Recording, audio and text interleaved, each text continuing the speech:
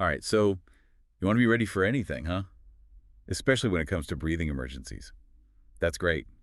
We're going to take this first aid manual that you sent us and really break it down. Pull out the important stuff, and by the time we're done, hopefully you'll feel confident, like you can handle anything. It's amazing how we just breathe without even thinking about it, right? But our respiratory system is actually super delicate. Totally. Yeah. I heard once that if you took all the tiny air sacs in your lungs, those alveoli things, and laid them out flat, they'd cover a whole tennis court. It's mind-blowing that something so important is happening on such a small scale. I know, right? And this manual does a really good job of explaining like how the airway and the lungs and the diaphragm all work together to, get oxygen into our blood. But the part that really stood out to me was the stuff about hypoxia. Yeah, hypoxia sounds kind of scary. But it's basically like when your body isn't getting enough oxygen. Have you ever felt lightheaded? Hmm. Or like you can't catch your breath? That can be a sign of hypoxia. And Yeah. if it gets really bad, you can get confused and even pass out. Exactly. That's why it's so important to be able to recognize a breathing emergency, right? This manual talks about looking for changes in how someone's breathing, like if it's too fast Yeah. or too slow, or if it's like all irregular, or if they're making weird noises like wheezing or gasping. Oh, yeah, and if their lips or fingertips start to turn blue, the manual calls that cyanosis. That's like a really bad sign for that. Definitely. Cyanosis means there's like a serious lack of oxygen and they need help right away. But here's the thing. The manual goes on to list all these different things that can cause breathing emergencies. We're talking about like everything from choking to asthma to allergic reactions, even heart attacks. It's a lot. I know, it's kind of overwhelming, right? Like, how are we supposed to figure out what's going on in the moment, especially if it's like a real emergency? It can be tough, but the manual has a really good approach. Even though knowing the exact cause can help you respond better, the most important thing is realizing that there's a problem and doing something quickly. Because no matter what the cause is, that lack of oxygen, that's the real danger. So, okay, first things first, call for help. Got it. But what then? Hmm. The manual mentions, like, trying to fix the underlying cause if you can. Hmm. But that feels a bit vague to me. Yeah, I agree. And to be honest with you, unless you're like a doctor or a nurse, there's only so much you can do. But let's say someone's choking. The manual describes this thing called the universal sign for choking, where someone's grabbing their throat, and that's when you know you need to act fast. Yeah, I remember reading that part. The choking section was pretty intense, but the pictures helped a lot. Yeah. I especially like the one showing how abdominal thrusts work. It's like making them cough on purpose to get whatever stuck out. Exactly. And the manual explains how to do it for people of different ages and in different situations, even like what to do if you're choking when you're alone. It's all about getting that air out forcefully. Speaking of forceful, the manual also talks about CPR. I'll be honest, thinking of doing chest compressions, it always makes me kind of nervous. I get that. But the manual makes a really important point. It says even doing CPR the wrong way is better than not doing it at all.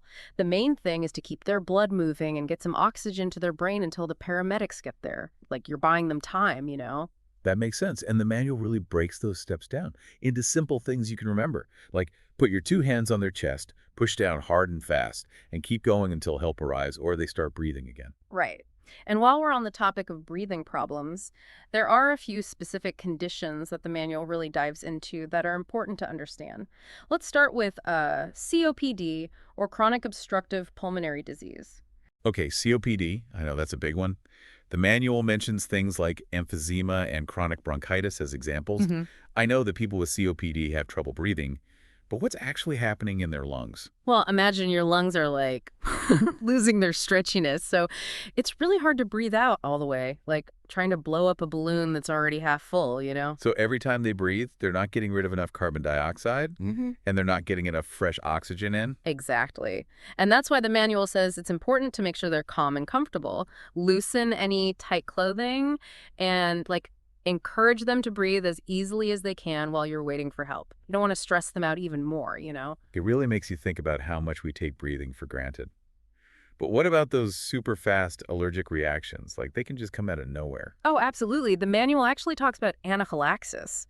That's that life-threatening allergic reaction where your airways close up and you can't breathe at all. I've always been curious about those EpiPens, those epinephrine auto-injectors. The manual has all these really specific instructions on how to use them.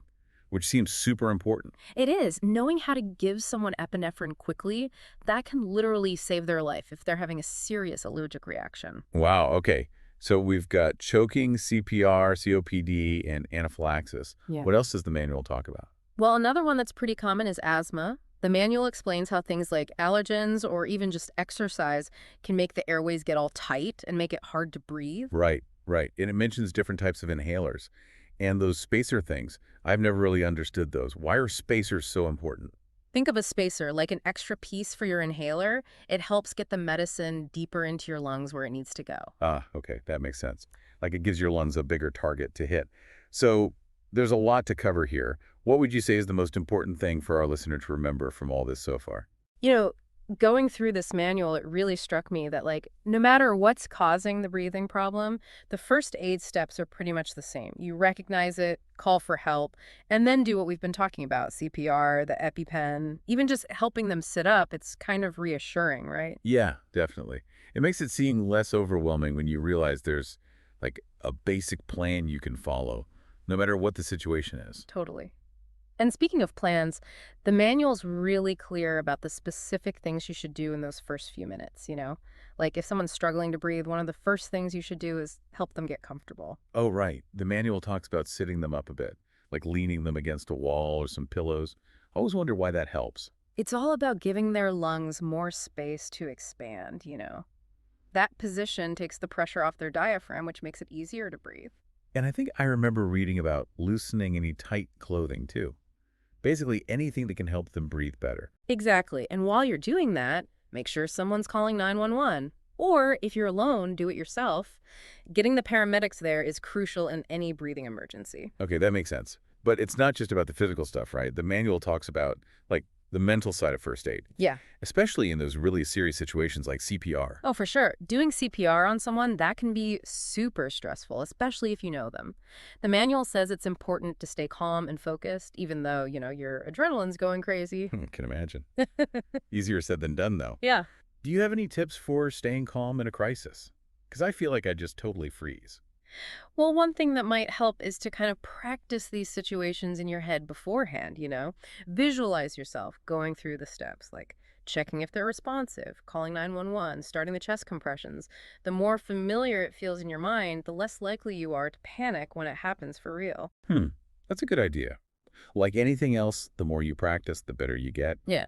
And this manual also suggests taking a first aid course where you can actually practice those skills, right? With a dummy and all that. Yeah, those courses are super helpful. You get to practice CPR and how to help someone who's choking. And, how to use an EpiPen. Plus, there are instructors there who can help you and answer your questions. So it's like having the knowledge from the manual is Yeah. important, but actually doing it is a whole other thing. Speaking of doing, let's go back to those specific conditions we were talking about. What does the manual say about helping someone with COPD? Well, besides the things we already talked about, like getting them comfortable and keeping them calm, it really emphasizes being patient and reassuring them, because people with COPD are used to having trouble breathing.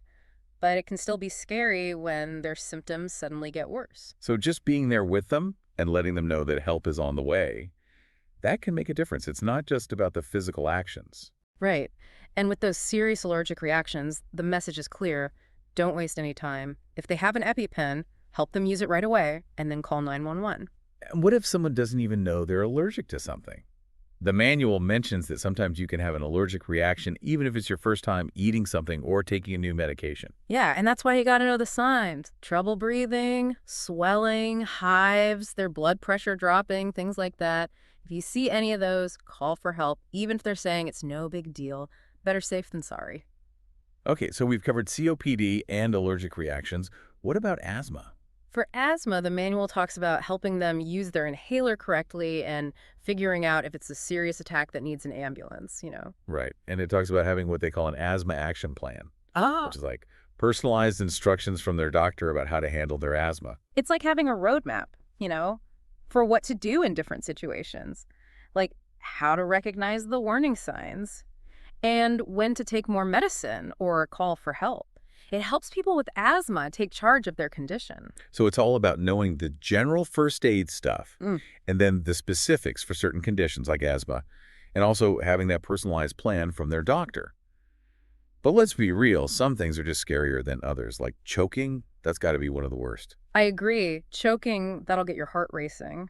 But this manual does a really good job explaining what to do for both adults and babies. It makes it a lot less scary. The pictures were really helpful for that part, especially for the baby choking stuff. I have a little niece, so that part really hit home for me. It made me realize I need to brush up on those steps, just in case. Yeah, it's a good reminder that we need to practice this stuff. Like, we might know the theory, but when you're in a real emergency, it's easy to forget. That's why it's so important to actually practice, hands-on. And it's not just about knowing how to respond. It's also about preventing it in the first place. The manual have a whole section about things that can cause choking, especially for little kids. Made me realize I need to go through my house and make sure it's safe. That's smart. You'd be surprised how many things around the house can be choking hazards, Things you wouldn't even think about. It's about being proactive and keeping everyone safe. So we've talked about a lot of serious stuff today, but what I'm really taking away from this is that knowledge and action, that's what matters. Even if you're not a doctor, just knowing what to do can make all the difference. Absolutely. Knowing what to do, having those skills, it turns you from a bystander into someone who can actually help save a life. It's empowering. So let's connect this back to our listener. Why should they care about all these details? What's the main message we want them to walk away with? I think the takeaway is we can all be lifesavers, Like, this manual gives us the knowledge, but it's up to us to actually, use it. I totally agree. And, one thing that really got me thinking in this manual, it was the part about the bystander effect. Have you heard of that? Where, people are less likely to help if there are other people around. Oh, yeah, I think so. It's like everyone's waiting for someone else to do something. Exactly. But this manual, it's telling us to fight that instinct. It says every second counts in an emergency, and if you just stand there waiting, it could be really bad. So it's about taking charge, right? Yeah. Being the one who steps up, even if it's scary. Exactly. And the manual gets it. It knows that being scared is normal. We might be afraid of messing up or making it worse or even getting sued, But it says we got to push past that fear and remember that doing something is always better than doing nothing, especially when someone's life is at stake. It's interesting because the manual also talks about staying calm, right? Yeah. I think I read somewhere that 80% of people totally freak out in an emergency. Any advice for keeping a cool head? One thing that helps is to just focus on what you need to do. Break it down into smaller steps, So instead of freaking out about the whole situation, you can just think about what you can do right then. Like, are they breathing? Call 911. Start doing those first aid things. So it's one step at a time. Don't let the fear take over. Right. And remember, you don't have to be some kind of superhero to save the day. Even small things can make a huge difference. The manual gave this great example. Just staying with someone who's hurt, comforting them, letting them know help is coming. That can be really powerful. It's that human connection, right? Just knowing that someone cares. Exactly. And speaking of helping, the manual says it's also super important to check things out before you jump into a situation. Oh, right. You don't want to end up needing help yourself. Exactly. Look for dangers. Make sure it's safe for you to go near them. Be careful. And once you know it's safe, the manual explains how to approach them. It says to introduce yourself. Ask if it's okay to help and tell them what you're going to do. It's about treating them with respect, even when things were crazy. That makes sense. It's easy to forget stuff like that when you're panicking, but it probably means a lot to them. For sure. And after everything's calmed down, the manual reminds us to take care of ourselves too, Being in a crisis, it can be rough. It's okay to ask for help if you need it. Okay, so we've done a deep dive into breathing emergencies and first aid. As we wrap up, what's the one thing you hope our listeners will take away from all this? The big takeaway. The most important thing to remember is this. Knowing stuff is important, but doing stuff, that's what saves lives. This manual gave us the knowledge, but it's up to us to actually use it. Go take a first aid class, practice what you learn, and be ready to help. You never know when you might be the one who can make all the difference. That's a great point. And remember, everyone, you don't have to be a doctor or a nurse to save someone's life. A little knowledge, a little courage, and a big heart, that's all it takes. So be prepared, be ready to help. And until next time, stay curious, stay informed, and stay safe. Okay, picture this. You're at your friend's barbecue. Everyone's having a good time, burgers on the grill, Yeah. And suddenly someone clutches their chest and just collapses. Oh, why? Everything goes silent. Yeah. People are just staring, scared. And then someone shouts, "Call 911. Does anyone know CCR?" Oh, man. It's like straight out of a movie, except it's real life. Hmm. And you're the only one who remembers that CPR training you did, a while back. Yeah. Talk about pressure, right? It's definitely a high-stakes situation. Yeah. But you're right. Knowing CPR, being able to act quickly, can really be the difference between life and death. Exactly. So for this deep dive, we're going through a healthcare provider's guide to BLS and CPR. Okay. Kind of like a cheat sheet for saving a life. Yeah. You'll be prepped with the latest techniques if that barbecue scenario, unfortunately, ever, becomes your reality. It's serious stuff, no doubt about it. Yeah. But we'll break it down, make it clear, easy to remember. I like... And, believe it or not, there's some pretty fascinating stuff in here. I really... You might not expect. Okay, let's unpack this. Where do we even begin with something as intense as CPR? Well, first, it's important to understand that CPR techniques are tailored to the age of the person Right. needing help. We break it down into 4 categories: Okay. adult, child, infant, and neonate, which refers to newborns. Got it. Yeah. That makes sense. Yeah. A tiny baby obviously needs a different approach than a full-grown adult. Exactly. But no matter the age, the cornerstone of effective CPR is high-quality chest compressions. Okay. We're talking consistent, uninterrupted compressions at the right depth, allowing the chest to fully recoil after each push. So it's like you're manually pumping the heart, You got it. trying to get that oxygen-rich blood flowing to the brain and vital organs. Exactly. It's literally like you're taking over for the heart for a short period of time. So you're saying it's not just about going through the motions, it's about really putting your all into those compressions. Absolutely. The quality of your compressions can directly impact someone's chance of survival. Now, of course, calling for professional help is also crucial. Right. But did you know that when you activate that emergency response system, can actually vary, Oh. depending on the age of the person Interesting. and whether you're the only rescuer on the scene. Wait, really? I thought you always call 911 immediately. It seems intuitive, but for adults, you're right. If you witness that cardiac arrest, you should immediately call for help. Okay. But for children and infants, Yeah. the guidelines recommend providing 2 minutes of CPR before No. activating the emergency response system, unless you actually witnessed the arrest. That's really interesting. I never knew that. Why Yeah. the difference? It all comes down to the most probable cause of the arrest. So with adults, it's most likely cardiac related, Right. but for kids, respiratory issues like choking Uh, are more common. okay. So those initial 2 minutes of CPR could potentially dislodge an obstruction, get some oxygen into their system before help arrives. Wow, that's a game changer. It is. So for kids, it's 2 minutes of CPR, then call for help unless you witness the arrest. You got it. Okay. Now, let's move on to something called artificial respiration, Okay. or AR. Okay. Let's bring some life into this conversation. Literally. Literally. Yes. What exactly is artificial respiration and how is it different from CPR? Think of AR as providing breaths when someone isn't breathing effectively on their own, but they still have a pulse. You're essentially stepping in for their lungs, helping get oxygen into their bloodstream. So CPR is for when the heart has stopped, and AR is for when the breathing has stopped, but the heart is still beating. Precisely. Yeah. And there are a few ways to perform AR. You can do mouth to mask, where you use a pocket mask to create a barrier between you and the person. Yeah. Or you can use a bag valve mask, Okay. known as a BVM, which usually requires 2 rescuers working together. I imagine there are situations where giving AR could be tricky, even dangerous, maybe. You're right. There are definitely some situations where you have to be extra cautious. Yeah.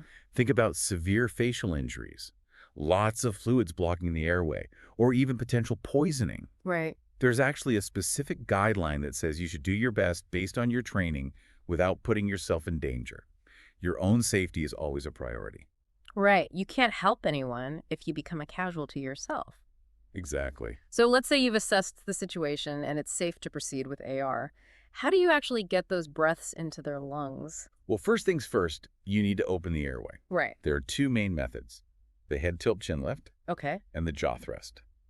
You use the head tilt chin lift in most cases, but if you suspect a spinal injury, you'd use the jaw thrust to minimize movement of the neck. So protect the spine and possible, but if the jaw thrust isn't working and you suspect a spinal injury, go back to the head tilt chin lift to get air into those lungs. Yeah, prioritize getting oxygen in. Makes sense. Okay, so you open the airway and then what? You just start breathing into their mouth? Not quite. Remember those pocket masks and BVMs I mentioned? This is where they come in. Okay, right. For adults, 2 rescuer BVM is the recommended method. Okay. One person seals the mask over the mouth and nose, Mm-hmm. while the other squeezes the bag to deliver breaths. Got it. For children and infants, the process is similar, Okay. just with smaller equipment and slight adjustments in the technique. So it's all about teamwork and having the right tools for the job. Exactly. Okay, we've covered the basics of artificial respiration, Yeah. but what about when there's no pulse? That's when we move on to actual CPR, right? Exactly. Yeah, But before we jump into compressions, we need to be absolutely sure there's no pulse. right. This is where checking the pulse correctly comes in, and where you check depends on the age of the person. Right, you want to make sure you're not doing chest compressions on someone who actually has a heartbeat. So where do you check for a pulse? For adults, it's the carotid artery in the neck. Okay. For children, you can check either the carotid or the femoral artery in the groin. And for infants, you check the brachial artery in the arm or the femoral. Okay, so you're feeling for a pulse. Yes. And I'm guessing you're also checking for breathing at the same time. Those seem like they go hand in hand. You're absolutely right. You want to assess both breathing and pulse simultaneously before starting CPR. Makes sense. Now, this is where it gets really interesting. There's this concept called chest compression fraction, Okay. and it's a game changer in the world of CPR. Chest compression fraction. Okay. I have to admit, that sounds a bit technical. It is, but bear with me. All right. Basically, every second that you're not pushing on the chest, Uh-huh. blood isn't circulating to the brain and vital organs. Right. So the goal is to maximize the time spent doing compressions Okay. and minimize any interruptions. So chest compression fraction is basically a measure of how much time is spent doing compressions versus doing other things, like giving breaths or checking the pulse. You got it. And ideally, you want that fraction to be as high as possible, somewhere Mhm. between 60 and 80%. It's like a race against time, and every second counts. Okay, that makes sense. More compressions, less downtime. Exactly. But even with a high compression fraction, what if the person's heartbeat is just really slow? You're talking about bradycardia. Yes. That's when the heart rate is too slow. Okay. And here's something crucial for healthcare providers to remember. Okay. Even if a child or infant has a pulse, Uh-huh. but it's below 60 beats per minute, Okay. and they're showing signs of poor circulation, they still need chest compressions. Wait, really? They have a heartbeat, but you still do compressions. Exactly. Wow. A pulse below 60, especially in little ones, doesn't provide enough circulation for their bodies to function properly. Mhm. It's like the engine is sputtering, but it's not strong enough to power the car. We need to assist that circulation with compressions. So it's not just about the presence or absence of a heartbeat. Right. It's about making sure the body's getting enough oxygen-rich blood. You nailed it. Hmm. Now, let's talk about those all-important chest compressions and how the ratio of compressions to breaths, those numbers you always hear about, can actually change, Yeah. depending on the situation. Okay, hit me with it. What are the different ratios and when do they apply? Well, let's start with one rescuer CPR. Okay. Whether it's an adult, child, or infant, the ratio is always 30 compressions to 2 breaths. Got it. 30.2. 30.2 for solo missions. Exactly. But what about when you've got someone else there to help? If you have 2 or more rescuers working on an adult, the ratio stays at 30.2. Okay. But for children and infants, it changes to 15 compressions to 2 breaths, or 15.2. So you're basically giving breaths more frequently when there are two of you working on a child or infant. Right. I'm guessing it's because those tiny bodies need oxygen replenished more often. You got it. Now, here's another important distinction. The depth of your compressions Okay. also needs to be adjusted based on age. Right, because you wouldn't push on a baby's chest as hard as you would on an adult's chest. Exactly. Right. For adults, you aim for a depth of at least 5 to 6 centimeters. But for children, it's about 5 centimeters. And for infants, it's only about 4 centimeters. You're literally only using 2 fingers for compressions on an infant. 2 fingers. Wow, that's incredibly gentle. It has to be. Their little chests are delicate. Yeah. You're aiming for firm compressions, but you don't want to cause any unnecessary damage. This is all making so much sense. We've talked about age categories, the importance of high-quality compressions, when to call 911, the difference between CPR and AR, bradycardia, and even these compression ventilation ratios and depths. I feel like we're building a solid CPR foundation. We are, but we've only just scratched the surface. There's still so much more to explore, like the step-by-step procedures for each age group, how to use an AED, common problems that can arise during CPR, and how to handle those special circumstances we mentioned earlier. Well, then let's dive even deeper. Let's do it. All right, I'm ready to get into the nitty-gritty. Let's walk through the actual CPR steps for each age group. Like a CPR cheat sheet for real-life situations. Where do we start? Let's start with adults. The first step, always, is to assess the scene. Make sure it's safe for you to approach. Right. Then you check for breathing and a pulse. Remember, for adults, you're checking the carotid artery on the side of the neck. Okay, check the scene, then check the carotid artery. What's next? If the person isn't breathing or only has those irregular gasping breaths and there's no pulse, you start chest compressions immediately. Think of it like this. Their heart has stopped being an effective pump and you're stepping in to take over that role. So it's 30 compressions to 2 breaths like we talked about earlier. Exactly.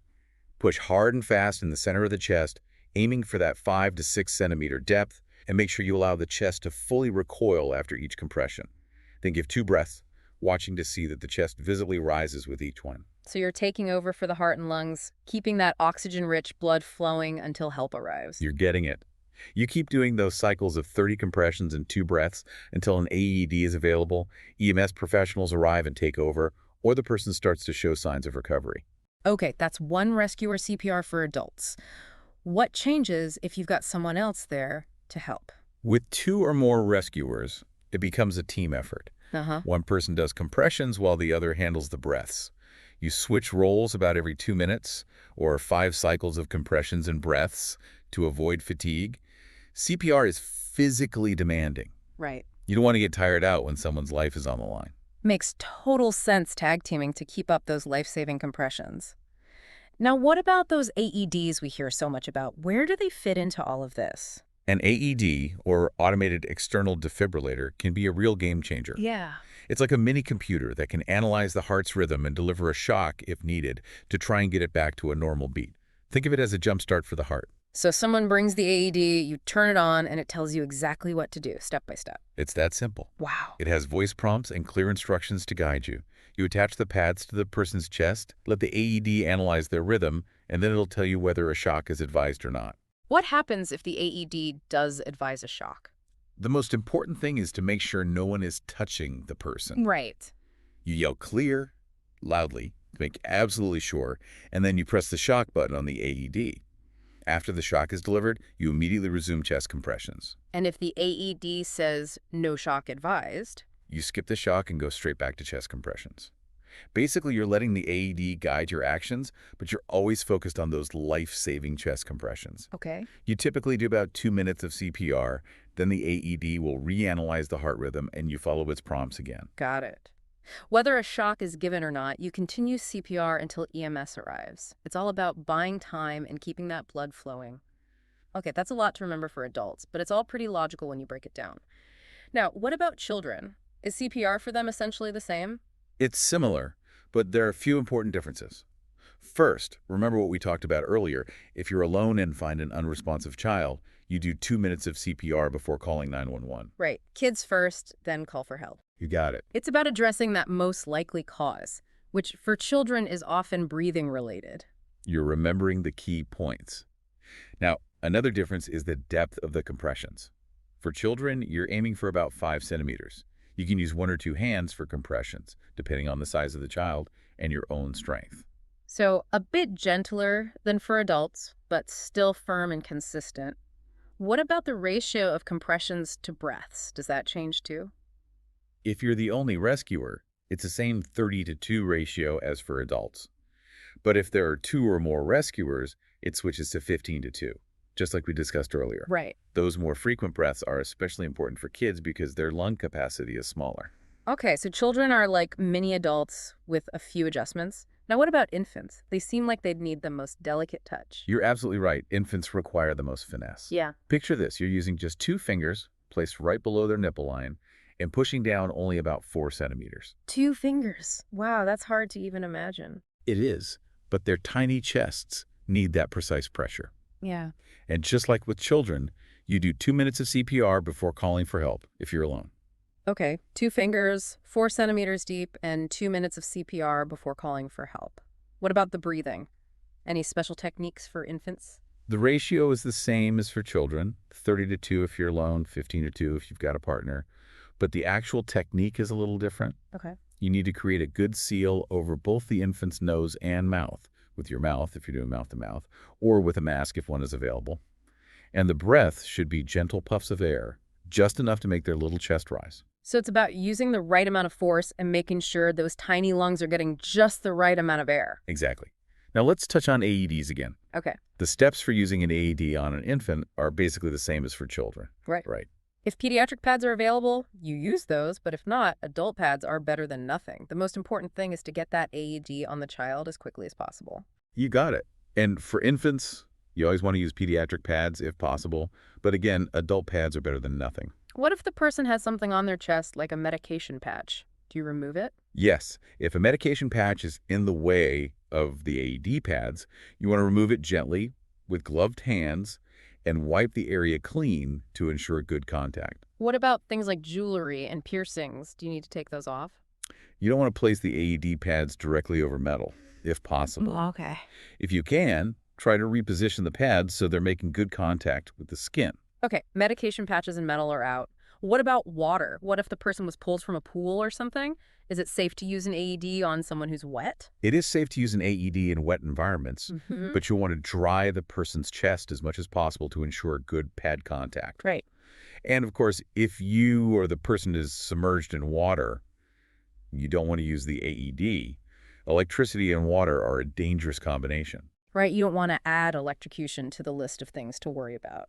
So we've talked about pregnant women, kids, wet environments. Any other unusual scenarios to be aware of? Well, it's worth noting that you can actually use an AED on metal surfaces, like bleachers or a car, as long as the pads aren't directly touching the metal. Wow, I never knew that. Yeah. So it sounds like there are a lot of different situations where CPR might be needed, but the most important thing is to take action. Doing something is always better than doing nothing. I wholeheartedly agree. Having this knowledge and being prepared to act decisively can make all the difference. It's about being empowered to help when it matters most. Okay, we've covered CPR extensively. Now let's tackle another emergency situation, choking. That seems like a whole different beast. You're right. Choking is a serious medical emergency that requires a different approach than CPR, but it's just as important to know how to handle it. And just like with CPR, there are different techniques depending on the age of the person. Okay, let's clear the air on choking. What causes it, and how can we recognize the signs? Choking happens when the airway is partly or completely blocked, preventing air from getting to the lungs. Right. It can be caused by a variety of things, but food is a common culprit, especially for adults. Now think about those times when you've taken a bite that went down the wrong way. I can definitely relate to that. It's not a fun feeling. But choking's not just about food, right? You're right. For infants and children, it can be anything they manage to put in their mouths. Small toys, buttons, coins, even their own tongues if they're lying on their backs. And for the elderly, it could be due to slower swallowing reflexes.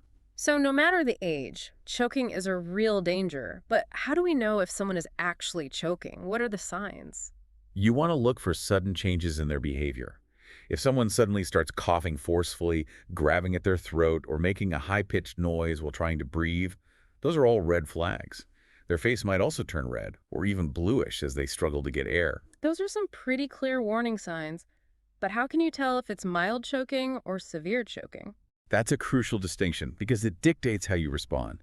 With mild choking, the person can still cough, forcefully speak, and breathe, even though they're clearly in distress. So there's still some airflow getting through. Exactly. But with severe choking, they can't cough effectively, they struggle to breathe, and they might not be able to speak at all. That's when you know the airway is significantly blocked and you need to take immediate action. Okay, so mild choking, encourage them to cough. Severe choking, time to intervene. What do you do in that situation? First, like with CPR, you want to make sure the scene is safe for you to approach. Right. Then, if the person is conscious, you ask them, are you choking? If they can't speak or cough, you know it's serious. Right. Then, for adults and children, you use a combination of back blows and abdominal thrusts to try to dislodge the object. Right, the abdominal thrust, that's the Heimlich maneuver, right? Exactly. And it's important to know how to do both back blows and abdominal thrusts correctly. Okay, talk me through it. How do you do those? For back blows, you stand behind the person, lean them forward slightly, and deliver 5 firm blows between their shoulder blades using the heel of your hand. Okay. Then, for the abdominal thrusts, you stand behind the person, wrap your arms around their waist, make a fist with one hand, and place the thumb side of your fist just above their belly button, below their rib cage. Okay, so you're positioned right below the rib cage. What next? You grab your fist with your other hand and then thrust inward and upward forcefully. Imagine you're trying to scoop something up and out. Got it. So 5 back blows, then 5 abdominal thrusts. Exactly. You keep alternating between those two techniques until the object comes out or the person becomes unconscious. I imagine it takes a lot of force to dislodge something that's completely blocking someone's airway. Is there a risk of hurting them with those thrusts? It's a valid concern, and yes, there is a risk of injury, but choking can be fatal within minutes if the airway isn't cleared, so you have to weigh the risk as benefits. You're using enough force to potentially save their life. That's a sobering thought. You're in a high-pressure situation and you have to act quickly. What happens if the person becomes unconscious while you're doing all of this? That's when you carefully lower them to the ground, immediately call 911, and have someone get an AED if one is available.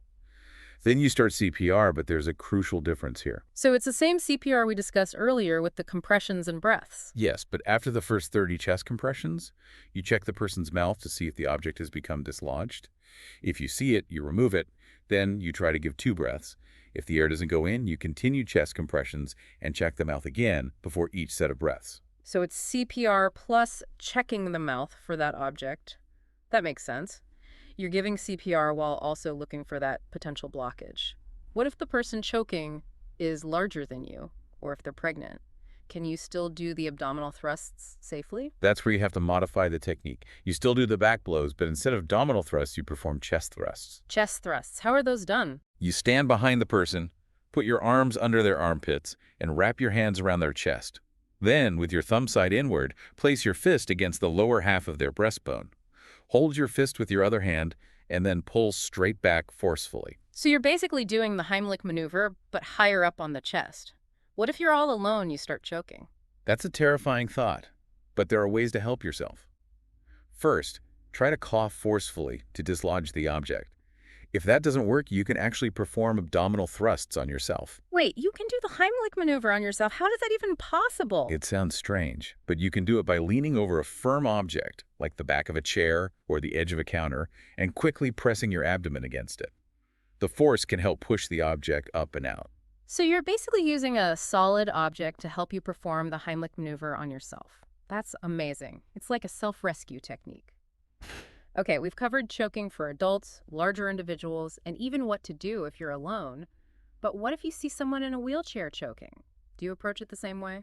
Ideally, you'd want to perform back blows and abdominal thrusts from behind as you would for a standing person, but you have to adapt to the situation. So what do you do if you can't reach around the wheelchair effectively? First, you make sure the wheelchair is braked and, if possible, positioned against a wall for stability. Then, you carefully lean the person forward, supporting their shoulders, while you deliver 5 back blows between their shoulder blades. And what about the thrusts? Do you do them from the front? You can. If you can't reach around for abdominal thrusts, you can perform chest thrusts from the front. Okay. Place the heel of one hand with your other hand on top in the center of the person's breastbone and give firm inward thrusts. Okay, so chest thrust from the front if you can't get behind them. What about infants? Is the technique for choking infants the same as for adults and children? Infants are much more delicate, so we need to adjust our approach. If you see an infant choking, first check if they can cough forcefully or breathe. If they can, let them try to cough it up on their own. But if they can't cough or breathe, you need to act quickly. So how do you help a choking infant? Hold the infant face down, supporting their head and jaw, with their body resting along your forearm. Oh, okay. Make sure their head is lower than their chest. So you're basically holding them like a football. You got it. Then you use the heel of your hand to give 5 firm back blows between the infant's shoulder blades. If that doesn't work, you turn the infant face up, still supporting their head and neck, and place them on your other forearm.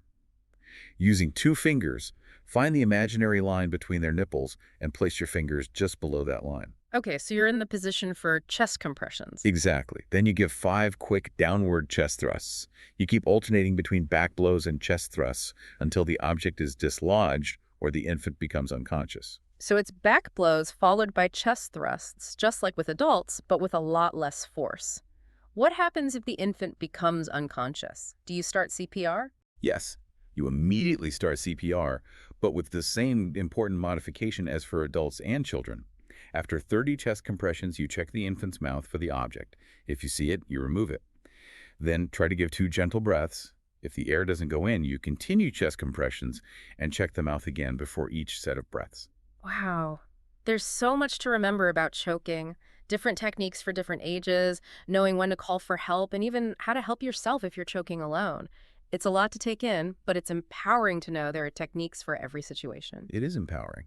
And knowing how to handle choking can be just as crucial as knowing CPR. You're literally giving someone a chance to breathe again. Okay, we've covered so much ground today. CPR, choking, all the nuances and variations. But before we wrap up, I wanted to touch on one more thing. You mentioned earlier that a team approach to CPR is ideal. Can you elaborate on that? Why is teamwork so important in these emergency situations? CPR is a physically and mentally demanding task, and it's always better to have more than one person involved. Ideally, you'd have at least 3 people, one person focusing on airway management and giving breaths, another doing chest compressions, and a third person handling the AED and communicating with EMS. So it's all about dividing and conquering, making sure every task is being handled effectively. It makes sense. In those high-pressure moments, it's easier to focus on your specific role if you're part of a team. And I imagine teamwork is also important for those minutes right after resuscitation when the person's starting to recover. You're absolutely right. That period after resuscitation is crucial, and teamwork can make a huge difference. Once the person's circulation returns, they need to be monitored closely.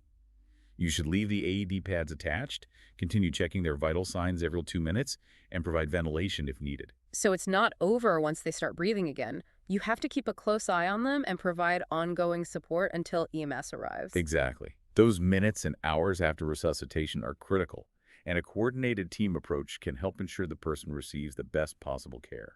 This has been such an incredibly informative deep dive. I feel like I've gained so much valuable knowledge about CPR and choking. What are your final thoughts on all of this?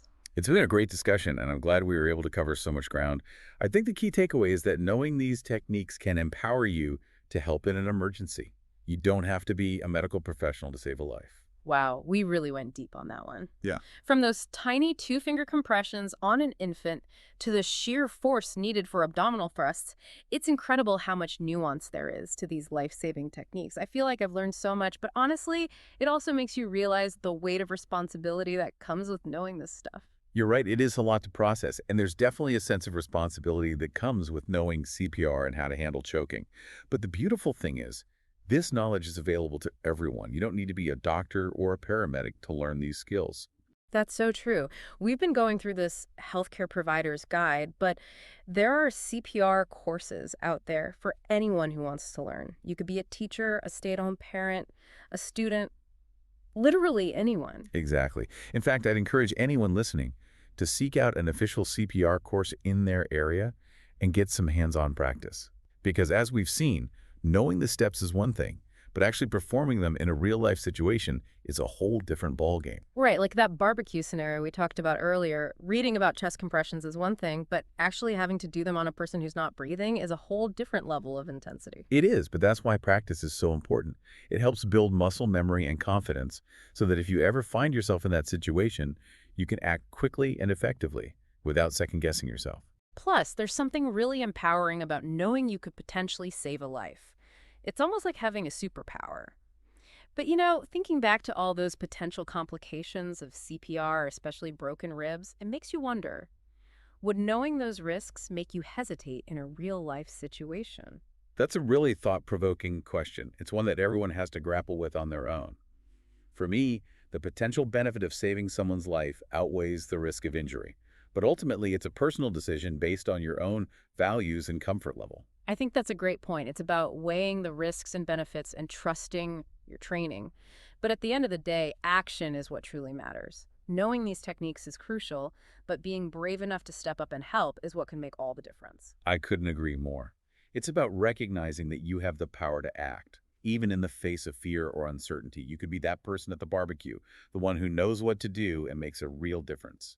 That's a powerful thought to leave our listeners with, the realization that they have the potential to be someone's hero just by being prepared and knowing these life-saving skills. Well, it's a reminder that we all have the capacity to make a difference. Well said.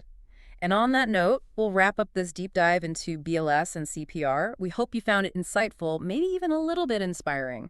Remember, knowledge is power, but action is what saves lives. Until next time, stay curious, stay informed, and be prepared. This has been such an incredibly informative deep dive. It has. I feel like I've gained so much valuable knowledge about CPR and choking. Good. What are your final thoughts on all of this? It's been a great discussion. Yeah. And I'm glad we were able to cover so much ground. Yeah. I think the key takeaway is that knowing these techniques can empower you to help in an emergency. Right.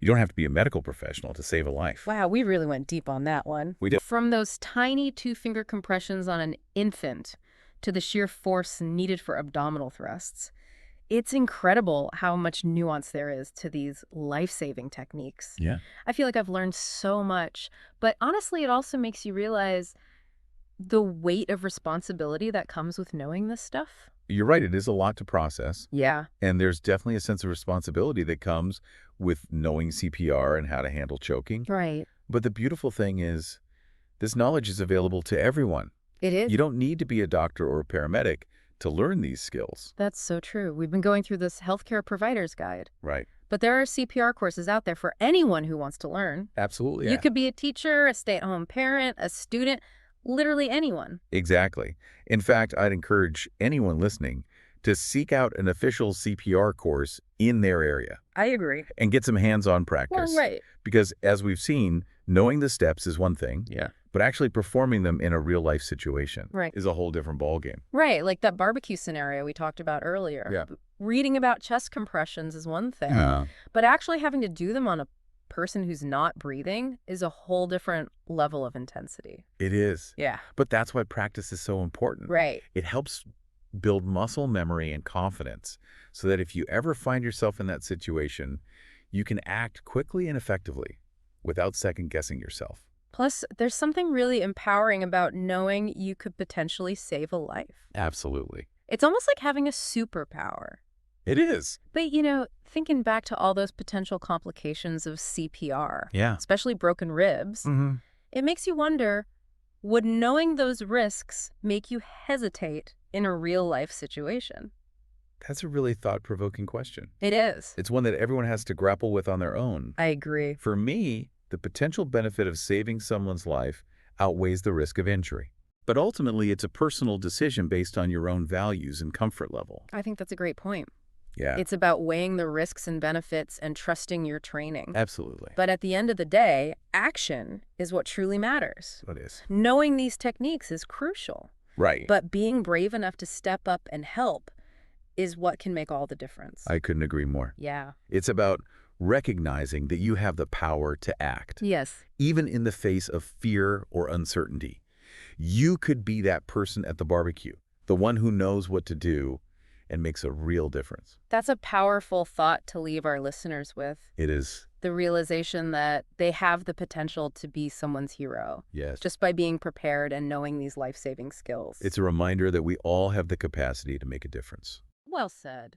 And on that note, we'll wrap up this deep dive into BLS and CPR. We hope you found it insightful, maybe even a little bit inspiring. Remember, knowledge is power, but action is what saves lives. Until next time, stay curious, stay informed, and be prepared. All right, buckle up, everybody, because today we are taking a deep dive into something, a situation that hopefully none of us will ever be in. Oh, yeah. But it's good to be prepared, right? We're talking emergency childbirth. Yeah. You know that moment when you realize, oh my gosh, I am helping someone deliver a baby. It's definitely not something you see coming every day, that's for sure. Definitely not. And today, we're going to be looking at a first aid guide Oh, to give us the essential knowledge just in case we ever find ourselves in that position. knowledge is power. Exactly. And you know what? There are some really surprising things that I learned about childbirth from going through this I bet. that I bet a lot of people don't know. Like, well, for example, Uh-huh. did you know that the placenta actually comes out after the baby? Oh, yeah. It's not all over when the baby arrives. Right. We're going to break the whole thing down step by step. Yeah, it's like there are a few different stages to it. Right? And it's good to know sort of what happens when... Okay, so let's set the scene here. You're with someone who's pregnant and things are starting to happen. Okay. What are the signs that labor is actually starting? Well, it's kind of like a symphony in a way. Okay. It slowly builds to this big crescendo. Uh-huh. So there are a few key signs to watch for. First, the uterus starts contracting Right. at regular intervals. Okay. So imagine those contractions as like waves, Okay. starting as a gentle ripple kind of in the lower back, Uh-huh. and then growing stronger and closer together as time goes on. So like really bad cramps, Kind of, yeah. but with a purpose. Exactly. Yeah, there's definitely a light at the end of the tunnel with those cramps. Yeah. Okay. And then the other thing is that the amniotic sac or the Yeah. water breaking But happens. the water break, that's always a dramatic moment. So that could be either a slow trickle Right. or like a gush. Yeah, sometimes it's a trickle, sometimes it's a gush. Wow. Okay. You never really know. Okay. And then what about this term? Yeah. You hear sometimes the bloody show. What is that? The Glutty Show. Yeah. Think of it like the cork popping on a bottle of champagne. Okay. It's a signal that things are about to get moving. Right. It's a mix of blood and mucus that comes from the vagina, Okay. and it indicates that the cervix has started to open up Gotcha. to make way for the baby. Okay. So these are all signs of the first stage Yes. of labor. The first stage of labor is all about the cervix gradually opening or dilating Okay. to about 10 centimeters, which is Mhm. wide enough for the baby to pass through. Wow, 10 centimeters. That's That's pretty wide, yeah. a lot. And those contractions that we were talking about, those are the driving force behind this dilation. Okay. And how long does this first stage typically last? That's the thing about labor. Yeah. It's highly individual. Oh, really? Especially for first-time mothers, this stage can take hours, sometimes even a whole day. Oh, wow. It's a marathon, not a sprint. But subsequent births, they tend to be much faster. Oh, that's interesting. Yeah. Okay, so you're with someone, they're going through all this, and hopefully there's enough time to get to a hospital. Yeah. But let's say things are progressing really rapidly. Okay. How do you know you're heading into stage 2, the actual birth? This is when those contractions go into overdrive. Oh, boy. They become longer, stronger, and much closer together, Okay. happening less than 2 minutes apart. Wow. And the mother might even say something like, I feel like I need to push. Yeah. And trust me, at this point, you should definitely believe her. Okay. What else should you be looking for? So you might see some bulging at the vaginal opening, Okay. and you might even catch a glimpse of the baby's head, which is called crowning. Crowning. Wow, that sounds intense. Yeah, it's a powerful moment. Yeah. The mother will be working hard, straining, and pushing down with each contraction. Okay, so let's say you find yourself in this situation. Right. EMS is on the way, but the baby is clearly not waiting. What are the first steps that you should take? All right, deep breath. Okay. Now's the time to put that first aid knowledge into action. Okay. First and foremost, try to find someone else to help you if possible. Okay. 2 sets of hands are always better than 1 in this situation. Right. Then gather your supplies. Like what? First aid kit, clean towels and blankets, Okay. tape, Yeah. plastic bags and gloves. Plastic bags. Yeah, those plastic bags might seem like an odd addition, Okay. but trust me, they'll be important later for safely handling the placenta. Okay. Better to be prepared. Exactly. You don't want to be scrambling for things at the last minute. So at this point, is it a case of just waiting for the baby to arrive? Not quite. Oh. Before things get too intense. Okay.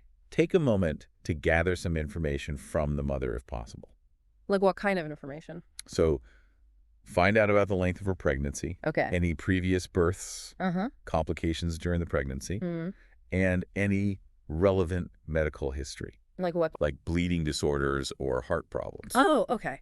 I wouldn't have thought to ask about those things in the heat of the moment, but I can see why that would be important. It is. Yeah. Every bit of information helps you make informed decisions as you assist with the birth. Okay. Now, as the baby's arrival becomes more imminent, Okay. help the mother get into a comfortable position. Okay.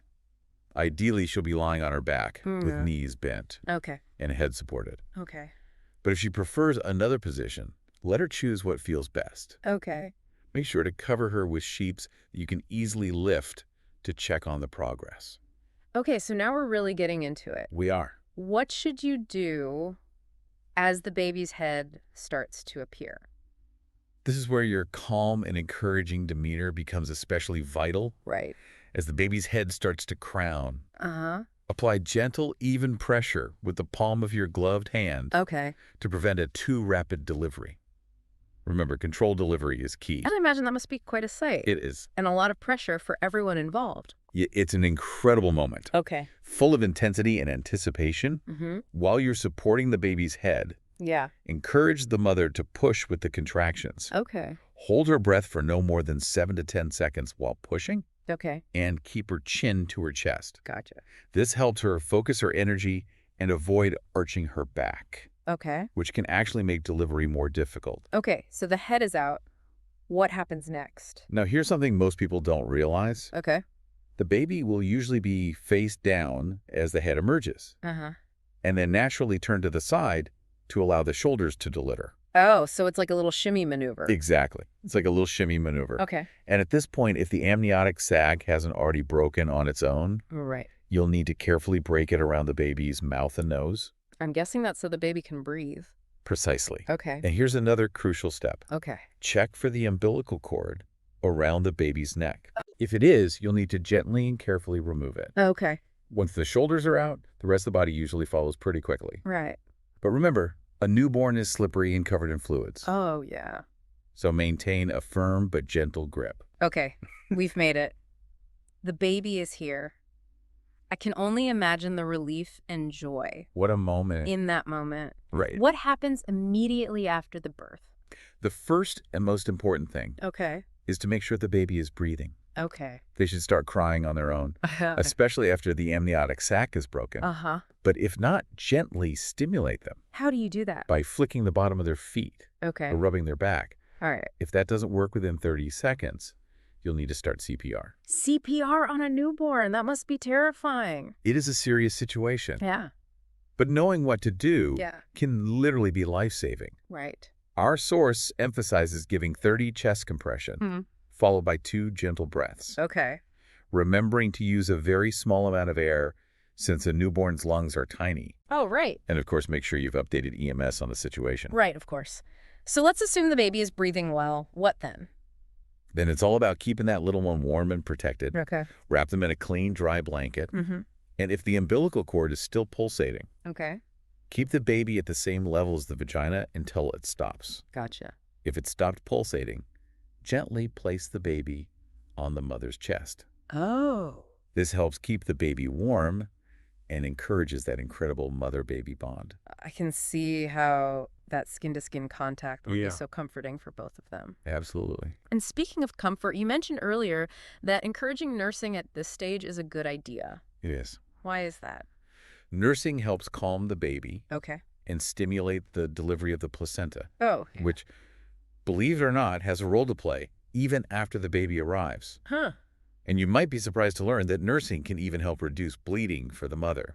Wow. It's amazing how much happens. I know it's a lot. In those first few minutes, you said something about the placenta needing to be delivered too. You're right. Right. There's more to the story, and Yeah. we'll get into the details of that, Okay. along with what to do with the umbilical cord in the next part of our deep dive.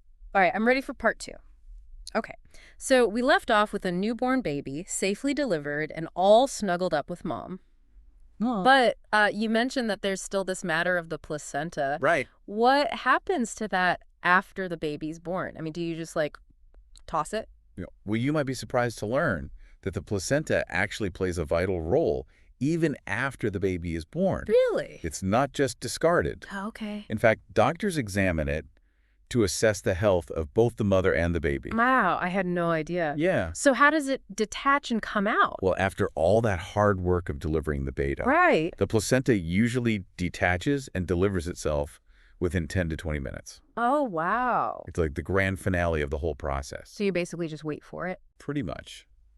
Gently massaging the lower abdomen can help encourage it along. Okay. And nursing can actually speed things up as well. Oh, really? Yeah. So once it's out, what do you do with it? Remember those plastic bags we packed earlier? Oh, yeah. Wrap the placenta carefully in one of those bags Okay. and make sure it goes to the hospital with the mother and baby. Gotcha. So what about the umbilical cord? I know you have to cut it, Right. but what's the proper way to do that in an emergency situation? That's another aspect of childbirth that's often misunderstood. Okay. It actually depends on a few things. Okay. First, you got to check the mother for any excessive bleeding from the vagina. Okay.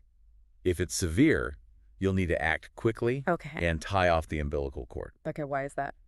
because the baby's blood could be flowing back through it. Oh. Tie it off firmly about 6 inches from the baby. Oh, okay. And importantly, keep the baby at the same level as the vagina to prevent blood loss. Gotcha. What if the bleeding isn't severe? if EMS is already on the way and there's no heavy bleeding. Uh-huh. Our source says the best thing to do is nothing. Really? Don't tie, pinch, or clamp the cord at all. So just leave it. Just leave it as is and let the medical professionals handle it when they arrive. Wow. I would have thought you always have to clamp and cut it right away.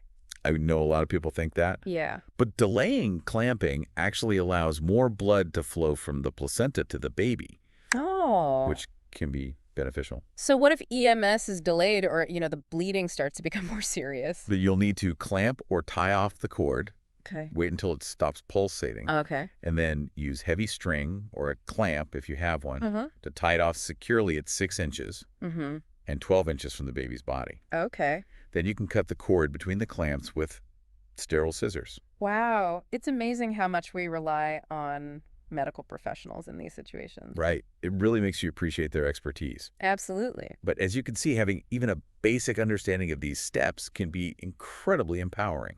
You never know when this knowledge might come in handy. So we've covered labor, delivery, and even caring for the mother and baby afterwards. But what about those times when things don't go as smoothly? Yeah, that's right. Childbirth doesn't always follow a predictable path. I know our source mentioned some potential complications. It does. What are some of the things that could go wrong? One of the most crucial things to be prepared for Okay. is if the newborn isn't breathing even after trying to stimulate them. Right. We talked about CPR earlier. Yeah. But it's worth emphasizing how crucial it is to act quickly and effectively in this situation. Every second counts. Absolutely. Are there any other situations you should be prepared for? Another possible complication is a breech birth, What's that? where the baby comes out feet or buttocks first instead of head first. Oh, wow. Imagine the baby is doing a headstand in the womb. Oh, okay. Your job is to carefully support them as they emerge, Oh, wow. almost like guiding a gymnast through a tricky maneuver. That sounds pretty challenging. It can be, but there are ways to help. Okay.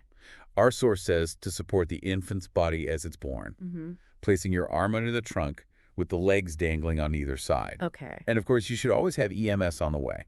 Are there any other complications that we should cover?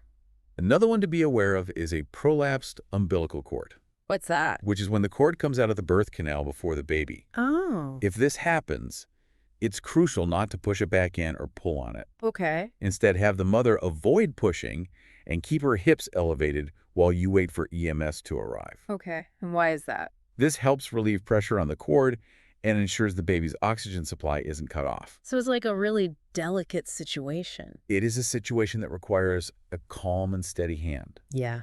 The key is to remember that your role is to support the mother Right. and create the best possible environment for the baby until medical professionals arrive. Okay. You are literally holding space for life to unfold, Wow. which is a powerful and humbling experience. Yeah, when you put it that way, it really makes you realize the gravity of the situation. Yeah. Are there any other complications we should be aware of? There's also the rare possibility of a limb presentation, A what? where an arm or a leg comes out first. Oh my gosh. This requires immediate medical attention, Okay. and the same principle applies. Don't pull on the limb. Just call 911 and focus on keeping the mother calm and reassured. Okay, you mentioned multiple births earlier. What are some things to keep in mind if you suspect that might be the case?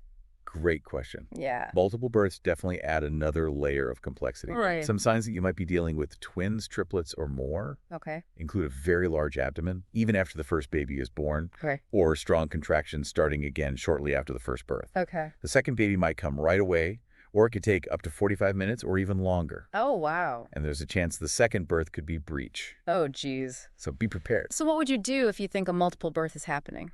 The same basic principles apply. Okay. Call 911, support the mother, and be ready to assist with the delivery as needed. Gotcha. Just remember that you might be welcoming more than one little one into the world. All of this is incredibly helpful information, but I gotta admit, some of it is a bit overwhelming. It's completely understandable to feel that way. Yeah. But remember, even basic first aid knowledge can make a world of difference. Right. And in any emergency situation, the most important thing is to stay calm. Okay. Assess the situation and do your best to help. Trust your instincts and the knowledge you've gained. That's reassuring. Having this knowledge now, knowing the steps to take, definitely makes me feel more confident and equipped to handle a situation like this if it ever arose. That's what we're hoping for. Yeah. Knowledge is empowering, and it can help you feel more prepared to handle whatever life throws your way. So before we wrap up this deep dive, there's one more important topic we haven't touched on yet. Okay. Miscarriage. Yeah. I know it's a sensitive subject, but I'd love to hear what insights our source has to offer on this. You're right. Miscarriage, which is the loss of a fetus before the 20th week of pregnancy, Right. is a reality for many people. Yeah, And it's important to address it sensitively and informatively. absolutely. While it's not technically childbirth, Right. it can involve vaginal bleeding and cramping Okay. that might require first aid. So what should someone do if they suspect a miscarriage is happening? What advice does our source offer? The first and most important step, as always, is to call 911. Okay. Then focus on providing comfort and support to the person experiencing the miscarriage. Right. Our source emphasizes the importance of controlling any bleeding, Okay. keeping the person warm and lying down, and offering reassurance. It's a deeply emotional experience. And, just having someone there to support you must make a world of difference. It does. Your presence and support can make a world of difference. And it's also important to collect any past tissue Yes. and send it to the hospital with the person for examination. Exactly. That's a good reminder that even in difficult and emotionally charged situations, having a basic understanding of first aid can help you provide practical support. It's so true. We've covered a lot of ground today, Yeah, we have. from the different stages of labor to handling complications and addressing the sensitive topic of miscarriage. It's been a real journey. It has. And I think it raises an important question for our listeners to consider. What's that? Knowing what you know now, how do you feel about the idea of assisting with childbirth? Does it make you feel more confident? Or does it make you realize just how complex the process really is? That's a great question to ponder. Yeah. Each person will have their own unique response to this information. Right. The important thing is that we've opened up a dialogue and sparked curiosity. For sure. And if this deep dive has inspired you to learn more about first aid, there's a wealth of resources available to help you continue your exploration. It's a truly empowering journey. It is. And you never know when that knowledge might come in handy. That's right. Man, we have been through a lot of information. We have. Thinking back to everything we've learned about emergency childbirth, Right. it really just makes you realize how amazing the human body is. It truly is a marvel of nature. Yeah. And we've explored, the intricacies of labor, Right. the delicate dance of delivery, and the powerful bond between mother and baby. Yeah. It's a reminder of the resilience and strength inherent in all of us. One of the things that really stood out to me was this emphasis on emotional support Mm-hmm. throughout the entire process. Yeah. I hadn't really considered how important that would be, Absolutely. Remember, Childbirth is a natural process, right? but it can also be incredibly intense and even frightening, especially in an emergency situation. Yeah, for sure. So while knowing those physical steps is crucial, Right. your role as a first responder goes beyond just the practical. Okay. It's about offering reassurance, being a calming presence, Mm-hmm. and helping the mother feel safe and supported. Yes. Great. Even amidst the intensity of the moment. It's almost like you become an anchor, Yeah. helping to ground them That's a beautiful way to put it. during a truly transformative experience. Yeah. And let's not forget about caring for the newborn after the birth, too. Right. Keeping them warm, stimulating their breathing if necessary, Yeah. and encouraging that early bonding with the mother are all such essential steps in those precious first moments. It really is amazing how much happens I know, it's incredible. in such a short amount of time. It is. It really underscores the fact that every action, every detail matters. It does. And as we've learned, it's not always easy or straightforward. Right. There can be complications, unexpected challenges, Yeah. and moments where you might feel unsure of what to do. Yeah. But the important thing is to remember what you do know. Right. Stay calm Okay. and focus on providing the best possible support. Hearing you say that kind of makes me think back to that feeling of being overwhelmed Yeah. that I mentioned earlier. But I gotta say, having this knowledge now, Right. knowing the steps to take, Yeah. definitely makes me feel more confident Yeah. and equipped to handle a situation like this if it ever arose. That's the power of knowledge. It empowers you to act with confidence and potentially make a real difference in a critical situation. Yeah. And remember, this deep dive has really just scratched the surface. Right. There's always more to learn and explore in the world of first aid and emergency preparedness. Absolutely. So to our listeners, if you've made it this far, congratulations. You've officially completed a crash course in emergency childbirth. I hope you're walking away feeling a little more knowledgeable, a little more prepared, and maybe even a little more in awe of the miracle of life. And remember, learning never stops. Right. If this deep dive has sparked your curiosity, Yeah. I encourage you to continue exploring. Mm-hmm. There's a wealth of information out there. Absolutely. And the more you know, the Right. more empowered you become. What a great reminder. Until next time, stay curious, stay informed, and stay safe. Welcome to the Deep Dive. Today, something that could, quite literally, make you a lifesaver. Yeah. CPR and first aid. Oh, very important stuff. You're getting ready for a wilderness first aid course, which is very cool, and we want to make sure you've got the essentials down pat, Yes. especially CPR and how to handle shock. See, especially in the wilderness, yeah. So to guide us, we've got our trusty first aid manual, Absolutely. and we're zeroing in on a few key sections: Right. adult, child, and infant CPR, Okay. using an AED, Mm-hmm. and what to do if someone's unconscious or in shock. So basically, everything you need to be the hero of the day. Exactly. Being prepared for those just-in-case moments is crucial. Especially in the wilderness where help might be a little further away. Yeah, absolutely. You like that saying, hope for the best, prepare for the worst. Anyway. Yeah. So let's dive into CPR. I know it's important, but to be honest, I sometimes forget exactly why. Can you refresh my memory? Oh, sure thing. So picture this. Someone's heart goes into cardiac arrest, meaning it's not pumping blood effectively. Right. No blood flow means no oxygen getting to the brain and vital organs. CPR is like manually taking over for the heart, Okay. keeping that oxygen circulating, hopefully until the heart starts working again or the pros arrive. I see. So you're kind of like a stand-in for their heart, keeping things moving. Exactly. And that's where the chain of survival comes in, right? Yes. The manual makes it sound like a step-by-step rescue mission. It is. Early recognition of the problem, calling for help ASAP, starting CPR right away, using an AED if you can.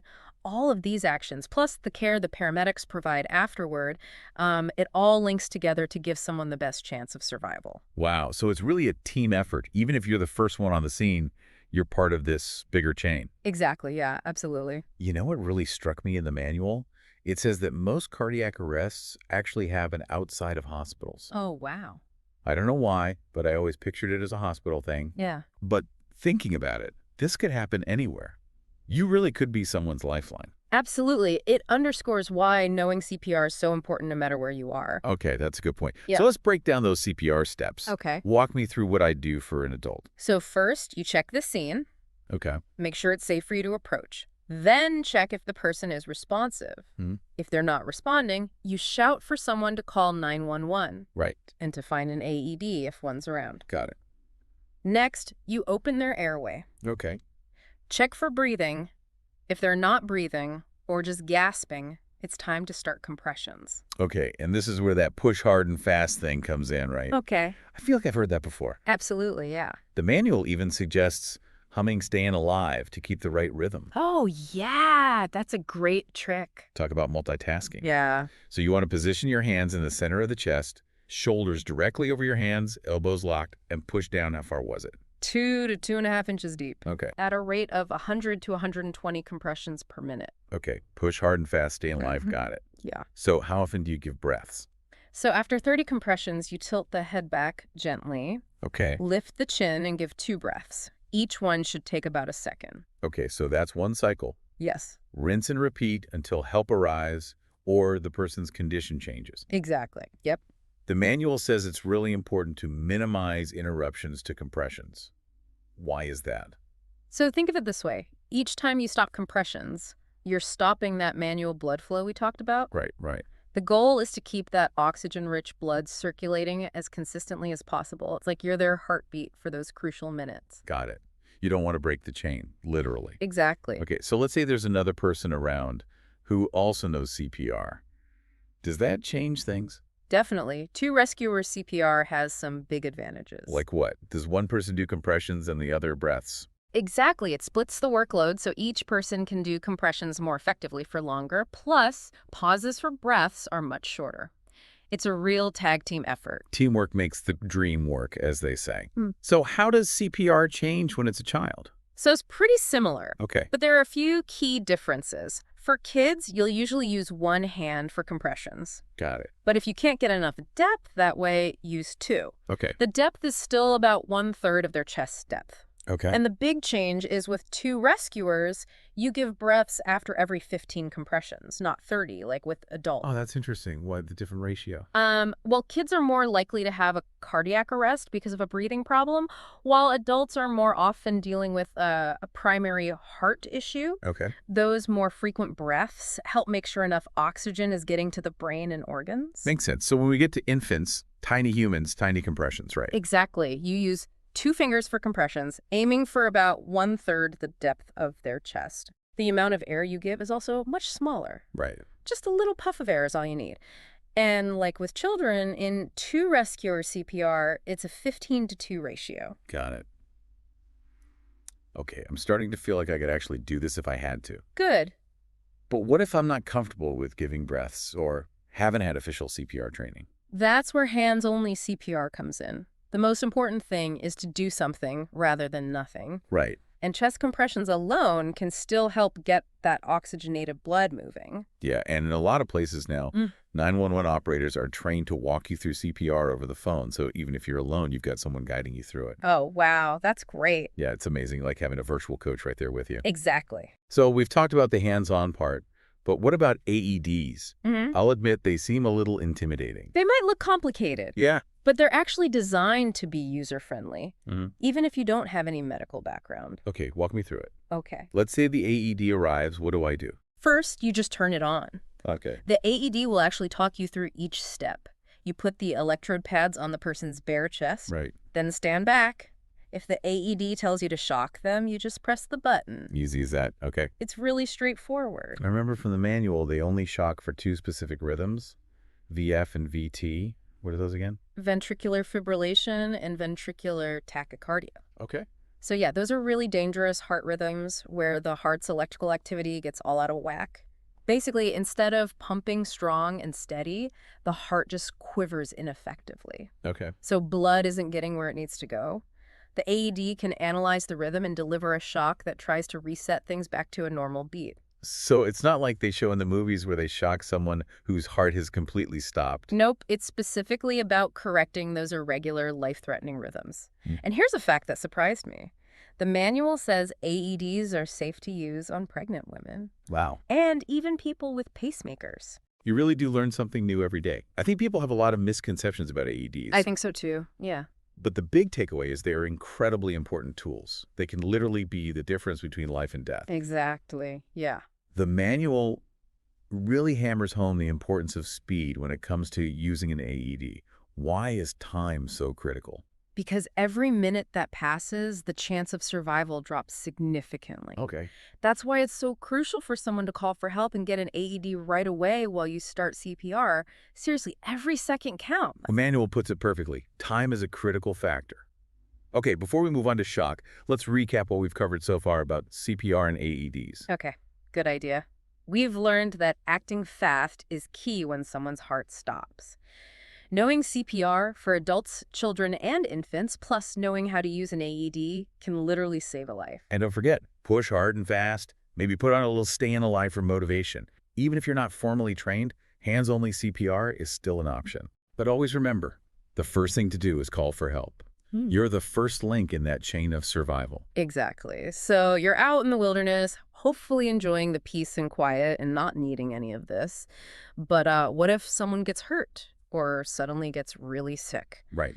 That brings us to the next section in the manual, shock. That's where things get really serious, right? Yeah. Shock is nothing to take lightly. It can develop from almost any injury or illness and can quickly become life-threatening.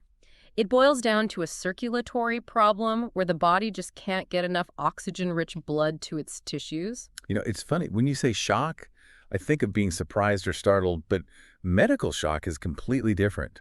Yeah, it is. It's not an emotional response. It's physiological. Right. Your body goes into this state of emergency. Oh, wow. And it can be triggered by all sorts of things, from severe bleeding to burns to heart attacks, Okay. even a really bad allergic reaction. So picturing myself out on the trail, someone gets hurt. How do I know if they're going into shock? So the manual lists a bunch of signs to watch out for. Okay. Pale or grayish skin, bluish lips or fingertips, cold and clammy skin, Mm-hmm. rapid breathing that seems shallow, Okay.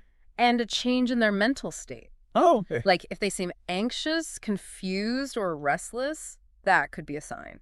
So lots of different ways it can show up. It sounds like shock can be sneaky. It can be, yeah. What are the first steps to help someone who's in shock?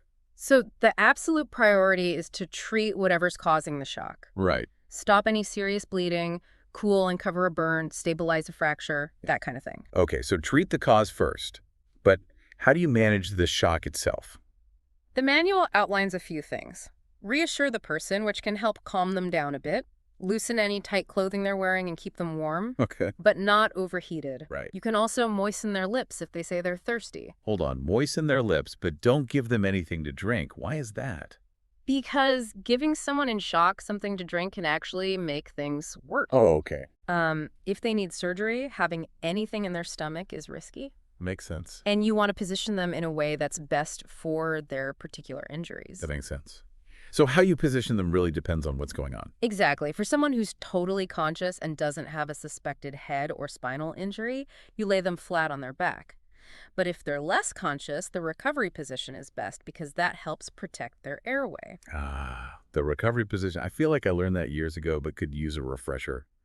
What's the main point of it? It's all about keeping the airway open. Plus, it helps prevent choking if they vomit or have fluid in their mouth. Right. Now, if you think there's a head or spinal injury, you need to stabilize their head and neck and try to move them as little as possible. So it's really about adapting your response to the situation and the person's specific injuries, not a one-size-fits-all kind of thing. Exactly. Recognizing those shock symptoms early on, treating the underlying cause, and providing that first aid care, all of that can dramatically improve their chances. It makes you realize how crucial it is to be prepared. And even if we're doing everything right, we still need to get professional help as fast as we can, right? Absolutely. First aid is about buying time and giving them the best possible chance, but it's not a replacement for medical care. So let's say we've managed the shock as best we can, but then the person loses consciousness. That's got to be terrifying. It definitely can be, but the good news is the manual has clear steps for assessing their level of consciousness and what first aid to provide. Okay, let's hear it. How do we figure out how conscious they are? The manual uses a simple memory trick, AVPU. Yeah. A for alert, Got it. V for verbal, Okay. P for pain, U for unresponsive. So we're basically trying to figure out how much stimulation it takes to get a response. Sure. What kinds of things can cause someone to lose consciousness? Oh, lots of things. Okay. It could be something simple like fainting, or it could be something more serious, Right. like a head injury, heart attack, shock, poisoning, even alcohol or drug use, or underlying conditions like epilepsy or diabetes. So any change in consciousness is a red flag. Yeah. What do we do if someone becomes unconscious? First things first, call 911 or have someone else call. Got it. Then you want to make sure their airway is open. Right. If it looks like there's no spinal injury, you carefully roll them onto their side into the recovery position. So it's not about making them comfortable like they're lounging on a beach. Right. There's a real purpose to that position. Exactly. And like I said before, it can help protect their airway. Right. Now, if you can't roll them because of potential injuries, you gently tilt their head back and lift their chin to keep the airway open. Okay. All the while you're constantly checking their breathing. Mm-hmm. Absolutely. And you have to be ready to start CPR if you need to. Got it. Loosen any tight clothing and keep track of their level of consciousness. When the paramedics get there, you can tell them what you observed. This has been a lot of information. Yeah. It's amazing how much crucial stuff is packed into just a few pages of this manual. Mm. Before we wrap up this part of the deep dive, can we talk about fainting? Sure.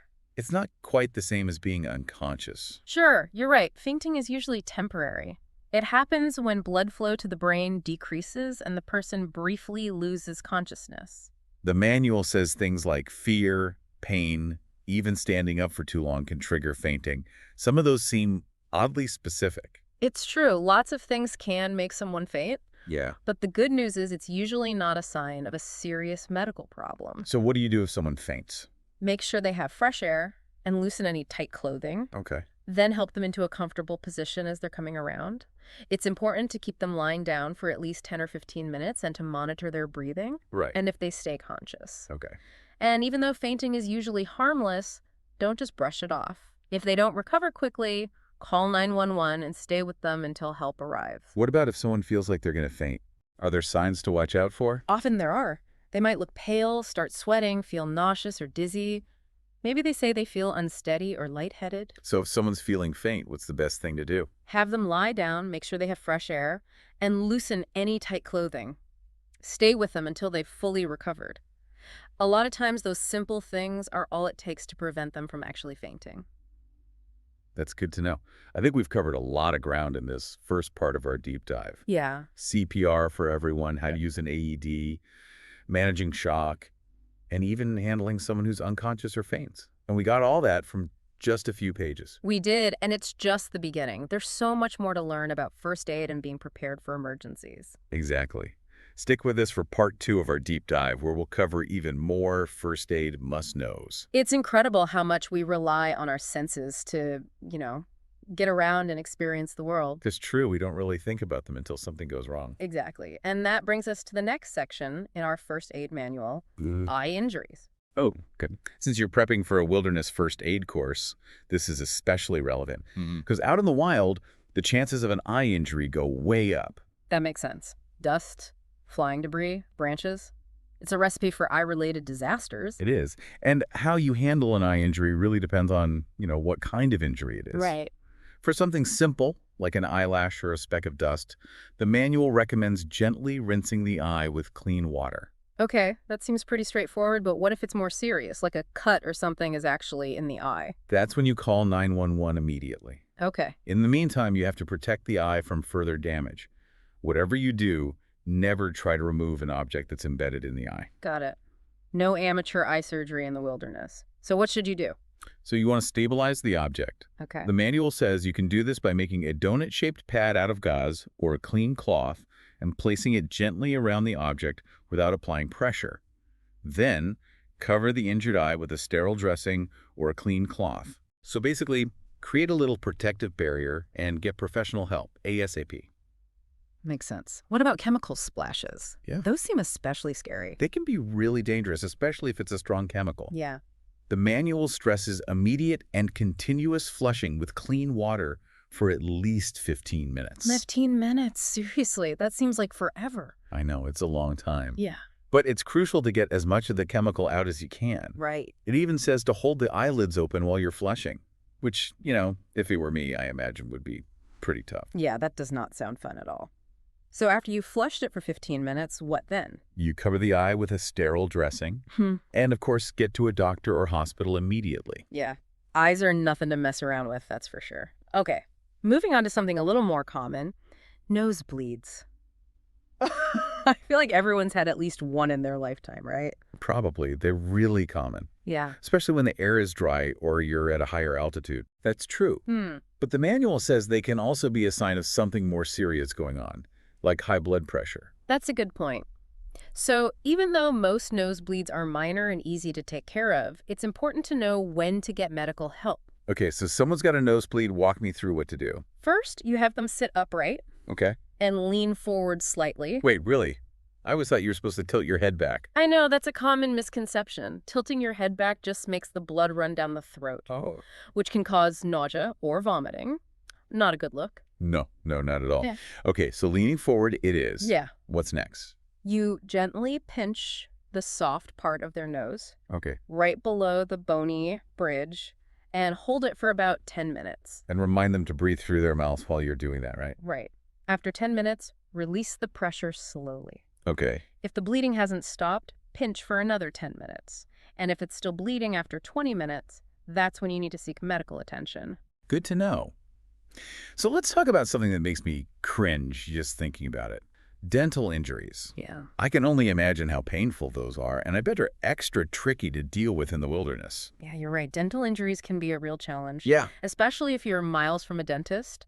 The manual covers everything from chipped teeth to completely knocked out teeth. Oh, wow. Okay, let's start with a chipped tooth. What's the best course of action there? If it's just a tiny chip and there's no pain or bleeding, you might not have to do anything at all except maybe rinse the mouth with some warm water. But if it's a bigger chip, or there is pain or bleeding, Then you need to stop the bleeding by gently pressing on the area with a clean cloth. okay. If a piece of the tooth is broken off, see if you can save it. The manual says to store it in milk or saliva. Wait, milk or saliva? Why those? It apparently helps to keep the tooth moist, Okay. which increases the chances of the dentist being able to reattach it. Huh. Learn something new every day.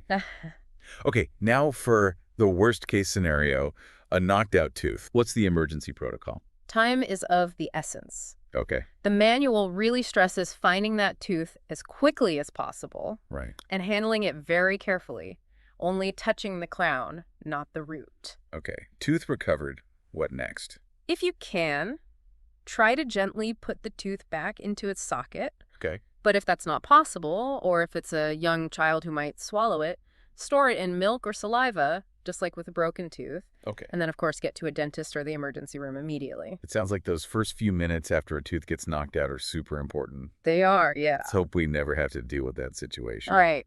But good to know just in case. Yeah, for sure. Better to be prepared.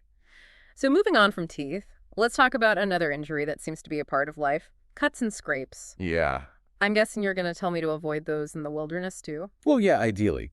But let's be real.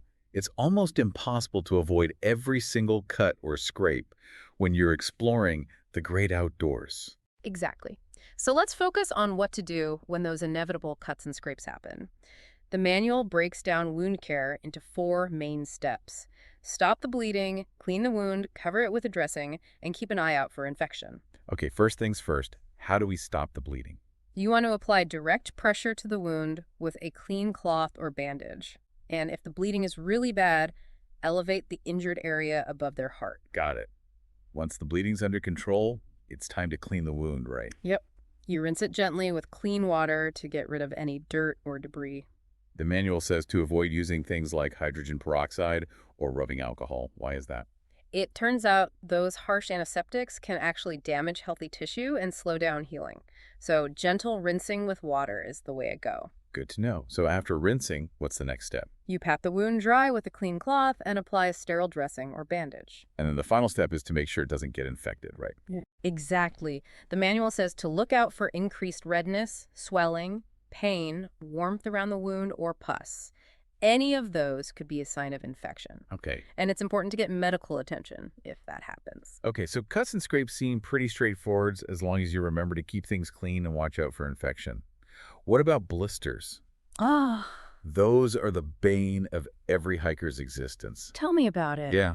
They can be so painful. The manual has some good advice on how to deal with those, too. Lay it on me. How do you prevent those pesky blisters from forming in the first place? The key is to reduce friction. Okay. So that means wearing comfortable, well-fitting shoes and moisture-wicking socks. The manual also suggests putting moleskin or blister pads on areas that tend to rub. Solid tips. But what if the blister damage is already done? Do you pop it or leave it alone? Unless it's really large or painful, the manual says it's best to leave it alone. Okay. Popping a blister just increases the chance of infection. So if we leave it be, how do we protect it? You can cover it with a donut-shaped moleskin pad to cushion it and keep anything from rubbing against it. Now, if it does happen to break open on its own, gently wash it with soap and water, put on some antibiotic ointment, and cover it with a bandage. Okay, so blisters. Prevention is key. Yeah. But if you get one, be gentle and keep it clean. Sounds like good advice to me. Definitely. Now let's talk burns. They can range from, ouch, that stings, to life-threatening. So it's super important to know how bad the burn is and give the right first aid. Right. The manual talks about first, second, and third degree burns. Can you break down the difference between those? Absolutely. First-degree burns are the most minor. Okay. They only affect the outer layer of skin and usually just cause redness and pain, no blisters. Second-degree burns go deeper, so they do blister, and they hurt a lot more. Third-degree burns are the most serious kind. They go through all the layers of skin. Oh, wow. And sometimes even deeper into the tissues underneath. Yikes. They might look white or charred, and they might not even hurt because the nerve endings are damaged. Okay, so how do you treat these different types of burns? For first-degree burns, you just cool the area with cool water for at least 10 minutes. After that, you can put on a soothing lotion or aloe vera gel. What about second degree burns? What's the best way to treat those? You cool the burn with cool water for 15 to 20 minutes, but don't use ice directly on the skin. Okay. If it's a small burn, less than 3 inches across, you can cover it with a sterile nonstick dressing. Okay. But if it's larger than that, or if it's on the face, hands, feet, genitals, or a major joint, get medical help right away. And third-degree burns, those are a 911 situation no matter what, right? Absolutely. If you see a third-degree burn, call 911 immediately. While you're waiting for help to arrive, cover the burn with a clean, dry cloth. It's crazy to think that even what seems like a minor burn could be serious, especially if it covers a large area or is on a delicate part of the body. Right. It's always better to be safe than sorry and get medical advice if you're not sure how bad the burn is. Okay, let's switch gears and talk about heat emergencies. Mhm. Those are definitely something to be aware of, especially if you're out hiking or camping in hot weather. The manual covers heat cramps, heat exhaustion, and heat stroke. Mhm. What are the key differences between those three? So heat cramps are basically painful muscle spasms Okay. that happen during or after you've been active in the heat. Right. They're usually caused by losing electrolytes through sweating. Okay. Heat exhaustion is a bit more serious. It happens when your body gets overheated and can't cool itself down properly. Got it. And heat stroke is the most serious heat emergency. It's life-threatening. It happens when your body's temperature regulation system just completely shuts down. Oh, wow. Okay, so let's start with heat cramps. Okay. How do you recognize them, Mm-hmm. and what do you do? So the main symptom is those painful muscle cramps, usually in the legs or abdomen. Okay. To treat them, have the person rest in a cool place Right. and give them something to drink that has electrolytes, like a sports drink or coconut water. Gently stretching the cramped muscles can also help. What about heat exhaustion? How do you know if that's what's going on? Heat exhaustion can look like a lot of different things. Okay. Heavy sweating, weakness, dizziness, nausea, headache, a rapid pulse. Their skin might be cool and clammy, or it could be flushed and hot. It can be kind of tricky. So how do you treat someone who's showing signs of heat exhaustion? The main goal is to cool them down. Okay. Get them to a shady spot, loosen their clothing, and have them drink cool water or a sports drink. Got it. If they're throwing up, can't drink, or their symptoms get worse or don't improve within an hour, call for medical help. And then there's heat stroke, which sounds like the one you really want to avoid. Yeah. What are the warning signs for that? The telltale sign is a really high body temperature, usually over 104 degrees Fahrenheit. Wow. They might also be confused, disoriented, have slurred speech, even have seizures or lose consciousness. Their skin might be hot and dry, or they might be sweating a lot. It can vary. So if you think someone might have heat stroke, what do you do? Call 911 right away. While you're waiting for the paramedics, move the person to a cool place, take off any extra clothing, and do whatever you can to cool them down. The manual says you can put cool water on their skin, fan them, or even put ice packs in their armpits and groin. It sounds like cooling them down as quickly as possible is the top priority with heat stroke. Absolutely. Heat stroke is a real medical emergency, so every minute counts. Wow, we've covered a lot in this part of our deep dive. Mm-hmm. Eye injuries, nosebleeds, dental trauma, cuts, scrapes, blisters, burns, and even heat emergencies. It's amazing how much first aid knowledge is out there, and it feels good to know we can handle so many different situations if we're prepared. It really is. And remember, this is just a glimpse into the world of first aid. Right. There's so much more out there to learn. You're right. Stay tuned for the final part of our deep dive, where we'll tackle even more essential first aid skills. We're back for the final part of our first aid deep dive. I feel like we've already covered a whole medical textbook worth of information, Yeah. from CPR and shock to burns and heat emergencies. But there's still more to explore. Absolutely there is. So let's crack open that first aid manual one last time, see what other essential skills we can learn. Let's do it. What should we tackle next? How about something that can literally happen anywhere, anytime? Choking. Yeah. It's scary to think about, but knowing what to do if it happens, could be the difference between a close call and a tragedy. You're absolutely right. The manual talks about 2 types of choking, mild and severe. With mild choking, the person can still cough or speak, even if it's a little hard for them. So they're getting some air, but something's partially blocking their airway. What's the best approach in that situation? The manual says the most important thing is to encourage them to keep coughing. Okay. Coughing is the body's natural way of trying to force that object out. So basically, let the cough do its job. But what if they can't cough or speak at all, or if they're starting to turn blue? That's when it's severe choking. Exactly. That means the airway is completely blocked and it's a serious medical emergency. Okay, we need to act fast. Yes. What does the manual say to do?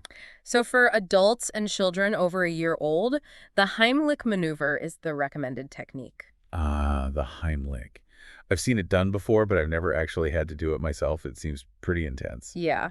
It's definitely good to practice, so you feel confident if you ever need to use it. Right. To do the Heimlich, you stand behind the person, wrap your arms around their waist, and make a fist with one hand. Okay. You place that fist just above their belly button. Okay.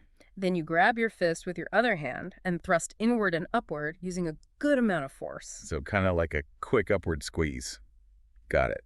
The manual mentions doing this up to 5 times, and if that doesn't work, alternating between 5 back blows and 5 abdominal thrusts. Right. Those back blows can help dislodge the object, by using gravity and force. Okay, that's for adults and older kids. What about babies under a year old? For infants, you use a combination of back blows and chest thrusts.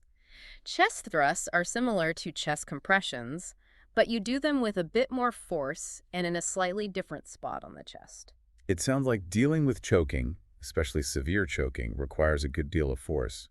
Is there a risk of hurting the person when you're doing the Heimlich or back blows? There's always a slight risk. Right. But it's important to remember that doing nothing is far riskier. If someone's airway is completely blocked, they could die within minutes. Oh, wow. So you have to weigh the potential risks against the potential benefits. Yeah, that's a good point. It's a situation where, quick action is crucial. Yeah. Okay, let's move on to another medical emergency. Seizures. Oh, okay. I imagine those can be pretty frightening to witness. They definitely can be, but the manual emphasizes that most seizures stop on their own Okay. and don't require medical attention. So how do you know when it's serious enough to call for help? So the manual lists a few red flags. If the seizure lasts for more than 5 minutes, if it's the person's first seizure ever, if they have multiple seizures without waking up in between, or if they get hurt during the seizure, Right.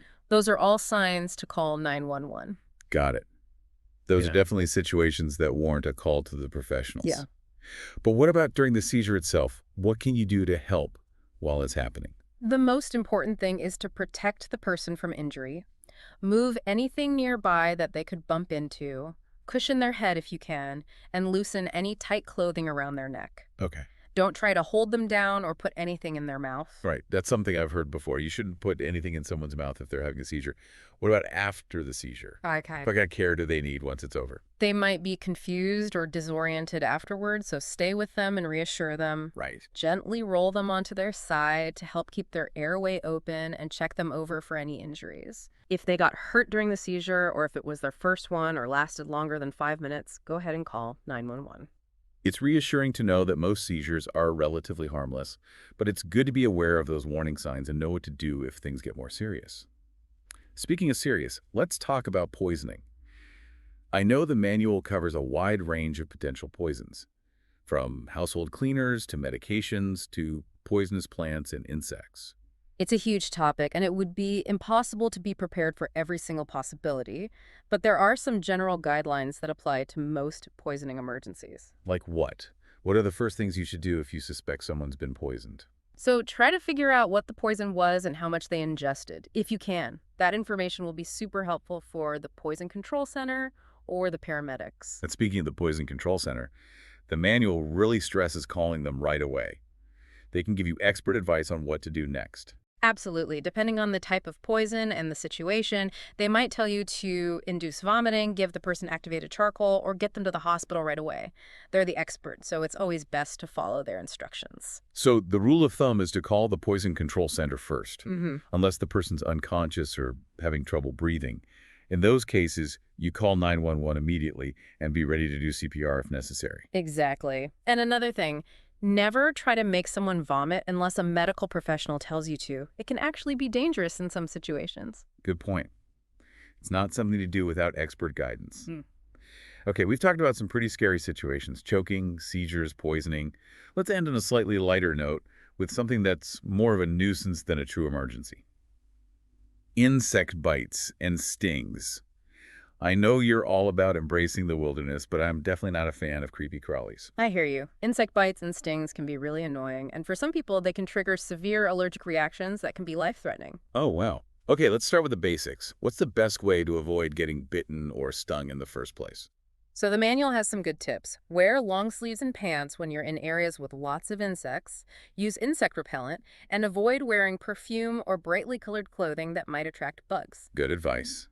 But let's be real, no matter how careful you are, those little critters sometimes find a way to get you. Oh, yeah. So what do you do if you do get bitten or stung? For most bites and stings, washing the area with soap and water, putting on a cold compress to reduce swelling, and taking an over-the-counter pain reliever is all you need.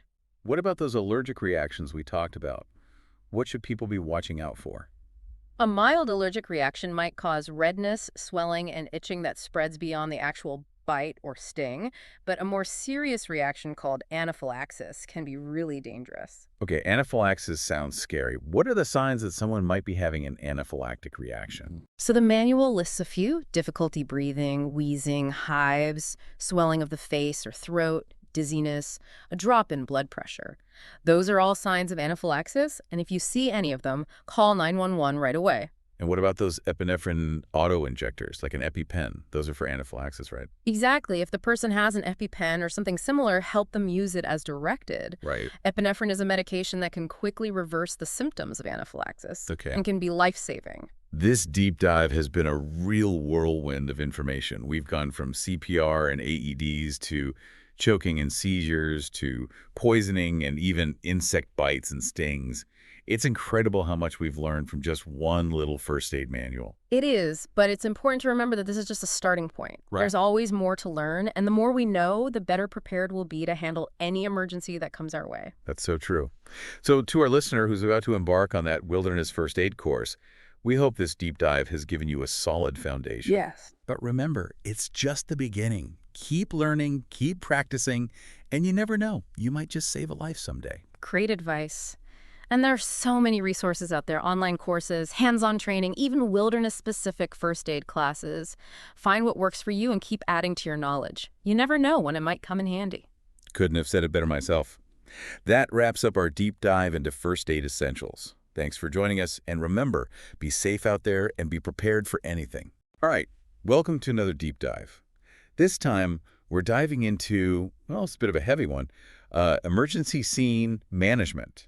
Yeah. And this is something, our listener is prepping for an upcoming first aid course, right? Absolutely. And I gotta say, I've seen that manual. Oh, yeah. It's a beast. It is. It's pretty dense. But don't worry, listener, we're going to break it down. We're going to extract the essentials and get you feeling ready, confident, not confused. Yeah. Because, first aid, it's not just about bandages and CPR. Oh, absolutely not. I mean, it's about having a system, Right. having a plan, and especially when you're in that moment of an emergency, it can get pretty chaotic. Okay. And so emergency scene management, or ESM, kind of provides that roadmap for action.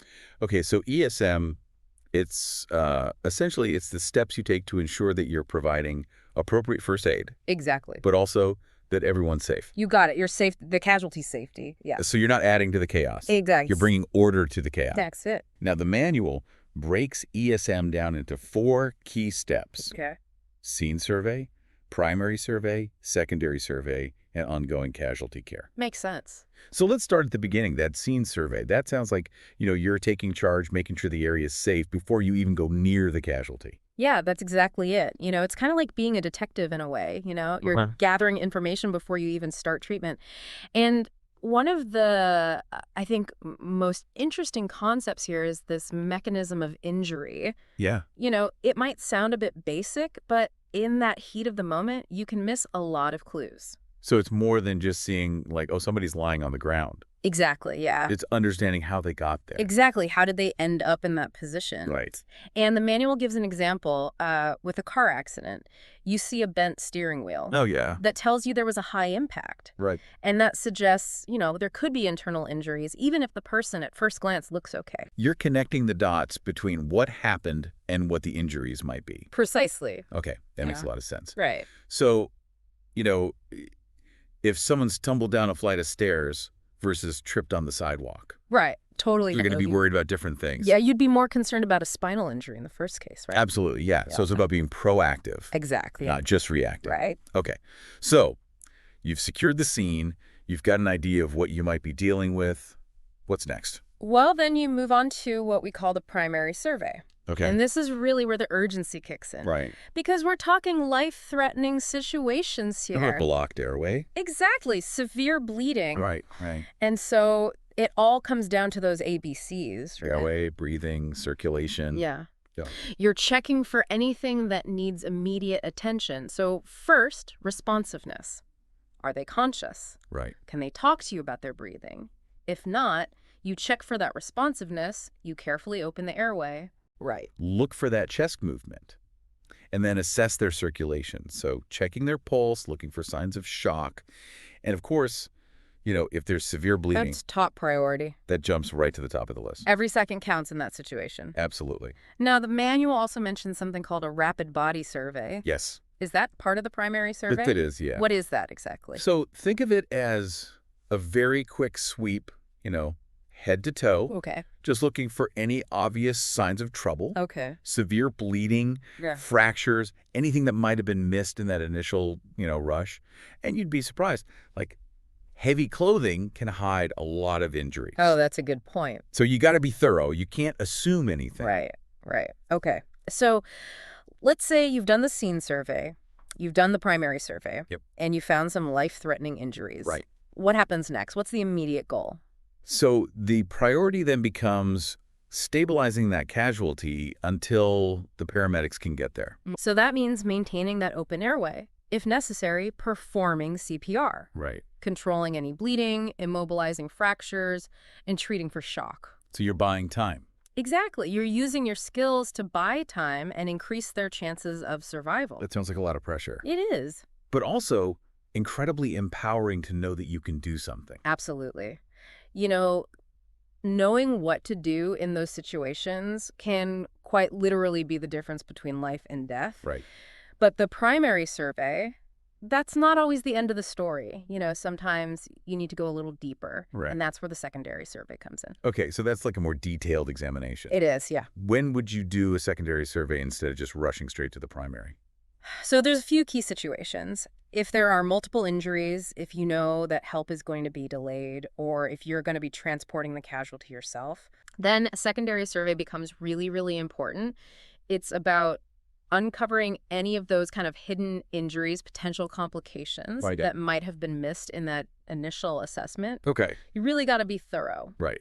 So you're really piecing together the full picture That's it. of what's going on. It's Yeah. like that second layer of detective work. Yeah, exactly. You're piecing together a complete picture of what's going on with them. Absolutely. So the secondary survey, it has its own structure, right? It does, yeah. It's broken down into 4 parts. Okay. So you've got casualty history, vital signs, and then a head-to-toe exam, and then first aid for any non-life-threatening injuries. Okay, let's start with that casualty history. Okay. I noticed the manual uses this acronym, SAMPLE, Oh, yeah. to help remember what to ask about. It's a good one. What does that stand for? And why is it so important? So SAMPLE, it stands for symptoms, allergies, medications, past medical history, last meal, and then events leading up to the incident. Okay. And, imagine you find someone unconscious, right? Right. Knowing they're diabetic, for example, Oh, yeah. could be absolutely vital information for the paramedics. Right. So it can really make a difference. So you're not just treating the immediate injury, you're gathering information that could help with their overall care. Exactly, yeah. Like Yeah. creating this medical profile for them, even if they can't speak for themselves. Okay. That makes a lot of sense. And then next you move on to checking vital signs. Yes. But it's a more in-depth assessment this time. It is. It's more comprehensive, yeah. So we're going beyond just checking their pulse. Yeah. What else are we looking at? So you're monitoring their breathing rate, their level of consciousness, their skin condition. Okay. These are all clues that can help you understand their current state and track any changes over time. So again, you're looking for those patterns, You got it. right? Those connections. Yeah, it's like piecing together a puzzle. Okay, so you've gathered information, checked their vital signs. What's next in that secondary survey? The head-to-toe exam. Okay. pretty self-explanatory. Yeah. Systematic examination from head to toe, looking for any abnormalities that might have been missed. Right. And I imagine this requires a lot of sensitivity, Oh, absolutely. especially if the casualty is conscious. Yeah, the manual really stresses that, you know? Being thorough, but also respecting their privacy and dignity. Right. So you're looking for signs of pain, swelling, any deformities, anything that might indicate an injury. Okay. And all the while, you're talking to them, explaining what you're doing, reassuring them. Right, because even though it's a medical exam, it's still a human interaction. Absolutely. You're building trust and giving comfort in a scary situation. For sure. Okay, so once you've done this thorough exam, you move on to first aid for any non-life-threatening injuries. Exactly. Yeah, you've identified everything. Now you can start addressing those injuries, prioritizing the most serious ones first. Okay, so we've talked about the scene survey, the primary survey, the secondary survey. Yeah. We've assessed the situation, we've provided that life-saving care, and we've addressed those other injuries. But it can't just end there, right? It doesn't, no. Ongoing care, that's a crucial part of emergency scene management as well. Okay, so it's more than just like slapping on a bandage and walking away. Exactly, yeah. It's about monitoring their condition, keeping them comfortable, and being ready to respond to any changes until that professional help arrives. So you're like that reassuring presence, Yeah, letting them know they're not alone, that someone is there to help. absolutely. Now, the manual also mentions this thing called the recovery position Yeah. as part of ongoing care. Can you explain what that is and why it's so important? So imagine someone is unconscious but still breathing, right? Right. You don't want their airway to become blocked. That's a real danger. Right. So the recovery position, you're carefully rolling them onto their side, ensuring that their airway stays open and that any fluids can drain. Right. It's a pretty simple technique, but it can be a lifesaver. And I imagine there's a specific way to do it Oh, yeah, absolutely. so you don't cause any further injury. You don't want to make things worse. Right. Right. Right. So we'll definitely have to dive into those steps in more detail. For sure.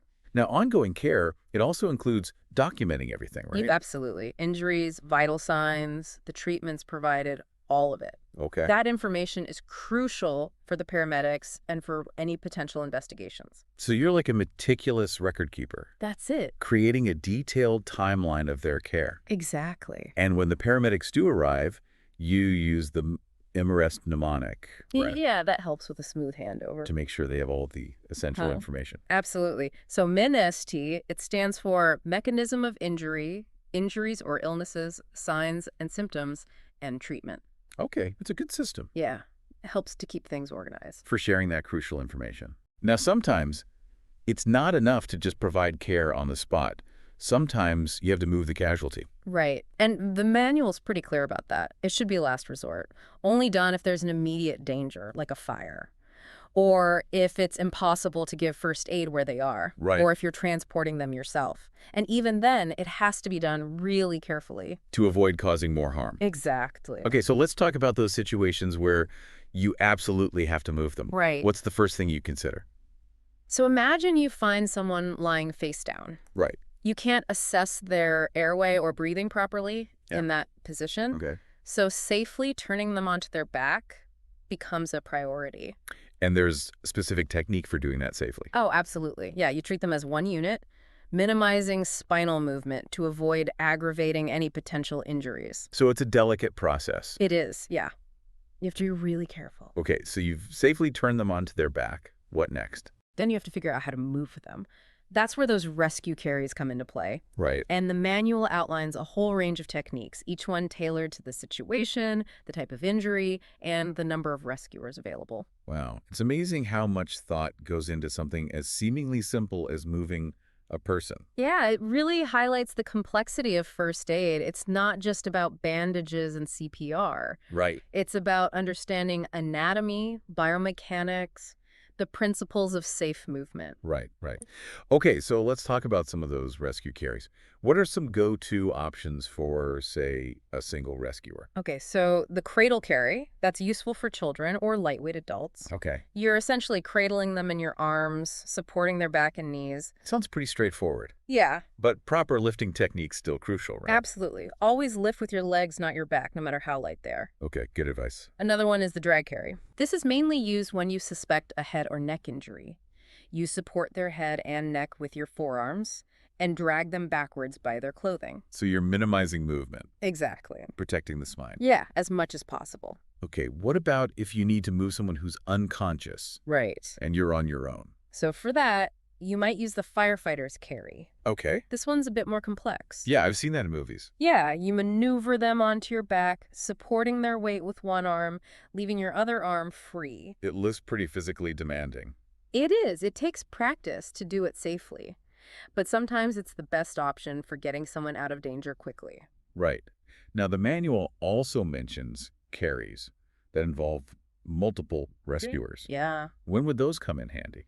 So when you've got more hands to help, you can use techniques that distribute the weight more evenly, provide more support for the casualty. For example, if you have 2 rescuers and the person can't support their upper body, you can use the 2-hand seat carry. Each rescuer crouches on either side of the casualty, reaches across their back to grasp their clothing at the waist on the opposite side, and then passes their other hand under the casualty's thighs to form a seat. Then they lift together using their legs. It's teamwork in action. Yeah. Using coordinated movements to safely lift them. Exactly. What if the person is conscious and can use their arms to help? Oh, then you could use the 4-hand seat carry. The rescuers link their arms to create a seat, and the casualty holds onto their shoulders for support. Okay. And what about tricky situations where you have to navigate narrow spaces or stairs? Yeah, the chair carry is often the answer there. You secure the person to a chair, and then 2 rescuers carry the chair, one at the front and one at the back. It's like a mobile stretcher. That's it. Yeah, it's very useful in tight spots. Okay, and then there's the extremity carry, right? Yes, that one's best when you don't suspect any spinal injuries. One rescuer supports the casualty under the armpits, and the other supports their legs. Wow, so many options. There are, yeah. Seems like there's a carry for every scenario. The key is to assess the situation carefully and choose the technique that's most appropriate. For the type of injury, the casualty's condition, the resources you have available. And of course, practice is key. You don't want to be flipping through the manual in the middle of an emergency. Absolutely not. These techniques need to become second nature. Right.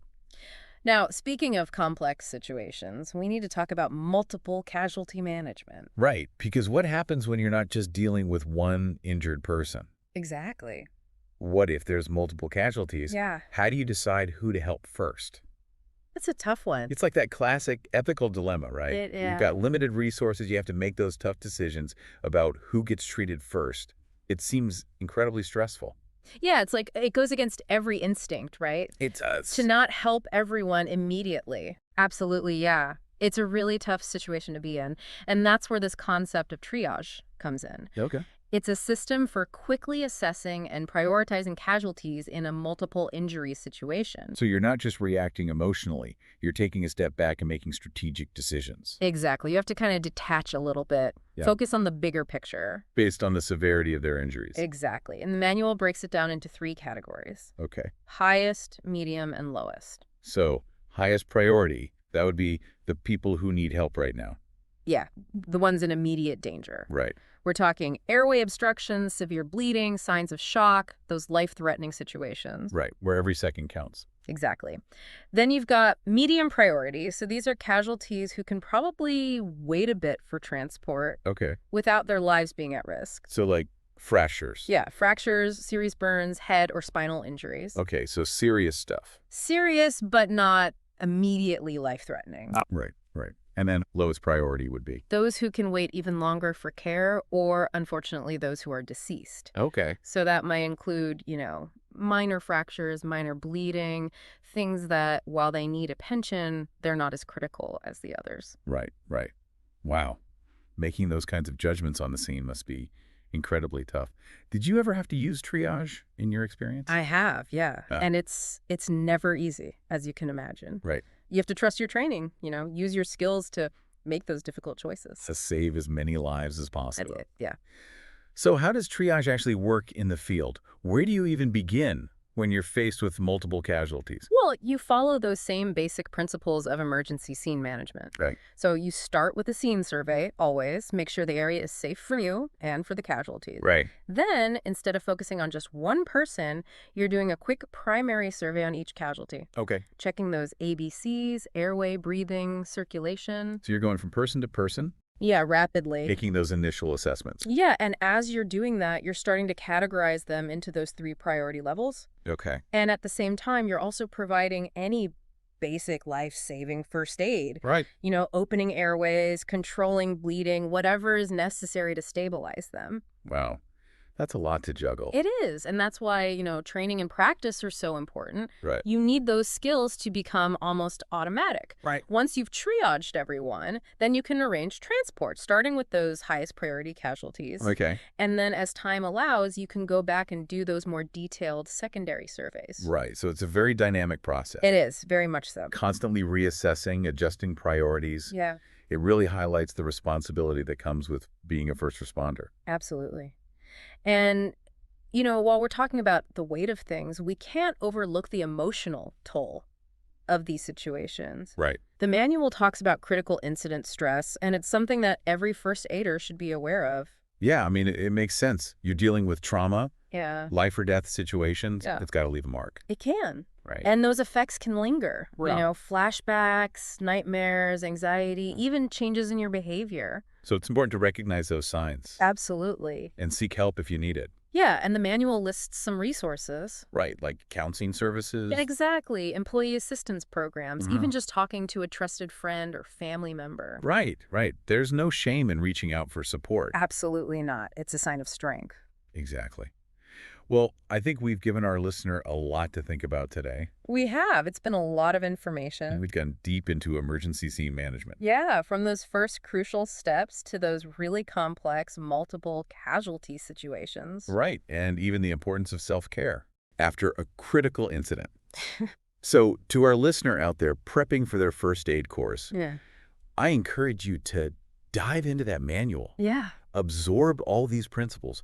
Practice those techniques. absolutely. You never know when you might be called upon to help someone. That's right. And remember, the world of first aid is always evolving. Right. Never stop learning. Right. Never stop exploring. Keep those skills sharp. That's a great note to end on.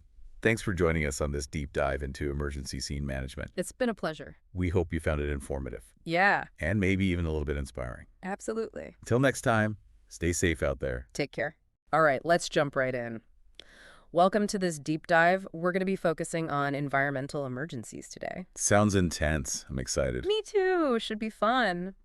We're working with a first aid manual today that one of our listeners sent in. Oh, nice. Yeah.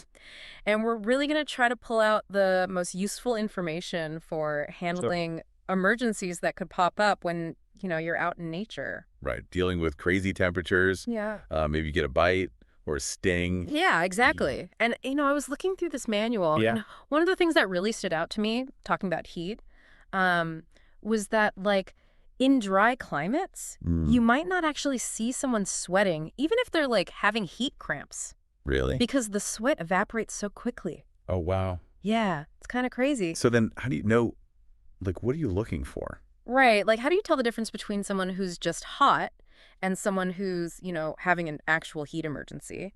Yeah, that's a good question. So the manual actually talks about this. It makes a distinction between heat exhaustion and heat stroke. Okay. And I guess it's kind of levels of severity. Right. Heat exhaustion, I'm thinking of it as your body is struggling to cool down. But it's not a full-blown emergency yet. Yeah, okay. So you'd see signs like maybe pale, clammy skin, weakness, a rapid pulse. But heat stroke is where things get really serious. Right, exactly. That's the next level up. And it's life-threatening. So that's when you see a very high body temperature, over 104 degrees Fahrenheit. Wow. And their skin might actually be hot and either dry or sweaty. Really? Yeah. And that's when it's we got to cool them down immediately, Yeah. as quickly as possible, because that high temperature can actually damage the brain and other organs. So do you dunk them in an ice bath? What do you do? Well, yeah, if you can, if it's possible, immersing them in cool water is ideal. Okay. Otherwise, you can cover them with wet sheets or towels and fan them, anything to try to speed up that cooling process. Right. But one thing that the manual mentioned Yeah. is if they are showing signs of moderate or severe heat stroke, Okay. don't give them anything to drink. Oh, really? Yeah, because they might choke. Makes sense. Their body is already so overwhelmed. Exactly. So let's move on to something that can kind of come out of nowhere, too. Okay. Lightning strikes. Yeah. I always heard growing up, like, lightning never strikes the same place twice. Right, right. But our manual here actually debunks that myth. It does. Yeah, it says that it's totally not true. Huh. Lightning can definitely strike the same place twice. So don't get complacent. Yeah, exactly. And the manual also points out that lightning strikes are actually a little bit unique when it comes to first aid. Oh, how so? Well, apparently you actually prioritize people who are unconscious and not breathing Okay. over those who are still breathing, which is kind of the opposite of what you would normally do, right? Right. Yeah, usually it's like, ABCs, airway breathing. Exactly. Why would you do that? Well, the thinking is that the people who are still breathing actually have a better chance of recovering on their own. Oh, interesting. Yeah, so it's like focus your energy on the ones who appear lifeless. So starting CPR right away. Yeah, exactly. And it's important to remember that even if someone seems fine after a lightning strike, Right. like seemingly minor injuries can still have long-term effects. Wow. So seeking medical attention is always a good idea. That's good advice. All right, well, let's switch gears now and talk about the cold. Ooh, bundle up. Yeah, exactly. So I was reading in the manual about how our bodies actually react to the cold. Okay. Like, we shiver, Yeah. and our blood vessels constrict to kind of pull blood toward our core. Oh, so it's like it's trying to protect your vital organs. Yeah, exactly. It's like a survival mechanism. That's pretty amazing. It is, yeah. Yeah. And, reading about hypothermia and stuff, it's just incredible how resilient the human body is. Right. The manual mentions that even if someone seems lifeless from hypothermia, Okay. there's still a chance of revival. Okay. Yeah, because cold tissues can actually be surprisingly resilient. That's pretty amazing. It is, yeah. But we definitely don't want to get to that point. Right. So the manual talks about how we lose heat. Okay, yeah. Yeah. And, understanding that can help you prevent hypothermia in the first place. Makes sense, yeah. So there's conduction, convection, radiation, and evaporation. So it's not just about like the air temperature. Right, exactly. Like sitting on cold ground, wind blowing through your clothes, even just breathing out moist air. All of these contribute to heat loss. That's crazy. I never really thought about it like that. Yeah, it's kind of fascinating once you start to think about it. And the manual goes on to describe like the 3 stages of hypothermia. Oh, right. So mild hypothermia, that's when you might just see shivering, maybe some behavioral changes. Okay. But then moderate hypothermia, that's when things start to get a little bit more serious. Right. Like more intense shivering, confusion, slurred speech. And get this, it can actually mimic intoxication. Really? Yeah, so if someone is acting strangely out in the cold, don't just assume that they've been drinking. It could be hypothermia. Exactly. Then severe hypothermia, this is when, Things are really bad. yeah, the situation is critical. Yeah. Like their pulse becomes weak, breathing is shallow, shivering might stop altogether. So what do you do? Well, the manual talks about rewarming, and there's passive rewarming, Okay. which is basically you're focused on preventing further heat loss Gotcha. and letting the body kind of naturally rewarm itself.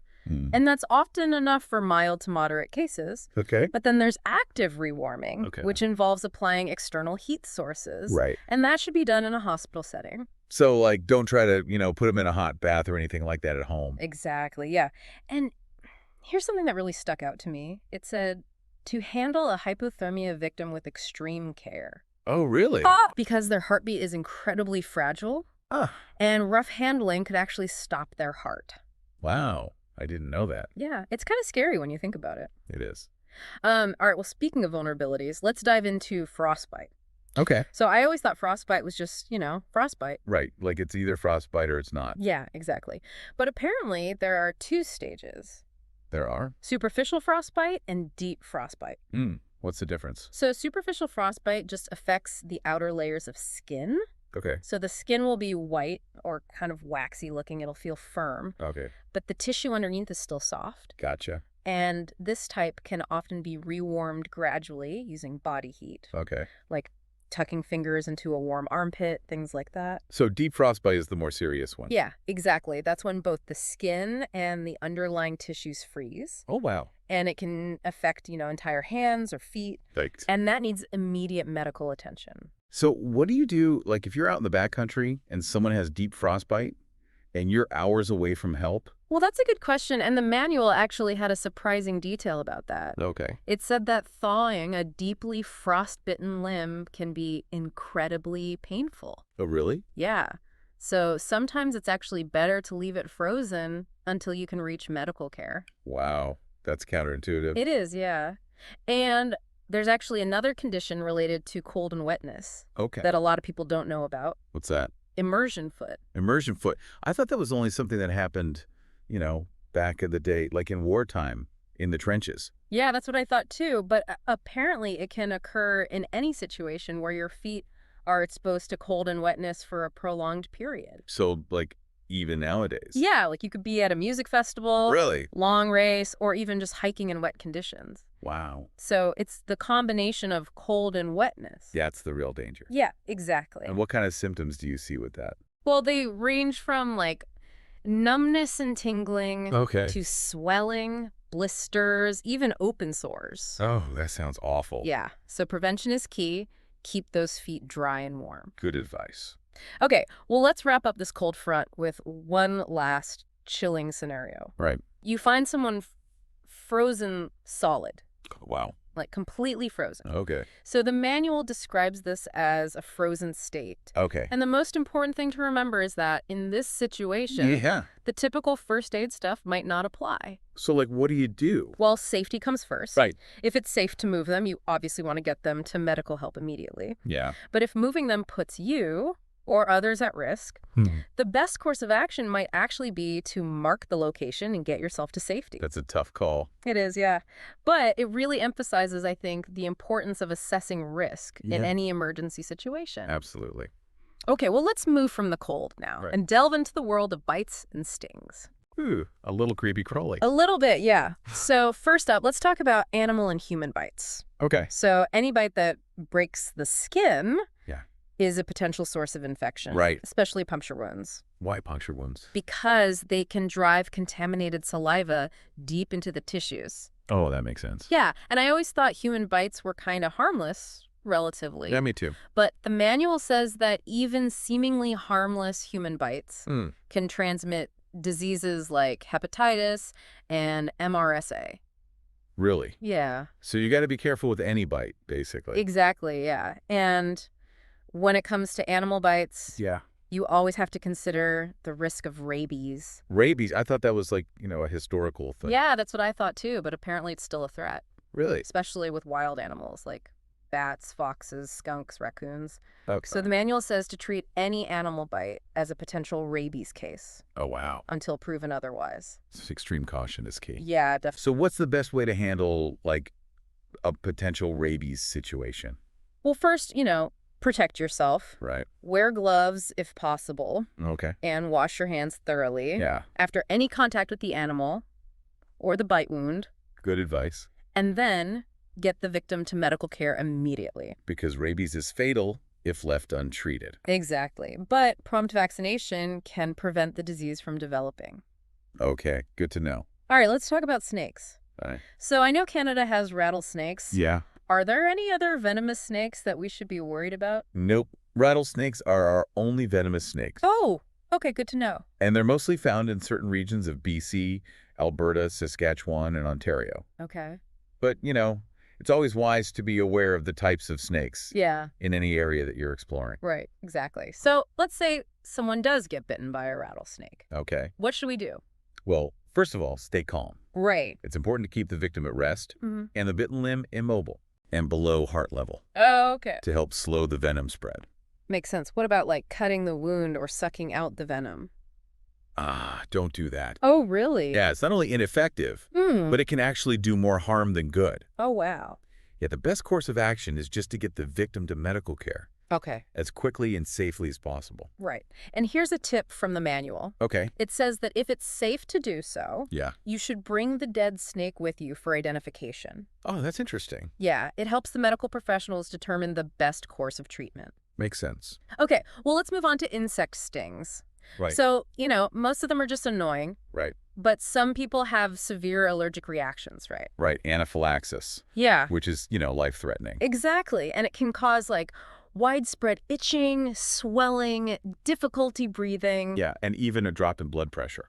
So it's not just about the sting itself. It's about recognizing the signs of a bigger allergic reaction. And if you see any of those signs, call 911 immediately. Exactly. For simple stings, though, Yeah, the manual just reminds us to scrape a bee stinger out. right. Don't squeeze it. Exactly. Yeah. Yeah, because you don't want to inject more venom into the wound. Good point. All right, let's talk about another tiny critter that can cause big problems. What's that? Ticks. So ticks are a growing concern in Canada. They are, unfortunately. They can carry Lyme disease and other infections. Right. And they're so sneaky. They are. You don't even know they're there half the time. And I've always heard that you should never just, pull a tick off. No. Is there a specific way to remove them? Yeah, you want to avoid squeezing the tick's body Okay. because that can actually force infected fluids into the bite. Oh, really? Yeah, so the best thing to do is to use a tick removal tool, Okay. which you can find at most pharmacies. So not tweezers. No, tweezers can actually squeeze the... Oh, gotcha. And the manual also mentioned something that I didn't know. Yeah. It said that ticks can actually transmit diseases Mm-hmm. even days after attaching. Really? Yeah, so it's really important to watch the bite site for any signs of infection. Like what kind of signs? Like a rash, fever, fatigue, things like that. So early detection is really important Yeah, exactly. for successful treatment. All right, well, let's wrap up this creature feature Okay. with one more. Leeches. Leeches. Oh, man, I hate those things. Yeah, I've heard they can be a real pain to remove. They can, but there's a trick to it. Oh, there is. You detach the head end first. The head end. Yeah, it's the smaller, skinnier end of the leech. Okay. And once the head is detached, the rest usually just follows. Interesting. And they're not poisonous, but they do produce an anticoagulant. Ah, so they can cause bleeding. Exactly. Okay, good to know. And one last marine menace. Oh, what's that? Jellyfish. Jellyfish. What's the real deal with those stings? What do you do? Vinegar. Vinegar is the most effective treatment. Really? Yeah, it helps neutralize the venom Ah, and prevent further stinging.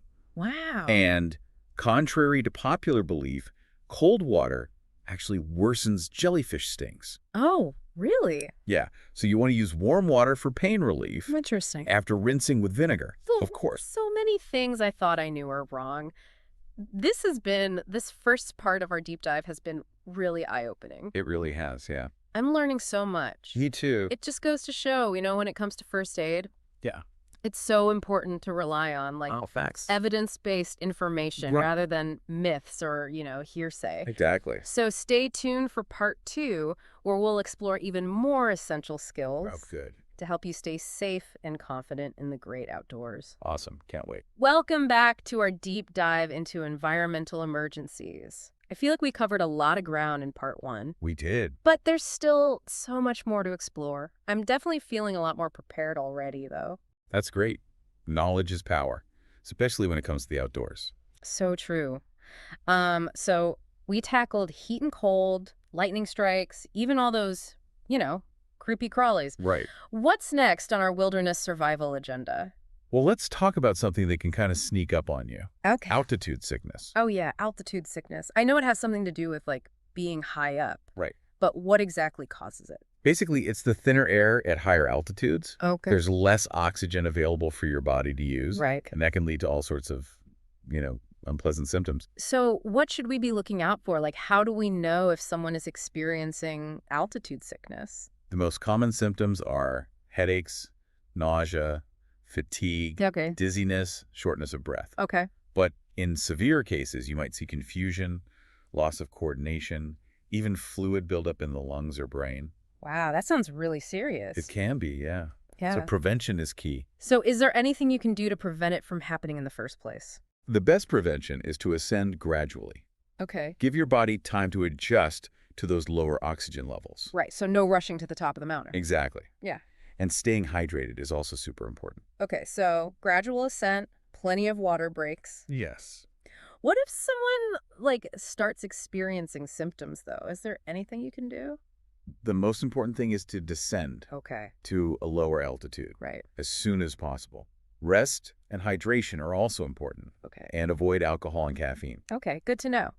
All right, well, let's come down from the mountain now Okay. and talk about something a little bit closer to the ground. Right. Poisonous plants. Ah. I know, to avoid poison ivy and poison oak. Right, the classics. Yeah, but what other poisonous plants should we be aware of? Well, poison ivy and oak are definitely ones to watch out for, Yeah. but there are other plants out there that can be even more dangerous. Oh, really? Yeah, some are even deadly if ingested. Okay, now I'm getting a little nervous. Don't worry too much. What are some of the most dangerous ones? It really depends on your location. Okay. But some of the most notorious ones include water hemlock, death camas, and white snake root. Okay. These plants contain toxins that can affect your nervous system, your heart, other vital organs. So how do we avoid coming into contact with them? Like, they all sound kind of generic. Right. Mhm. It's tricky. Knowledge is really your best defense here. Okay. So familiarize yourself with the poisonous plants that are common in your area. Right. There are field guides, online resources Okay. that can help you identify them. Good idea. And when in doubt, don't touch Yeah. or eat any plant that you can't confidently identify. Right. Better safe than sorry. Exactly. Especially when it comes to something potentially toxic. So what if someone does accidentally touch or ingest a poisonous plant? Yeah, what do you do? First, remove any contaminated clothing. Okay. Wash the affected area thoroughly with soap and water. Okay. If the plant was ingested, try to determine what kind of plant it was and how much was eaten. Oh, so maybe carry a plant identification guide. Yeah, that's a great idea. Oh, And definitely have the poison control hotline number Yay. saved in your phone. good tip. And never induce vomiting Okay. unless directed to by a medical professional. Got it. Don't panic, gather information, and call poison control. Exactly. Okay. Well, let's shift gears again and talk about another potential danger in the wilderness. Okay. Wild animals. Yes. Yeah, bears, cougars, moose, even just like aggressive dogs. Right? Encounters with wild animals can be pretty scary. They can, but most animals will avoid humans if given the chance. Okay, that's good to know. I've always heard that it's better to like make noise when you're hiking. Yes. Ah. That's excellent advice. So you don't surprise a bear. Exactly. Yeah. So talk, sing, clap your hands, anything to let them know you're coming. Right. And always give wild animals plenty of space. No selfies with the bear cubs. Definitely not a good idea. If an animal does approach you, try to make yourself appear larger and more intimidating. Stand tall, raise your arms, speak in a firm voice. Okay, If it's a bear, carry bear spray. Yeah. And know how to use it. good advice. But what if, like, the animal actually attacks? What are the best self-defense strategies? It really depends on the animal. Okay. But generally, you want to fight back aggressively. Okay. Aim for the eyes, the nose, other sensitive areas. Gotcha. Use anything you have available as a weapon, sticks, rocks, even your backpack. Right. Whatever you can find. And remember, playing dead is usually only a good strategy if it's a predatory attack, like from a grizzly bear, Okay. Important distinction. for sure. Okay, well, while we're talking about potential dangers, Yeah. let's not forget about water safety. Oh, right. I thought drowning was more of a concern for kids. It can happen to anyone, Really? regardless of age or swimming ability. Wow. And it often happens quickly and silently. And it's Wow. not just limited to oceans or swimming pools either. Oh, right. Rivers, lakes, even bathtubs can pose a risk. That's true, yeah. So what are, like, the most important things to remember when it comes to water safety? Never swim alone. Okay. Always have a buddy system in place. Right. And know your limits. Okay. Don't overestimate your swimming abilities or venture into water that's too deep or too rough for you. Right. And I imagine alcohol and water don't mix. Absolutely not. Yeah. Alcohol impairs judgment, coordination, reaction time. Right. It's a significant factor in drowning incidents. Okay. So let's say you see someone struggling in the water. Yep. What's the best way to help without, putting yourself in danger? Reach, throw, row, don't go. Okay. That's the key phrase to remember. right. So if you can reach the person with something long like a branch or a paddle, Right. do that. Okay. Otherwise, try throwing them a flotation device. Okay. If you have a boat or a kayak, use that to approach them. Right. But never swim out to rescue someone unless you are a trained lifeguard. Right. Because you could become a victim yourself. Exactly. It's always best to call for help. Yeah. Let the professionals handle the rescue. All right. Well, let's switch gears to something a little bit less dramatic, Okay. but still important. All right. Hygiene in the outdoors. Yes, hygiene. It's easy to forget about the basics when you're focused on, surviving. It is, but it's really important. Yeah. But can impact your overall health and well-being. Yeah. I can imagine things get pretty grimy when you're out in the elements. Yeah, for sure. So wash your hands frequently. Okay, right. especially before handling food or treating wounds. Right. If water is scarce, use hand sanitizer. Okay. Keep your body as clean as possible, even if it's just a quick wipe down with a wet cloth. Right. Change out of sweaty clothes and into dry ones as soon as possible to avoid chills. Okay, good tips. Yeah. What about going to the bathroom? Oh, right. That's important too. Yeah. Always dispose of human waste responsibly, Okay. at least 200 feet away from water sources and trails. Gotcha. Dig a cath hole 6 to 8 inches deep and bury your waste. Okay. And pack out used toilet paper or sanitary products. Leave no trace. Exactly. Okay, wow, we have covered so much today. We have. From altitude sickness to poisonous plants, wild animal encounters, water safety, even basic hygiene. It's a lot to take in. I'm starting to feel a lot more prepared for any adventure. That's the goal. Yeah. Remember, knowledge is power. Yes. The more you know about the potential hazards and how to respond, Right. the more confident and safe you'll be when exploring the great outdoors. Absolutely. Well, stay tuned for part 3, where we'll dive into some more advanced first aid techniques and survival tips Oh, great. to help you stay safe in any situation. Looking forward to it. All right, we're back for the final part of our deep dive into wilderness emergencies. I'm feeling so much more prepared for anything after everything we've talked about. Me too. It's been really interesting. Yeah, definitely. So let's dive into some of those more advanced first aid and survival skills, things that you might not need every day, Right. but could make a real difference in a tough situation. Exactly. Okay, what's first on the agenda? Well, let's talk about wound management. Out in the wilderness, Yeah. even a simple cut or scrape Yeah. can turn into a serious problem. If it gets infected, Yeah, exactly. I can see how that would happen being out in the elements and all. So what are the most important things to remember when you're treating a wound in the wild? Yeah, that's a good question. First step is always to control the bleeding. Okay. So you want to apply direct pressure to the wound using a clean cloth or bandage. Okay. What about cleaning the wound? Is clean water always necessary? Cleaning is crucial to prevent infection. So ideally you want to use clean water and soap. Right. But if clean water isn't available, you can use boiled or filtered water. Okay. What if you don't have any of those options? In a real pinch, an antiseptic solution is your best bet. Okay, good to know. And what about closing the wound? Do you always need stitches? Stitches aren't always necessary. Okay. Superficial wounds can often heal on their own if they're kept clean and protected. But if a wound is deep or gaping open or showing signs of infection, it's best to seek medical attention. So what do we do while we're trying to get to help? Keep the wound covered with a clean, dry dressing Okay. and change the dressing daily or more often if it gets wet or dirty. Mm-hmm. And it's really important to watch for signs of infection. Right, like redness, swelling. Exactly. Pus or increasing pain. Okay, good advice. Well, switching gears now, let's talk about building a shelter. Yes, shelter, You mentioned it briefly before, but I'd love to dive a little deeper. for sure. Shelter is one of our most basic human needs. Right.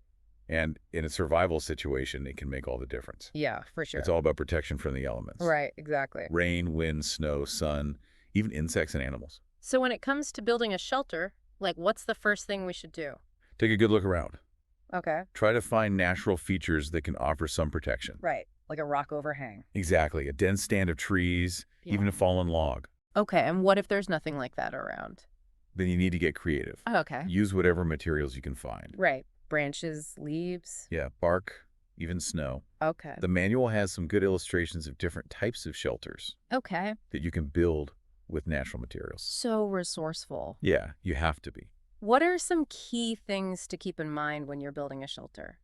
The most important thing is to create a shelter that will keep you dry, warm, and protected from the elements. Right. Okay. Shelter, check. Let's move on to another survival essential. Okay. Finding and purifying water. Yes. Water. So crucial. Absolutely crucial. Like in a survival situation. It can actually be more important than food. Right, because you can survive for days without food, but only a few days without water. Exactly. So finding and purifying water in the wilderness is top priority. So where do we even start looking for water? That's a good question. Look for low-lying areas, valleys, Okay. areas with lush vegetation. Follow animal trails. They often lead to water sources. Right, okay. Good tips. And listen for the sound of running water. All right. And once we found water, how do we make sure it's safe to drink?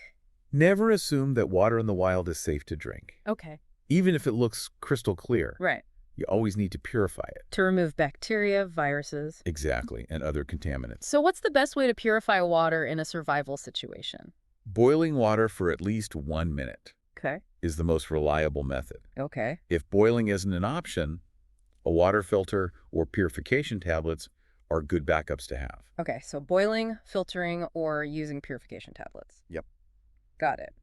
All right, well, let's move on to another survival basic. Okay. Fire starting. Ah, fire. Fire is incredibly important for warmth, light. Cooking, signaling for rescue, Right. and honestly, it can really boost morale. I can imagine that. If you're feeling alone or scared, Being able to build a fire would be a huge comfort.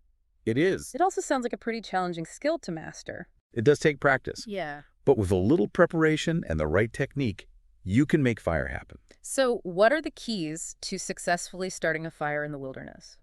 The first key is preparation. Okay. Before you head out, pack a reliable fire starter. Right, like a lighter, matches. Exactly. Or a ferro rod, Okay. and gather your tinder, kindling, and fuel wood. So you need, like, the small, easy-to-light stuff to catch the spark, Right. then the small sticks to help the flame grow, and then the bigger pieces of wood to sustain the fire. You got it. And just as important as the materials is knowing your technique. Okay. Practice different fire starting methods before you need them in a real situation. Right. Find one that works for you and get comfortable with it. Good advice. Okay, we've got shelter, water, fire covered. What about food? Like, how do you find something to eat out in the wild? Well, foraging for edible plants is one option, Okay. but it requires knowledge Right. and careful identification skills. Right. You really need to know what you're doing. Exactly. You don't want to eat something poisonous. What about hunting or trapping? That's another option.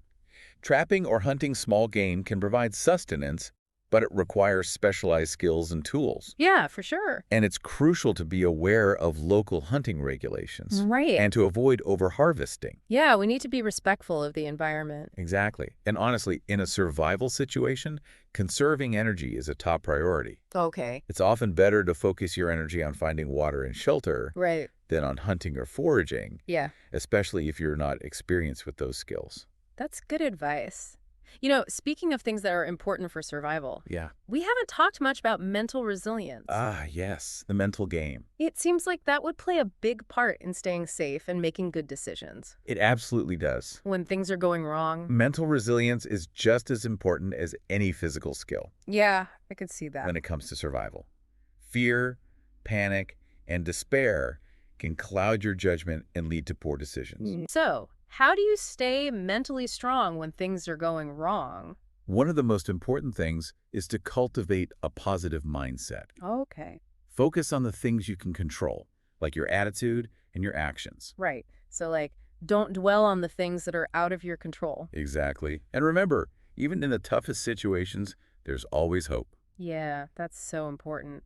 Is there anything else we can do to prepare ourselves mentally for a potential emergency?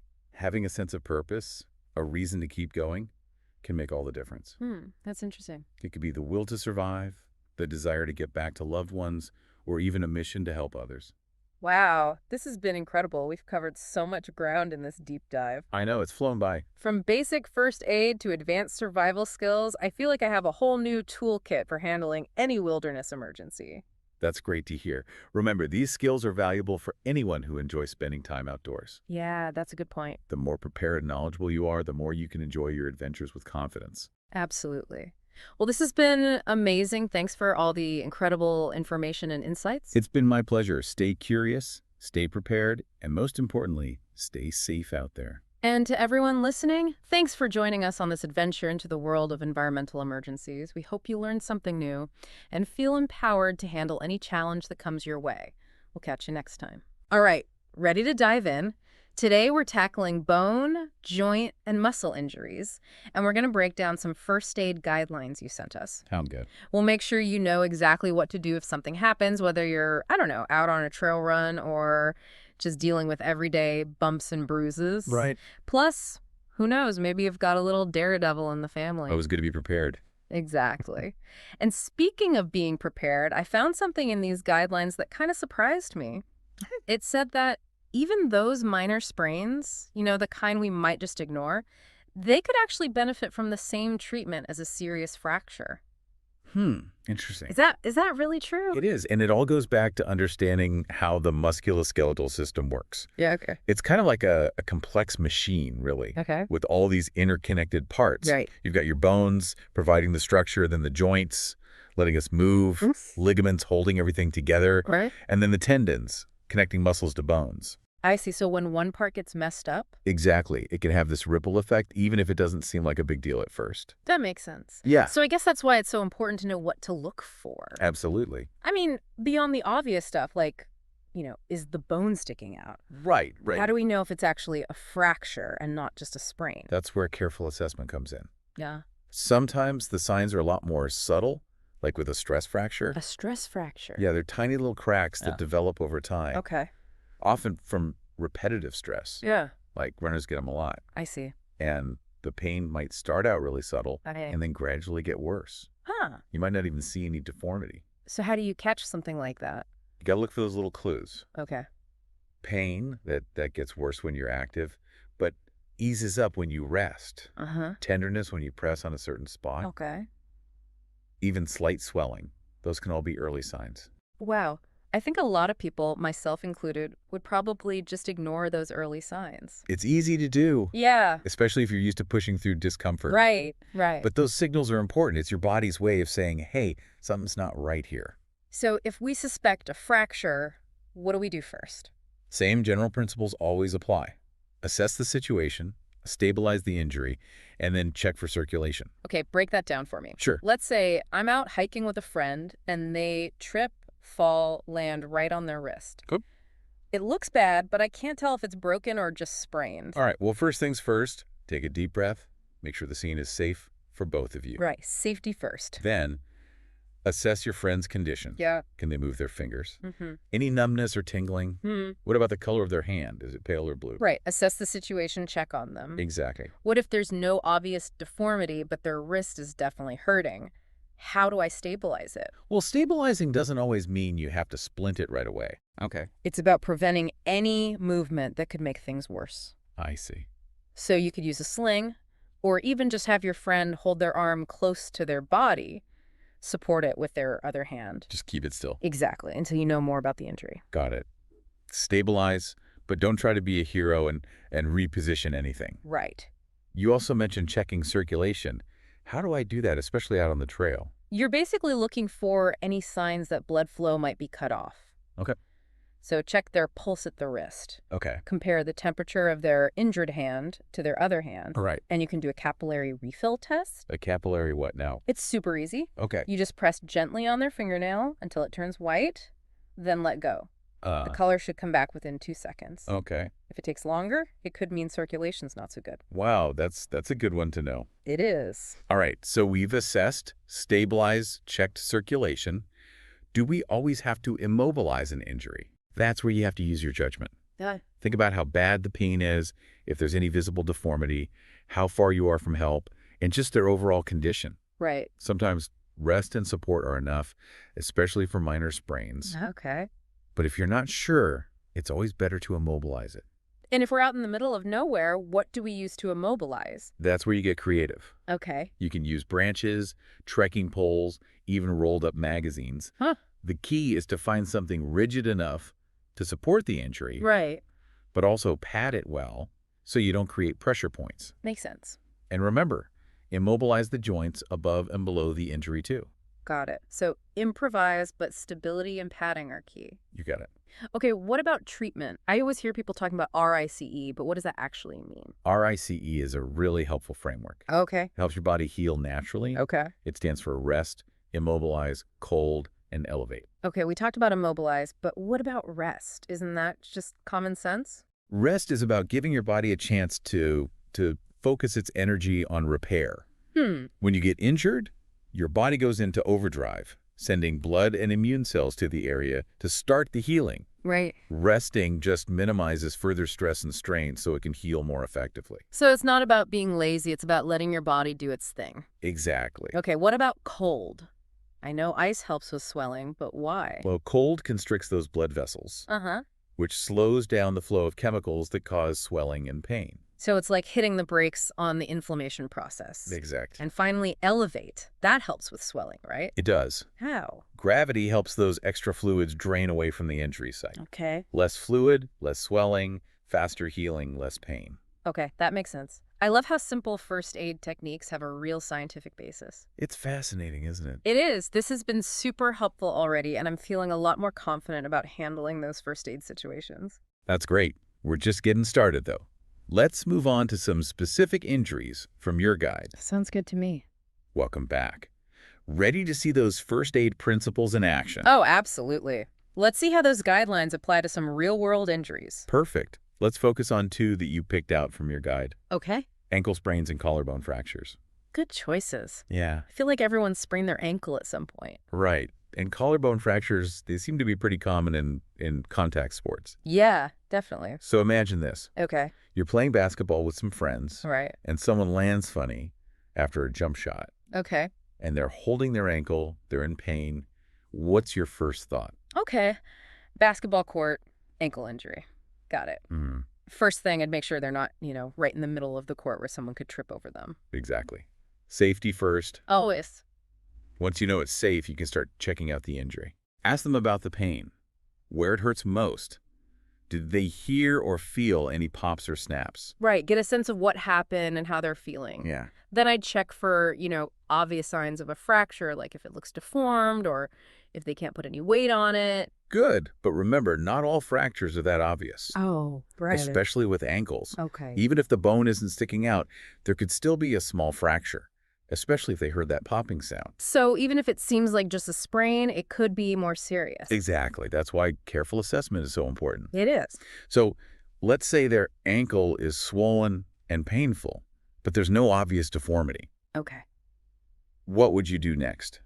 Well, I remember you saying immobilization is important. It is. But if I don't have a splint, how do I support their ankle? Great question. Remember, we're trying to prevent any movement that could make things worse. Right. So even without a splint, you can use a pillow or a rolled up blanket for support. Oh, right. We talked about using everyday objects as splints. Ex- So I'd put their ankle on the pillow, make sure it's comfortable, Okay. and then use bandages to keep it in place. Perfect. Make sure the bandage is snug, but not too tight, Okay. and extend it above and below the ankle to really limit movement. Got it. And of course, you wouldn't forget to check their circulation. Right. Capillary refill test. Press on the toenail, see how quickly the color comes back. Exactly. And while I'm at it, I'd also check for any numbness or tingling in their toes. Good catch. That could mean there's nerve involvement, right? It could, and that would mean they need to see a doctor ASAP. Okay, so we've stabilized the ankle, checked their circulation. What about the rest of our ICE? This is where it really comes in handy. Okay, Rest is crucial. Absolutely no weight on that ankle. got it. Ice, 15-20 minutes at a time, will help with pain and swelling Okay. and elevate that ankle above their heart to help drain any excess fluids. RIC, it's like a magic formula. It's pretty effective. It is. Any special tips for using ice? Definitely. First, never put ice directly on the skin. All right. Always wrap it in a towel or To something. prevent ice burns. Exactly. Ouch. And don't ice for too long. Okay, Those 15-20 minute intervals are important. got it. And pay attention to how their skin's reacting. Okay. If it starts to turn really red or white, or they say it feels numb, take the ice off right away. Okay, good tips. All right, we've tackled ankle sprains. Now let's talk about those collarbone fractures. Okay, let's do it. Those seem a lot more, intense. They can be, especially because the collarbone's so prominent. Right. So picture this. Okay. You're coaching a soccer game. All right. One of your players collides with another, lands hard on their shoulder. Ooh. They're holding their arm close to their body, clearly in pain. Okay, soccer field, potential collarbone injury. I'm with you. What's your first move? Get them off the field, of course. Right. Find a safe place for them to sit. Good. And then I'd ask them about the pain and look for any, obvious signs of a fracture. Perfect. And with collarbones, the signs are usually pretty clear. Okay. Severe pain, swelling, tenderness around the bone, sometimes even a visible bump. Right. They might even be tilting their head toward the injured side to try and minimize movement. Okay, so the visuals are helpful there. They are. So let's say it does look like a fracture. What's the best way to stabilize it? A sling's your best friend here, Okay. but it's not just about throwing any old sling on them. Right. You want to make sure it provides good support. Oh, okay, how do I do that? So gently support their injured arm, Okay. help them bend their elbow at a 90-degree angle, Uh-huh. keep their forearm across their chest. Okay. That's usually the most comfortable. Makes sense.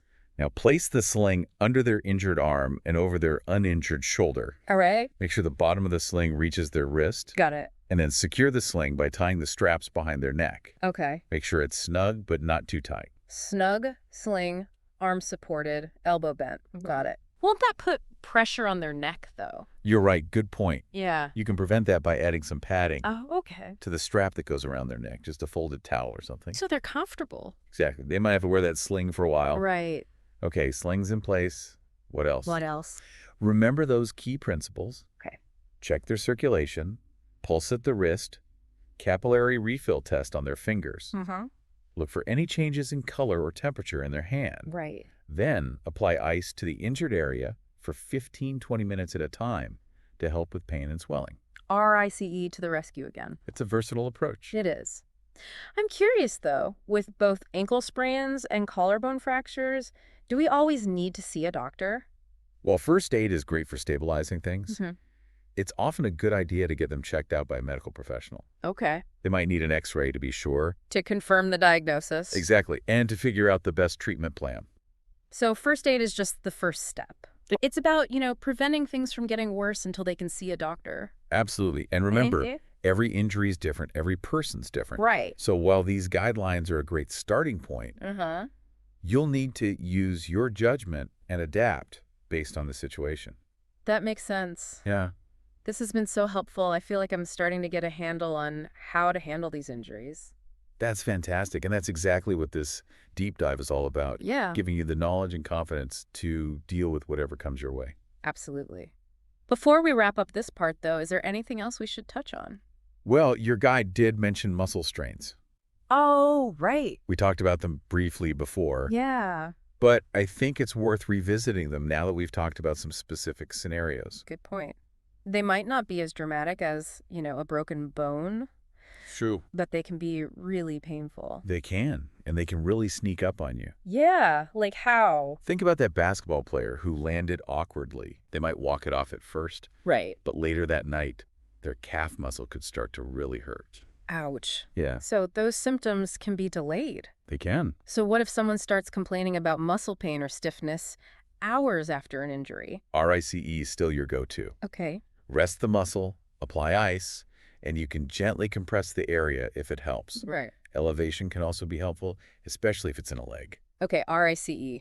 Always there for us. But is there anything specific about treating strains? Anything we should be careful about? It's really important to pay attention to the pain Okay. and not try to push through it. All right. Rest is super important for muscle healing. Uh-huh. Trying to tough it out can actually make things worse. So rest is key. It is. Any other tips for strains? Gentle stretching can be good once the initial pain and swelling have gone down. Okay. It helps with blood flow and flexibility. So gentle stretching, listen to your body, give those muscles time to heal. This has been another super informative segment, feeling like I'm adding all these new tools to my first aid kit. That's great to hear. And remember, this is just the beginning. Oh, there's more. We'll explore even more ways to boost your first aid knowledge in part 3. Sounds good. I'm ready to wrap up this part and dive into those final takeaways. Back again for the deep dive. We've covered a lot, from basic first aid principles to specific tips for ankle sprains, collarbone fractures, and even muscle strains. It's been quite a journey. It has. I feel way more prepared to handle those, unexpected injury situations now. That's the goal. It is. But before we wrap things up, let's do a quick recap of what we've learned Sounds good. and maybe talk about how to keep, building on those skills. Absolutely. Let's start with that foundation, understanding the musculoskeletal system. Right. It's all connected. It is, and it's so important for understanding how injuries happen. Yeah, you've got the bones, the joints, the ligaments, the tendons. It's a lot to keep track of. It is a complex system, but once you grasp the basics, Yeah. it makes those first aid decisions so much easier. Like knowing what to look for. Exactly. Yeah. We talked about those obvious signs like pain, swelling, and if something looks deformed. Right. But we also talked about those more subtle signs. Yes, things like pain patterns with stress fractures or that delayed muscle soreness from a strain. It's all about listening to your body. Right. Absolutely. And don't be afraid to ask questions either. Oh, for sure. Like that capillary refill test. I never knew about that before. It's a simple technique, but so helpful. It is. And then there's RICE. Ah, yes. Our trusty RICE. It's amazing how those 4 things, rest, immobilize, cold, elevate, can really make a difference. It's a powerful combination, really. And it seems to work for so many different injuries. It does. Because it addresses those key factors in the healing process. Right. And I love those practical tips, like using everyday objects as splints or those tricks for applying ice safely. Those little details can make a big difference. They really can, but I know this is just the beginning. It is. Learning first aid is an ongoing process. So how can we keep learning and improving? Well, taking a certified first aid course is a great option. Okay. Organizations like the Red Cross offer fantastic programs. Maybe I should look into that. They give you hands-on practice and teach you how to handle a variety of situations. Sounds good. What about online resources? Are there any websites or apps you recommend? Definitely. Websites like Mayo Clinic and WebMD are great sources of reliable information. I've used those before, for sure. And there are tons of podcasts and videos out there, too. Oh, yeah. Love a good podcast. They can be really helpful for, learning new techniques and hearing about real-life experiences. Speaking of real-life experiences, your guide had that thought-provoking question about how the environment might change your approach to first aid. It did, and it's a really important point. Like, treating an ankle sprain on a hiking trail is one thing. Right. But what if you're miles from help in the middle of nowhere? Exactly. The stakes are higher, and you have to be even more resourceful. Makes you realize that first aid isn't just about following steps. It's about thinking on your feet and adapting to the situation. Couldn't have said it better myself. It's about staying calm, assessing the situation, and making the best decisions you can with the information you have. And knowing your limits, when to call for help. Absolutely. Never hesitate to call for professional help if you're unsure or if the situation seems serious. This deep dive has been amazing. I feel so much more confident about handling those unexpected injuries now. I'm so glad to hear that.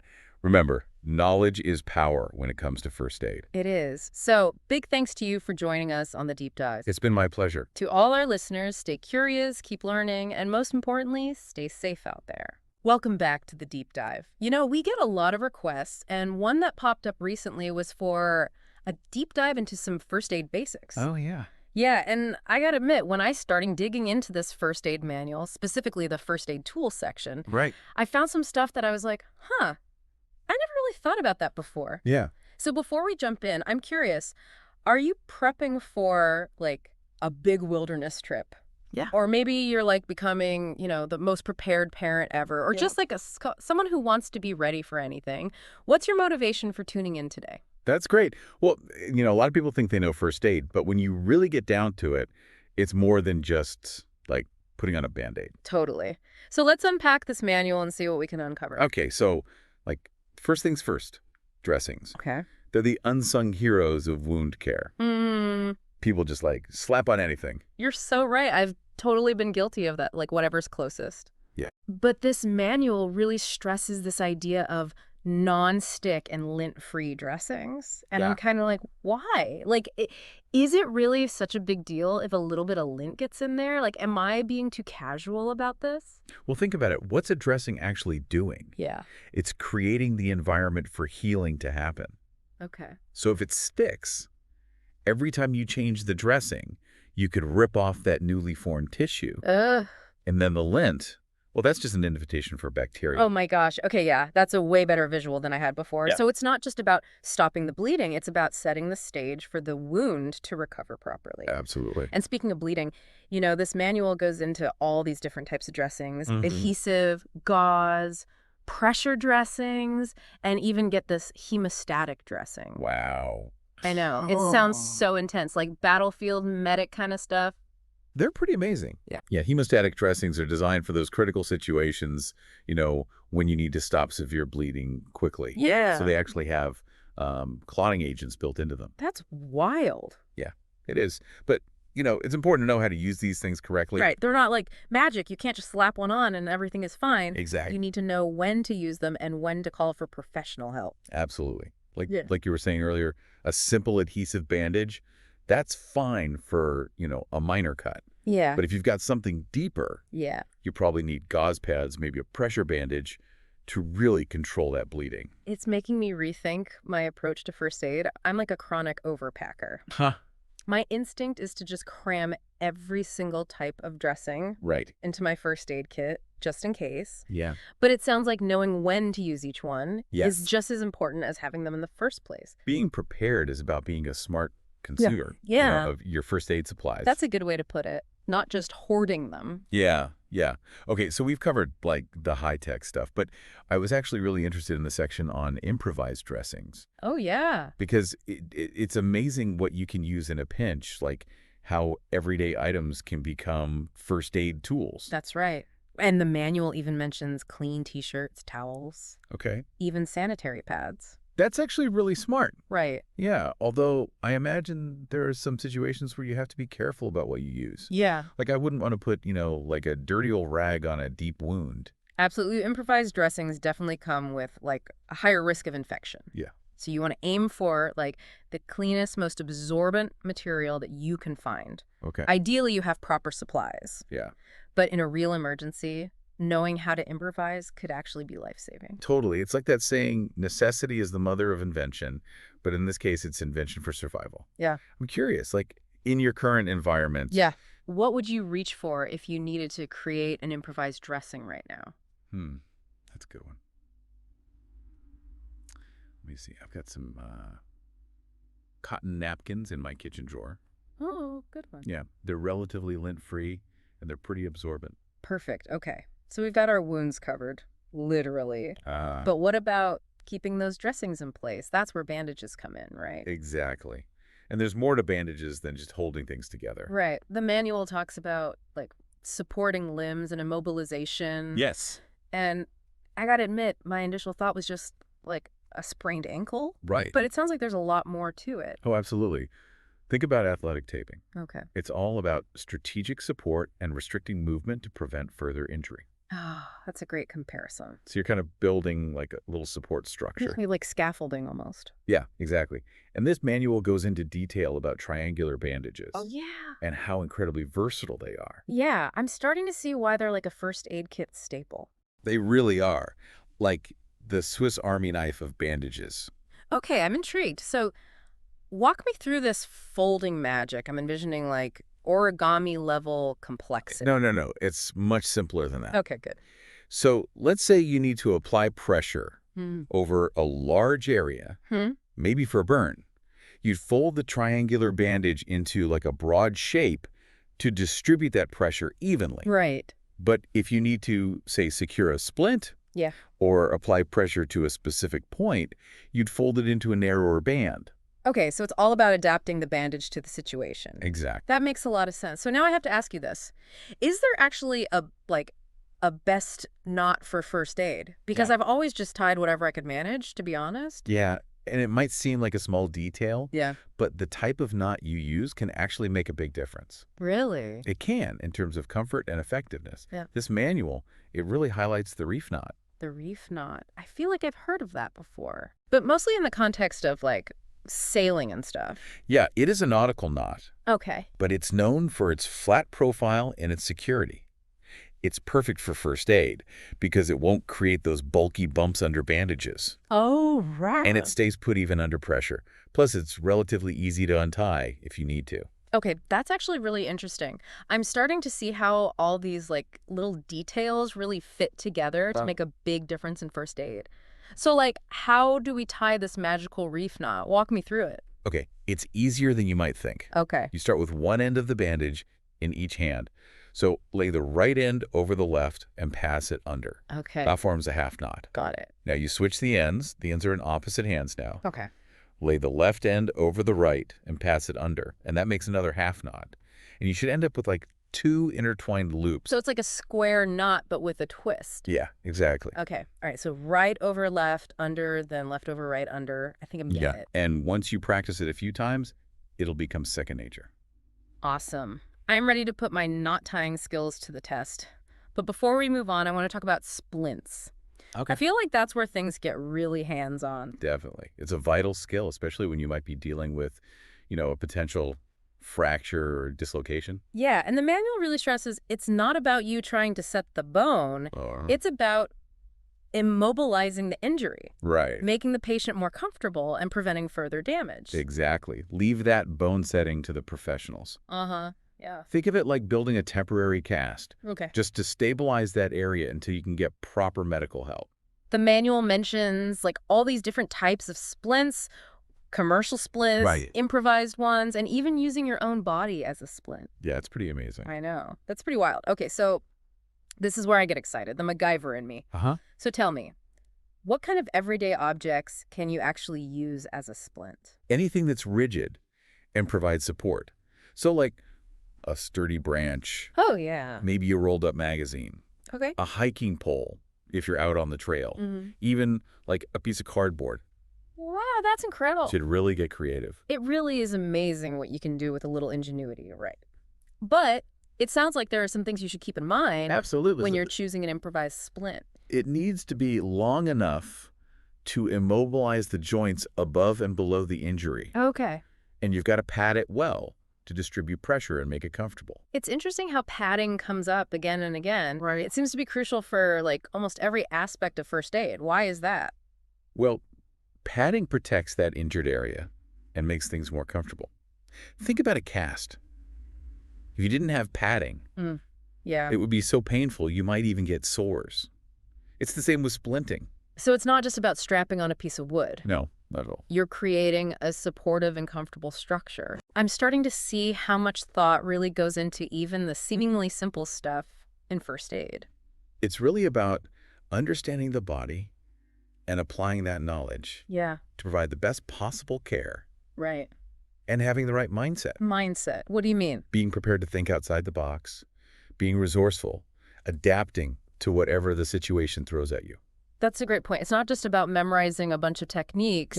It's about being able to assess the situation Yes. and use your knowledge creatively. Absolutely. And, you know, one of the most fascinating aspects of splinting is anatomical splinting. Anatomical splinting, that sounds a little intimidating. Is that where you use your own body? You got it. Wow. Sometimes the best splint is right there attached to you. That's so smart. Like you can tape a finger to an uninjured finger next to it Okay. just for support. Wow. It's like your body becomes a walking first aid kit. Uh-huh. That's one way to put it. This is making me rethink everything I thought I knew about first aid. That's what we're here for. To really dive deep and uncover those hidden gems of knowledge. I love it. And speaking of hidden gems, let's talk about another important part of splinting. Okay, I'm all ears. What else should we know? It's not just about the splint itself. It's about how you secure it. That's where our bandages and our trusty reef knots come back in. Oh, you're right. It all comes full circle. It does. So I'm guessing there are specific techniques for bandaging a splint. You bet. You want those bandages snug enough to provide support, but not so tight that they restrict circulation. Right. The manual mentions checking circulation regularly, especially with improvised splints. Why is that so important? Well, anytime you're applying pressure to a limb, Yeah. there's a risk of cutting off blood flow. Oh, right. Of course. So you need to check for signs of that, like numbness, tingling, or a bluish tint to the skin. So it's a delicate balance. It's a- between providing support and ensuring you're not cutting off circulation. It's Exactly. actually a lot more complex than I thought. It's fascinating, isn't it? It is. First aid is all about the interplay of anatomy and physiology and practical skills, Yeah. and then applying all of that knowledge to real-world situations. I'm definitely feeling more informed, but also like, wow, I have so much more to learn. This has been like a real eye-opener. I'm glad to hear it, and that's the beauty of it. There's always more to discover. Absolutely. Now, before we jump into slings, Okay. I want to touch on one more important point about bandages. Okay, what else should we know? The manual emphasizes passing bandages under the natural hollows of the body when you're splinting. I'm not sure I understand what that means. Can you elaborate? Sure. Imagine you're bandaging a splint to someone's lower leg. Instead of wrapping the bandage straight around their calf, Yeah. you pass it under the hollow behind the knee. Oh, okay. This prevents the bandage from bunching up and creating pressure points, Yeah. and it also helps distribute the pressure more evenly. That's a great tip. It's those little details that can make such a big difference. Right. It's about being mindful of the body's natural contours and working with them, and paying attention to those details. It's like a combination of art and science, really. Exactly. Now, are you ready to move on to slings? Absolutely. Bring on the slings. Okay. Okay, I'm ready to tackle slings. I always thought they were just for supporting, like, a sore arm, but this manual mentions different types of slings for different purposes, and I'm like, wait, what? It's easy to think of first aid tools as having, like, just one use. Right. But the more you get into it, Yeah. the more you realize it's all about adaptability. Okay. Take slings. You've got the classic arm sling, Okay. the tubular sling, and even the cuff and collar sling. Okay. Each one's designed to provide support in a slightly different way. I'm intrigued. Break down these sling styles for me. Like, when would you use one over the other? Okay, so let's start with the classic arm sling. Okay. That's the one most people are familiar with. It's great for supporting injuries to the lower arm, wrist, and hand. So picture this. You sprained your wrist. Okay. You'd use a triangular bandage, put the widest part under the injured arm, and tie the ends around the neck. Okay. The point of that triangle supports the elbow, and the sling keeps the arm elevated, Okay. which helps reduce swelling. So it's not just about, like, supporting the weight of the arm. Right. It's also about positioning it for optimal healing. Exactly. Now, let's say you need more support. Okay. Maybe you have a shoulder injury or a fracture in the upper arm. Oh, okay. That's when you'd use a tubular sling. Okay. You make this by folding a triangular bandage in a specific way Okay. to create a loop that goes around the elbow and then over the opposite shoulder. So instead of just hanging from the neck, the weight of the arm is, like, distributed across the back and chest. Exactly. It provides more stability and takes some of the pressure off the neck. Okay, that makes sense. What about that cuff and collar sling? When would you use that one? That one's specifically for shoulder injuries. Okay. When you need to immobilize that shoulder joint as much as possible. Oh, okay. You basically create a loop around the wrist and then tie the ends around the neck like a collar. Mm-hmm. This keeps the arm close to the body and prevents it from moving around too much. So it's like a step up in terms of immobilization. Yes, exactly. It's amazing how something as simple as a triangular bandage I know. can be adapted to so many different situations. It really speaks to the ingenuity of first aid. Yeah. And I think it highlights the importance of understanding the principles behind these techniques. Okay. You know, it's not just about memorizing steps. Right. It's about knowing why you're doing what you're doing Yeah. and how to adapt to different situations. I'm seeing that. It's like once you understand the why, Yes, you can be more flexible and resourceful in your approach. exactly. And that resourcefulness can be so helpful when you're dealing with an unexpected injury Mhm. and maybe you don't have a full first aid kit on hand. Yeah, for sure. Okay, so we've covered dressings, bandages, knots, splints, and slings.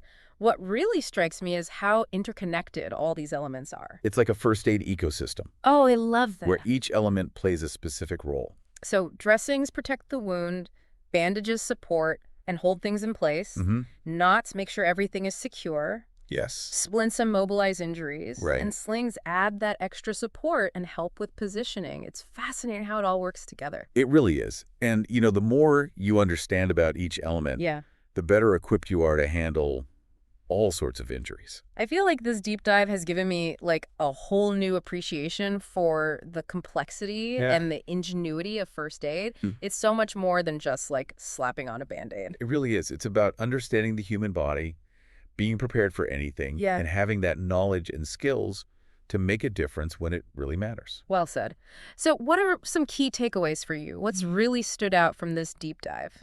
I think for me, it's really that emphasis on understanding the why behind each technique. Yes. Like knowing those principles behind dressings, bandages, knots, and splints. Mm-hmm. It makes you a much more confident and adaptable first aider. Absolutely. It's not just about following steps blindly. No. It's about understanding why you're doing it. Exactly. Then you can adapt and improvise no matter what. And the other takeaway that really resonates with me is the importance of observation. Oh, interesting. Whether you're assessing an injury, Yeah. checking circulation, or monitoring how someone's responding to treatment, Right. it's all about paying attention to those details. That's such a good point. It's about being present, Yes. engaged throughout the entire process. Exactly. Using all your senses Mhm. to gather information and make good decisions. It's almost like being a detective, I love that. looking for clues, piecing together the puzzle of what happened. You got to be observant, Yeah. analytical, resourceful. It really has opened my eyes to the nuances of first aid. I'm glad to hear that. I feel like I've reached, like, a whole new level. And remember, it's a journey, not a destination. Oh, that's good. There's always more to learn, Mhm. more to practice, and more ways to improve your skills. You're right. It's about continuous learning and improvement. Something's been on my mind this whole time. Oh. We've talked a lot about, like, the technical stuff, Yeah. but I'm also kind of curious about, like, the psychological side of first aid. Oh, that's an important part that often gets overlooked. Yeah. What are you thinking about specifically? You know how in the movies, Yeah. people freeze up in an emergency? Like, Right. how do you actually stay calm and focused when you're faced with, like, a real-life injury? I think a lot of it comes down to preparation and practice. The more familiar you are with those first aid techniques, the more confident you'll feel when that pressure's on. So it's like building muscle memory. You can just react instinctively rather than getting overwhelmed by, fear and panic. And it's about having a plan. Okay. Knowing what steps to take in what order, Hmm. that can help you feel more in control, even in a chaotic situation. So it's not just about knowing how to, like, apply a bandage or tie a knot. Right. It's about having a mental framework for how to approach an emergency situation. Absolutely. Being mentally prepared is just as important as being physically prepared. And recognizing your limitations. What do you mean by that? Knowing when a situation is beyond your capabilities. Right. And when to call for help. Oh, okay. Sometimes the best thing you can do is realize you need to call 911. Yeah. Get that person to a hospital. So being realistic and knowing when to step back, Yes, let the professionals take over. exactly. First aid's about that immediate care, Mm-hmm. but it's not a substitute for proper medical attention. It's like being a link in the chain of care, not the entire chain. Well said. Hmm. So as we wrap up this part of our deep dive, Yeah. I want to leave you with this thought. It's one thing to know stuff, but it's another to actually do it. Right. Don't let this information just sit in your head. Okay. Find opportunities to practice these skills, maybe with a friend, Mm. family member, or take a first aid course. That's great advice. The more you practice, the more confident you'll feel when it matters. Exactly.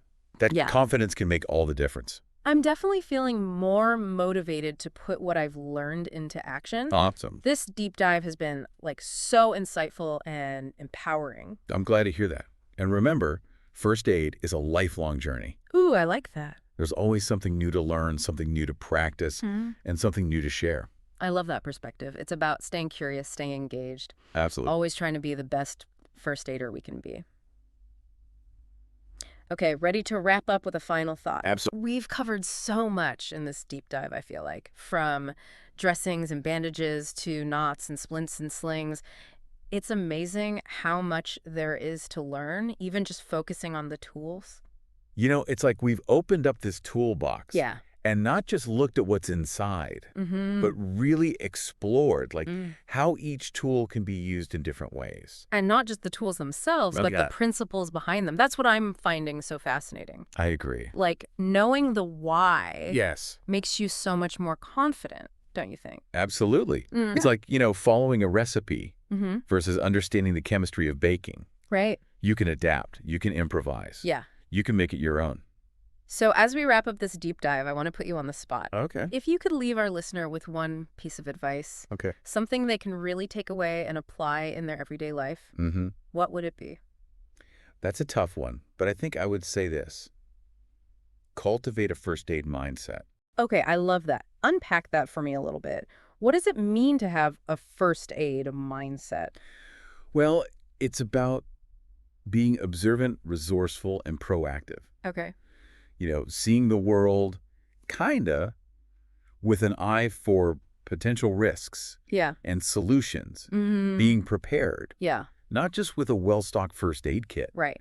but with, the mental and emotional capacity to respond well in a crisis. It's like first aid becomes a lens through which you view the world, Yes. rather than just a set of techniques you pull out in an emergency. Exactly. It's Yeah. about being aware of your surroundings, noticing those potential hazards, and think about how you might respond if something unexpected happened. So it's being present, engaged, and, like, ready to take action. It's not just about reacting to an injury. It's about, maybe even preventing one in the first place. Absolutely. Anticipating those problems. Yeah. Taking steps to mitigate them. Mm. Being the person who steps up and takes charge, rather than freezing or waiting for someone else. That's such a good point. It's not about being a superhero. Right. It's about having the confidence and the knowledge to make a difference. And remember, it's not something that happens overnight. Yeah. It's a process of learning, practicing, and reflecting.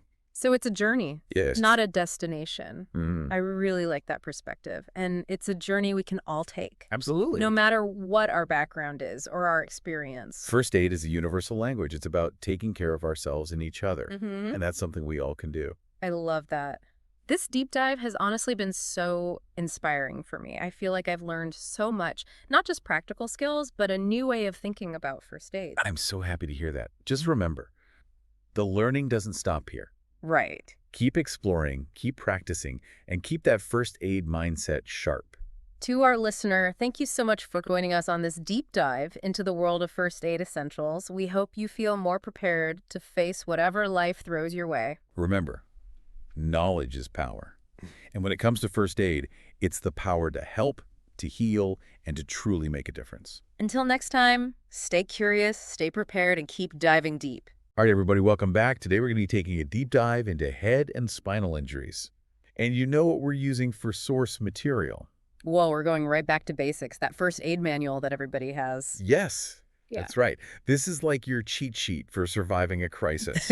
We're going way beyond, bandaging a cut or a scrape. Yeah. We're talking about serious stuff here. Yeah, this is. You know, when things go really, really bad, this is what you need to know. Exactly. You're going to be so surprised by some of the stuff in here. Like, did you know that helmets, they're great for skull fractures, but maybe not what you think for concussions? We're going to get into all that. Yeah, and you know what's so cool about this manual? It doesn't just tell you what to do. It teaches you to think like a first responder. It's about recognizing those subtle signs that could make all the difference. Totally. Let's start with those, call 911 now, signs of a serious head injury. The manual makes it very clear. It's like a horror movie. A deformed skull, fluid leaking from the ears, one pupil like way bigger than the other. I mean, this is serious stuff. Yeah, those are the red flags. They mean that there's probably some serious pressure on the brain. That's where the concept of mechanism of injury comes in. Ah, yes. Mechanism of injury. Basically understanding how the injury happened. So was it a fall from a height? Was it a car accident? That can really help you predict how bad the damage might be, even if they don't have symptoms right away. So, like, even if someone seems okay after a bad fall, if the mechanism of injury suggests a spinal problem, we have to treat it like it's a spinal problem. Exactly. That's kind of counterintuitive. It is, yeah. Because, paralysis isn't always immediate. Just because someone can wiggle their toes after a car accident doesn't mean they're out of the woods. Wow, that's scary. And this is where the manual gets into immobilization, right? Like you have to keep someone's head steady with your hands, fingers along the jawline, not covering the ears. Why not the ears? Well, think about it. If you were the one injured, Yeah. you'd want to be able to hear what's going on, right? Right. Someone's got their hands over your ears, you can't hear instructions. You can't even tell them what you're feeling. It seems like such a little detail, but it really matters. That makes sense. Okay, so let's talk about concussion. The manual differentiates between mild and severe concussion. And some of the signs, you might not even notice. Right. Seeing stars, feeling kind of in a fog, even just being slow to get up after you've been knocked down. And this is where people make mistakes. They think, oh, it's just a bump on the head. But those could be a sign of real damage. And delaying a doctor visit, that can be a big mistake. Yeah, that's true. I mean, it's easy to just brush those things off. Now, what about helmets? I always thought helmets were like the magic bullet for head injuries. But the manual actually says that they're best for preventing skull fractures, not necessarily concussion. That's right. Helmets are great for protecting your skull, distributing the force of a blow. But your brain can still move around inside your skull. So even with a helmet, you can still get a concussion. Yeah. A helmet reduces your risk, but it doesn't eliminate the risk. Okay, that's a really good point. So it's not just about wearing the gear. It's about understanding what that gear can and cannot do. Exactly. You've got it. Helmet's good, recklessness bad. Yeah. Got it. Now let's move on to spinal injuries. The manual has some pretty strong language about spinal injuries. Basically, it boils down to this. If someone falls from a height or they're in a car accident, you have to suspect a spinal injury, even if there are no symptoms. Right. We're not just looking at immediate signs. We're thinking about what could happen later. Paralysis, for example, might not show up right away. So just because someone seems okay right after an accident, that doesn't mean they are okay. Okay, that's scary. And this is where we get back to immobilization, right? The manual has this whole step-by-step guide for stabilizing the head and neck.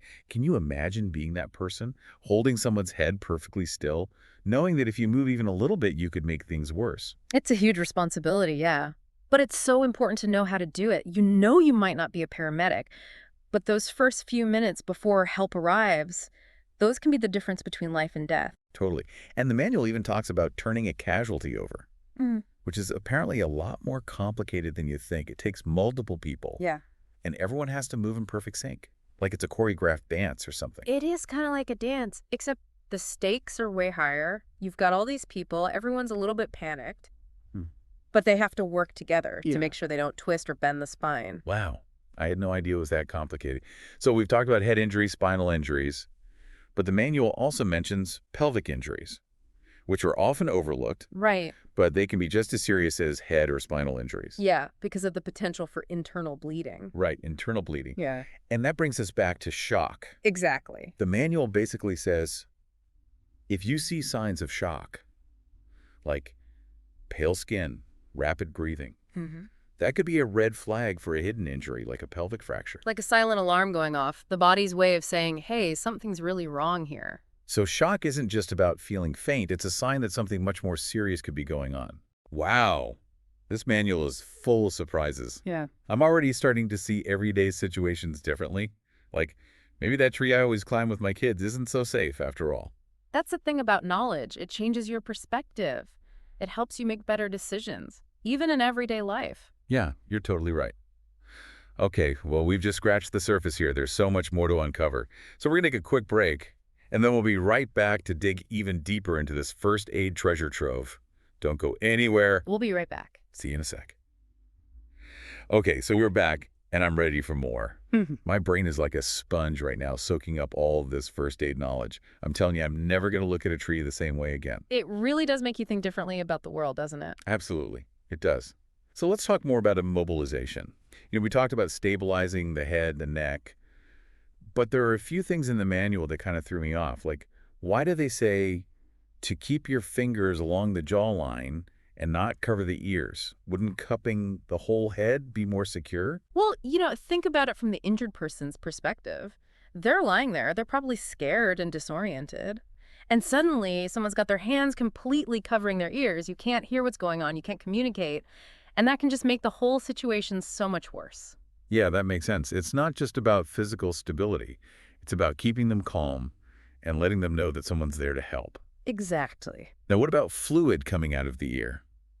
The manual mentions that as a possible sign of a skull fracture. They say to put a sterile dressing over the ear, but make sure it can still drain. What's the reasoning behind that? Well, if you block the ear canal completely, that fluid could get trapped inside. And that could actually increase the pressure on the brain. Oh, wow. I didn't think about that. It's a delicate balance, You want to protect the injury, but you also don't want to make things worse. Okay, this manual's really making me think. All right, let's talk about turning casualty. This is the one that really made me nervous. The manual really stresses the need for multiple people, and all their movements have to be perfectly coordinated. It sounds so complicated. It is a complex maneuver. Yeah.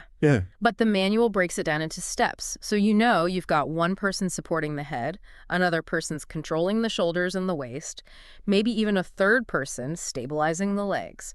Everyone has to move together. Like a team. Exactly, like a well-oiled machine. But what if you're alone? Is there anything you can do while you're waiting for help to arrive? Well, the manual does say that if you absolutely have to move the person, like if you need to clear their airway, you should try to keep their head and spine aligned as much as possible. It's not ideal, but sometimes you have to do what you have to do. Right, you have to improvise. Exactly. Okay, so we've talked about head injuries, spinal injuries. What about pelvic injuries? The manual says those can be easily overlooked. They are, yeah. And that's because they're not always as obvious as a head injury or a spinal injury, but they can be just as serious. So what should we be looking for? Well, think about that mechanism of injury again. The pelvis is a really strong structure, but it can be injured in a fall or a car accident, especially if there's a lot of force involved. So like in a car accident, even if someone's wearing a seatbelt, they could still have a pelvic injury. Absolutely. Because the seatbelt might stop your upper body, but your lower body keeps moving forward, and all that force goes right into your pelvis. Ouch. I never thought about that. So what are the signs of a pelvic injury? Well, the manual mentions things like not being able to stand, blood in the urine, pain in the groin or lower back. Okay, these are things you might not notice right away. Right, you have to look a little closer. And this brings us back to shock, doesn't it? It does. Because someone with a pelvic fracture, they might not have any external bleeding, but they could still be bleeding internally. And that can lead to shock. So shock is like a warning sign. Exactly. It's the body's way of saying, hey, something's wrong here. This is all starting to make sense now. I feel like I'm learning a whole new language. And the language of the body. Exactly. And this manual is our decoder ring. That's a great way to put it. Okay, we've covered a lot of ground here, but there's one more topic we need to talk about. Shock. Yes. Shock. That's a big one. It is. And I think it deserves its own special attention. Absolutely. So let's dive into the mysteries of shock. All right, let's do it. Okay, so we're back and ready to tackle this whole shock thing. I have to admit, I always thought of shock as just, feeling faint or dizzy, like when you see blood or something. But this manual is making me realize it's a lot more serious than that. Yeah, shock is definitely not just about feeling lightheaded. It's a real medical emergency. So what is it exactly? What's happening in the body when someone goes into shock? Well, the manual describes it as the body's circulatory system basically shutting down, like all the lights going out. The circulatory system. Yeah, the heart, the blood vessels, the blood itself. They're not delivering enough oxygen to the body's tissues and organs. So the body's not getting the oxygen it needs. Exactly. And that's why it's so dangerous. Wow. And we talked earlier about how shock can be a sign of hidden injuries, like a pelvic fracture, where there might not be any obvious bleeding on the outside. Right. It's like a silent alarm going off. The body saying, hey, pay attention to me. Okay, so shock is bad news. We get it. But what can we actually do about it? Like, I remember the classic first aid advice, lie the person down and elevate their legs. Is that still the right thing to do? It is. It's a good starting point. But the manual also stresses the importance of keeping the person warm, like wrapping them in blankets Right. and making sure to reassure them. So it's not just about the physical stuff, it's about the emotional support too. Exactly. Because shock can worsen really quickly. So calling 911 is crucial. Absolutely. As soon as you suspect someone might be in shock, you need to get professional help. Wow. I'm learning so much from this manual. It's like it's opening up a whole new world. It is, isn't it? It's like a secret decoder ring for understanding how the body works and what to do when things go wrong. So we've covered a lot of ground today, from head injuries to spinal injuries to shock. And I have to say, I'm feeling a lot more prepared to handle a first aid emergency. But it's also kind of scary realizing how much I didn't know. Well, that's the thing about knowledge, right? It empowers you, but it also makes you more aware of the risks. So what's the most important thing you want our listeners to take away from this deep dive? I think this first aid is for everyone. It's not just for doctors and nurses. Anyone can learn these skills and make a difference in an emergency. That's a great message. And you know what else? This manual is really well written. It breaks down these complex medical concepts into easy-to-understand steps. It makes you realize that anyone can be a first responder, even if you don't have any medical training. Absolutely. And you know what? The more people who have these skills, the safer our communities will be. Well said. We've covered a lot of ground today, but this is just the beginning. There's always more to learn. So pick up a first aid manual, take a class, and keep that thirst for knowledge alive. Because you never know when you might need to use these skills to help someone, maybe even save a life. Well said. Thanks for joining us for this deep dive into the world of first aid. Stay safe out there, and we'll see you next time. All right, welcome to another deep dive. You know we love getting your requests, and this one is a good one. Yeah, very relevant to everyone, I think. For sure. This time we are tackling first aid, and you sent us a first aid manual to dig through. Specifically, we are looking at cardiovascular emergencies. Oh, good topic. Right. You never know when you might encounter a situation where knowing what to do could make all the difference. Absolutely. It's like knowledge is power, right? It Well- can be a real lifesaver, literally. Exactly. It really is. So before we get into the actual first aid steps, maybe let's just take a quick look at how this whole circulatory system works. That was good. Yeah, it's a pretty incredible system. It's our lifeline, right? Like literally transporting oxygen, nutrients, all that stuff to every single cell in our body. Trillions of cells relying on this one system. I know. It's mind-boggling. And then it carries away the waste products, too. It's like the ultimate delivery and waste removal service. Yeah, very efficient system. And at the center of it all are the blood vessels. Your arteries, veins, and the capillaries. Okay, so let's break that down just a bit because I always get those mixed up. So arteries, those are the ones carrying the oxygen-rich blood away from the heart, right? To all the cells in the body. Exactly. They're like the superhighways, carrying that precious cargo. Okay, that makes sense. Okay. And then the veins are bringing the deoxygenated blood back to the heart, sort of completing the loop. Exactly. Back to the lungs to pick up more oxygen and start the cycle all over again. And then what about the capillaries? Where do they fit in? Think of those as the side streets, those tiny little vessels that connect the arteries and veins. That's where the actual exchange happens, like where the oxygen and nutrients get delivered to the cells. Okay, so it's all about keeping that blood flowing, right? Yeah. And that's where blood pressure comes in. Exactly. It's the force of the blood pushing against the walls of your arteries. It's kind of like the pressure in your tires. Yeah. It needs to be at the right level for everything to work smoothly. Okay, so if the pressure's too high, that's when we run into trouble, right? That's what they call hypertension. Yep, high blood pressure. And the thing is, it can be sneaky. A lot of people don't even know they have it. Oh, really? Because they don't have any symptoms or anything. Exactly. That's why they call it the silent killer. You might not even realize it's happening, but it's slowly damaging your arteries over time, increasing your risk for all sorts of cardiovascular problems. Like heart attacks and strokes? Yeah. It's kind of like driving on a bumpy road all the time. Okay. Eventually, your car is going to start to wear and tear and break down. Okay, so let's talk about those problems a bit more. Heart attacks. Mhm. In the manual, it talks about angina first. What's the difference? They both seem to involve the heart. Well, angina is like a temporary traffic jam. It's where the blood flow to the heart is reduced, but not completely blocked. So it's still getting some oxygen, just not enough. Right. And that can cause chest pain. But the key thing with angina is that the pain usually subsides when you rest. Okay, so if it doesn't go away with rest, that's more of a red flag. Exactly. That's more likely to be a heart attack where the blood flow is completely blocked. And that's when the damage can happen, right? Yeah, because part of the heart muscle is being starved of oxygen, and that can cause permanent damage. And sometimes a heart attack can feel like angina at first. Right, exactly. Right. Which is why it's so important to pay attention to your body and get medical help if you're having any kind of chest pain, especially if it doesn't go away with rest. This is good stuff. I mean, this is something everyone should know. For sure. And here's another important thing.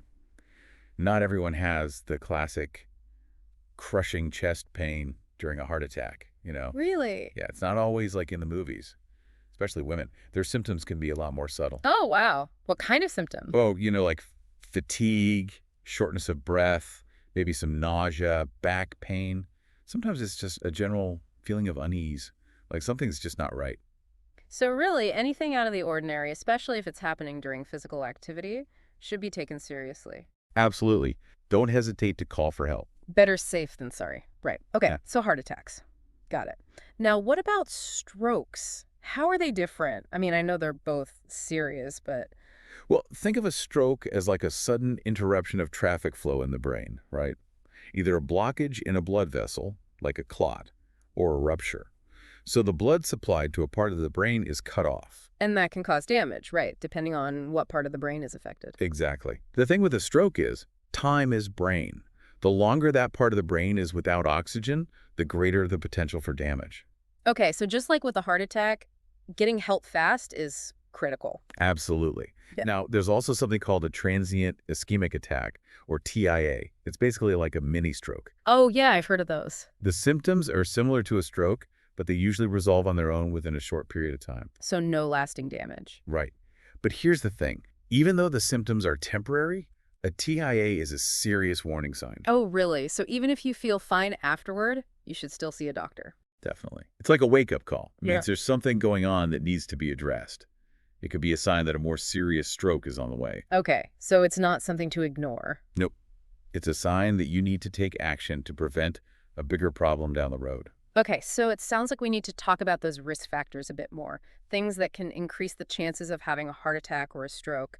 I know the manual mentions different types of risk factors. Right. You have modifiable and non-modifiable risk factors. Non-modifiable are things you can't change, like your age, your genetics, or your sex assigned at birth.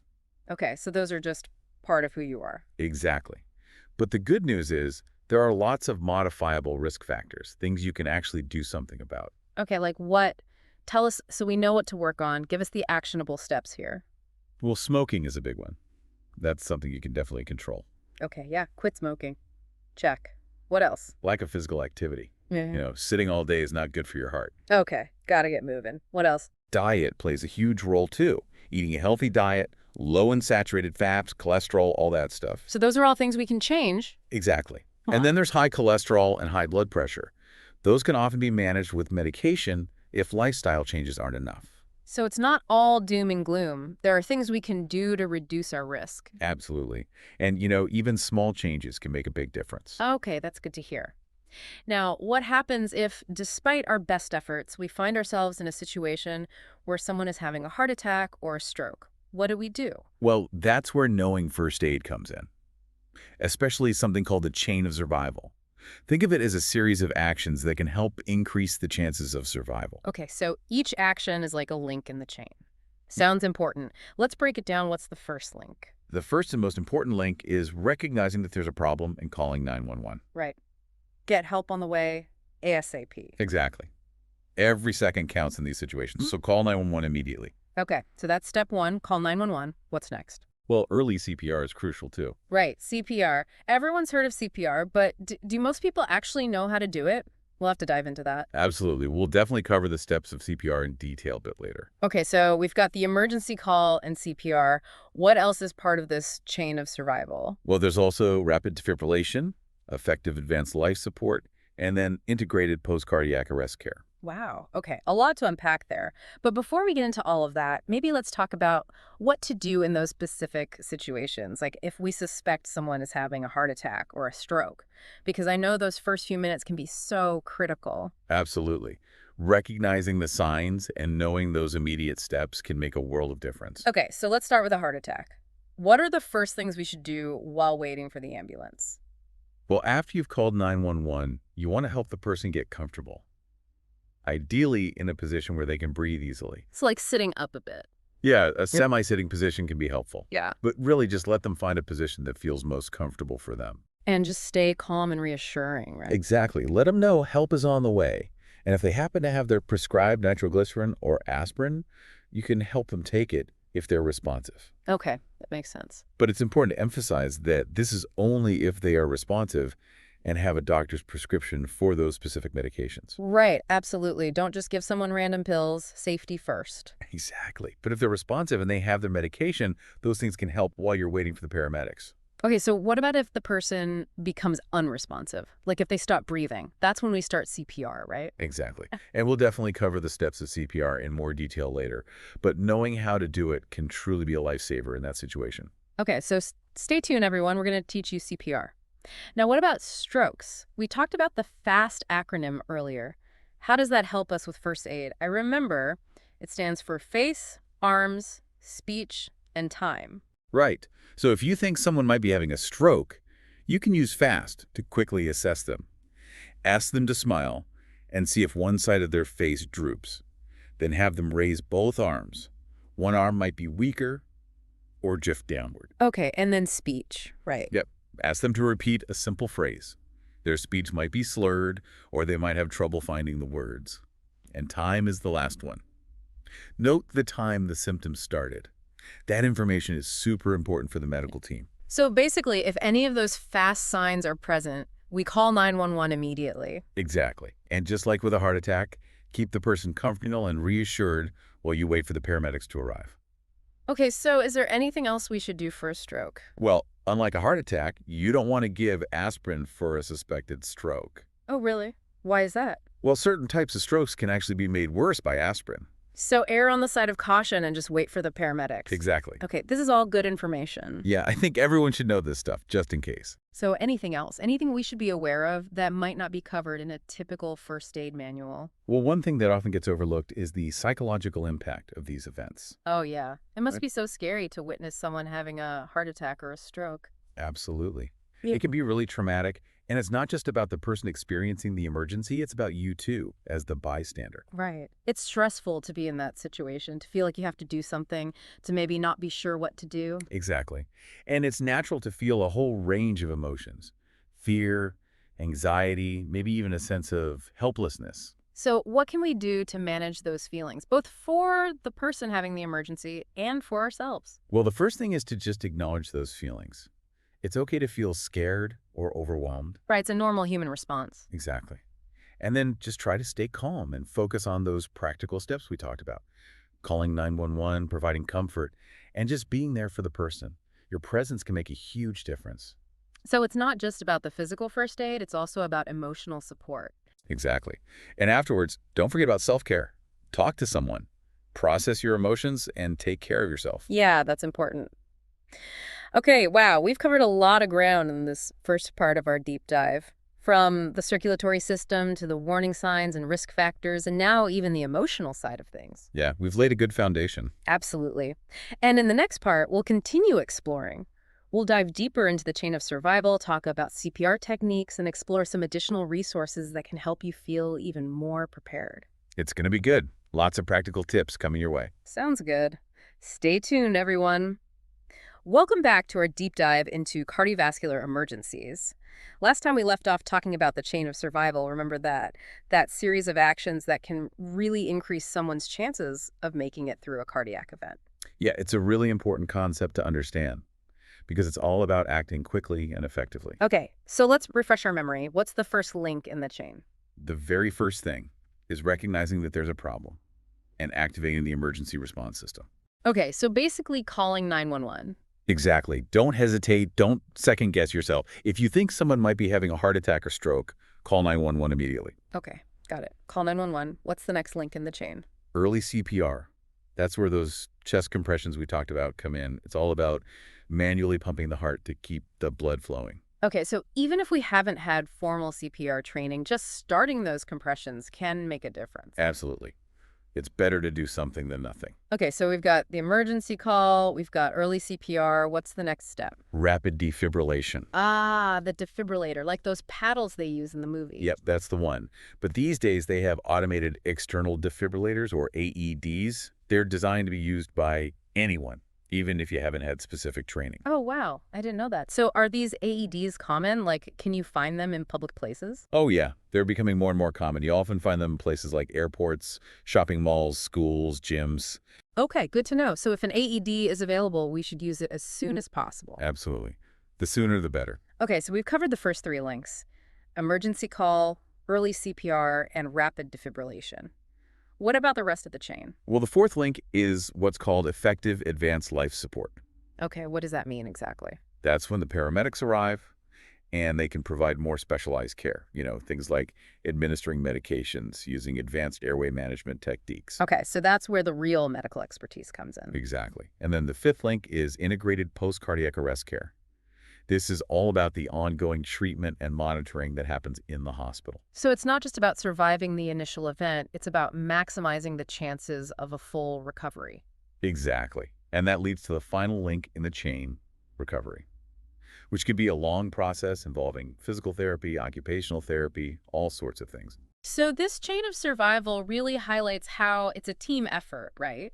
From those initial actions taken by bystanders to the ongoing care provided by medical professionals. Absolutely. Every link in the chain is important. And the stronger each link, the better the chances of a positive outcome. Okay, I'm really glad we're talking about all of this. It makes it feel less scary somehow, knowing what to do in these situations. I think knowledge is always empowering. So true. Okay, so we've established that CPR is a pretty crucial skill to have. You gave us a basic overview earlier, but can we dive a bit deeper into the actual technique? Sure. So first things first, make sure the person is lying on their back on a firm, flat surface. Okay, flat surface. Check. What's next? Kneel beside them and locate the correct hand position. It's right in the center of the chest, Right. between the nipples. Okay, got it. Center of the chest. Yep. Place the heel of one hand on that spot and then interlock the fingers of your other hand on top. Okay, and what about my arms? Should they be bent or straight? You want to keep your arms straight and lock your elbows. You're going to be using your body weight, not just your arm muscles, to do the compressions. Okay, so it's not just about arm strength. Got it. Right. You want to push down hard and fast, aiming for a depth of about 2 inches for an adult. 2 inches. Okay, and we're still aiming for that rate of 100 to 120 compressions per minute, right? Like we talked about before. Exactly. And it's really important to let the chest recoil completely after each compression. Don't just keep pushing down. You want to give the heart a chance to refill with blood. Got it. Push hard and fast. Let the chest come back up. Repeat. Okay, what about those rescue breaths you mentioned earlier? How do those fit in? Well, if you're trained and comfortable giving rescue breaths, you would tilt the person's head back gently to open the airway, pinch their nose shut, and give 2 breaths, each lasting about 1 second. Okay, so 2 breaths after every 30 compressions. Right. But even if you haven't been trained in rescue breaths, chest compressions alone are still incredibly valuable. Okay, good to know. So should we keep doing CPR until the paramedics arrive? Yes, absolutely. Don't stop until help takes over. Okay, got it. Now, what about strokes? We talked about using the FAST acronym to recognize the signs, but what should we do in terms of actual first aid while we're waiting for the ambulance? Well, just like with a heart attack, the first and most crucial step is calling 911. Right, time is of the essence with both of these conditions. Exactly. And while you're waiting for the paramedics, focus on keeping the person calm and comfortable. Help them into a comfortable position, maybe loosen any tight clothing, and just reassure them that help is on the way. So similar to a heart attack, just stay calm and provide support. Exactly. And one important thing to remember is don't give them anything to eat or drink. Okay, makes sense. Anything else? Just take note of the time the symptoms started. That information will be helpful for the medical team when they arrive. Okay, time of symptom onset. Got it. This is really good stuff. I feel like we're covering all the bases here. I hope so. It's all about feeling prepared. Exactly. Now, is there anything else we should keep in mind? Well, I think it's worth reiterating that while knowing the physical steps of first aid is important, don't underestimate the power of just being there for someone. Offering comfort, reassurance, a calming presence, those things can make a huge difference too. That's a good point. Sometimes it's easy to get caught up in the technical aspects and forget about the human element. Right, so just remember to be present, be supportive, and be kind. Great advice. Okay, so I think we've done a pretty good job covering the key points of responding to a heart attack or stroke. What's next on our agenda for this deep dive? Well, we've covered a lot of ground, but there's always more to learn. In our final segment, we'll talk about some additional resources and steps you can take to really feel confident and prepared for these types of emergencies. Okay, sounds good. Looking forward to it. Welcome back to our deep dive, everyone. We've been tackling the topic of first aid, and specifically, what to do if you encounter a cardiovascular emergency. It's been a pretty informative journey, hasn't it? I mean, we've covered a lot of ground, from understanding how the circulatory system works to recognizing the signs of a heart attack or stroke. We even talked about CPR and how important it is to act quickly in those situations. Exactly. But, sometimes just knowing the information isn't enough. We need to feel confident and prepared to actually use it. That's a really good point. So what are some practical steps our listeners can take to really solidify this knowledge and be ready to act if they ever need to? Well, I think the most important thing is to get some hands-on training. Take a formal CPR and first aid course. Yeah, those are offered pretty much everywhere, right? Oh, yeah, for sure. You can usually find them through your local Red Cross or American Heart Association. Okay, so look for those resources, get that training. What else can we do? Well, once you've taken a course, it's important to refresh your skills periodically. Things like CPR, they're not things you use every day, so it's easy to forget the specifics. Okay, yeah, that makes sense. So how do we refresh our skills? Just retake the course every few years. You can definitely do that, but you can also practice at home. Just practice those chest compressions on a pillow or a stuffed animal. Anything to help you remember the technique and the rhythm. Okay, that's a good tip. I like that. Practice on a teddy bear. What else? Any other advice for feeling prepared? Yeah, I would say familiarize yourself with the location of AEDs in places you frequent. AEDs, right, that automated external defibrillator. Exactly. If you're at the gym or at the mall or even at work, take a minute to figure out where the nearest AED is located, just in case you ever need to use it. Oh yeah, that's a good idea. Knowing where those resources are beforehand could save valuable time in an emergency. Exactly. And, one thing that can be really helpful is to talk to your family and friends about all of this. Oh, you mean share this information with them? Yeah. The more people who are aware and prepared, the better. Absolutely. It's like we can create a network of lifesavers. Exactly. Knowledge is power, but it's even more powerful when it's shared. Well said. Okay, so any final thoughts or advice you want to leave our listeners with? Well, I think the main thing to remember is you don't have to be a medical professional to make a difference in a cardiovascular emergency. Just knowing the basics, staying calm, and being willing to help can truly save a life. That's a really powerful message, and I think this deep dive has done a great job of empowering our listeners to do just that. I hope so. It's been a pleasure talking about this important topic with you. Likewise. And thank you to all our listeners for joining us on this deep dive. We'll catch you next time on another knowledge-packed adventure. Welcome back to the Deep Dive. Today we're diving into the world of first aid with you. Oh, cool. You sent us your notes and a first aid guide. Okay. So it seems like you're really serious about becoming a lifesaver. Mm-hmm.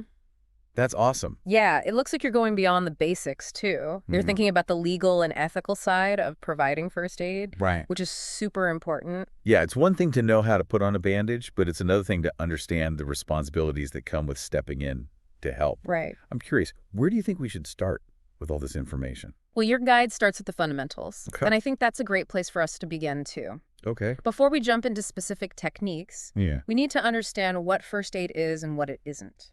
Okay, so back to basics. Yeah. What is first aid exactly? It's all about providing immediate care to someone who's been injured or suddenly becomes ill. Mm-hmm. It's about stabilizing the situation until professional help arrives. Right. It's not about diagnosing illnesses or performing complex medical procedures. Yeah. That's for the doctors. Right. First aid is like that critical first line of defense, Yes. that bridge between the emergency and the ambulance. Exactly. I notice your guide highlights 3 priorities in first aid. Mm-hmm. Can you tell me more about those? Absolutely. Your guide lays them out in a really logical order. Okay. First and foremost, you need to preserve life. That's always the top priority. Right. Then you focus on preventing the situation from getting worse. Mm. And finally, you do what you can to promote recovery. So there's like a step-by-step approach. Yeah. You can't move on to the next step until the previous one is taken care of. Yeah. I'm already seeing how important clear thinking is in an emergency. Yeah, for sure. Now, something that caught my eye in your notes was a question about age Yeah. and how it relates to first aid and CPR. Mm-hmm. Can you expand on that a little? You're right. It can be tricky. The guide mentions the standard age categories, infant, child, and adult. But it also emphasizes that it's not just about age. Right. It's also about size. Oh, okay. A lanky teenager might need adult CPR techniques, even if they're technically still a child, according to those guidelines. That's a great point. It's like how car seats are based on height and weight, not just age. Yeah, You really have to assess each situation individually. for sure. Now, there's a section in the guide on assisting with medication, Okay. which feels like a bit of a gray area for a first aider. Mm-hmm. What are the key things to keep in mind there? You're right. That can be a tricky area. Yeah. Luckily, your guide breaks it down with something called the 6 rights of medication. Okay. It's all about making sure you're giving the right medication to the right person in the right dose through the right route at the right time and documenting everything properly. Wow. It might seem obvious, but in a stressful situation, it's easy to make mistakes. I could see how that would be easy to overlook in the heat of the moment. Yeah, You definitely don't want to accidentally give someone the wrong medication. absolutely not. And is there anything else to consider when it comes to medication? One crucial point your guide mentions is the casualty's right to refuse medication. Even in an emergency, you can't force someone to take medication if they don't want to. That makes sense. Yeah, Consent is important, even in an emergency. absolutely. Now let's shift gears a bit and talk about workplace first aid. Okay. Your guide states that in Canada, it's actually the law for every workplace to have a designated first aider and a stocked first aid kit. Yeah, it is. That's interesting. It's not just a recommendation. Right. It's a legal requirement outlined in the Canada Labor Code. Wow. And it makes sense when you think about it. Accidents can happen anywhere, anytime. So it's not enough to just have a dusty old first aid kit tucked away in a cupboard somewhere. Exactly. And the guy goes deeper, explaining how the regulations consider factors like the number of employees, Okay. the types of hazards present in that specific workplace, Right. and even the distance from medical care. Wow. It's a tailored approach to preparedness. So a construction site would have different requirements than, say, an office building. Exactly. It's reassuring to know that the regulations take those specifics into account. Yeah, And is there anything protecting the first aider in these situations? absolutely. The Canada Labor Code specifically states that employees who provide first aid in good faith are protected from liability. Okay. So if you're a designated first aider at work and you're acting to the best of your ability, you shouldn't be held legally responsible for any unintentional consequences. That's great to hear. No one wants to hesitate to help because they're afraid of getting sued. Right. And this brings us to a broader question about legal protection for anyone providing first aid, not just in the workplace. Mm-hmm. What about these Good Samaritan laws I keep hearing about. Good Samaritan laws are in place across Canada to protect anyone who voluntarily provides aid in an emergency. Okay. Even if they have no legal obligation to do so, these laws are designed to encourage people to help without fear of legal repercussions. So if I witness a car accident and I stop to help, I'm protected under these laws. Exactly, but there are some important things to remember. Okay. Your guide emphasizes the principles of consent, reasonable skill and care, and not abandoning the casualty. Okay. Basically, you need to act responsibly and to the best of your abilities. So consent is still key, even in a chaotic situation. Absolutely. But what happens if the person is unconscious? Right. How can you get consent then? That's where the concept of implied consent comes in. Okay. If someone is unresponsive and unable to communicate, the law assumes they would want help, and you can proceed. Oh, okay. Of course, as soon as they regain consciousness, you would want to confirm their consent. That makes sense. You're acting in their best interest until they can tell you what they want. Yeah. It sounds like there's a lot of nuance to these Good Samaritan laws. Are they the same across all of Canada? They are very similar across most provinces and territories. However, there is one very interesting exception: Quebec. Oh. What's different about Quebec? What Quebec's Charter of Human Rights and Freedoms actually has a duty to respond clause. Okay. This means if someone's life is in danger, you're legally required to help as long as doing so doesn't endanger yourself or others. Wow. That's a big difference. It is. It goes beyond just encouraging people to be Good Samaritans. It's actually making it a legal obligation. Yeah. It makes you wonder how that works in practice. It certainly does raise a lot of interesting questions, and it highlights how different legal frameworks approach emergency situations. It definitely adds a new dimension to this whole discussion of responsibility and first aid. So if I'm understanding this correctly, outside of Quebec, there's no legal requirement for a bystander to provide help in an emergency, right? That's correct, unless it's part of your job, like in a workplace setting. Okay. You're not legally obligated to provide first aid outside of Quebec. So it really comes down to a personal choice informed by those Good Samaritan laws. Exactly. But even with those protections in place, safety has to be the top concern, right? You are absolutely right. Your safety and the safety of the casualty is paramount. Right. Your guide stresses the importance of being aware of potential hazards at the scene of an emergency. Okay. It talks about 3 main types of hazards. Okay. The original source of the injury, external factors and hazards related to the rescue itself. Could you give me an example of what that might look like in a real-life situation? Hmm. I'm having trouble picturing that. Let's say you come across a car accident. The wrecked vehicles themselves could still be unstable. Oh, okay. There might be leaking fluids or even live wires. Right. That's the original source of danger. Got it. External factors might include things like oncoming traffic, Right. bad weather, or even a hostile crowd. Okay. And the hazards related to the rescue, that would be things like trying to move a heavy casualty without proper equipment or assistance, Right. which could injure both of you. Yeah. Even something as simple as slipping and falling while rushing to help. It's not always about the dramatic stuff. Wow. You're right. It's easy to overlook those less obvious hazards. So how can we minimize those risks and manage a chaotic scene like that? Your guide stresses the importance of controlling the scene as much as possible. This could involve things like calling 911 immediately, using mechanical means to move debris, Okay. ensuring you are using safe lifting techniques, having someone assist you, and even something as simple as turning on lights to improve visibility. So taking a moment to assess the situation before jumping into action is crucial.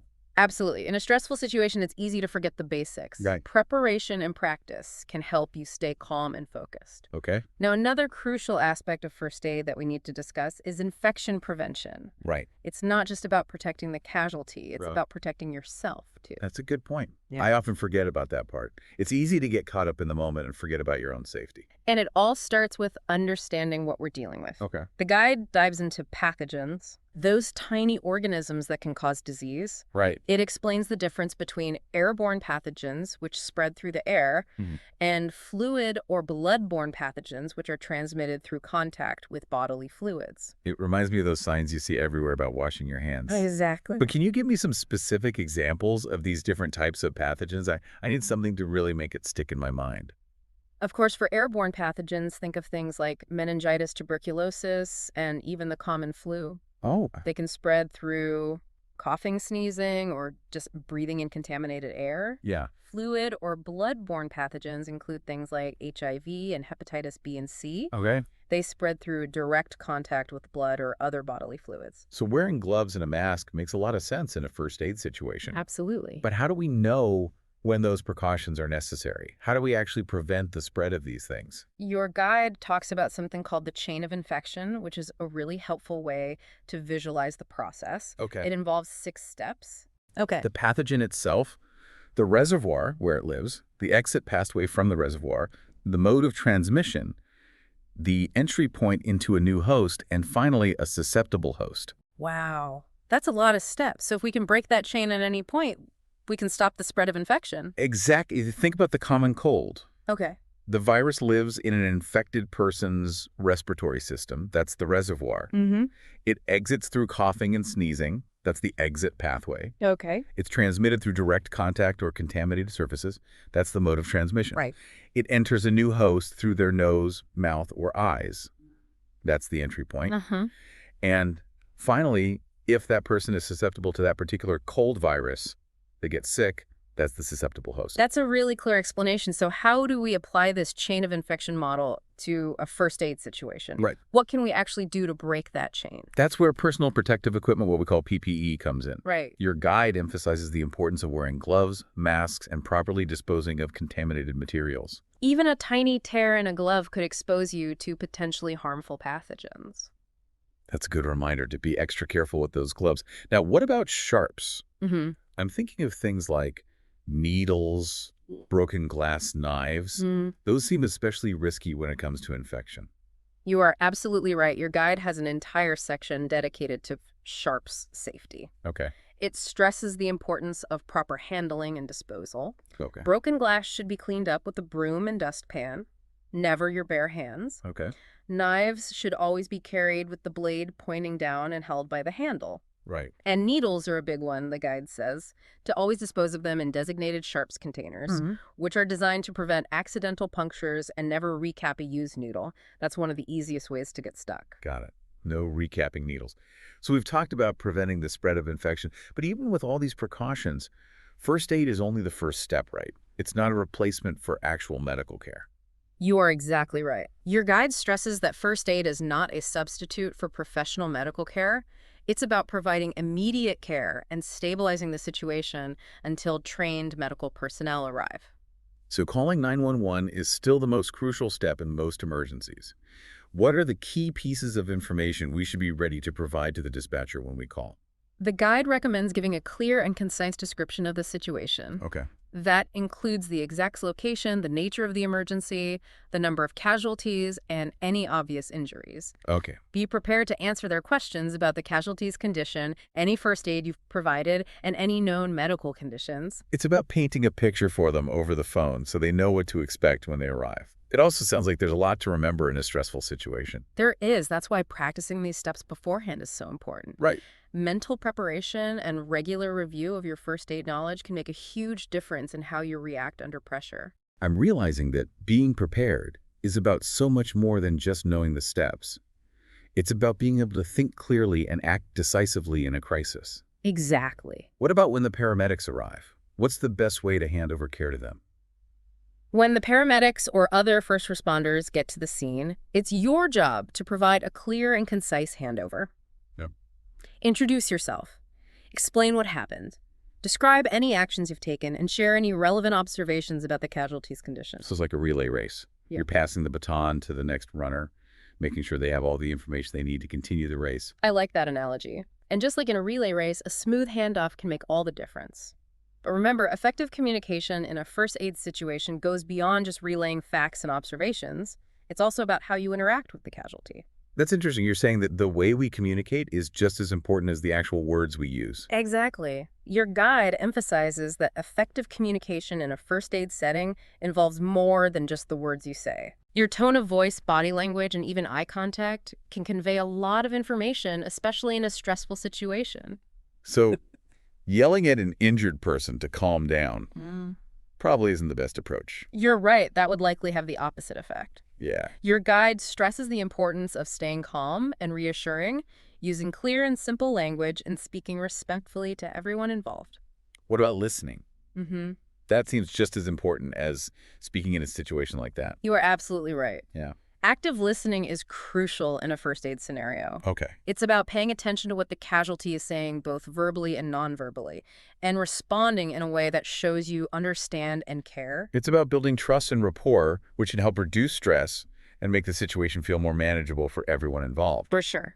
But I imagine there can be challenges to effective communication in an emergency. Mm-hmm. What are some of those barriers? You're right, it's not always straightforward. Your guide mentions potential communication barriers like language differences, physical impairments, cognitive issues, cultural differences, environmental noise, and even technical limitations with communication devices. Wow, that is a lot to consider. It is. It makes you realize how complex communication can be, especially when you add in the stress of an emergency. Any tips for overcoming those obstacles? The guide suggests a variety of techniques depending on the situation. Okay. You can try speaking slowly and clearly, using visual aids, writing things down, or even enlisting the help of a translator. Right. The key is to be adaptable and creative in finding ways to connect with the person you're trying to help. This is making me realize how much goes into being a good first aider. Yeah. It's not just about bandages and CPR. It's about being a good communicator, a good listener, and being able to think on your feet. It is. And speaking of stressful situations, how do you think first aiders can manage their own stress in an emergency? That's a great question, and it's something that your guide addresses directly. It emphasizes that stress is a natural physiological response to emergencies. Right. Your body is basically going into fight or flight mode, preparing you to deal with the threat. So a little bit of stress is normal. It's our body's way of getting us ready to act. But I can imagine that too much stress can actually make it harder to provide effective first aid. Yeah. How can we manage that stress and keep it from becoming overwhelming? The guide stresses the importance of mental preparation. Oh. Knowing what to expect and having a plan can help reduce anxiety. Regularly practicing your first aid skills can also boost your confidence and make you feel more in control. So it's like anything else. The more you practice, the better you'll be able to handle the pressure. Exactly. And what about the casualty? How does stress affect them in these situations? That's a great point. Casualties can experience stress in a variety of ways, and those reactions can sometimes be unexpected. So they might not always react the way you'd expect. What are some of the ways stress might manifest in a casualty? They might freak out or become aggressive. Right. That's a common one. But the guide also mentions reactions like denial, Okay. where the casualty might downplay the severity of their injury or resignation, Mm-hmm. where they might seem apathetic or even give up. That makes sense. Everyone reacts differently to trauma and stress. So how do we as first aiders respond to those different reactions? The most important thing is to stay calm and reassuring no matter how the casualty is behaving. Right. Acknowledge their feelings, validate their concerns, and explain what you're doing in a clear and simple way. So it's about meeting them where they are emotionally and trying to guide them back to a place of calm and cooperation that takes a lot of patience and understanding. It's making me realize that being a good first aider is about so much more than just having technical knowledge. Exactly. It's about combining that knowledge with compassion, empathy, and a genuine desire to help others. Mm-hmm. It's about being that steady presence in the midst of chaos. This has been a fantastic overview of the fundamentals and the broader context of first aid. But I know you're itching to dive into some of the specific techniques. Are you ready to get a bit more hands-on with this knowledge? I am. Let's move on to some of those practical skills. All right, are you ready to get into some practical first aid techniques? Absolutely. We've laid a solid foundation with all those fundamentals and legal considerations. Yeah. But now I'm eager to learn what to do in a real emergency. Okay. Your guide covers a lot of different scenarios. Mm-hmm. Where should we focus our energy today? Well, since you're aiming to be well prepared for anything, let's start with some of the most common injuries you might encounter. Oh? Bleeding, for example, is something you're likely to come across at some point. Yeah. And knowing how to control it can truly be life-saving. That makes sense. Yeah. Bleeding seems like a good place to start.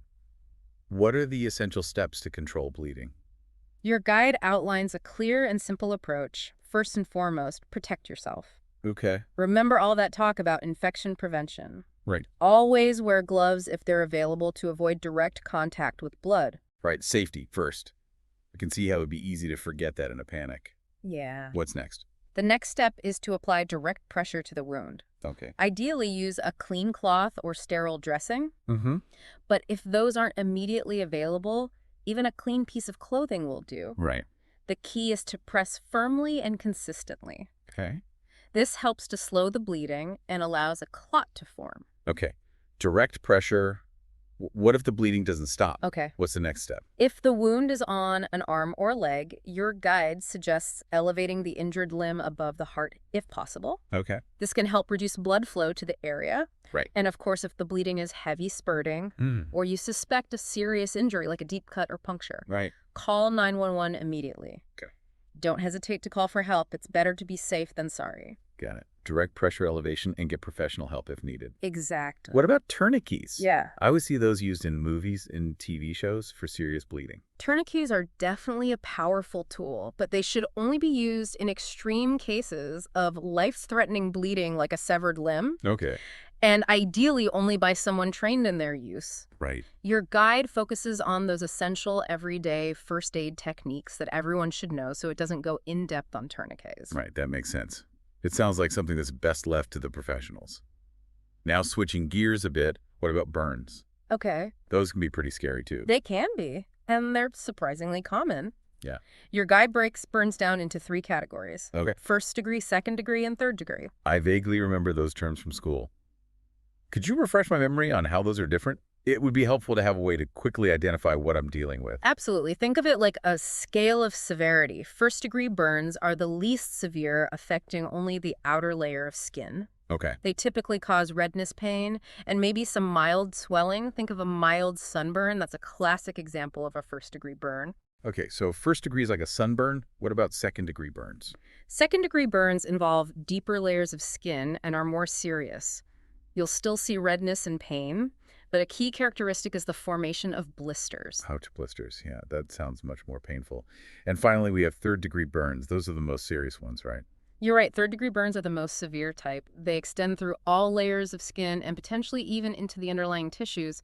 The skin might appear white or charred, and sometimes there might not be much pain because the nerve endings have been damaged. That's a chilling thought. Mm-hmm. No pain because the nerves are damaged. That's how you know it's really bad. So how do we approach first aid for burns? What's the first thing we should do? The immediate priority, regardless of the degree of the burn, is to stop the burning process. Okay. If it's a heat burn, cool the area with cool running water for at least 10 minutes. If it's a chemical burn, always follow the product label instructions for safely rinsing or neutralizing the chemical. Cool it down. Ah. What about those old wise tales I always hear about putting butter or toothpaste on a burn? Do those actually help? Your guide specifically warns against those home remedies. Oh, really? They can actually do more harm than good because they can trap heat and make the burn worse. Okay. Stick to cool running water. That's your best bet. Okay. Once you've cooled the burn, cover it loosely with a sterile dressing or a clean cloth to protect it from infection. Okay, I'm getting the picture. Cool water and a protective covering. But at what point do we call for professional help? When does a burn become serious enough to warrant a call to 911? That's a great question. If a burn is larger than the palm of the casualty's hand, Okay. if it involves the face, hands, feet, genitals, or a major joint, or if it appears very deep, it's always best to err on the side of caution and call 911. Third degree burns, as we discussed, always require immediate medical attention. Okay. I'm noting that down. Those are important signs to watch. For now, shifting gears a bit, let's talk about choking. Yeah. Such a terrifying thing to witness, let alone experience. What do we need to know about handling that kind of emergency? Choking is definitely a high-stress situation, but knowing what to do can literally save a life. The Heimlich maneuver is the go-to technique here, and your guide does a good job of explaining how to do it correctly with helpful illustrations to guide you. Can you walk me through the basic steps? I'm a visual learner, so it would be helpful to have a clear picture of how to perform the Heimlich maneuver. Of course, first, if someone is choking and can't speak or breathe, confirm they want your help. Wait, even in a choking situation, we need to ask for consent. If they can nod or gesture in any way to indicate they want your help, it's vital to get that confirmation. If they can't respond, implied consent is assumed. Oh, okay. Then stand behind the person, wrap your arms around their waist, and make a fist with one hand, placing the thumb side just above their navel below the rib cage. Okay, so you're basically positioning your fist right in the center of their abdomen, then what? Grab your fist with your other hand and give quick upward thrusts into their abdomen. Imagine you're trying to lift them up and dislodge whatever is blocking their airway. I think I'm starting to visualize it. How many thrusts do we do? And how do we know if it's working? You keep doing those thrusts until the object is dislodged and they can breathe again, or until they become unconscious. If they become unconscious, you'll need to call 911 immediately and start CPR. This is a lot to remember, and I can imagine that panic would set in during a real choking situation. Practice really seems key here. You're right, practice is essential. I'd recommend finding a first aid course in your area where you can practice these techniques on a mannequin under the guidance of a trained instructor. That way you'll be prepared to act confidently if you ever encounter a real choking emergency. That's a great suggestion. It's one thing to read about it, but actually practicing it would make a world of difference.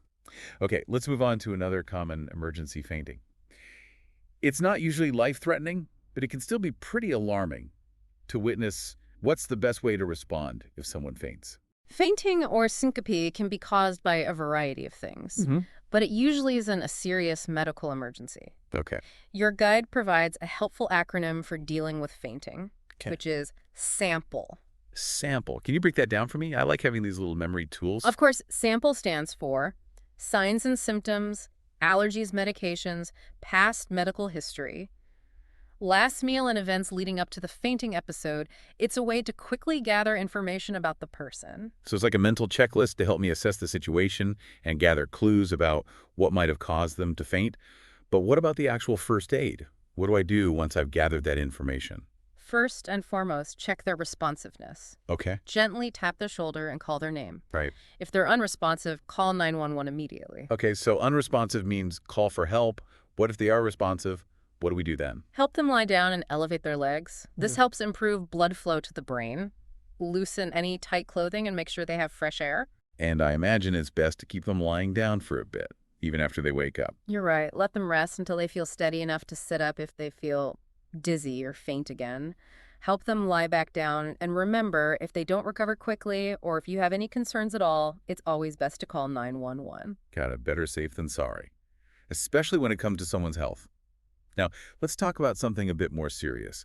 A heart attack that's a whole different level of urgency. You're right. Heart attacks are life-threatening emergencies that require immediate medical attention. The key here is to recognize the signs and symptoms as quickly as possible and call 911 without delay. So what are the warning signs? How do we know if someone is having a heart attack? The classic symptom is chest pain, often described as a crushing or squeezing sensation that can radiate to the arms, jaw, neck, or back. Okay. But it's important to note that not everyone experiences the classic chest pain. Really? So how else might a heart attack present itself? What other signs should we be aware of? Shortness of breath, nausea, sweating, lightheadedness, and even a sense of impending doom can all be warning signs of a heart attack. Wow, it's a lot more varied than I thought. So if we even suspect a heart attack, call 911 immediately. What else can we do while we're waiting for the paramedics to arrive? Your guide recommends helping the person into a comfortable position, usually sitting or semi-reclining, loosen any tight clothing, and reassure them that help is on the way. And what about CPR? I always thought that was the first thing to do in a heart attack situation. CPR is an incredibly important life-saving technique, but it's specifically for when someone's heart has stopped beating, what we call cardiac arrest. While a heart attack can lead to cardiac arrest, it's not always the case. So how do we know if CPR is necessary? What are the signs to watch for? The key is to check for responsiveness and breathing. If they're unresponsive and not breathing normally, then it's time to start CPR. Your guide provides step-by-step instructions on how to perform CPR correctly, including the correct hand placement, depth of compressions, and the ratio of compressions to breaths. That's a lot to remember, especially when you're dealing with the stress of a potential heart attack situation. Is there any kind of tool or technology that can help us in those moments? You're in luck. There is. Have you heard of AEDs, automated external defibrillators? They're becoming increasingly common in public places. I have. I see them in airports, malls, even in some office buildings. Yeah. I've always wondered how those work and what their purpose is. AEDs are truly amazing devices. They're designed to analyze the heart's rhythm and deliver an electric shock if needed to restore a normal heartbeat, the best part. They're designed to be used by anyone, even without medical training. Wow. So if I see someone in cardiac arrest, I should try to find an AED and use it. Seems almost too simple. You got it. AEDs can dramatically increase the chances of survival, so using one should always be a priority, and they're designed to be incredibly user-friendly. Your guide explains how to use them safely and effectively, and most AEDs even provide voice prompts and instructions to guide you through the process. That's reassuring.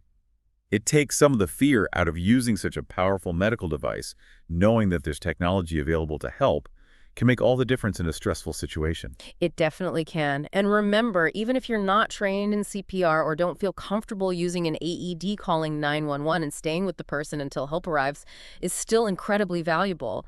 You can be their advocate, their voice, and their source of comfort during a truly frightening experience. That's a good reminder that anyone can make a difference in an emergency, even without specialized training.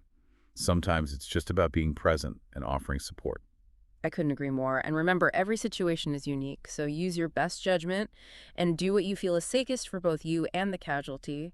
Trust your instincts and don't be afraid to act. We've covered a lot of ground here, from bleeding and burns to choking and heart attacks. Does the guide cover anything else that we haven't touched on yet? It seems like we've only scratched the surface of first aid. We have touched on a lot, but you're right, there's always more to learn. Your guide also includes sections on fractures and sprains, head injuries, seizures, allergic reactions, and even heat stroke and hypothermia. Wow, it really does cover a comprehensive range of emergencies.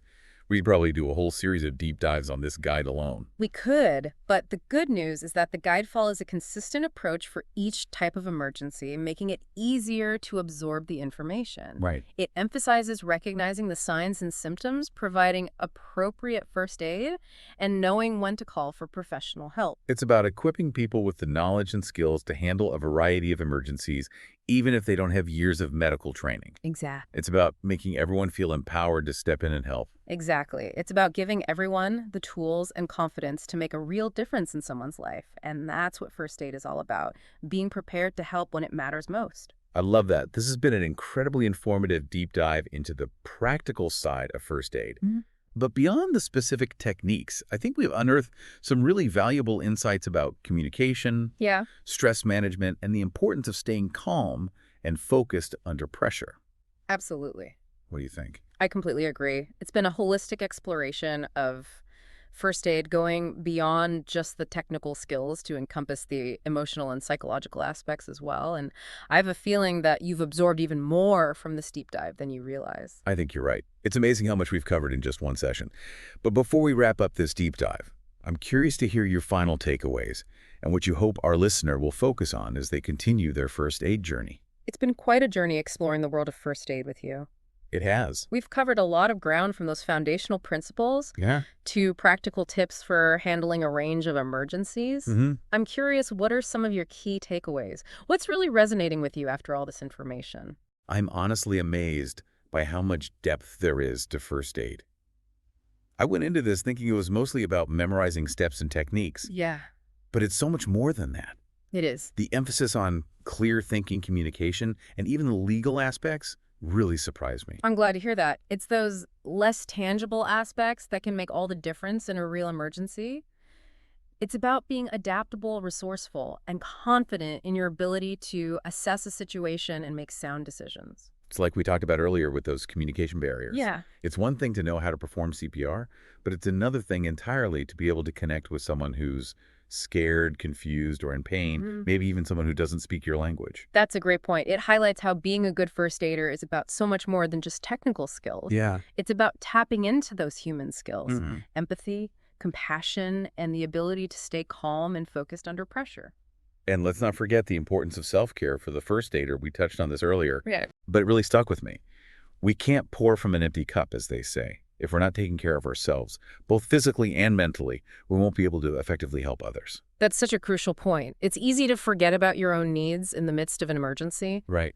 but recognizing your limits, knowing when to ask for help, and prioritizing self-care are all hallmarks of a responsible and effective first aider. So if we could distill all of this information down to one key message for our listener as they continue their first aid journey, what would you say it is? I think the most important thing to remember is that first aid is a journey, not a destination. There's always more to learn, new techniques to master, and ways to refine your skills.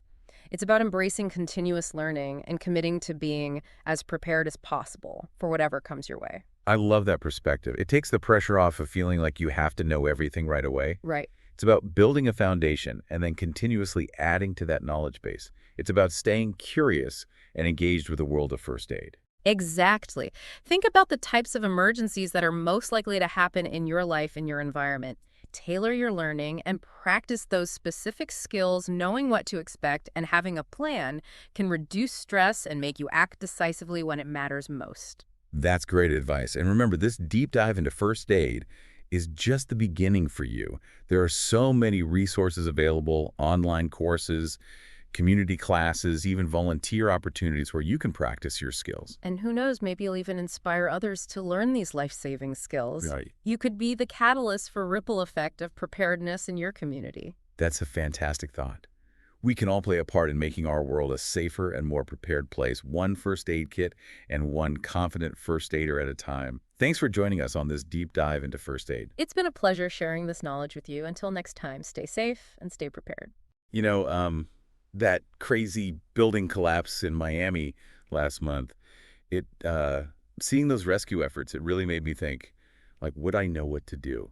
You know, in a serious medical emergency. He definitely, yeah. It makes you appreciate, like, the people who can just jump into action, right, Yeah. under pressure like that. Right. And that's kind of why we're doing this deep dive today. We're going to unpack the essential first aid knowledge from this comprehensive guide on major wound care that you sent me. The goal isn't to memorize every single step, but to arm you with the knowledge, right? To feel confident, to act effectively if the situation ever arises. Yeah, no, I think that's key. It's just about empowering yourself with the right information. So let's start with something I think we've all seen in movies, but maybe don't fully understand. Severe external bleeding. What's the first thing we need to know? Well, I think the biggest thing is recognizing the difference between arterial and venous bleeding. So arterial bleeding is what you typically see in the movies, right? It's that bright red blood spurting with each heartbeat. And that's because it's coming from the arteries, which carry the oxygenated blood from the heart. Venous bleeding, on the other hand, is a darker red and flows steadily because it's coming from the veins, which carry the deoxygenated blood back to the heart. So both can be serious, but arterial bleeding is like the flashing red light. That needs like immediate attention. Precisely. Okay. And while we're talking about serious situations, let's talk about shock. We've all heard the term. But what are the actual signs that someone is going into shock? Yeah, besides just looking pale and scared. Well, their skin might be cool and clammy to the touch, and they might even have a bluish tinge. Their pulse will be rapid but weak, and they might feel faint or dizzy or nauseous. They could also be restless and breathing really fast, really shallow. So basically, their body's struggling to cope because it's losing blood and oxygen. Okay, so that all sounds really bad. What can we do to help someone who's bleeding heavily and showing these signs of shock? Yeah, well, the absolute first step is to call 911, get professional help on the way. And then while you're waiting for the paramedics to arrive, you need to try to control the bleeding as quickly as possible. Correct pressure, right, like pushing down on the wound with a clean cloth or a bandage. Exactly. Apply firm, direct pressure to the wound, and if possible, elevate the injured area above their heart. And one thing, don't remove blood-soaked dressings, just add more on top. Okay, that makes sense. I remember learning about the fingernail test to check for circulation. Is that still a good technique? Yeah, absolutely. It's a quick way to make sure that bandage is helping and not harming. You simply press on their fingernail or toenail until it turns white, and then you see how quickly the color returns. If it takes a while, the bandage might be too tight and cutting off circulation. Okay, so we've got direct pressure and checking circulation. Let's talk about something I find a little intimidating. Tourniquets. I always thought those were like a last resort, only for the most extreme situations. You're right, they used to be considered a last resort. But recent combat experience has really changed our understanding of how effective tourniquets can be in saving lives. So you're saying a tourniquet can actually save a limb, not just sacrifice it. In many cases, yes. For example, there was a story about a soldier in Afghanistan who lost his leg in an explosion. His comrade applied a tourniquet immediately, and even though it was incredibly painful, it stopped the bleeding and allowed him to survive long enough to get to a hospital. Wow, that's powerful. It sounds like tourniquets are more common than I thought. They are, especially in situations where controlling bleeding with direct pressure alone just isn't enough. Two prime examples are severe amputations, like those caused by car accidents or explosions, and gunshot wounds to major blood vessels. Okay, so if I see someone with like a mangled limb or like spurting blood, a tourniquet should be like my go-to. It's definitely something you should strongly consider, especially if the bleeding is life-threatening. Now, the most common type you'll find is what's called a windlass tourniquet. It's basically a band with a rod called a windlass that you use to tighten it. All right, walk me through how to use one of these, because honestly, they look kind of intimidating. It's actually simpler than you might think. First, you wrap the band tightly around the limb a few inches above the wound. You want it snug, but not so tight that you can't fit 2 fingers underneath. Then you thread the band through the buckle and start twisting the windlass rod to tighten it. Keep twisting until the bleeding stops completely. Okay, that makes sense. And then you secure the rod in place so it doesn't loosen. Right, and don't forget to record the time the tourniquet was applied. This is vital information for medical professionals when they take over. Got it. Now I have to ask, how painful is this? Applying a tourniquet sounds pretty intense. Honestly, it will hurt. You're cutting off all blood flow to the limb, and that's going to cause significant discomfort. But that pain is a small price to pay for potentially saving a life. And once it's on, you absolutely don't loosen it, right? I remember hearing stories about that causing more harm. You're right. Once the tourniquet is applied, it should only be loosened or removed by trained medical personnel in very specific situations. Okay, good to know. Are there any risks or complications with using a tourniquet that we should be aware of? One risk is tissue damage, even tissue death, if the tourniquet is left on for too long. That's why it's crucial to get the injured person to a hospital as soon as possible. In some cases, you might even need to apply a second tourniquet higher up the limb if the bleeding doesn't stop with the first one. Okay, so what if you don't have a proper commercial tourniquet on hand? Can you improvise one in a pinch? Well, while a commercial tourniquet is always the ideal choice, sometimes you have to work with what you have. You can use a narrow band and a sturdy rod as a windlass, securing it with a second bandage. Like a belt and a stick, for instance. Actually, belts aren't ideal because they're usually too wide and don't tighten effectively. Towels or t-shirts are even less effective, but they could be used as a last resort. Interesting. So improvised tourniquets are really only for short-term use until you can get professional help. Exactly. The risk of tissue damage is much higher with an improvised tourniquet, so they should only be used as a temporary measure.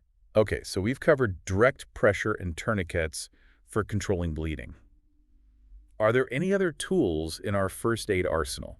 There are also hemostatic dressings, which are like those quick clot bandages you might have seen on TV shows.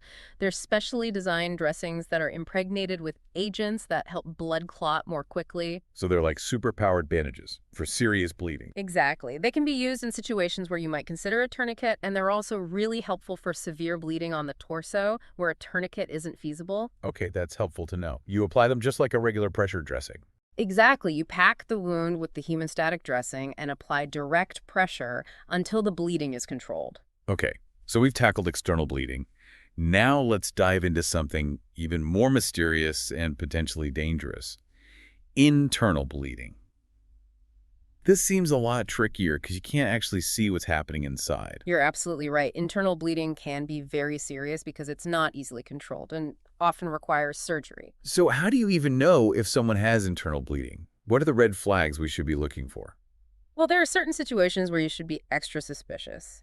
A severe blow or penetrating injury to the chest, neck, abdomen, or groin. That's a major red flag. So basically, any significant impact to those areas could cause internal bleeding. Exactly. And major limb fractures, Yeah. especially those of the femur or pelvis. Those are also concerning. And of course, any impact or fall that could have caused a head or spinal injury should always raise concerns. So even if someone seems okay after a fall, it's better to err on the side of caution and get them checked out. Absolutely. Internal bleeding can be sneaky, and sometimes the signs don't show up right away.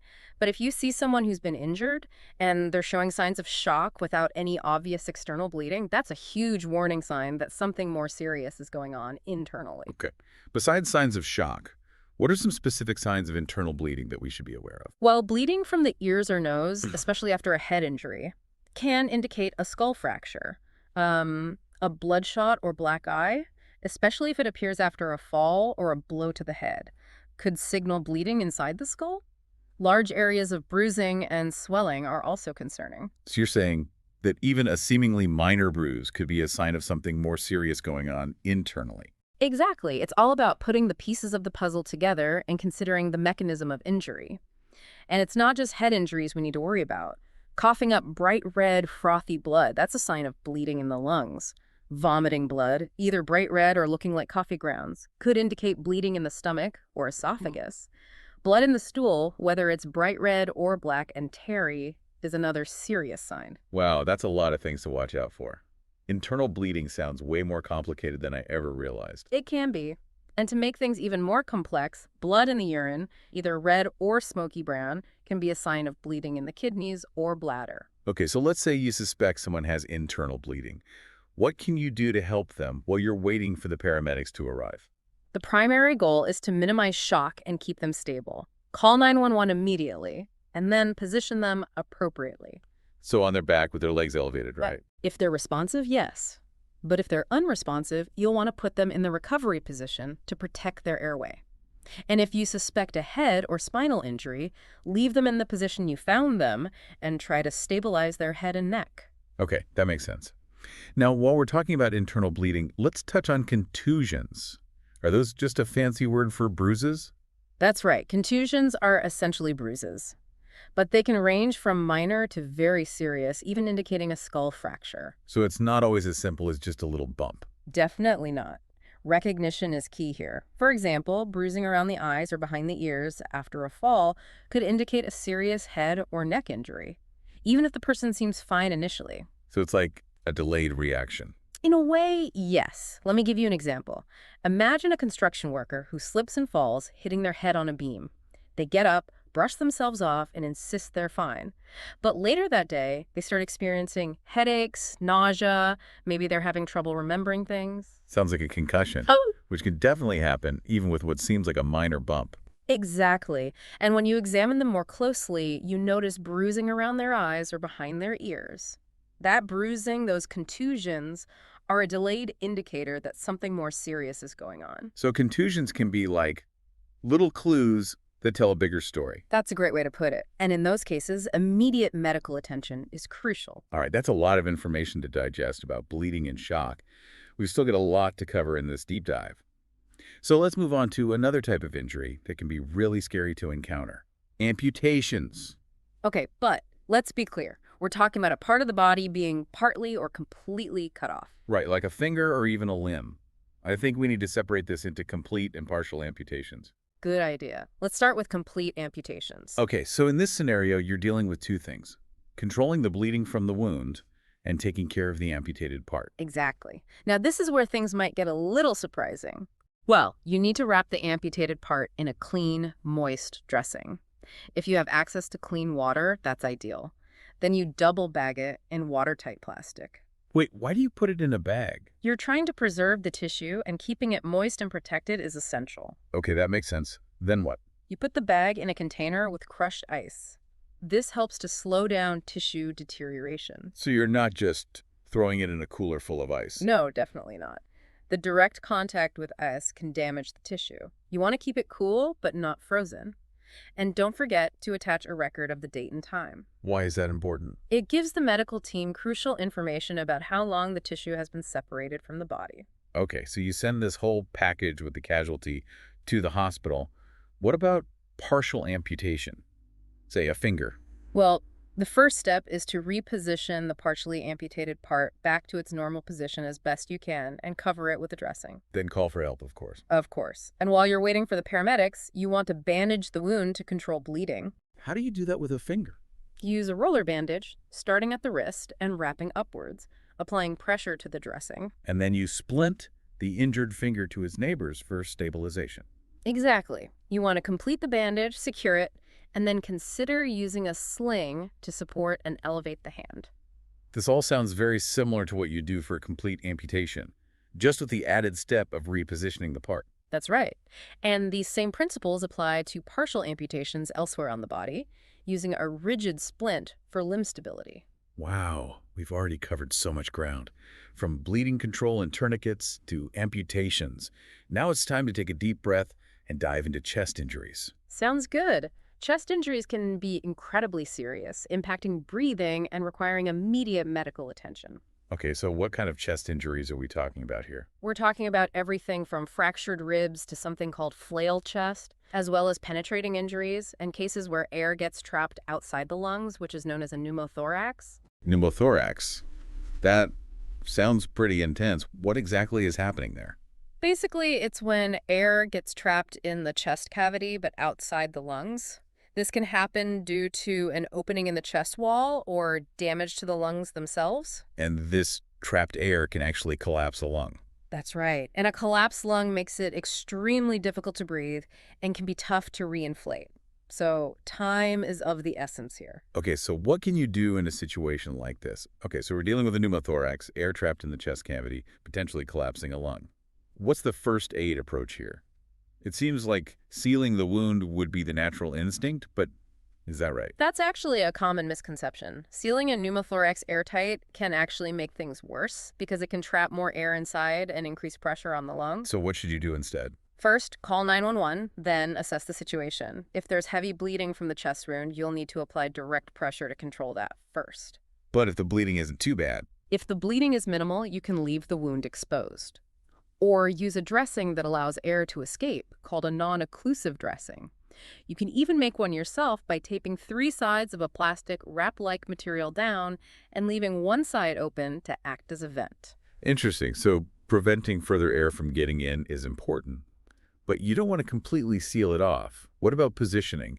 How should you position someone with a pneumothorax while waiting for the paramedics? Usually, the most comfortable position for breathing is a semi-sitting position, leaning slightly towards the injured side.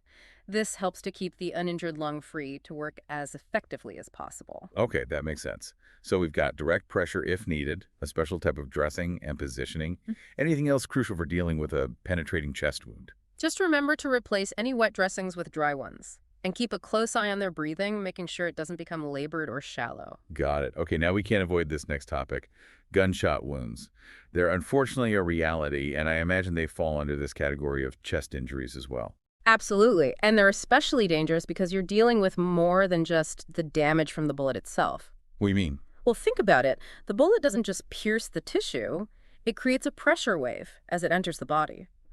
This pressure wave can cause widespread damage to surrounding tissues and organs, particularly hollow organs like the lungs. So they get a ripple effect of damage extending far beyond the actual bullet path. Exactly. And this is why gunshot wounds, even those that seem relatively minor at first glance, can be so incredibly complex and dangerous. So what should you do if you encounter someone with a gunshot wound to the chest? Well, the first and most important thing is to ensure your own safety. Assess the scene carefully.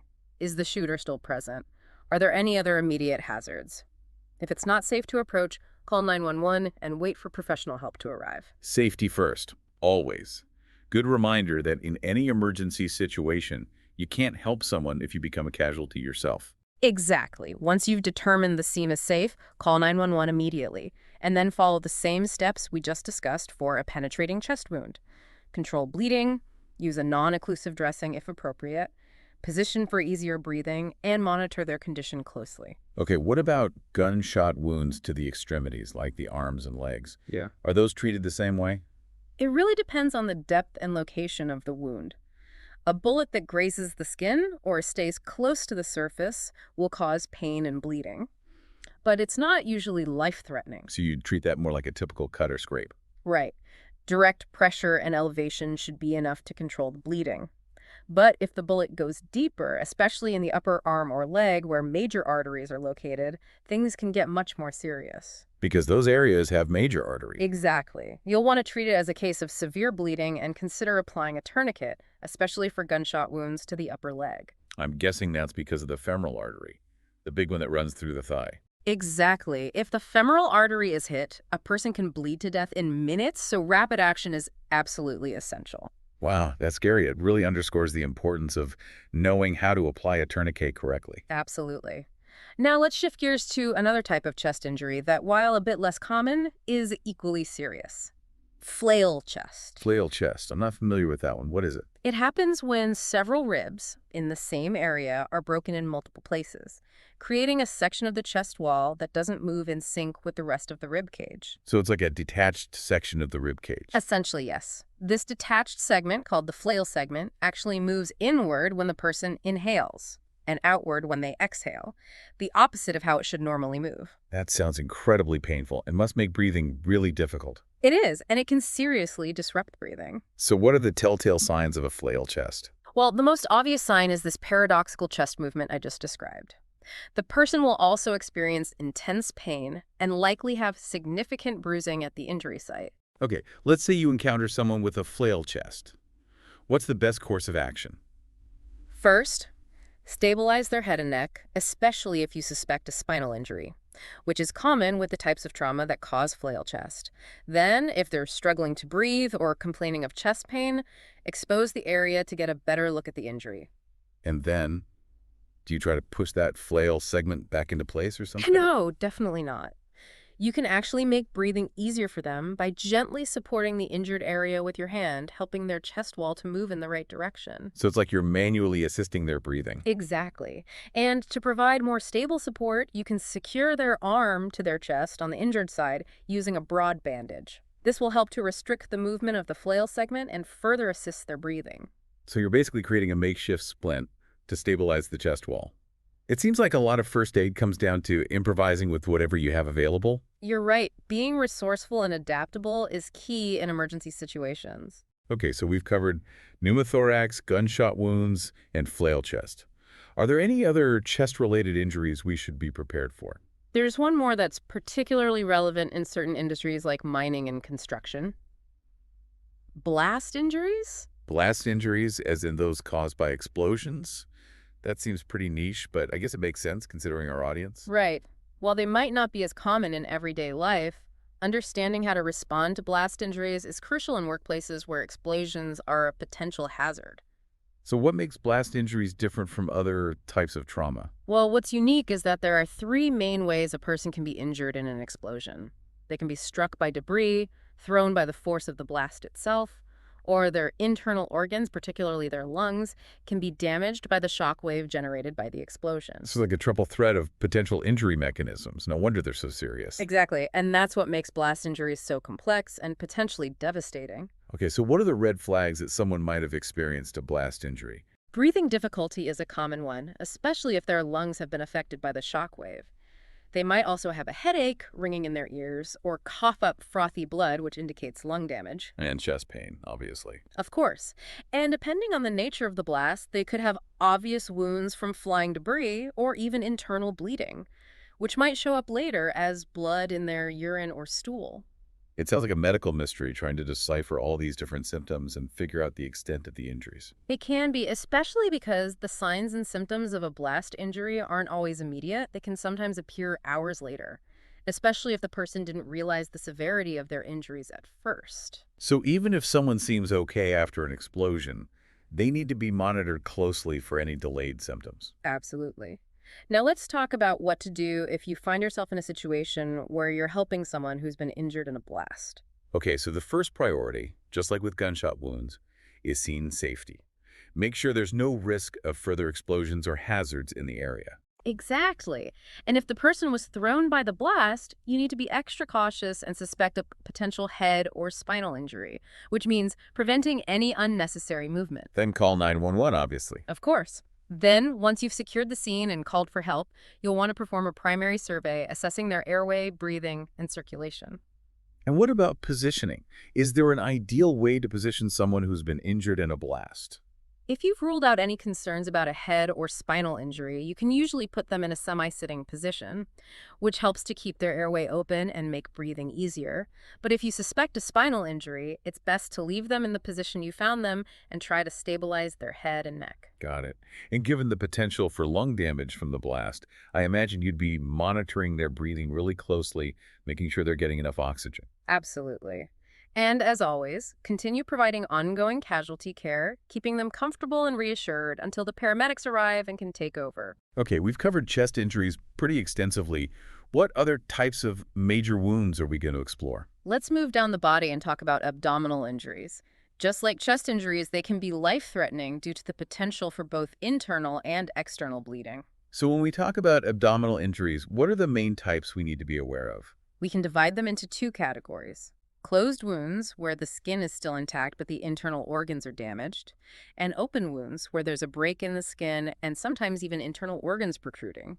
Okay, so closed wounds are like a hard impact to the stomach, and open wounds are more like a stabbing or a gunshot. Exactly. And both types can lead to serious complications like severe bleeding, shock, and contamination from ruptured organs. So how do you even begin to assess an abdominal injury when someone's been hurt? It seems like a tough one to figure out. You're right, it can be tricky. First, you need to expose the injured area so you can see what you're dealing with. Look for any open wounds, obvious bruising or swelling. And remember to consider the mechanism of injury. How did this happen? Was it a blunt force trauma, a penetrating wound, or something else entirely? And I imagine you'd also be paying close attention to the person's behavior. Are they guarding their abdomen, wincing in pain, or showing any other signs of distress? Exactly. Their body language can give you a lot of clues. Okay, so you've got a sense of the situation. What's the next step? If you suspect an abdominal injury, you always need to suspect internal bleeding as well. So your primary focus is going to be on minimizing shock and getting them help as quickly as possible. So call 911 immediately and position them appropriately to help with circulation. Exactly. Now let's focus on open abdominal injuries for a moment because those can be particularly challenging and require some specific steps. Okay, so you've got an open wound, maybe even organs protruding.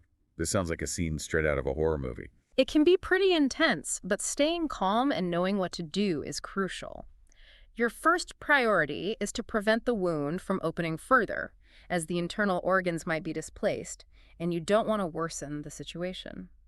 So how do you prevent the wound from getting bigger? You can help by positioning the casualty in a semi-sitting position with their knees raised and supported. This helps to relax the abdominal muscles and reduce pressure on the wound. Okay, that makes sense. And then you need to dress the wound, right?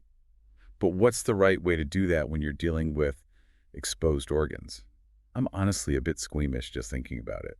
It's understandable to feel squeamish, but remember, you're doing your best to help them. The approach to dressing the wound depends on whether or not there's organ protrusion. Okay, so let's break it down. What do you do if the organs are not protruding from the wound? In that case, you apply a dry dressing to the wound and bandage it firmly to control any bleeding.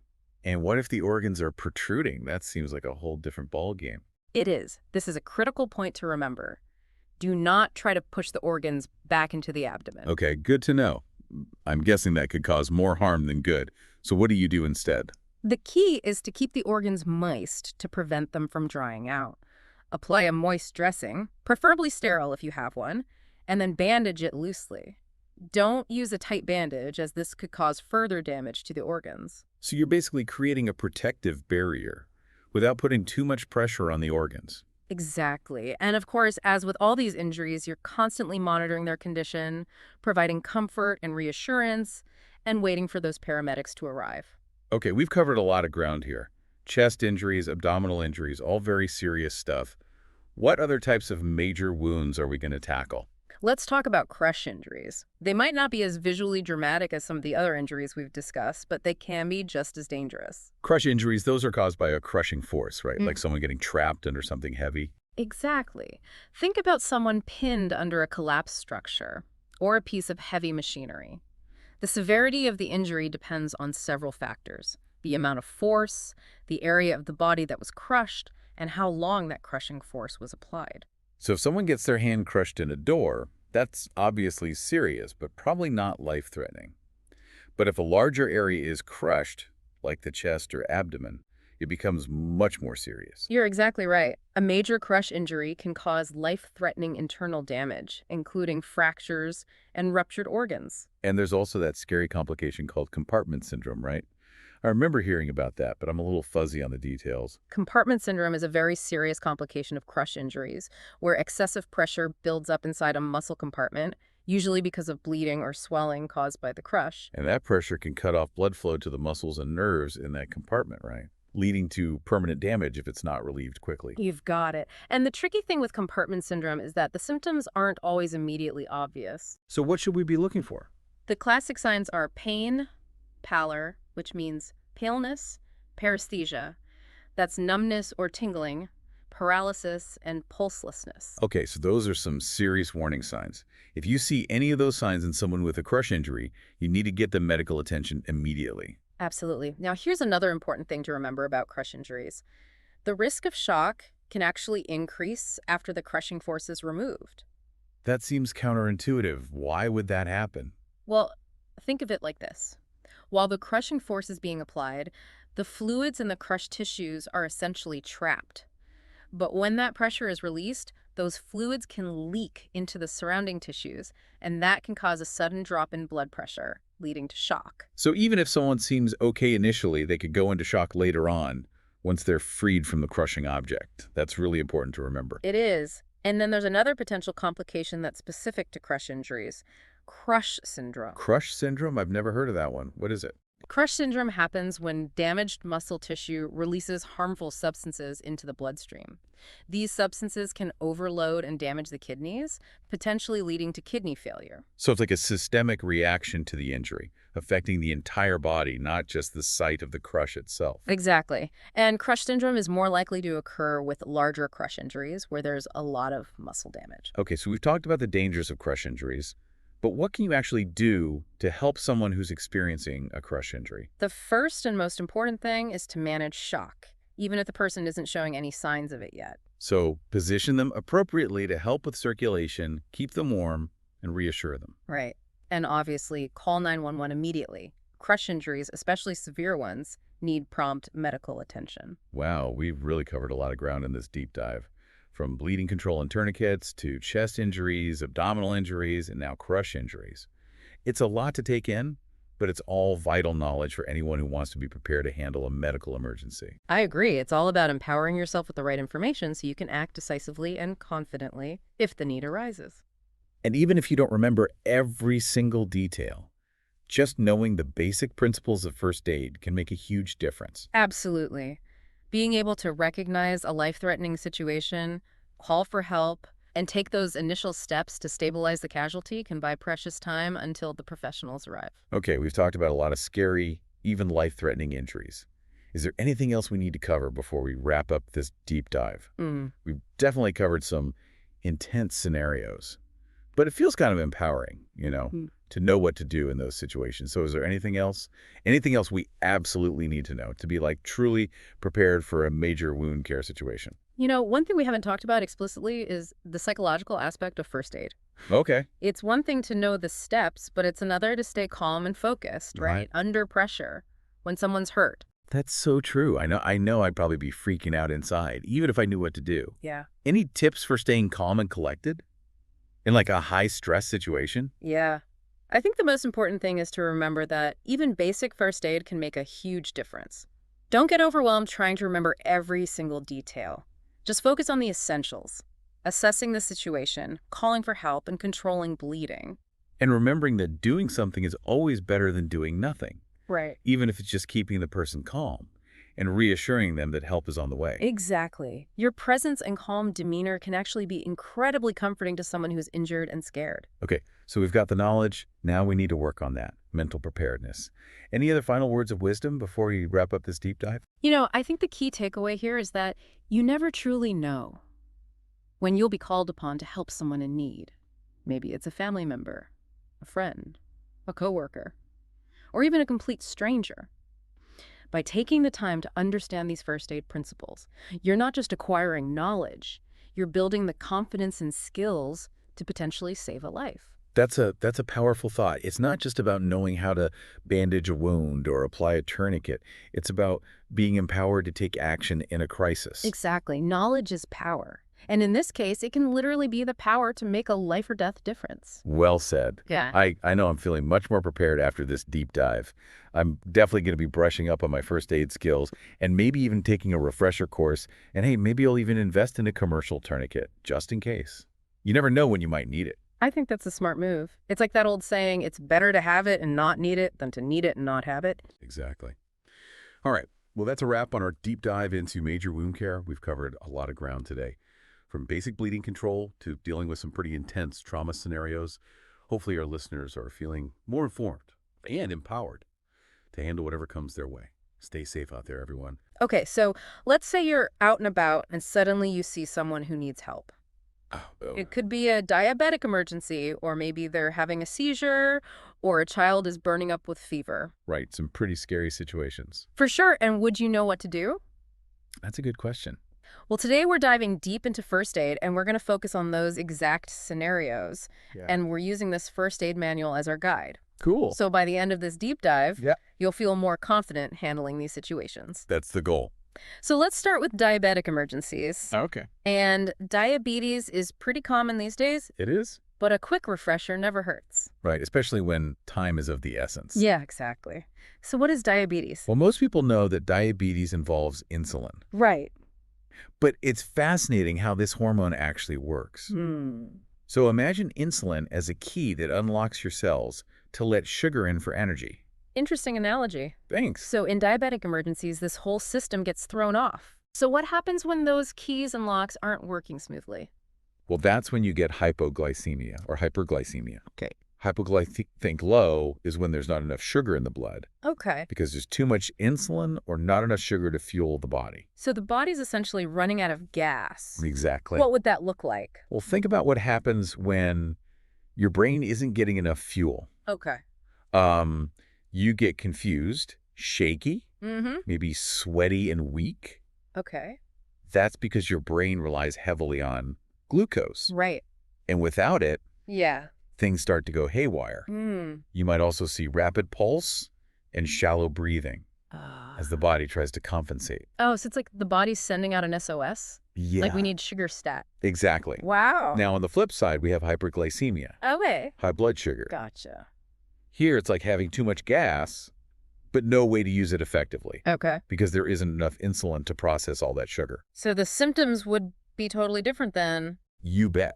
Oh, Instead of that frantic energy, Right. you'll see a more gradual onset of symptoms. Okay. Think dry skin, flushed appearance, deep sighing breaths, drowsiness, excessive thirst. So it's more like a slow burn than a sudden crash. Yeah, more like a slow burn. But what about that nail polish remover breath you mentioned? Ah, yes, that's a classic sign of hyperglycemia. Really? As the body tries to get rid of excess sugar, Uh-huh.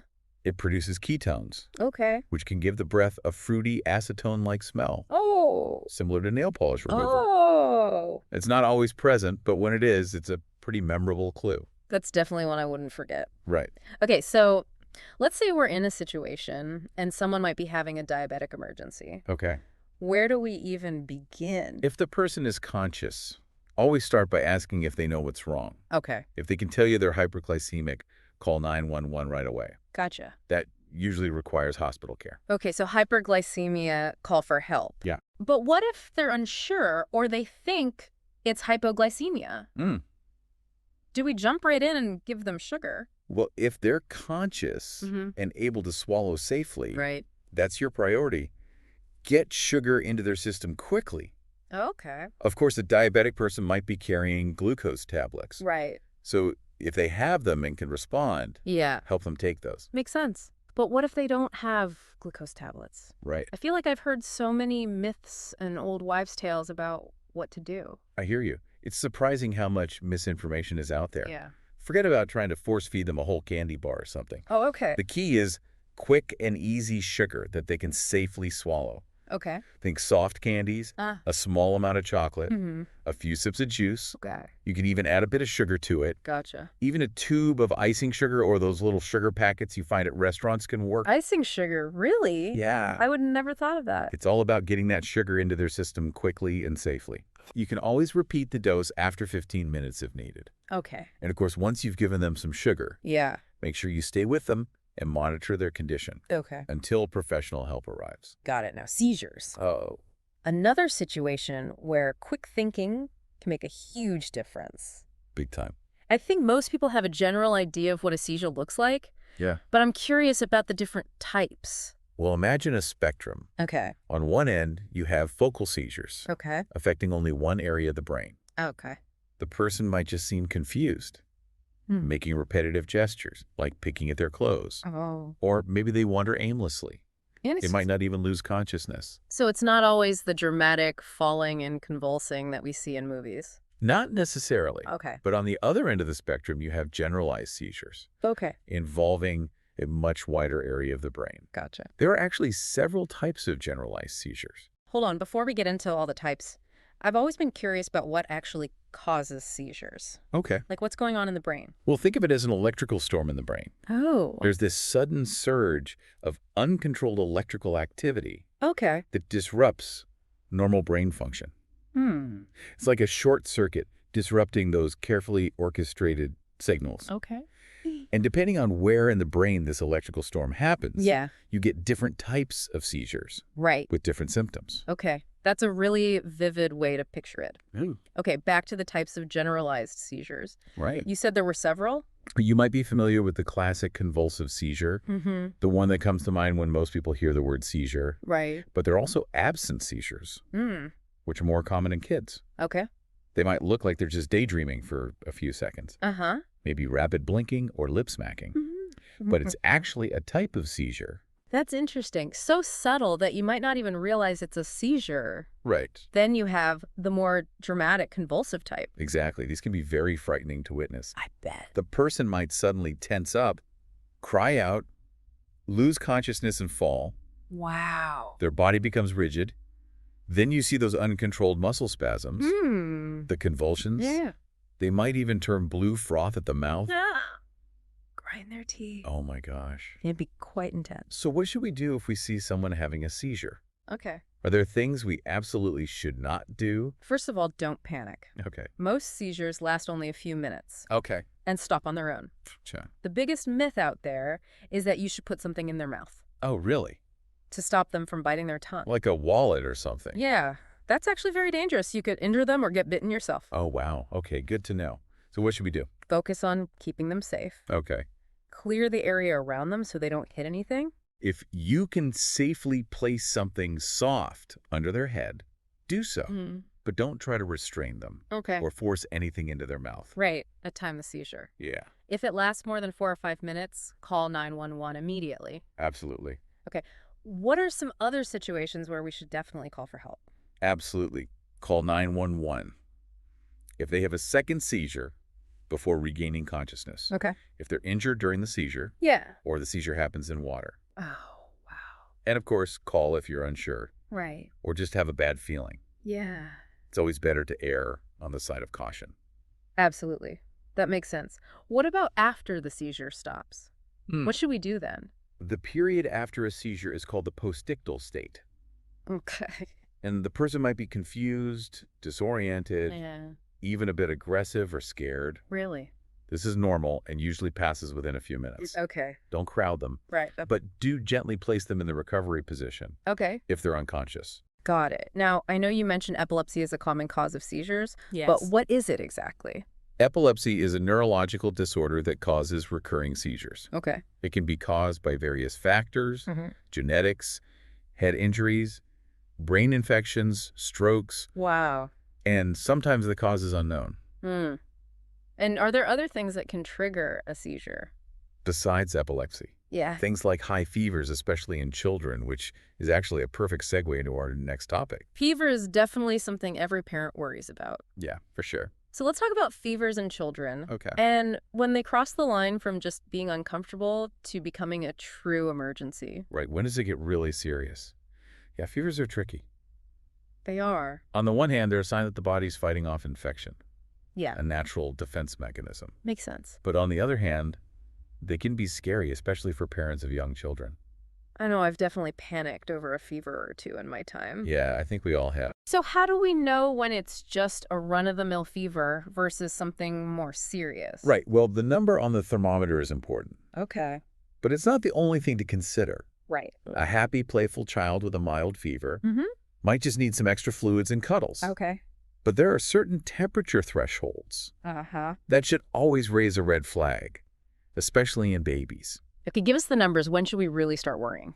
So for infants under 3 months old, Okay. a rectal temperature of 38 degrees Celsius, Okay.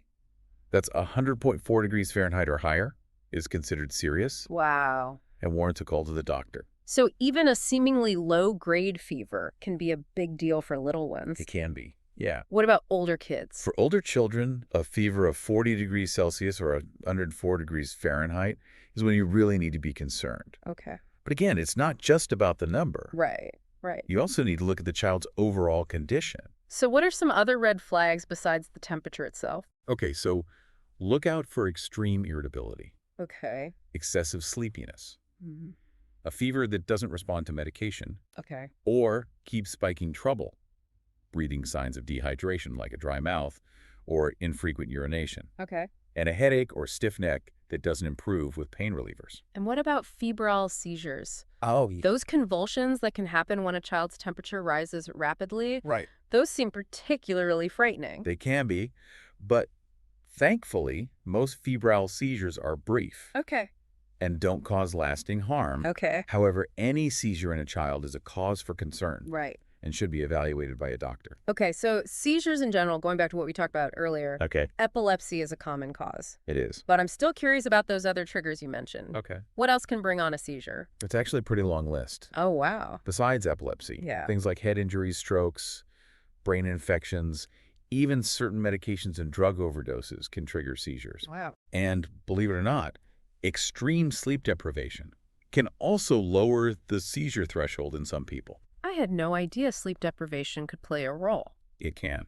So it sounds like seizures can be caused by a whole range of factors, They can. some more obvious than others. Right. Speaking of things that aren't always obvious, I've heard that people with epilepsy sometimes experience an aura before a seizure. Uh-huh. What exactly is that? Okay. And is it something everyone with epilepsy experiences? An aura is a sensory warning sign that a seizure is about to happen. Okay.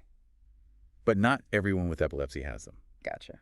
It's a really interesting phenomenon. Sure is. Think about it. The brain is incredibly complex. It is. And when seizures occur, Yeah. it's like a sudden disruption in that intricate web of electrical activity. So an aura is like a glitch in the system, Uh-huh. a little preview of the electrical storm to come. Exactly. Like And the experience of an aura can vary widely. Okay. Some people might see flashing lights or strange colors. Wow. Others might hear buzzing sounds Mm-hmm. or smell unusual odors. Oh, wow. Some people even describe feeling a tingling sensation in their body. That's fascinating. So auras are almost like personalized warning signals. Yeah, you could say that. But even without an aura, there are things we can do as bystanders to help someone during a seizure, right? Right. We talked about what not to do, Yes, but what actions can we actually take? absolutely. Remember, our goal is to protect the person from injury Okay. and make sure they're breathing. Right. So stay calm, Okay. clear the area around them, Gotcha. and time the seizure. Okay. And while it might seem counterintuitive, don't try to hold them down or restrain their movements. That does seem counterintuitive. Why not? Trying to restrain someone during a seizure can actually cause more harm than good. Oh. You could injure them or yourself. Okay. It's better to let the seizure run its course Right. while keeping them safe from nearby hazards. Okay. That makes sense. And I know we've covered this. But Yeah. It bears repeating. Never put anything in their mouth. Right. No spoons, no wallets, nothing. Absolutely. That's one of the most dangerous myths out there. Wow. Trying to pry open someone's jaw during a seizure Yeah. is a recipe for disaster. Jeez. Broken teeth, choking hazards, you name it. Yeah. Just let those jaw muscles do their thing and focus on keeping the person safe. So let's say the seizure has stopped. What happens next? Okay. What should we do? The person will enter what's called a postictal state, Hmm. which basically means they're recovering. Okay. They might be confused, disoriented, Mm-hmm. even a bit aggressive or scared. Right. It's important to remember that this is the normal part of the recovery process Okay. and usually only lasts a few minutes. Okay. So we need to be patient and understanding and make sure we're safe too. Yes, exactly. What specific steps should we take to care for them during this postictal state? First, if they're unconscious, Yeah. gently place them in the recovery position, Okay. which helps keep their airway open, Good. clear any fluids from their mouth or nose. Uh, Then check them for any injuries they might have sustained during the seizure okay. and provide first aid if needed. Right. Monitor their breathing, keep them warm, and let them rest. So basically supportive care and observation. Yeah. Anything else we should avoid doing? Yes, don't give them anything to drink immediately after a seizure, Okay. as they might choke. Gotcha. Just let them rest and recover. All right. And going back to fevers. Okay. We talked about recognizing when a fever is serious, Okay. but what can we do to actually bring a child's temperature down? Right. Are there any home remedies that actually work? There are definitely some things you can do to help a child feel more comfortable when they have a fever. Okay. Medications like ibuprofen or acetaminophen are effective at reducing fever and relieving discomfort. I've heard of those. Just be sure to follow the dosage instructions carefully Right. and never give aspirin to children or teenagers. Why no aspirin for kids? I remember my parents giving me baby aspirin when I was little. Yeah, medical recommendations have changed over the years. No. Aspirin in children and teenagers has been linked to a rare but serious condition, Oh, no. called Ray's syndrome, Okay. which can cause swelling in the liver and brain. Wow. It's just not worth the risk. Good to know. So medications can help. Yeah. But what about those non-medical comfort measures? Keep them dressed in light clothing. Okay. Offer plenty of fluids to prevent dehydration. Right. And consider a lukewarm bath. But never use cold water, Okay. as that can cause shivering, which can actually raise their temperature. Makes sense. It's all about gentle cooling, not a sudden shock to the system. Right. Okay, so we've covered medications and comfort measures. Yeah. But what if those things aren't working? Oh, Or the fever just keeps climbing? When do we absolutely need to seek medical attention? Always trust your instincts as a parent. Right. If you're ever concerned about your child's fever, Yeah. don't hesitate to call your doctor or seek medical advice. Good advice. There are also certain situations where you should seek immediate medical care. Okay, like what? Like if the child is under 3 months old and has a fever, Okay. if they're very irritable, sleepy, or lethargic, Yeah. if the fever doesn't improve with medication, Right.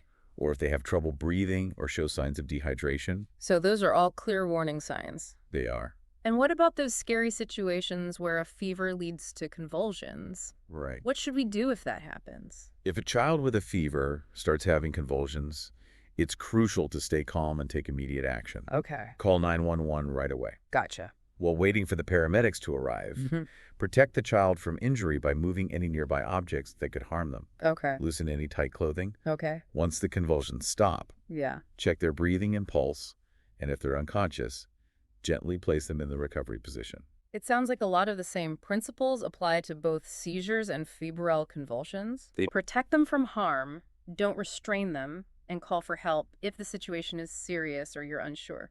Exactly. And remember, even though febrile seizures can be scary, they're usually brief and self-limiting, Okay. meaning they stop on their own. Good. The key is to stay calm, provide a safe environment, Right. and get medical help if needed. Okay. This has been so helpful. Glad to hear it. We've covered so much ground on diabetic emergencies, seizures, and fevers in children. We have. But before we wrap up, I Okay. want to touch on something that often gets overlooked in first aid discussions. What's that? The emotional side of things. Oh, okay. It can be pretty intense to deal with these kinds of emergencies. You're absolutely right. It's natural to feel overwhelmed, scared, even panicked when faced with an emergency situation. For sure. But the same techniques we use to manage stress in everyday life can also help us stay calm and focused in those high-pressure moments. So things like deep breathing, positive self-talk, those can actually help in a crisis. Absolutely. Taking a moment to center yourself, Right. even just a few deep breaths, can help calm your nerves Yeah. and allow you to think more clearly. Because in an emergency, clear thinking is key. It is. You need to be able to assess the situation, make decisions, and take action. Exactly. Another helpful tip is to focus on the task at hand. Oh. Break it down into smaller, manageable steps. Right. Instead of feeling overwhelmed by the whole situation, Yeah. concentrate on one thing at a time, like checking for breathing or controlling bleeding. So don't get caught up in the what ifs or the potential worst case scenarios. Right. Focus on the immediate needs and take it one step at a time. Right.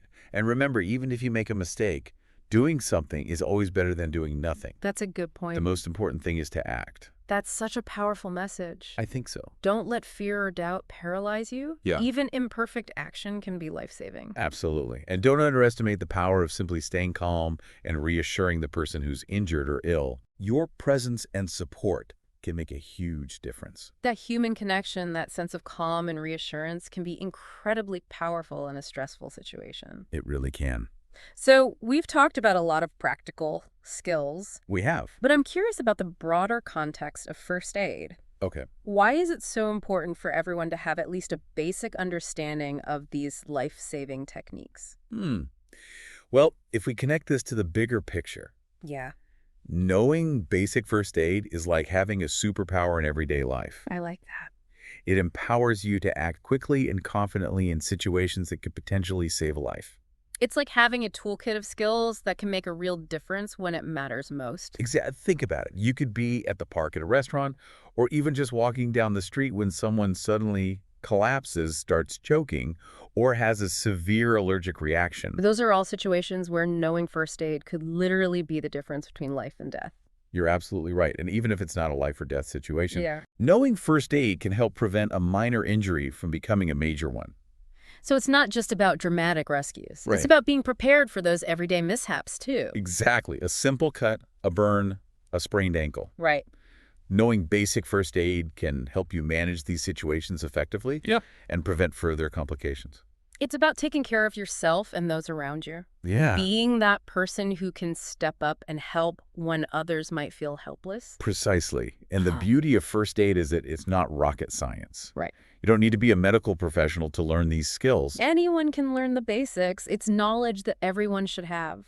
I agree. It's empowering and, honestly, pretty amazing what our bodies can do with just a little bit of knowledge and guidance. I completely agree. Taking a first aid course is one of the most valuable investments you can make in yourself and your community. Totally. It's an investment in peace of mind, knowing that you have the skills to handle those unexpected moments that life throws our way. It's also an investment in the well-being of those around you. Yes. You never know when you might be called upon to be someone's hero. Absolutely.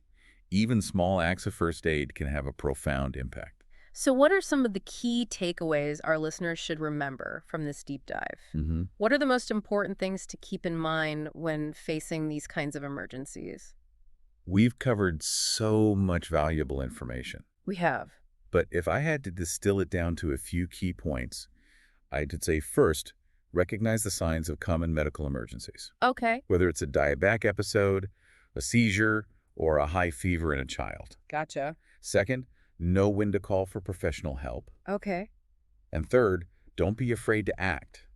Even basic first aid can make a difference. Those are great points. And I'd add that it's never too late to learn first aid. Right. There are courses available for people of all ages and skill levels. That's right. And don't forget to keep your first aid skills fresh Yeah. by practicing them regularly. Good idea. You can even practice with a friend or family member. Make it a fun learning experience. That's a great reminder. We need to treat first aid like any other skill. Yeah, Practice makes perfect. it does. And speaking of practicing, let's shift gears and talk about a specific type of practice Okay. that's all about preventing emergencies in the first place. Prevention, that's such an important aspect of first aid, Right. and it often gets overlooked. I agree. It's all about identifying potential hazards and taking steps to reduce risks. So what are some practical examples of preventive measures people can take in their everyday lives? Okay, well, this raises an important question. Okay. What are the common risks in our daily lives, and how can we minimize them? Yeah. For example, childproofing your home, Okay. practicing safe cooking habits, Right. being aware of potential hazards in your environment. Yeah. These are all simple but effective preventive measures. It's about being proactive, thinking ahead, and taking steps to reduce the likelihood of accidents or emergencies. It's about creating a safer environment for ourselves and those around us. Prevention is an ongoing process, Right. a mindset of awareness and responsibility. And it's something we can all do regardless of our age or physical abilities. Absolutely. Now, as we wrap up this deep dive, Yeah. I want to leave our listeners with a final thought to ponder Okay. as they continue their first aid journey. Something to inspire them to take action and embrace the power of knowing first aid. First aid is not just a set of skills. It's a philosophy, Oh, wow. a way of life. Okay. It's about being prepared, being empowered, Yeah. and being there for others when they need us most. Right. It's about recognizing that we all have the potential to make a difference, to be everyday heroes. Beautifully said. That's a powerful message to carry with us. I hope so. And that concludes our deep dive into essential first aid. Okay. We hope you found this journey informative, empowering, and maybe even a little bit inspiring. Remember, knowledge is power. And in the realm of first aid, that power can literally save lives. So stay curious, keep learning, and be the best first aider you can be. And we're back for more first aid talk. Round 3. I feel like we've covered so much already. Yeah, it's a big topic. It is, but I'm sure there's even more to unpack. There always is with first aid, but that's what keeps it interesting. I agree. It's like this incredible toolbox of skills, you know? Right. And you can keep adding to it and refining it. Totally. And it's knowledge that can actually empower you to make a difference in someone's life. I love that it's about shifting from feeling helpless in a crisis Yeah. to feeling confident and capable. Right. Even just knowing the basics can have a ripple effect. I love that the ripple effect Yeah. makes me think about those everyday situations where knowing first aid could come in handy. Like, what if you're at a friend's barbecue and someone burns themselves on the grill? Wow. Or, your kid takes a tumble on the playground and scrapes their knee. Those are perfect examples. Yeah. We tend to think of first aid in terms of these dramatic life or death scenarios, Right. The big stuff. but it's just as important for those smaller everyday incidents. Right. Knowing how to clean a wound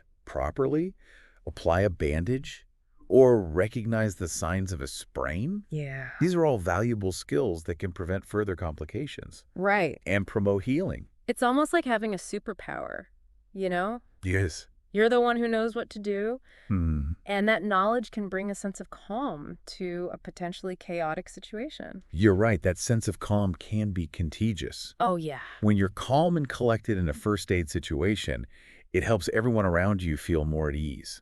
That makes sense. It sets the tone for a more effective response. That makes me think about those moments right after a seizure, Mm. when the person is in that postictal state.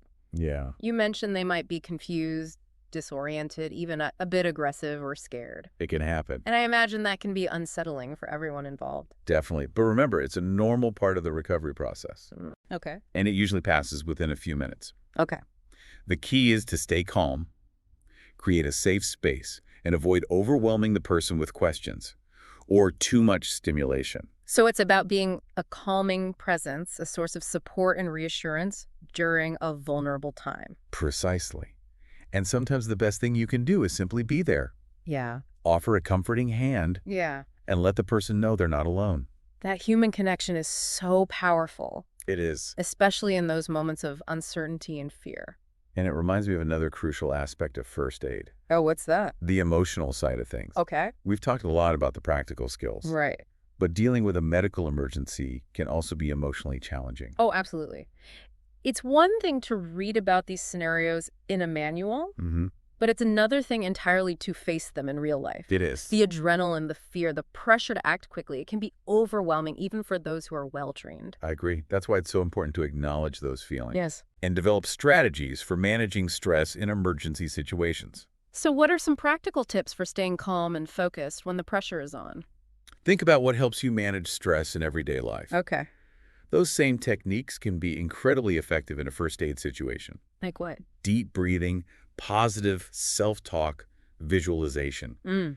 These are all tools that can help you regulate your emotions and stay grounded. So it's about tapping into those inner resources Right. that help us navigate challenging situations no matter what form they take. Exactly. So taking a few deep breaths, Mm-hmm. reminding ourselves that we can handle this, and focusing on the task at hand. Right. Those are all great starting points. And if you find yourself feeling overwhelmed, don't be afraid to ask for help. Good point. First aid is rarely a solo mission. It's true. There are often other people around who can assist, Right. whether it's calling 911, fetching supplies, or simply offering moral support. It's about teamwork, about recognizing that we're stronger and more effective when we work together. Absolutely, and that sense of collective responsibility is one of the most inspiring aspects of first aid. I agree. It reminds us that we're all connected, Mm-hmm. and that each of us has the potential to make a positive impact in someone's life. That's such a beautiful way to frame it. So as we wrap up this incredible deep dive into first aid, Yeah. what's the one message you hope our listeners will take away from this conversation? If there's one thing I want to emphasize, it's this. First aid is not just for medical professionals. Right? It's a skill set that everyone can and should learn. I agree. It's about empowering yourself to be the helper, Yeah. the one who steps up when others might hesitate. I couldn't agree more. It's about taking ownership of our ability to make a difference, Right. no matter how big or small that difference may seem. Exactly. So Yeah. to all our listeners out there, I encourage you to embrace the power of first aid. Yes. Take a course, practice your skills, and spread the knowledge. Good advice. You never know when those skills might come in handy, Right. and you might just save a life in the process. That's a perfect note to end on. Thank you so much for sharing your expertise and insights with us. My pleasure. This has been a truly enlightening deep dive into the world of first aid. Remember, knowledge is power, and in the realm of first aid, that power has the potential to change lives. And to our amazing listeners, we hope you feel inspired and empowered to take action. Yeah. First aid is a gift, It is. and it's a gift that we can all share. Absolutely. Until next time, stay curious, stay safe, and keep those first aid skills sharp. Hey everyone, welcome back for another deep dive. We've been talking about getting into mental health awareness for a while, and today we're really going to get into it. Absolutely. I'm excited to dive in, and this first aid manual we've got is perfect. really gets right to the point, you know? Yeah, no kidding. I Yeah. mean, right off the bat, it said something that really surprised me. Like, did you know that even little things like um, being kind of irritable, or forgetting things more than usual, Oh, yeah. those can actually be early signs of mental health struggle? Absolutely, and that's exactly why we're doing this deep dive, right? Getting ahead of the curve, recognizing those early signs so we can help ourselves or, support others. Exactly. So let's start with the basics. How does this manual define mental health? Because we hear that phrase all the time, but what's the real deal? Yeah, you're right. It gets thrown around a lot, but the manual digs a bit deeper. It actually uses the definitions from both the World Health Organization and the Public Health Agency of Canada. Okay, so like the heavy hitters. Exactly, and they both emphasize that mental health is about way more than just like feeling happy, right? It's bigger than that. So it's not just like the absence of bad stuff. Right. It's more about having what they call the capacity to enjoy life. Being able to handle the curveballs that life throws at you and having a genuine sense of well-being. So it's like having the skills and the strength to navigate life's ups and downs. Exactly. And the manual takes it even further by emphasizing the connection between mental health and overall well-being. It's not just something happening in our minds, it's all connected. Right, like mind-body connection, all that. Exactly. Our physical health, our relationships, our environment, it's all intertwined. You can't really separate mental health from the rest of our well-being. One thing that really jumped out at me in this manual was the section on stigma. Oh, yeah, that's huge. It said that a full 60% of people avoid seeking help for mental health issues because of stigma. Yeah. What do you think is behind that number? Honestly, it's heartbreaking, isn't it? I think a lot of it boils down to fear. Fear of being judged or discriminated against, fear of being labeled as different or weak. Yeah, like our society often puts so much emphasis on strength and resilience that admitting to struggling can feel like you're somehow failing. Right, and there's still so much misunderstanding surrounding mental health. People might not know how to respond, or they might say those unhelpful things like, just snap out of it, which only makes things worse, Oh, totally. And I think you've hit on something really important there. The way we talk about mental health has a huge impact on whether someone feels safe seeking help. So how do we change that narrative? I think it starts with being mindful of our language, moving away from that what's wrong with you mentality and instead approaching it with genuine curiosity and compassion. So instead of what's wrong, it's more like what's been happening and how can I support you? that's a subtle shift. Yeah. But I see how that could make a huge difference. It opens the door for open dialogue without judgment. It creates a safe space for someone to share what they're going through. Okay, I like that. So let's get into the meat of this manual. It lays out these mental health and wellness phases, basically like a roadmap of the different stages someone might be experiencing from totally rocking it to being in serious distress. Right, like a spectrum. Exactly. So starting with that resilient phase, Mm. what does that actually look like in real life? Is it just about being happy all the time? No, definitely not. It's not about achieving some sort of blissful, problem-free existence. The no unicorns and rainbows. Not necessarily. Think of it more like actively thriving. Yeah. The manual describes someone in this phase as being engaged in their life. They're finding satisfaction in their work and their relationships. Okay, so they're like firing on all cylinders. Yeah, they've got a good sense of self-worth. They're able to manage stress effectively. They bounce back from setbacks. They're not immune to challenges, but they have the tools and resources to navigate them without getting completely derailed. Okay, so it's like they've got this inner strength and resilience that helps them weather the storms. Exactly. But, even the most resilient people can experience setbacks. Life throws curveballs sometimes. Oh, for sure. So what are some early signs that someone might be transitioning from that resilient phase into the struggling phase? Well, this is where those subtle cues we mentioned at the beginning come into play. You might notice things like increased irritability, changes in sleep patterns, maybe trouble concentrating or withdrawing from social activities a bit. Ah, so like they're not quite themselves. Exactly. They might seem more fatigued than usual, or they might start expressing feelings of overwhelm or hopelessness. Okay, but those things can happen to anyone every now and then. Yeah. How do we know if it's just normal ups and downs or something more serious that needs our attention? That's a great question, and it really highlights how important it is to pay attention to those changes in behavior and patterns. If you notice these signs sticking around for a while, or if they're coupled with other concerning behaviors, it's definitely a sign that something might be off. Like what kinds of concerning behaviors? Well, things like increased substance use, changes in appetite, difficulty fulfilling their responsibilities at work or home, things that are out of character for them. So it's about noticing those shifts from their baseline and not just brushing it off as a bad day or week. Right. So what can we do to support someone in this struggling phase? Is it about trying to fix their problems for them? No, definitely not. It's not about playing therapist or having all the answers. The most helpful thing we can do is simply offer support and encouragement. Let them know that you've noticed the changes and that you care. So just being there for them. Exactly. Sometimes just having someone to talk to without judgment can make a huge difference. That makes sense. So what if those struggles start to become more pronounced? How do we recognize when someone has moved from struggling into that worrisome phase? Well, in this phase, those challenges become much more apparent and concerning. Yeah. You might see increased emotional withdrawal, persistent negativity, and a decline in their overall functioning. So like they're really starting to struggle to keep up with daily life. Exactly. They might be missing work or school more frequently, neglecting their self-care, or engaging in risky behaviors. That sounds really tough to witness, especially if it's someone you care about. What are the recommended strategies for supporting someone in this phase? At this point, encouraging them to seek professional help becomes crucial. It's not about forcing them or making them feel broken, but rather about gently guiding them towards the resources and support they need. So planting that seed and letting them know that help is available.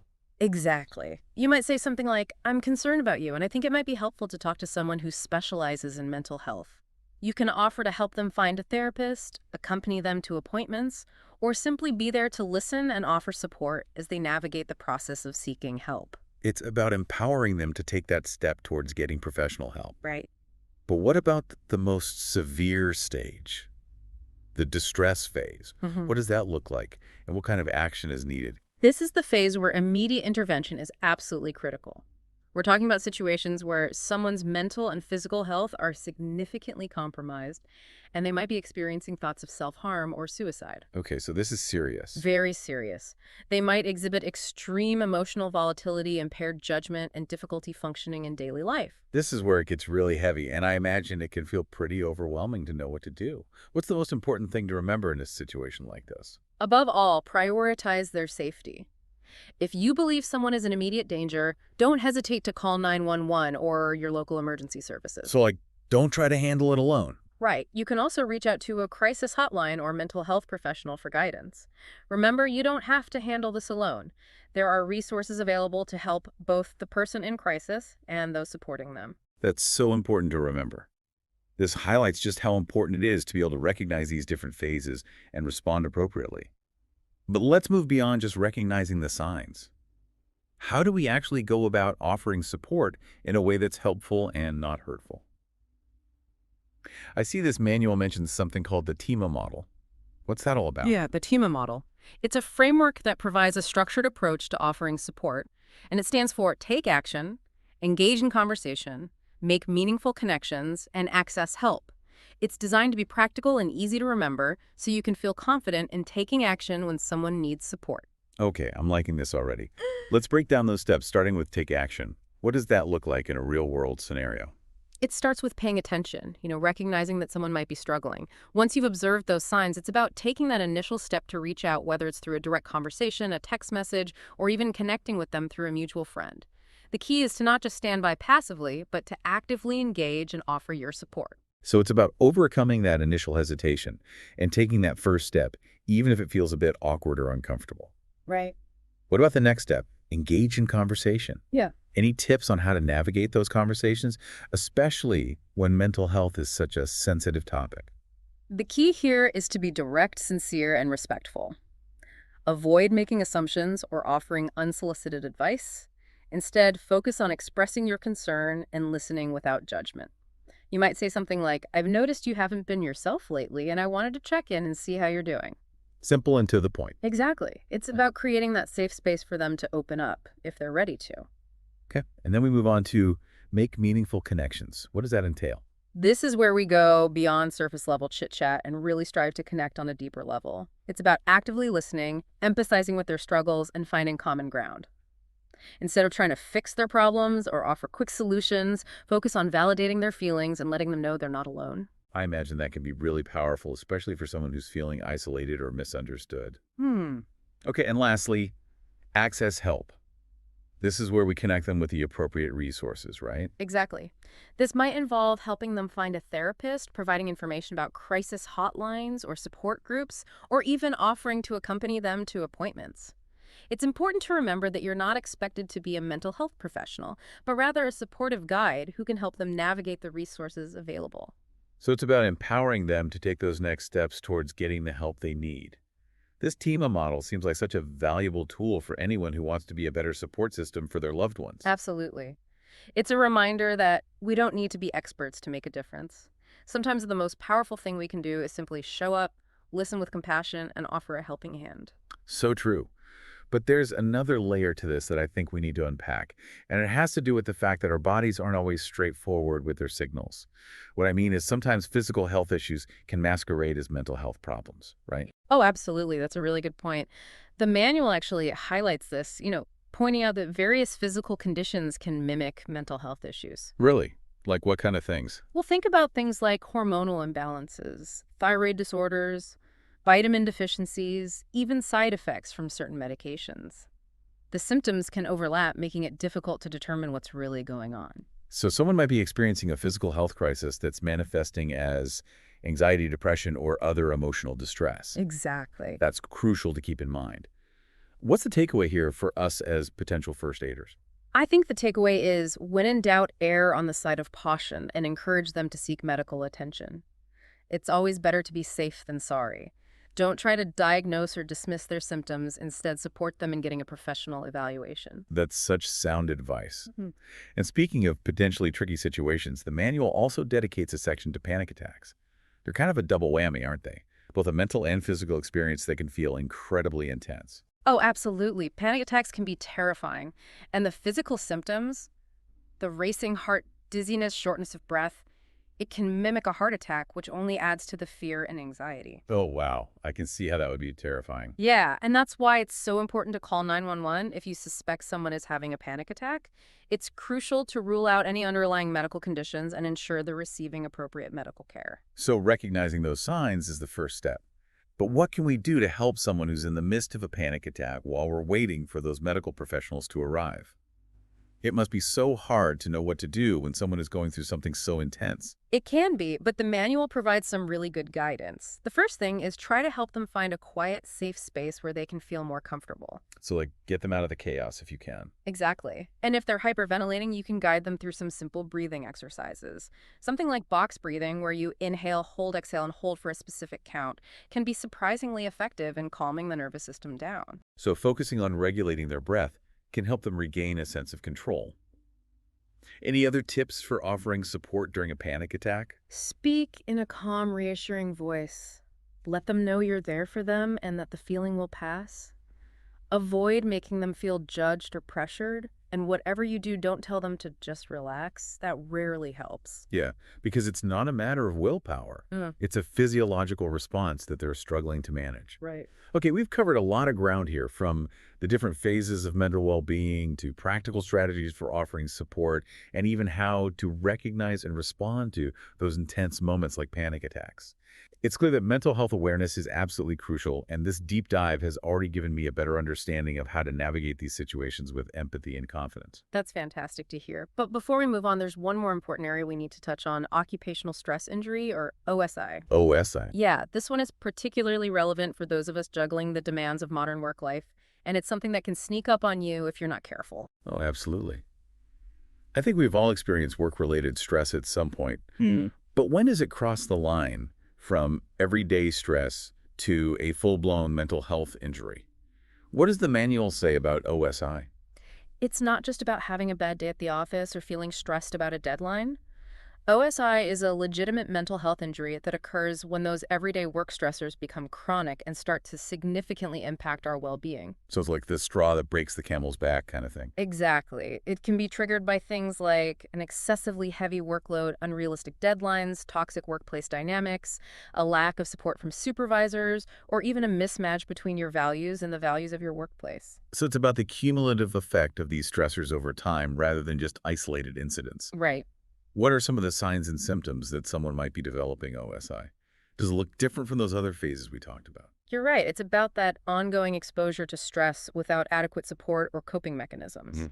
And, a lot of the signs overlap with the struggling and worrisome phases we discussed earlier. Oh, okay. So like what kinds of signs? Think about things like persistent fatigue, difficulty sleeping, increased irritability, difficulty concentrating, and a general sense of dread or anxiety related to work. Okay, so like Sunday scaries, but every day? Yeah, kind of. And in more severe cases, you might see changes in appetite, increased substance use, social withdrawal, or even physical symptoms like headaches and digestive issues. That sounds like a slippery slope. Yeah.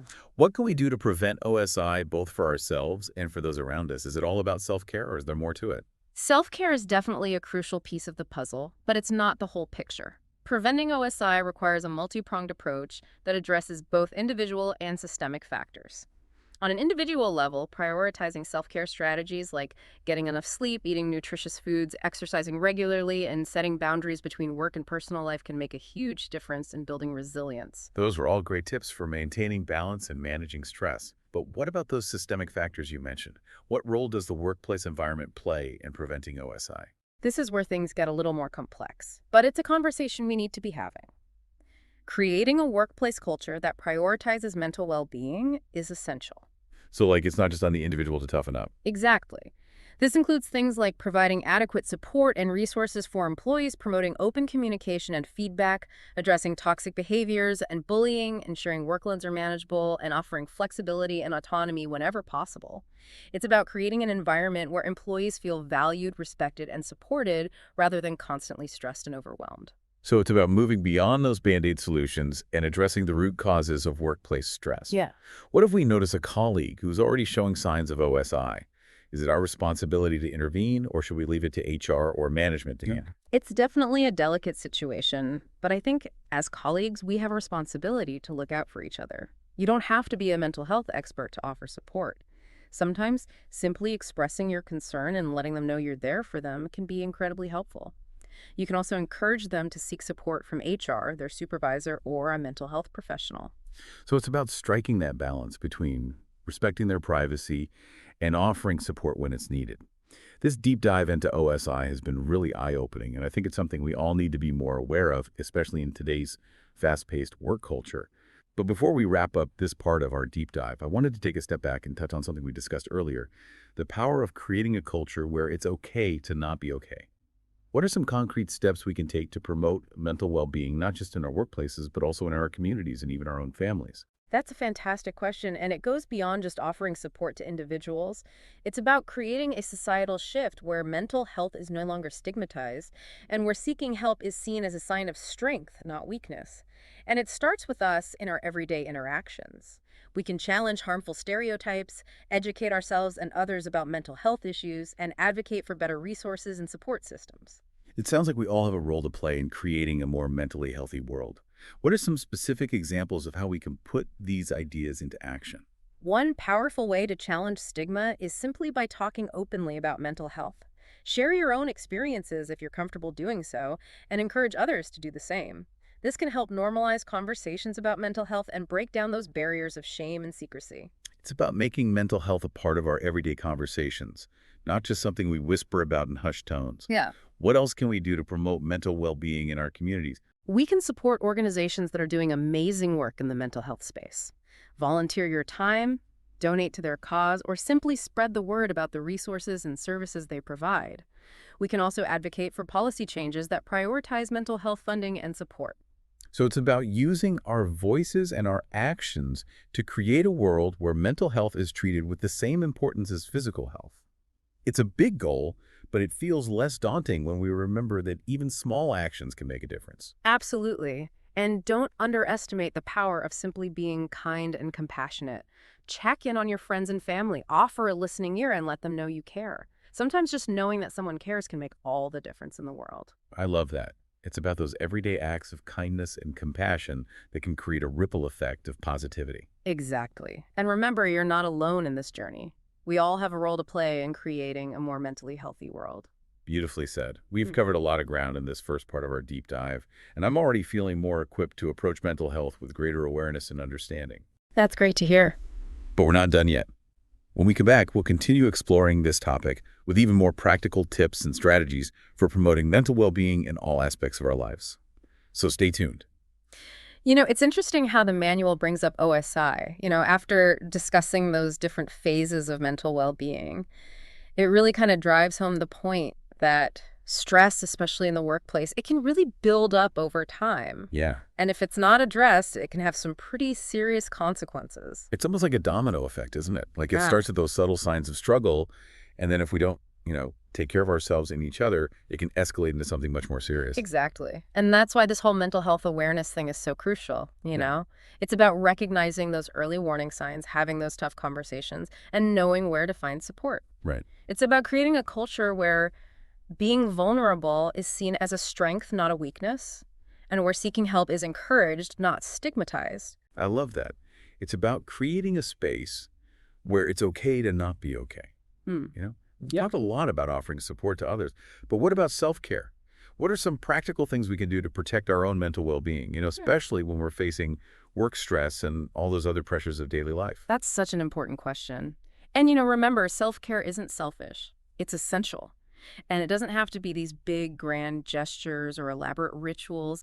It's about incorporating small, sustainable practices into our daily routines. Things that help us recharge and stay grounded. Okay, so what are some of those simple everyday practices that can make a big difference? I'm all ears. One of the most fundamental things we can do is prioritize sleep. Aim for 7 to 8 hours of quality sleep each night. Okay. It sounds simple, I know, but it makes a world of difference for our mood, our energy levels, and our ability to cope with stress. I've heard that getting enough sleep is like hitting the reset button for your brain. Yeah. So true. What else can we do to support our mental well-being? Moving our bodies is another incredibly powerful tool. And it doesn't have to be intense workouts. Even a brisk walk in nature, a gentle yoga session, or just dancing around your living room can do wonders for your mood and energy levels. You know what? I actually find that when I make time for movement, even if it's just for like 15 or 20 minutes, I feel so much more grounded and centered. It's like it clears the mental cobwebs and helps me approach the rest of my day with a fresh perspective. I totally agree. It's amazing how much those little bursts of movement can shift our energy and mindset. And another thing that often gets overlooked is mindful eating. Paying attention to what we're eating, savoring each bite, and nourishing our bodies with whole, unprocessed foods can have a huge impact on how we feel both physically and mentally. I think we often underestimate the connection between what we eat and how we feel. We tend to think of self-care as these big, extravagant things, but it sounds like sometimes it's those simple, everyday acts of kindness towards ourselves that make the biggest difference. You're absolutely right. And let's not forget the power of connection. Spending time with loved ones, nurturing our relationships, and engaging in activities that bring us joy, these are all essential ingredients for a fulfilling and mentally healthy life. I love that. It's about creating a life that feels both meaningful and sustainable, where we're not just surviving, but actually thriving. Exactly. And, if you find yourself struggling despite your best efforts, please know that there's no shame in seeking professional help. Just like we'd see a doctor for a physical ailment, it's important to reach out to mental health professionals when we need support. I couldn't agree more. There's so many amazing resources available, and there's no need to suffer in silence. Now, before we wrap up this deep dive, I wanted to circle back to something you mentioned earlier about building a culture where it's okay to not be okay. Yeah.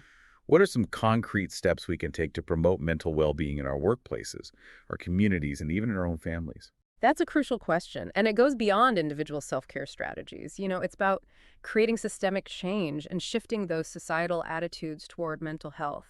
It's about creating a world where mental health is given the same weight and importance as physical health. That's a powerful vision. But where do we even begin to create that kind of change? It can feel so overwhelming to think about tackling something so big. It does feel daunting, doesn't it? But I truly believe that even small actions can create a ripple effect. One important step is advocating for better mental health resources and support systems. This includes things like affordable and accessible mental health care, robust employee assistance programs, and mental health training for first responders, teachers, community leaders. It's about making sure that everyone, regardless of their income or background, has access to the support they need. So it's about leveling the playing field and ensuring that mental health care isn't just a privilege for the few, but a right for everyone.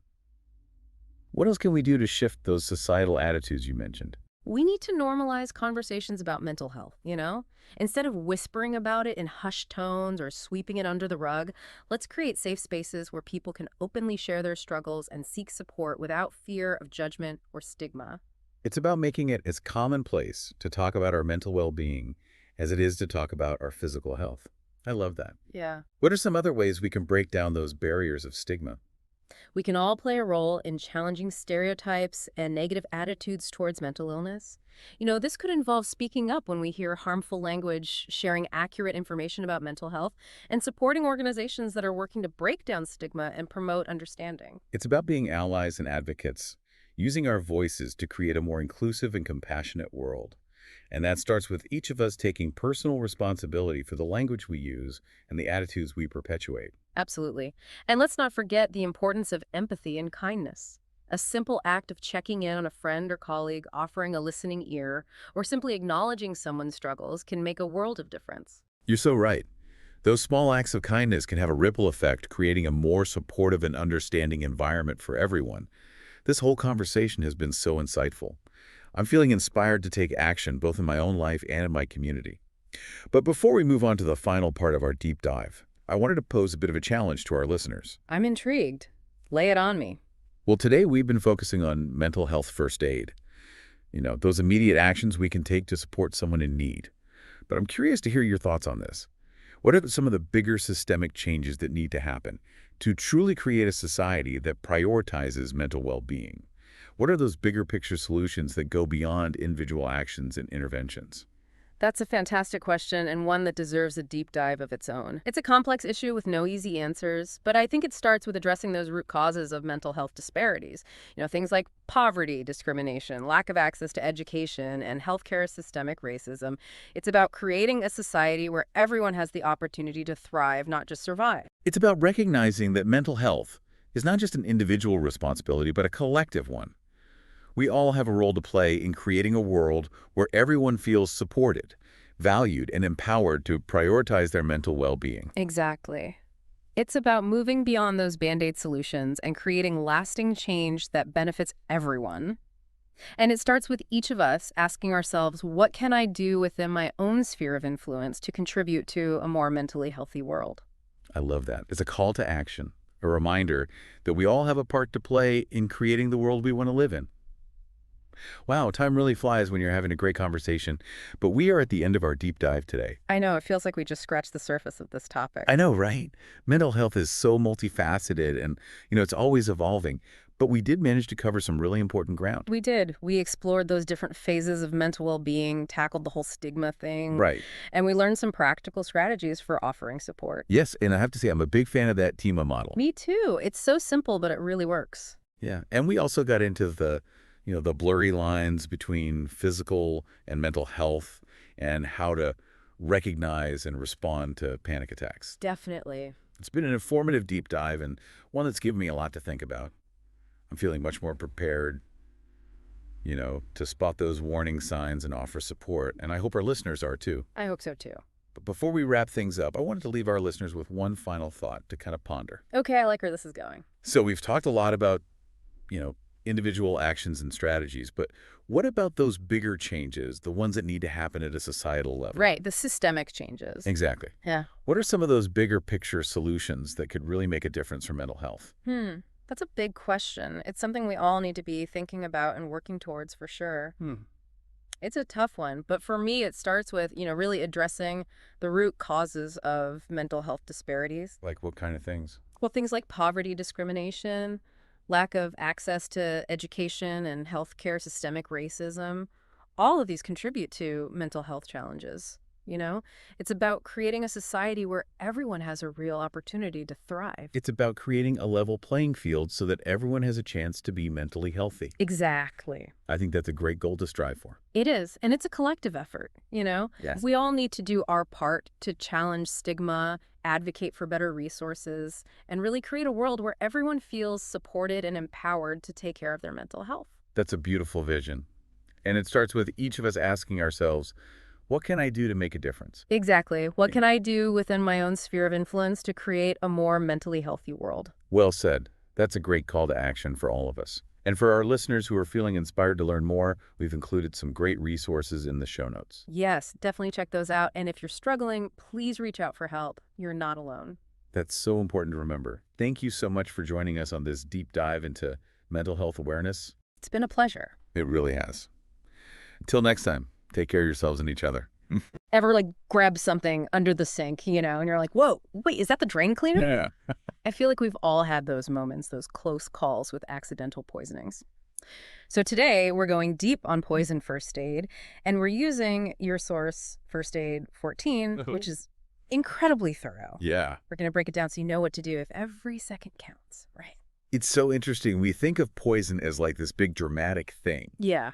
but the guide really emphasizes that, dosage is key. Right. It's the amount, even everyday things, like your Right. aspirin or your cleaning supplies or even plants So totally. can become dangerous Right. if we have the wrong amount. It's all about content. Not always the skull and crossbones, right? Right. So First Aid 14 breaks it down by how the poison gets into your body. Mm, Swallowing, inhaling, absorbing it through the skin, or injection. yeah. And knowing this, helps you figure out the right first aid steps. Totally. Hmm. That actually brings us to the first responders checklist. Oh, okay. The guide is very clear that before any treatment, Okay. you need to gather intel. Yeah.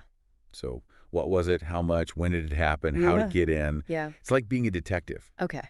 Those details really help poison control or 911 Yeah. give you the best advice possible. So let's say you walk into a potential poisoning situation. Okay. What kind of clues besides, an empty bottle are we looking for? So the guide lists a bunch of stuff. Okay. Changes in consciousness, any problems breathing, Mm-hmm. a really rapid heart rate, burns or irritation where, Yeah. whatever touched them. Okay. Anything unusual, really. Right. Knowing the types of poisoning helps too. Okay. So if something's swallowed, they might be throwing up. Right. But if it's inhaled, it might be coughing or chest pain. A lot of people, I think, would just immediately call 911, but First Aid 14 is very clear that poison control is actually the first call in most cases. Yeah. Why is that? It's because 911's for emergencies, Okay. life or death. Poison control, Yeah. they are the poison experts. Right. And Canada even has a new number. It's 1-844-POISON-X. Oh, wow. Super easy to remember. Okay, so poison hotline first. Yeah. Unless it's super serious, then it's 911. Exactly. Okay, the guide gets into these specific scenarios, and let's start with swallowed poisons. Okay. Is inducing vomiting, always the right thing to do? That's actually a misconception. A lot of people think you just immediately throw up. Oh, right. Okay. But no, never induce vomiting Okay. unless poison control tells you to. Oh, wow. Okay. I know it seems helpful, get it out. Right. But in a lot of cases, vomiting can actually do more harm than good. Why is that? Some substances, like corrosive chemicals, if you throw them back up, they can burn your esophagus even more on the way back up. Ah, okay. Right. And then if someone's having trouble breathing, Yeah. throw up, they could choke. Right. Aspiration. Okay. Poisons control will assess all this and tell you what's best. That makes a lot more sense. Okay. So what about inhaled poisons? Okay. What's priority number 1 there? Getting fresh air is absolutely crucial. Okay. Get the person away from whatever it is. Right. And if they're not breathing, start CPR immediately. Okay. And just a safety tip. Yeah. If you are giving CPR to someone who's been poisoned, Right. use a barrier device if you have one. Ah, okay. Reduce your own risk. Safety first, always. Always. All right. So what about absorbed poisons? So for that, you want to flush the area Okay. with lots and lots of cool water. Okay. If it's a powder, brush it off first. Okay. Get any contaminated clothing off, Right. but be careful not to touch the affected skin. Okay. And finally, injected poisons. What's the best course of action there? So besides general first aid, Right. you want to focus on slowing the spread. Okay. So keep them calm, keep them still, Right. and if you can, keep the affected limb lower than their heart. Okay. And, of course, call for help right away. This is already so helpful. Now, I know the guide goes into detail about opioid overdoses, which have been, really big issue lately. Yeah. What makes them so dangerous? So opioids are drugs that act on the brain. Okay. They're often prescribed for pain, Okay. but they can be misused. Right. A First Aid 14 really highlights this Canadian opioid crisis. Right. And fentanyl is playing a huge role in that. Fentanyl is the one that's like incredibly strong. Yes. Okay. Incredibly potent. Okay. And it's dangerous because it's colorless, it's odorless, and it's impossible to detect if it's been mixed in with other drugs. Right. And then there's carfentanil, which is even stronger. Oh, The guide actually says a fatal dose of carfentanil is about the size of a grain of salt. that is terrifying. It's frightening. Okay. So what can you do if someone overdoses on opioids? Is there any way to reverse it? Thankfully, there is. Okay. Naloxone can temporarily block the effects of opioids. Okay. It's not a permanent fix, but it allows the person to start breathing normally again, Okay. which buys us crucial time. Okay. And the great thing is that naloxone kits are free Okay. in most of Canada. So it's like a pause button, like Yeah. you get time to call for help. Exactly. You've got it. Okay. It reverses the life-threatening effects Right. temporarily Okay. and lets them breathe again while you wait for those emergency services. This deep dive is packed with info already. Yeah. I feel like way more prepared. Good. It's really important to remember that naloxone is temporary. Right. The effects wear off after about like 20 to 30 minutes, which gives you that window to call 911 and get professional help. So even if someone seems like they're recovering after you give them naloxone, you still need to like stay with them, monitor them absolutely. until EMS arrives. Yeah, because the opioid might still be in their system Okay. and those effects can return Right. once the naloxone wears off. Okay. And they might need further medical attention Right. depending on, how bad it was in their overall health. That makes sense. Yeah. It's like a lot to keep track of in a high pressure situation. Yeah, it is. The guide mentions this handy mnemonic Oh, yeah. to help you remember the key steps for opioid poisoning first aid. Right. Save me. Save me. Can you walk us through that? Absolutely. S stands for stimulate. Okay. So try to rouse the person. Right. Call their name, gently tap their foot. Okay. And while you're doing that, have someone else call 911 immediately. Okay. Stimulate and call for help. Right. A is for airway. Oh. Open the person's airway. Okay. Tilt their head back gently. Mm-hmm. Lift their chin. Mm-hmm. And then check if they're breathing. Okay. A, airway. What about V? V is for ventilate. Okay. So if they're not breathing, Right. or if they're only taking these like tiny shallow breaths, Right. you give them 5 rescue breaths, Okay. 1 breath every 5 seconds. Okay. And you got to make sure their chest rises with each breath. So even if they are breathing a little bit, those rescue breaths are still important. Yes, very important. Okay. This is making things so much clearer. Good. Yeah. E is for evaluate. Okay. Take a second. Assess. Okay. Are the rescue breaths helping? Right. Are they starting to breathe on their own Okay. more normally? E for evaluate. That makes sense. Mm-hmm. We're almost there. M is for medication. Okay. That's for naloxone. Right. So if you've got a naloxone kit Right. and you're trained to use it, this is when you do it. Okay. Remember, we talked about those steps. For the nasal and intramuscular naloxone, Mm. for medication, Mm. naloxone could be a lifesaver. Absolutely. Last E. Last E is evaluate again. Okay. So after you've given naloxone, Right. check their response. Okay. Breathing better. More alert. Mm-hmm. It can take a couple minutes for naloxone to kick in. Right. So continue those rescue breaths Okay. and be ready to give a second dose Okay. if you need to. That save you me mnemonic is brilliant. It like breaks it down It's a good one. into these really easy to remember actions. Yeah. I'm definitely going to remember that. Good.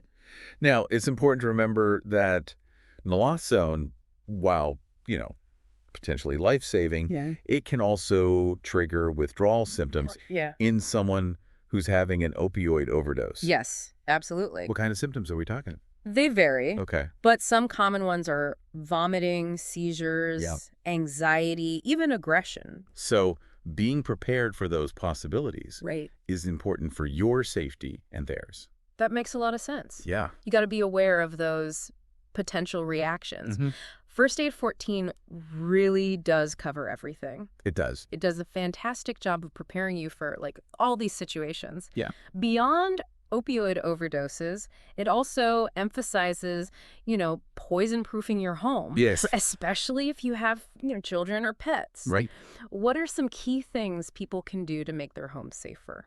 So always keep all medications, Right. cleaning products, Right. anything potentially hazardous Yeah. in their original container, clearly labeled and Yeah. out of reach. Okay. And, installing those safety latches on Yeah. cabinets and drawers Yeah. where you store these things. Those are such simple steps, but they could make such a difference It really can. in preventing accidents. Yeah. What about when you're, like, traveling Oh, yeah. or, in unfamiliar environments? Yeah. Are there any precautions people should take? That's a great point. Yeah. When you are traveling or visiting someone's home, Right. always ask about potential poison hazards. Oh, okay. Things like poisonous plants, maybe medications aren't secured properly, Yeah. or even certain types of pest control products. Right. If you're traveling with children, pack a small first aid kit, Okay. just the essentials. Right. You could even include activated charcoal, Oh, okay. but only use it if, poison control says to. Okay. Always be aware of your surroundings, Yeah. especially with little ones around. Anything else? Yeah. Oh, yes. Proper disposal of medications and hazardous waste is crucial. Right. Don't just throw them in the trash or Right. flush them down the toilet. Okay. Check with your pharmacy or, local waste disposal Right. for the guidelines.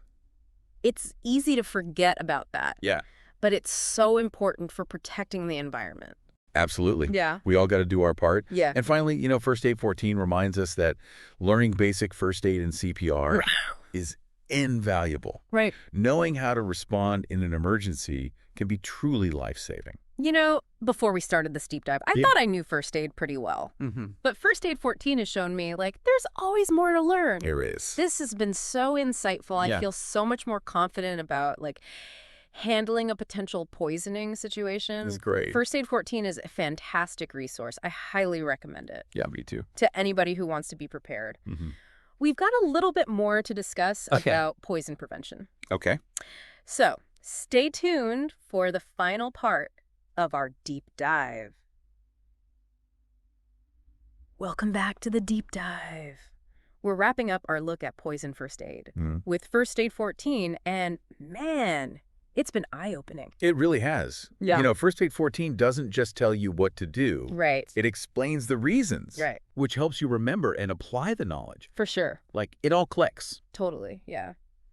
We talked about identifying poisons, first aid for different ways you can be exposed, and even how to deal with opioid overdoses, All right. which are so complex. As we wrap up, what else stood out to you from the guide? One thing that really struck me was Yeah. how First Aid 14 emphasizes the mental side of things Oh, right. in a poisoning emergency. Yeah. It reminds us that staying calm is the most important thing. So true. It's easy to panic when things go wrong, Right. but you need a clear head to give good first aid. Absolutely. What advice does the guide have for managing that stress? It encourages you to take those deep breaths Right. and just focus on what needs to be done. Okay. It even suggests talking yourself through the steps. Right. Okay, I got this. Yeah. And if there are other people around, Right. delegate, Right. someone call 911 where you do the first aid. Those are great tips. Yeah. Having a plan and staying calm can make all the difference They really can. when things get intense. Any other wisdom before we finish up? The thing that really stuck with me is that saying prevention is the best medicine. Oh, yeah. And First Aid 14 has this whole section on poison prevention strategies, Okay. which I think is awesome. Yeah, reacting to an emergency is one thing. Right. But stopping it before it happens is even better. Totally.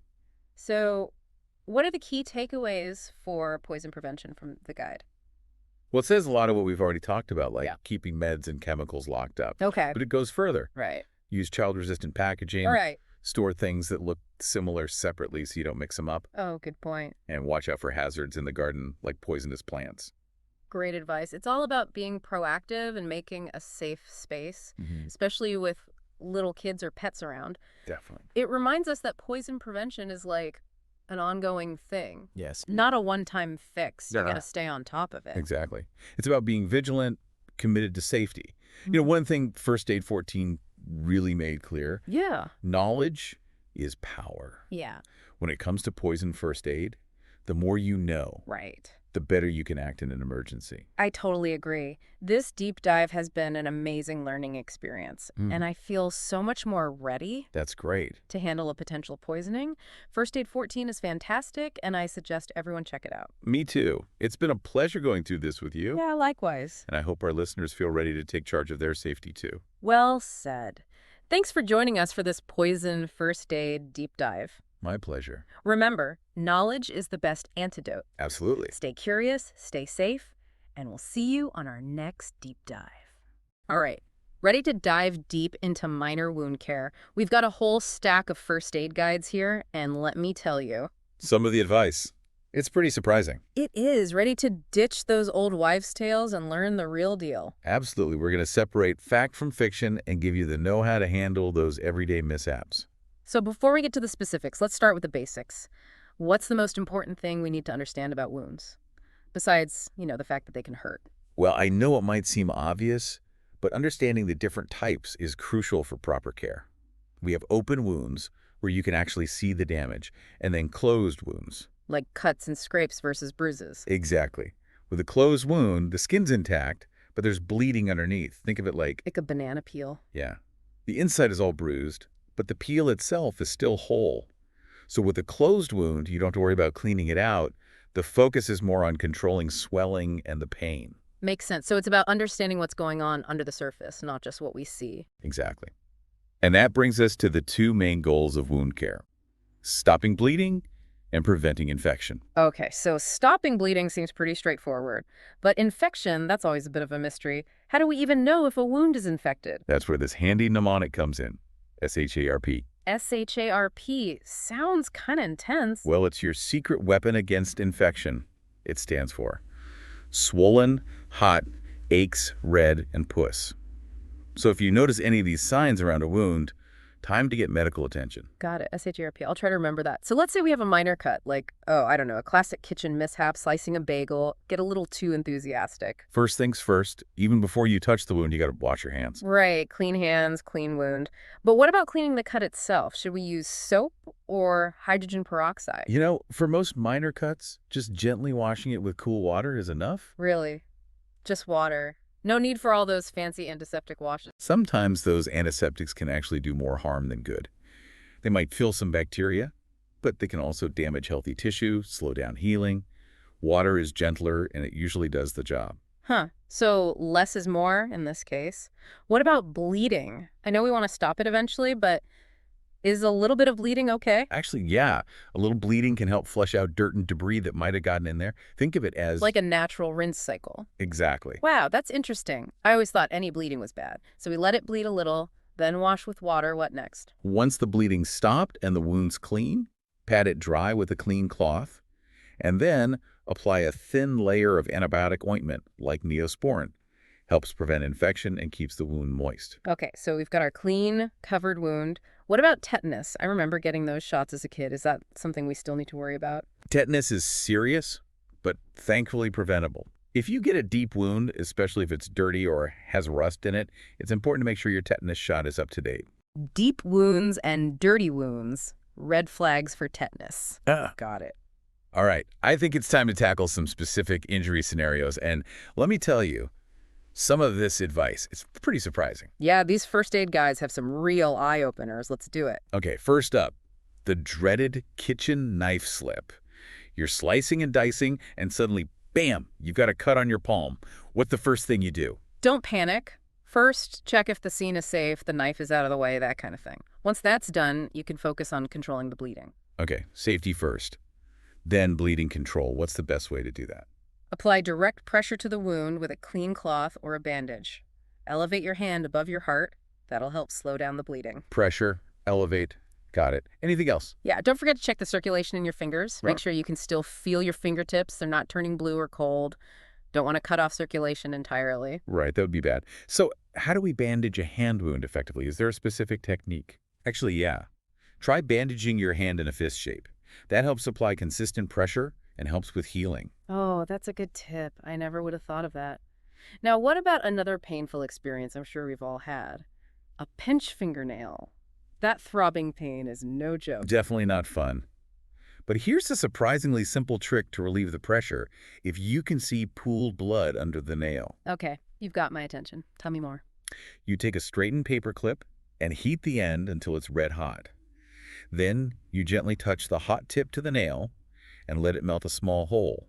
This releases the pressure from the blood, and it's almost instant relief. Wait, are you serious? A red-hot paperclip? I'm kind of terrified, but also intrigued. Any safety warnings? Absolutely. This is only if you can clearly see pooled blood under the nail. If there's any doubt, don't try it.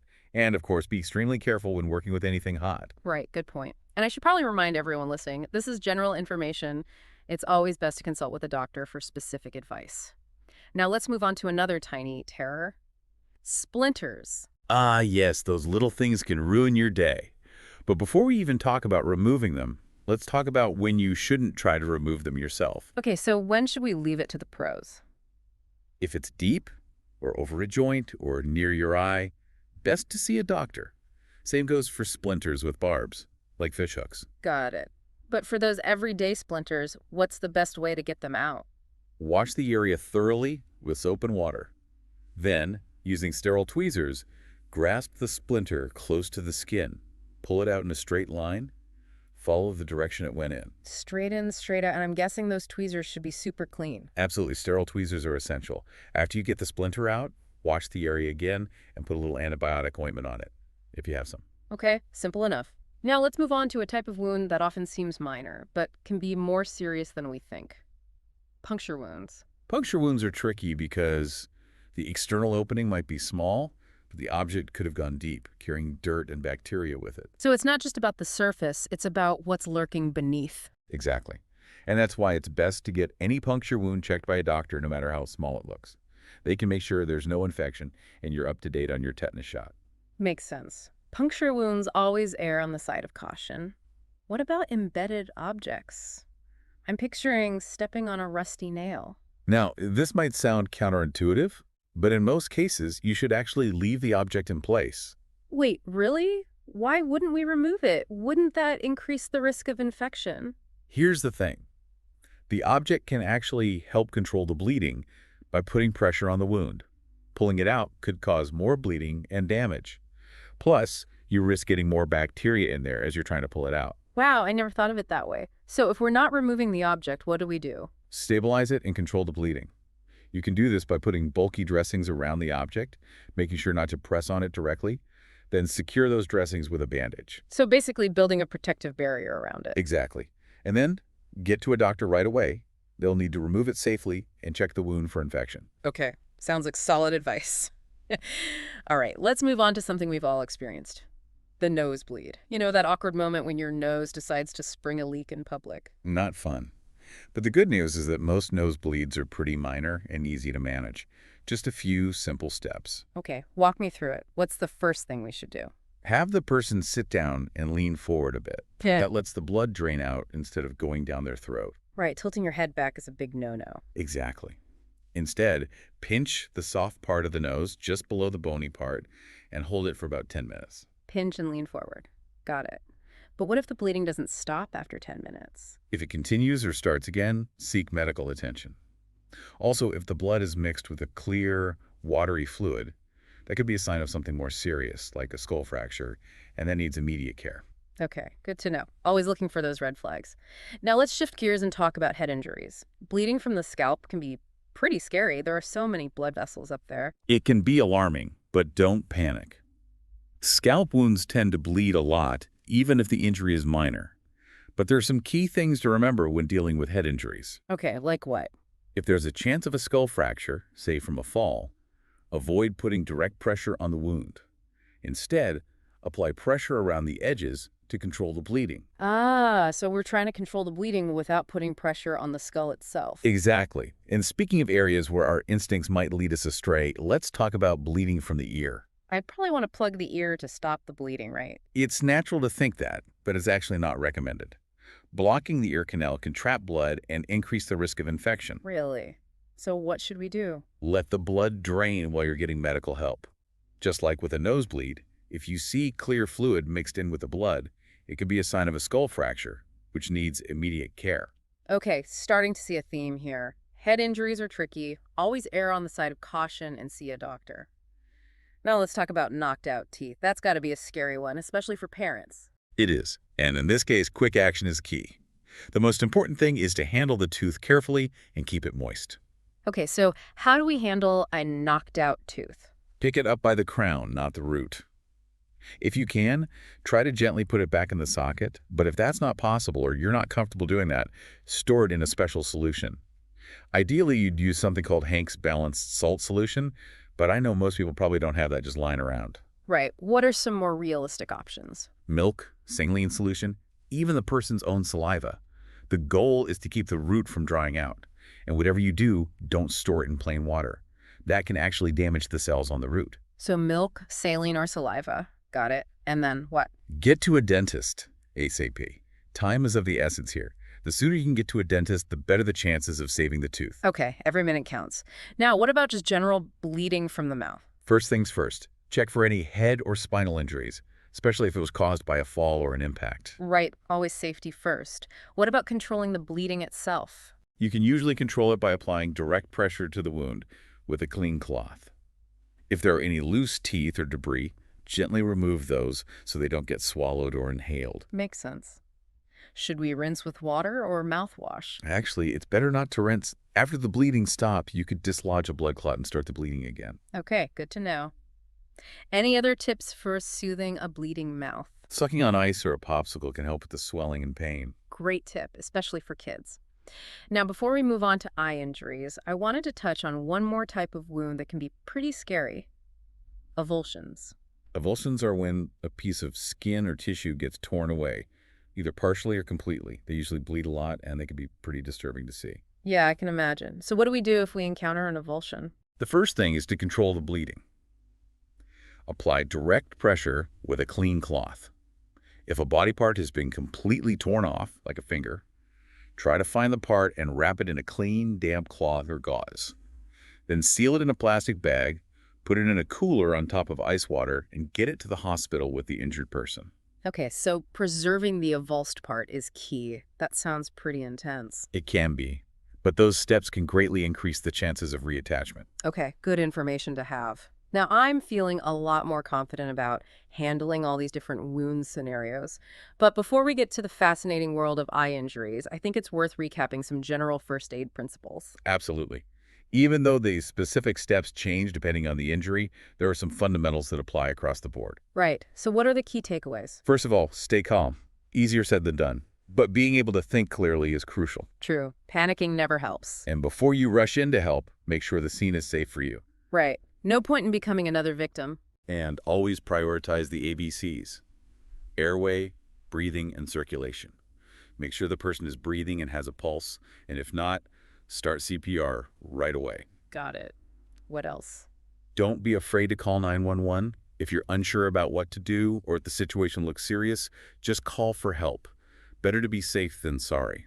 Absolutely. And lastly, I think it's important to remember that the more you know about first aid, the better prepared you'll be.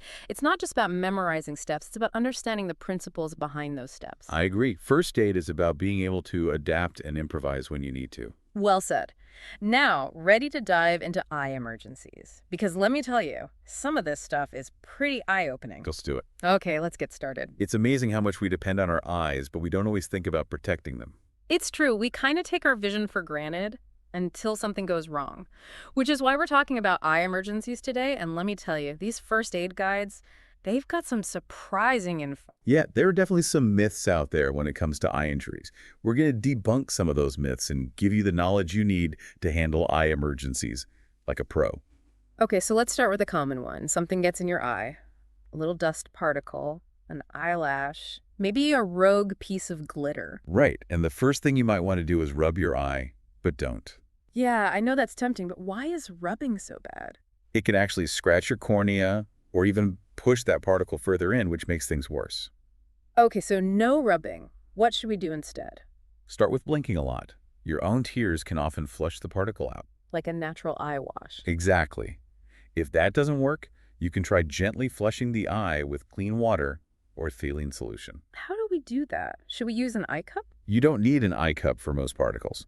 Just hold your eye open and pour a gentle stream of water over it. Make sure the water's clean and use a clean container. Clean water, gentle stream. Got it. What if it's stuck under the eyelid? Oh, that's the worst.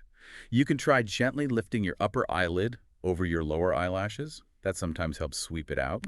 Or if you can see the particle on the white part of your eye, you can try to remove it with a clean, damp tissue or a cotton swab.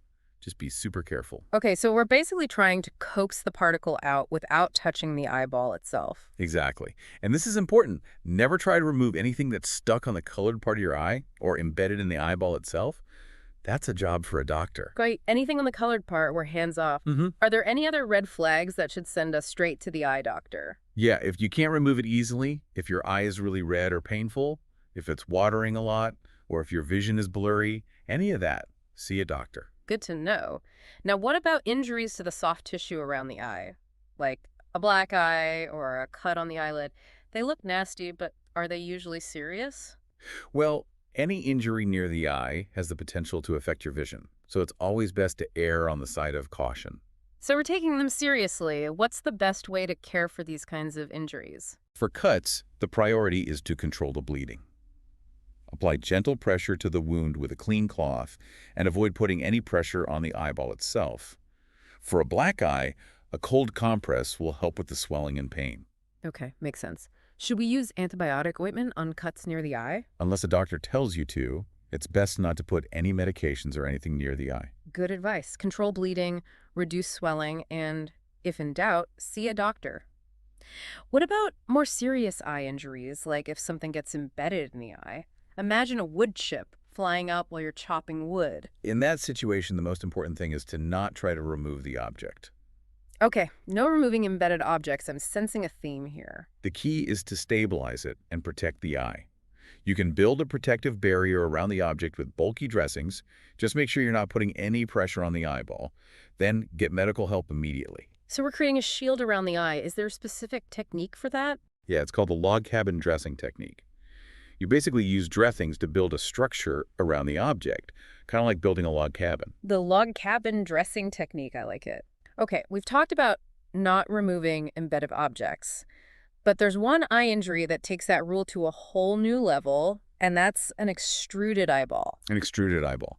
That's when the eyeball has been partially or completely forced out of its socket. Okay, that's officially the stuff of nightmares. But let's say it happens. What are the absolute do's and don'ts? The biggest don't is do not try to push the eyeball back in. Okay, that seems counterintuitive. It might, but you could actually do more damage. Instead, cover the eye and the exposed eyeball with a moist, sterile dressing and call 911 immediately. Got it. Cover, call 911, and don't touch. Exactly. Leave it to the pros. Oh. All right, let's talk about another type of eye injury that can be really damaging.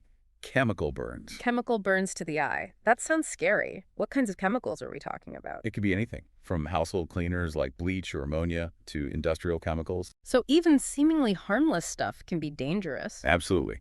Always wear eye protection when you're working with any kind of chemical. Good advice. Now, let's say someone does get a chemical in their eye. What's the most important thing to do? Immediately flush the eye with water and keep flushing it.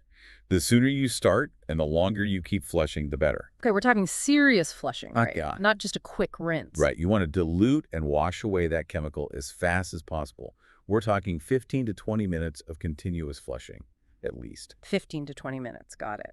What if they're wearing contacts? Start flushing right away. Even with the contacts in, you can try to remove them after a few minutes, but if it's a really strong chemical, leave them in and let the doctors handle it. Okay, makes sense. Don't want to waste time fiddling with contacts. Now, what about those times when we accidentally look at something too bright, like the sun or a welder's torch? Can that actually burn your eyes? It can. It's basically a sunburn on your eye, and it can be really painful.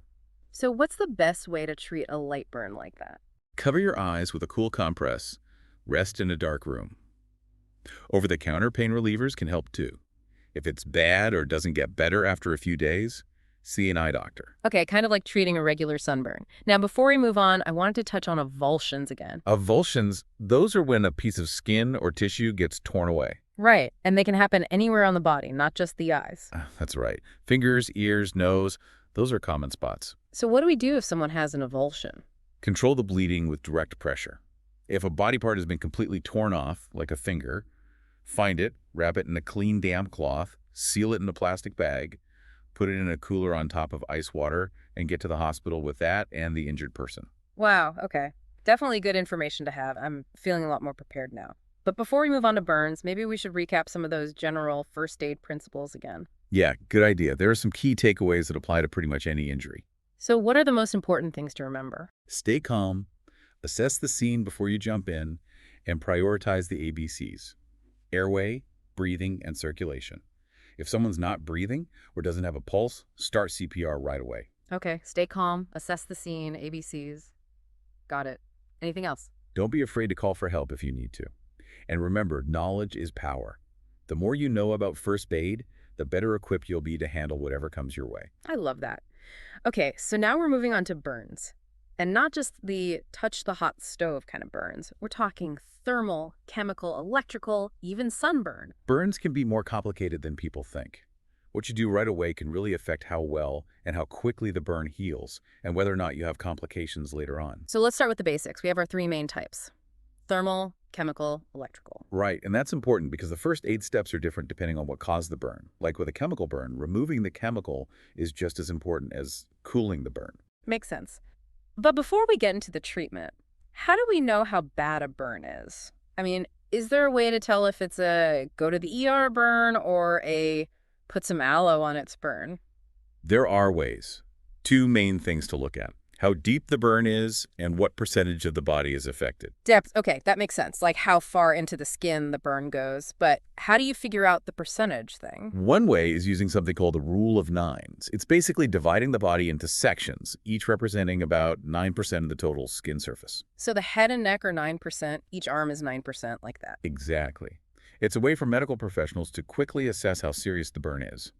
There's also the palm method, which is using the person's palm, not including their fingers, as a reference. Their palm is roughly equal to 1% of the body's surface area. So if the burn is about the size of 2 palms, it's affected 2% of their body. That's pretty easy to visualize. It is, and it helps us move beyond just describing the burn and into actually assessing it. Speaking of assessing, let's talk about treating burns. Let's start with thermal burns.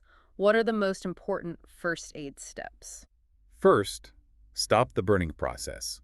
Remove the heat source, whatever it is: a flame, a hot object, hot liquid, whatever it is. Okay, that seems obvious, but I bet in a panic people forget the basics. You're right, which is why it's good to know this stuff beforehand.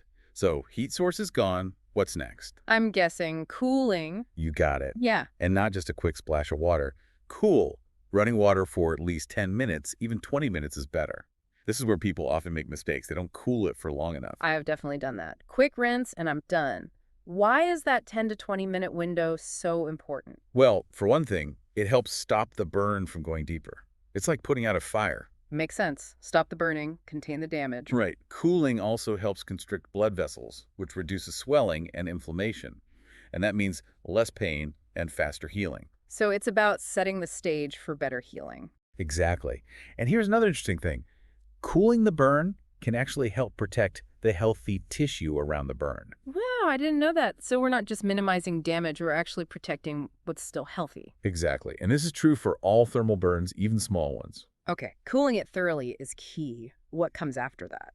Once it's cool, gently remove any clothing or jewelry from the area, if it comes off easily, but don't force anything. That could tear the skin. Right. What about blisters? Pop them or leave them alone? Leave them alone. They actually protect the wound and help prevent infection. If one does break, gently clean it with mild soap and water and cover it with a sterile dressing. Okay, so blisters are good. What about covering the burn? Is that always necessary? After you've cooled it, cleaned it, and removed any loose debris, it's generally a good idea to cover it with a sterile dressing, something that won't stick. Why do we cover it? It protects it from getting bumped or infected. It keeps it moist so it can heal better, and it helps with the pain. Makes sense. Any specific type of dressing we should use? They make dressings specifically for burns. They won't stick to the wound, and they often have things like aloe vera in them to help soothe the skin. Okay, burn-specific dressings. Got it. What about pain relief? Burns can be really painful. What can we do about that? Over-the-counter pain relievers, like ibuprofen or acetaminophen, can help. And aloe vera gel is good for burns, too. It's not just for sunburn. Right, aloe vera, good for all kinds of burns. Okay, let's talk about chemical burns. We already talked about flushing with water.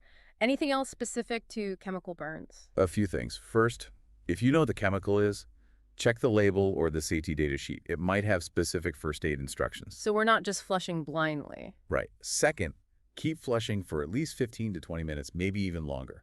Don't stop just because it stops burning. Okay. Prolonged flushing. It's a recurring theme. It is. And while you're flushing, remove any clothing or jewelry that's been contaminated. Got it. And once you've flushed it and removed any contaminated clothing, we're back to cool, clean cover. Exactly. But with chemical burns, it's especially important to get checked by a doctor, even if it looks minor. Okay. Always err on the side of caution. What about electrical burns? Those seem like a whole other beast. You can't always see the full extent of the damage. That's true. With electrical burns, the internal damage can be much worse than what you see on the outside. So the most important thing is safety. What do you mean? Before you do anything, make absolutely sure that the power source is disconnected. You don't want to get electrocuted yourself. Right. No need to become another victim. So, scene is safe. How do we treat an electrical burn? Cooling the area with cool water is important, and cover it with a sterile dressing. But no matter what, always get medical attention for an electrical burn, Even if it seems minor. especially if it seems minor. You could have damage to your organs, nerves, muscles, things you can't see. Okay. Definitely better to be safe than sorry. Now let's talk about sunburn. We all know how easy it is to get a little too much sun, especially in the summer. It happens to the best of us. And even though sunburn might seem like more of a nuisance, it's still a burn, and we need to treat it. Okay, so what's the best way to soothe a sunburn? Cool compresses, a cool bath or shower, those can help. Aloe vera gel is great, or lotions with aloe or calendula. What about those old school remedies like vinegar or yogurt? Do those actually work? Some people say they do, but personally, I'd stick with the things we know work, like cool compresses and lotions. Okay, good advice. What about pain relief? Over-the-counter pain relievers can help with the pain and inflammation. And make sure to stay hydrated. Cool. Soothe, hydrate. Okay, I think we've covered a lot of ground on burns. I'm feeling much more prepared now. But before we wrap up this whole deep dive, I wanted to talk about prevention. That's so important. Knowing how to treat injuries is great, but preventing them in the first place is even better. Absolutely. So what are some things we can do to prevent these common injuries? Just be aware of your surroundings. In the kitchen, be careful with knives and hot liquids. At home, keep walkways clear and make sure stairs are well lit. Childproof your home if you have kids. When you're outside, wear the right shoes, use sunscreen, be careful with power tools, and always swim with a buddy. Okay, so common sense and taking precautions. Exactly. And one last reminder, stop, drop, and roll. It's simple, but it could save your life if your clothes catch fire. Can you go over the steps one more time? Stop moving, drop to the ground, cover your face if you can, and roll back and forth to smother the flames. Stop, drop, and roll. Always good to hear it again. Okay, I think we've covered everything we wanted to talk about today. We've gone over wounds, infection, bleeding control, common injuries, and burns. Hopefully everyone listening is feeling a little more confident and prepared to handle those everyday mishaps. I hope so too. Remember, even a little bit of knowledge can make a big difference. Knowing what not to do is just as important as knowing what to do. Stay curious, stay safe, and we'll catch you on our next deep dive. Okay, so we've talked about the different kinds of burns, how to figure out how bad they are, and what can go wrong if they're not treated right. Now let's get to the actual treatment. How do we take care of these burns? Time to put all this knowledge to work. And, some of these first aid tips, they might surprise you. I'm ready to be surprised. So, thermal burns, like the ones we get from touching a hot stove or spilling boiling water, what's the most important thing to do first? The absolute first thing. Yeah. Cool the burn. And I don't mean a quick splash of water. We're talking Right. cool running water for a good 10 to 20 minutes. Mhm. People don't always realize how important that is. Yeah, I've definitely been guilty of that myself. Why is cooling it for that long so crucial? It does a few things. First, it stops the burn from going deeper. It's like when you're putting out a fire, you got to get rid of the heat to stop the damage. Okay, that makes sense. Stop the burning, limit the damage. Right. And it also helps to narrow the blood vessels, which brings down the swelling and redness, so it hurts less and heals faster. So it's not just about feeling better right away, it's about making sure the burn heals well in the long run. Exactly. And here's another thing. Cooling the burn can actually help protect the healthy skin around the burn. Really? That's interesting. I didn't know that. Yeah, it's all about giving the body the best chance to heal. And this is true for any kind of thermal burn, big or small. Okay, cooling it thoroughly is key. So what comes after that? After you've cooled it down, you want to gently take off any clothing or jewelry from the burned area, but only if it's loose. Don't pull on anything, you could tear the skin. Right, no need to make things worse. What about blisters? Should you pop them? Better to leave them alone.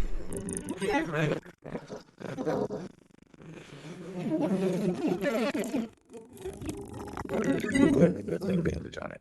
Okay, so blisters are good. What about covering the burn? Do we always have to do that? Once you've cooled it, cleaned it, and gotten rid of any loose stuff, it's usually a good idea to cover it with a sterile dressing, something that won't stick. What's the reason for covering it? It keeps it protected from getting bumped or dirty, keeps it moist so it can heal, and it helps with the pain. Makes sense. Are there certain kinds of dressings we should be using? You can get dressings that are made specifically for burns. They won't stick. And a lot of them have aloe vera or other stuff in them to help soothe the skin. Okay, burn dressings. Got it. Now, burns can hurt a lot. What are some good ways to manage the pain? Over-the-counter pain meds like ibuprofen or acetaminophen can help. And you can use aloe vera gel too, not just for sunburn. Right, aloe vera is good for all kinds of burns. Okay, let's move on to chemical burns. We talked about flushing with water. Is there anything else we need to know about treating those? A few things. If you know what the chemical is, check the label or the safety data sheet. It might have specific instructions. So we need to know what we're dealing with. Right. And keep flushing for at least 15 or 20 minutes, maybe even longer, depending on what it says in the instructions. Don't stop just because it feels better. Okay, keep flushing. We're hearing that a lot. Yeah, it's really important. And take off any clothes or jewelry that's got the chemical on it while you're flushing. Got it. And then once we've flushed it and taken off any contaminated clothing, it's back to cool, clean, and cover. Yep. But with chemical burns, it's especially important to get checked by a doctor, even if it doesn't look too bad. Okay, always better to be safe than sorry. Now, what about electrical burns? Those are scary because you can't always see how much damage there really is. That's true. With electrical burns, the damage inside can be a lot worse than what you see on the skin. So the first thing to think about is safety. What do you mean? Make sure the power is off before you go near the person. You don't want to get electrocuted too. Of course, safety first. So once the area is safe, how do we treat an electrical burn? Cooling with cool water and covering it with a sterile dressing, just like we talked about. But the most important thing is to get medical help right away, no matter how bad it looks. Even if it looks okay. Especially if it looks okay. There could be damage to your organs, nerves, muscles, stuff you can't see. Okay, I'm getting that checked out for sure. Let's talk about sunburn now. It's so easy to get too much sun, especially in the summer. It really is. And even though it might seem like just a minor thing, sunburn is still a burn and we need to treat it. So what are some good ways to soothe a sunburn? Cool compresses, a cool bath or shower, those are good. Aloe vera gel is great, or lotions that have aloe or calendula in them. What about those old-fashioned remedies, like putting vinegar or yogurt on a sunburn? Some people swear by those, but I think it's better to stick with the things we know work, like cool compresses and lotions. There's no proof that vinegar or yogurt actually help, and they might even irritate your skin more. Okay, good to know. What about pain relief for sunburn? You can take over-the-counter pain relievers, like ibuprofen or acetaminophen, and make sure to drink plenty of fluids, especially if you've been sweating a lot. Cool it down, soothe it, and stay hydrated. Got it. So we've covered a lot about burns, but I think it's important to talk about how to prevent them in the first place. That's a really good point. Knowing how to treat burns is important, but it's even better if we can avoid them altogether. Absolutely. So what are some things we can do to prevent burns and other injuries? Just being aware of your surroundings can make a big difference. In the kitchen, be careful with knives and hot stuff. Keep your house tidy to prevent trips and falls. Make sure stairs are well lit and have sturdy railings. Child-proof your home if you have little ones. When you're outside, wear the right shoes for what you're doing, wear sunscreen and cover up, be careful with power tools, and if you're swimming, never swim alone. Okay, so common sense and taking precautions. Exactly. And one last reminder, stop, drop, and roll. Everyone should know what to do if their clothes catch on fire. Okay, one last time, can you go over the steps? If your clothes are on fire, stop moving, drop to the ground, cover your face if you can, and roll back and forth to put out the flames. Stop, drop, and roll. A message that's always worth repeating. Well, I think we've covered everything we wanted to talk about today. We've gone over all sorts of wounds, how to handle bleeding, what to do for common injuries, and how to treat burns. Hopefully everyone listening is feeling a little more confident and ready to handle those little emergencies that life throws our way. I hope so too. Remember, a little bit of knowledge can go a long way. Absolutely. And knowing what not to do is just as important as knowing what to do. So stay curious, stay safe, and we'll catch you on our next deep dive. Welcome to the Deep Dive. Today we're going to be looking at first aid. Yeah. We're cracking open a first aid manual. That's our source material. Yay. So like getting prepped with some basic understanding of the body Absolutely. and, some essential first aid. Basic stuff. Yep. I have to admit, like I've been prepping for this. And I was like, wow, I wish I knew this stuff sooner. Yeah, I mean, it really is fascinating. Yeah. And, just even understanding how your body works can really change how you approach everyday health. And, those moments, Yeah, it can be a game changer. it's true. So first things first, our source material, the first aid manual. Right. It dives right into anatomical terms like superior, inferior, all that stuff. I felt like I was back in high school biology. It's like a new language. Yeah.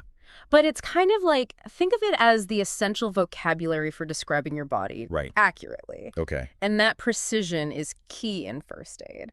I mean, that makes sense. So instead of saying my arm hurts, I should be saying I have pain on the lateral side of my distal humerus. You got it. That's the upper arm bone, right? That's it.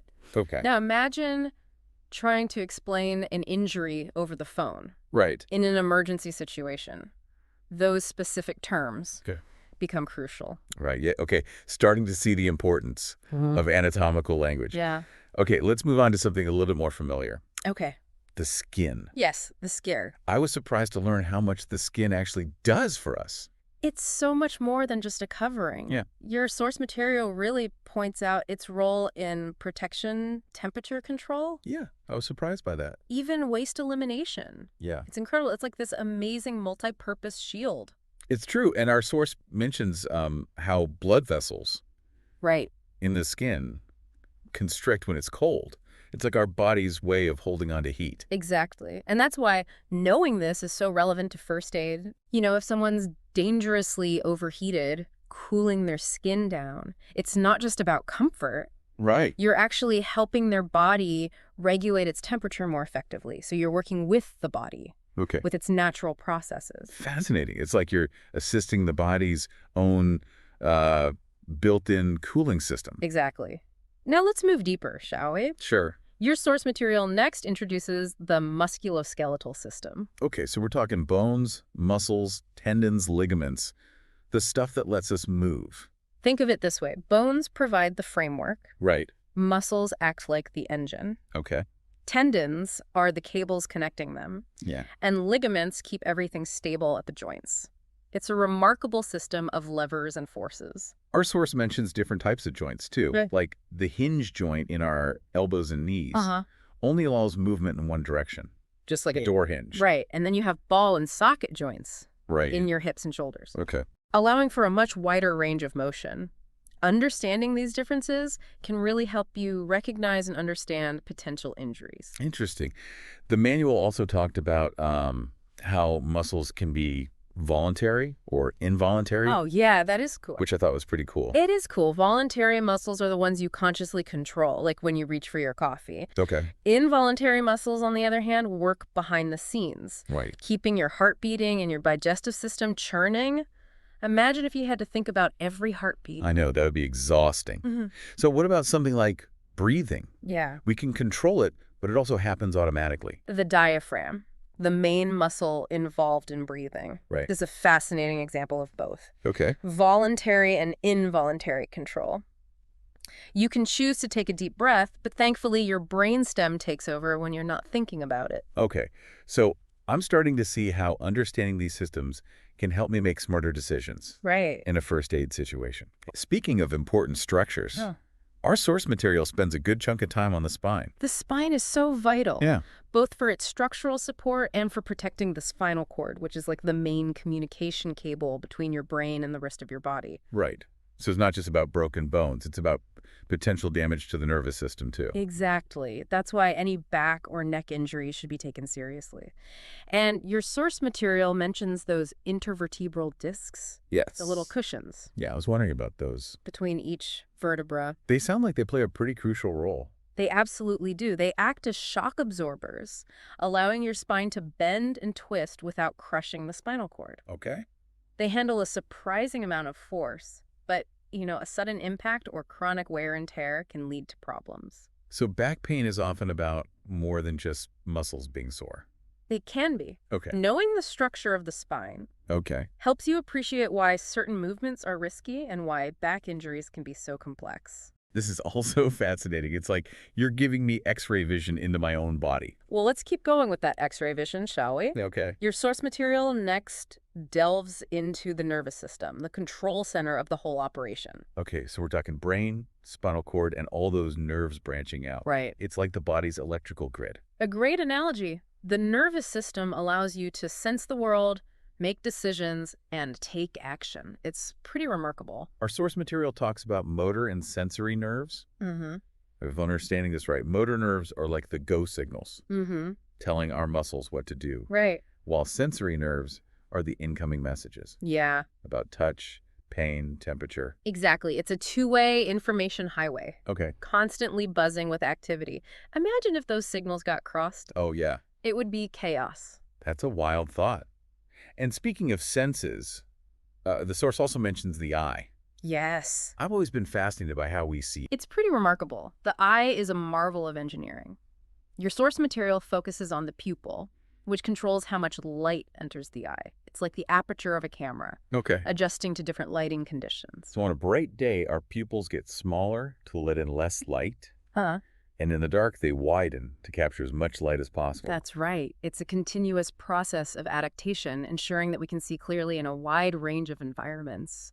Amazing, isn't it? Absolutely. And it makes me appreciate how complex and delicate this whole system is. Well, let's continue our exploration of the body's essential systems. Okay. Your source material provides a quick tour of a few more of the digestive, urinary, circulatory, and respiratory systems. Right. Let's dive into those. I'm curious to see what practical insights we can glean from these systems in a first aid context. Great, let's start with the digestive system. It's responsible for breaking down food and absorbing nutrients. Okay. And as your source highlights, injuries to hollow organs like the stomach or intestines can be especially dangerous, Why is that? because they contain digestive fluids that can leak into the abdominal cavity, potentially leading to serious infection. Oh, what? It's like a contained system that, if breached, can cause widespread problems. Okay, that makes sense.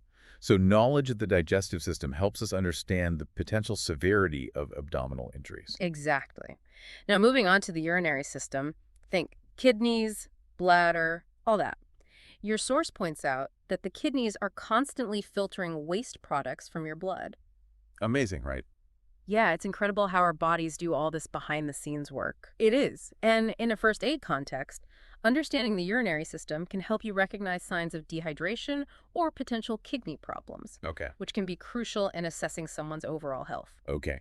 Next up, the circulatory system. Right. Our source material talks about blood pressure being a key vital sign, something I always hear about at the doctor's office. Right. But I don't really understand what it means. It's essentially the pressure of your blood against the walls of your arteries. Oh. It reflects how hard your heart is working and how much blood is circulating. So low blood pressure means my heart isn't working hard enough. Not necessarily. Low blood pressure could indicate a number of things, from dehydration to more serious conditions like shock. Okay. It's a sign that the body might not be getting enough oxygen and nutrients to vital organs, which is why it's a crucial factor in assessing someone's condition. So understanding blood pressure gives us a window into how well the circulatory system is functioning. Exactly. It's like a gauge on the dashboard of your body, Okay. providing valuable information about your overall health. Okay, and last but not least, we have the respiratory system. Okay. Breathing seems so simple, yet our source material explains that it's controlled both consciously and unconsciously. Right. We can choose to take a deep breath, but thankfully we don't have to think about every single breath. Right. Our brainstem regulates our breathing rate and depth based on our body's needs, Okay. ensuring we get the oxygen we need. So there's a lot more to breathing than just inhaling and exhaling. Absolutely. And in a first aid context, understanding the respiratory system helps you recognize signs of breathing difficulties, assess airway obstructions, and potentially provide life-saving interventions like rescue breaths. Wow, I'm starting to see how all this seemingly complex anatomy ties back to practical first aid skills. Right. It's like learning a new language and then being able to use it to communicate in a meaningful way. Exactly, and that's what makes it so empowering. You're not just learning facts, you're gaining the knowledge to potentially make a real difference in someone's life. Okay, we've covered a lot of ground with anatomy, We have. but I'm ready to get into the actual doing part of first aid. Right. What happens if I'm the first person on the scene of an accident? Yeah. What should I do? Well, first, take a breath. Okay. Remember what we discussed about staying calm? Right. That helps you think clearly, Okay. and it reassures anyone around you. Right. Then your source material emphasizes the ABCs. The ABCs. Airway, breathing, circulation. Okay, those always pop up in first aid guides. They do. Can you remind me why they're so important? Yeah, imagine a hypothetical scenario. Okay. A bike accident. Yeah. The rider is lying on the ground. Okay. The ABCs help you prioritize. Okay. What to check first? Okay. Is their airway clear? Are they Right. breathing? Right. Is their heart beating? Okay. Meaning their blood is circulating. So the ABCs help you quickly assess the most life-threatening conditions. Exactly. Let's break it down. Okay. Airway. Okay. Check if anything is blocking their mouth or nose, Right. like debris or even their own tongue if they're unconscious. Okay. Breathing. Okay. Look for chest movement. Listen for breath sounds. Yeah. Feel for air moving from their mouth or nose. Okay, that makes sense. All right. And circulation. Yep.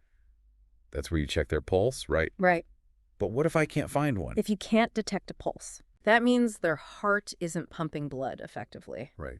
This is where CPR comes in, CPR. cardiopulmonary resuscitation. Right. It's a technique that can manually circulate blood and oxygen Okay. until professional help arrives. CPR is definitely one of those skills I'd want to learn properly Yeah. in a hands-on course. Right. But knowing the ABCs beforehand Yeah. feels like a good first step. Absolutely. They provide a framework Okay. for quick assessment and action in any emergency. All right, so beyond the ADCs, Yeah. our source material also covers a range of other first aid scenarios. It does. So let's say the bike rider has a nasty scrape on their leg. Okay. That's bleeding. What's the first thing I should do? The priority is controlling the bleeding. Okay. Your manual highlights the importance of direct pressure. Direct pressure. Yeah. Isn't that where you press down firmly on the wound Yes. with a clean cloth or a bandage? Exactly. It's like applying a clamp to a leaky hose. Okay. Direct pressure helps constrict blood vessels and promotes clotting. So you're helping the body's own clotting mechanism do its job faster? Precisely. Okay. And in some cases, your manual suggests elevating the injured limb above the heart Right, elevation. to help reduce blood flow to the area. That makes sense. Yeah. And Yeah. I remember reading about tourniquets. Yeah. Are those a standard first aid tool? Tourniquets are definitely effective for stopping life-threatening bleeding, Okay. but they're also a last resort. Okay. Your source material emphasizes that using a tourniquet incorrectly can cause serious damage. Right. So proper training is absolutely crucial. Got it. Yeah. Direct pressure, elevation, and tourniquets is a last resort. As a last resort. All good things to keep in mind. Yeah. What about burns? Burns. I always hear conflicting advice about what to do. Burns are another common injury Yeah. that can range from minor to very serious. Right. The first step, as your source emphasizes, Okay. is to stop the burning process. Okay. Remove the heat source, put out flames, Yeah. or remove any burning clothing, Right. but do it carefully to avoid further injury. Okay, that makes sense. Yeah. And then I remember hearing that you should never put butter on a burn. Right. Is that true? That's an old wives' tale. Really? Butter can trap heat and make a burn worse. Oh, wow.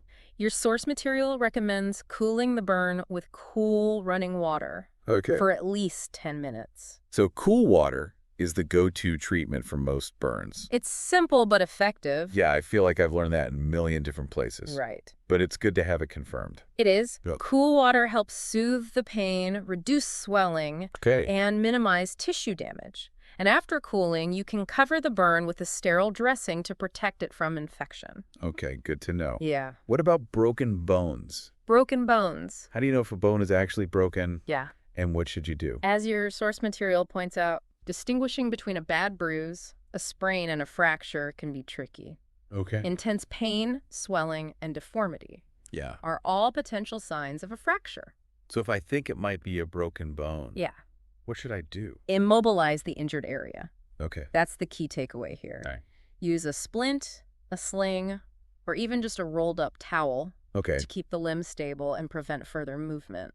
I'm guessing trying to walk it off is a bad idea. Definitely. Yeah. Moving a broken bone can cause more damage and pain. Right. The goal is to stabilize the injury until professional medical help arrives. Okay. Immobilization is key. It is. What about sprains and strains? Sprains and strains. Those are pretty common, Yep. especially for someone like me who's always tripping over their own feet. Right. Happens all the time. Well, your source material offers a helpful acronym for those. Okay. RICE, Rice. rest, ice, compression, and elevation. Oh, I've heard of rice. You have. Can you break down what each of those means? Yeah, rest means avoiding any activity that puts stress on the injured area. Go. Ice helps reduce swelling and inflammation. Oh, okay. Compression, usually with an elastic bandage, also helps with swelling and provides support. Okay. And elevation means keeping the injured limb raised above the heart to minimize fluid buildup. Einsiefy. It's simple, easy to remember, It is? and apparently pretty effective. It is. I'm starting to feel like I could handle some of these basic first aid scenarios now. That's great. Yeah. Knowledge is power, especially in first aid. Right. But, your source material also talks about a scenario that can be pretty scary. You're right. Choking. Choking, yeah. Uh-huh. I've heard it can happen really quickly and escalate before you even realize it. It can. What should you do if you see someone choking? The most important thing is to act fast. Oh. If the person can cough forcefully, Yeah. let them try to cough up the obstruction. Right. But if they can't cough or speak, Okay. you'll likely need to perform the Heimlich maneuver. I've heard of the Heimlich maneuver, Yeah. but I've never actually learned how to do it. Right. Is it something you can describe easily? Yeah. Or is it better learned in person? While I can describe the basics, Okay. the Heimlich maneuver involves specific hand placements and techniques that are crucial for effectiveness and safety. Right. It's definitely best learned from a qualified instructor. Okay, I'll add learn the Heimlich to my to-do list. Good idea. So far, we've focused a lot on injuries. Right. But what about medical emergencies? Emergencies. What if someone is having a heart attack or a stroke? Yeah, Is that something basic first aid knowledge can help with? absolutely. While you might not be able to treat these conditions yourself, Well, knowing how to recognize the signs and Yeah. call for help quickly right. can be life-saving. Okay, let's start with heart attacks. Yeah. What are the warning signs? Your source material highlights chest pain or discomfort, Okay. often described as a squeezing or pressure sensation. It's important to note that this pain might not always be severe. Okay. It can be mild Yeah. or even feel like indigestion. So chest pain isn't always the classic dramatic clutching your chest kind of thing. Not always. Okay. That's why it's important to be aware of other potential symptoms. Right. Shortness of breath, nausea, sweating, pain radiating to the arms, Right. jaw, or back. Yeah. Any of these, especially in combination, could be a sign of a heart attack. And what should you do if you suspect someone is having a heart attack? Call 911 immediately. Okay. Time is crucial in these situations. Got it. The sooner medical professionals can intervene, the better the outcome is likely to be. Okay, call 911. Got it. Right. What about strokes? Strokes. Those seem a bit more difficult to recognize. Strokes can be tricky because the symptoms can vary widely Yeah. depending on which part of the brain is affected. Right. But your source material offers another helpful acronym to remember. Okay. FAST. FAST. I love a good acronym. Me too. What does it stand for? FAST-D stands for face, arms, speech, and time. Okay. Face, look for drooping on one side of the face. Right. Arms, check if one arm drifts downward when the person tries to raise both arms. Okay. Speech, listen for slurred speech or difficulty speaking. Okay. And time, act fast. Got it. Call 911 immediately if you notice any of these signs. So FAST is a quick way to assess whether someone might be having a stroke. Exactly. It helps you remember the key signs Okay. and emphasizes the importance of acting quickly. Got it. Early intervention is crucial for minimizing brain damage. These acronyms are so helpful. They are. They really distill the key information down to what's most important. They do. And, your source material also emphasizes the importance of having a well-stocked first aid kit. Ah, the first aid kit. It's like the physical embodiment of all this knowledge we're talking about. It is. What are some absolute must-haves for a good kit? Well, your source material provides a pretty comprehensive list, Okay. starting with the basics. Adhesive bandages in various sizes. Okay. Antiseptic wipes. Okay. Gauze pads. Yeah. Medical tape. So those are for dealing with cuts and scrapes and bleeding. Exactly. Yeah. You also want antibiotic ointment to prevent infection. Okay. pain relievers like ibuprofen or acetaminophen, Okay. and antihistamines for allergic reactions. Okay, those make sense. Yeah. What about anything more specialized? Yeah. Should I be carrying a tourniquet or anything like that? A tourniquet is a more advanced tool that requires proper training. Okay. So I wouldn't recommend including it in a basic first aid kit Okay. unless you've received specific instruction on its use. Got it. So it's better to err on the side of caution Yeah. and stick with the essentials. I would say so. Unless you have the training to use more advanced tools safely. Exactly. And remember, a first aid kit is only effective if you know how to use the items inside it. That's right. That's why pairing a well-stocked kit Yeah. with solid first aid knowledge Uh-huh. is so important. Very important. This is all incredibly helpful. Good. I feel like I'm building a whole new skill set, You are? and one that could actually save a life. It could. I have to say, I'm feeling a lot more confident about my first aid abilities now. That's great to hear. Yeah. And remember, learning first aid is an ongoing journey. There's always more to discover and practice. So we were just talking about how important a well-stocked first aid kit is. Right. But even with all the right supplies, Yeah. I imagine it can still be pretty overwhelming to Yeah. actually use them Right. in a real emergency. Absolutely. You've hit on a crucial point. Okay. Knowing the techniques is one thing, Right. but being able to stay calm and focused under pressure Yeah. is essential for effective first aid. You know, it's like those cooking shows Right. where everything seems so easy, Yeah. and then you try it at home, Uh-huh. and it's a disaster. That's a great analogy.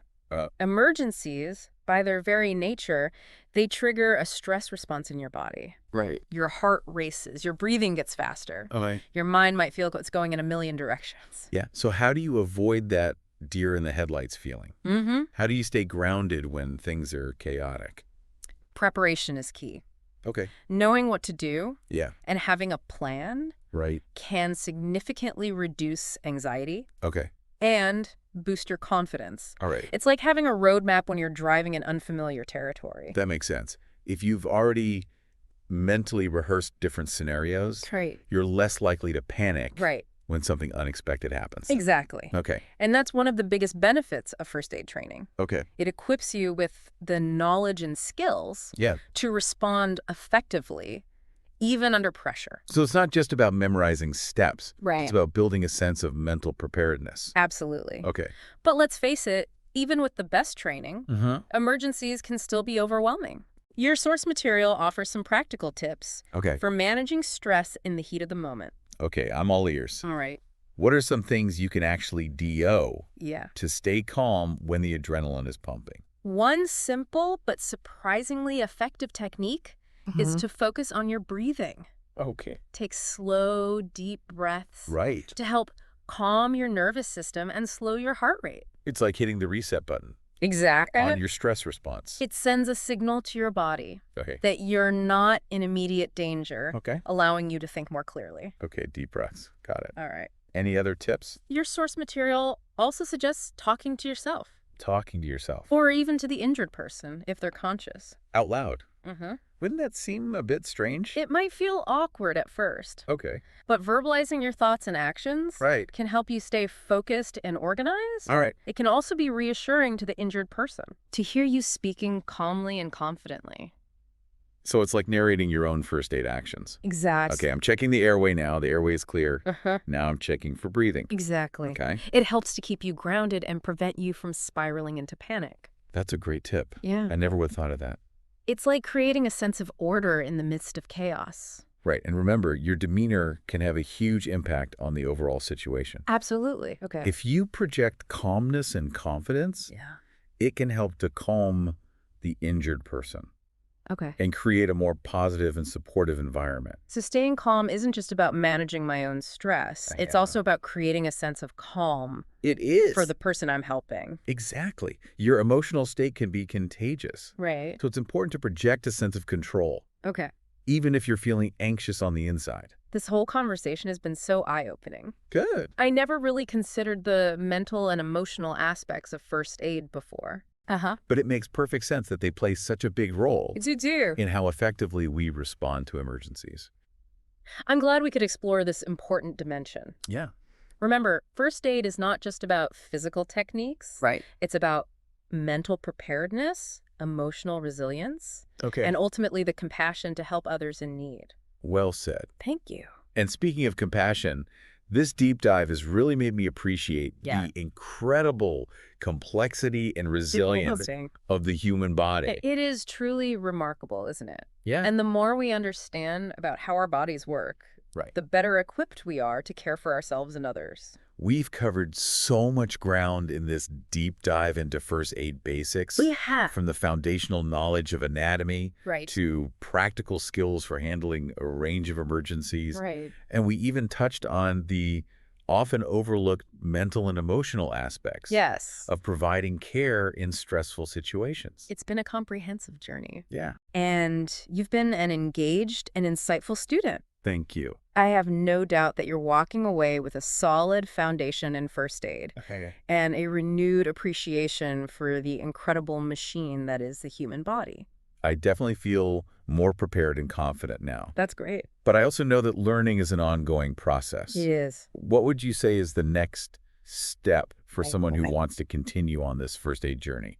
The best way to solidify your knowledge Okay. and gain hands-on experience is to take a certified first aid course. Right. Organizations like the American Red Cross and the American Heart Association Okay. offer comprehensive training that covers everything from basic first aid and CPR Okay. to more advanced techniques. That's great advice. Yeah. It's one thing to read about these techniques, Uh-huh.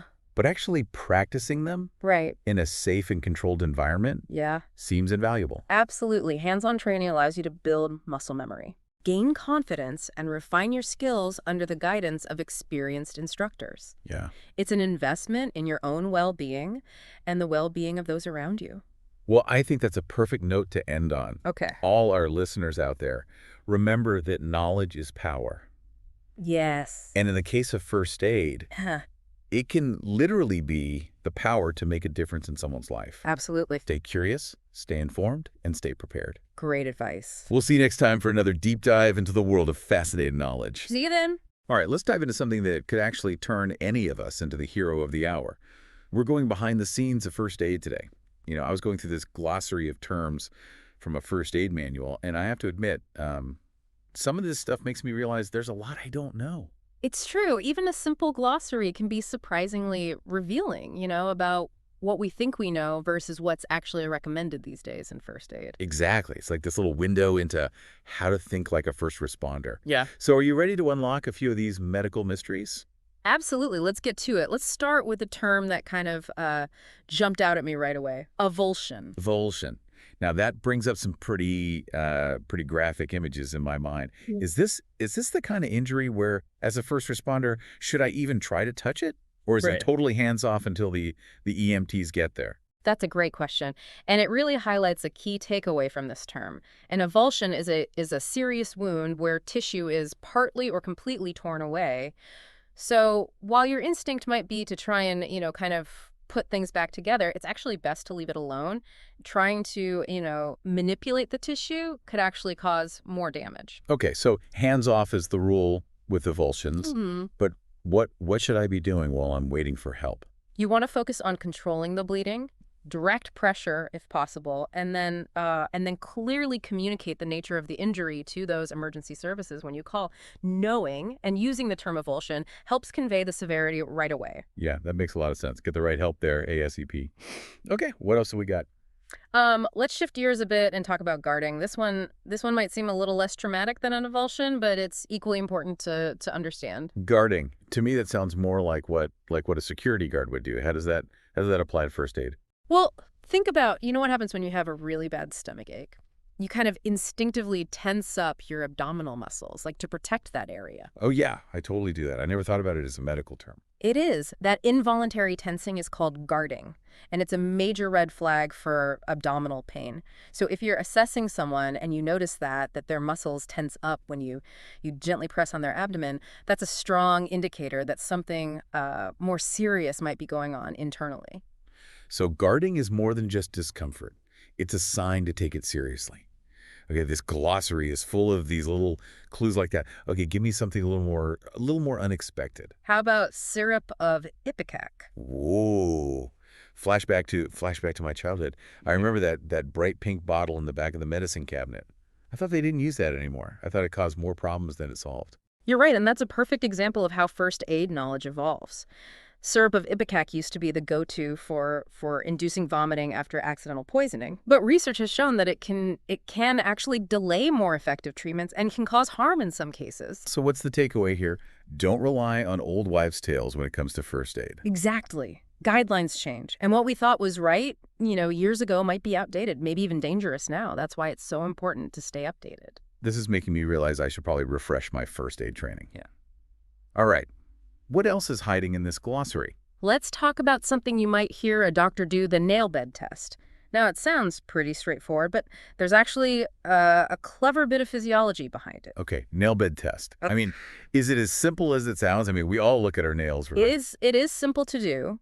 You just gently press on a fingernail or a toenail until the skin underneath it turns white and then release. What you're actually doing is testing capillary refill. It's a measure of how well blood is circulating to the extremities. So if the color returns quickly, that means good circulation. And if it's slow, not so good. You got it. Delayed capillary refill, that can indicate poor circulation, maybe due to shock, maybe due to an injury. It's a quick and easy way to get a sense of how well the body's circulatory system is functioning.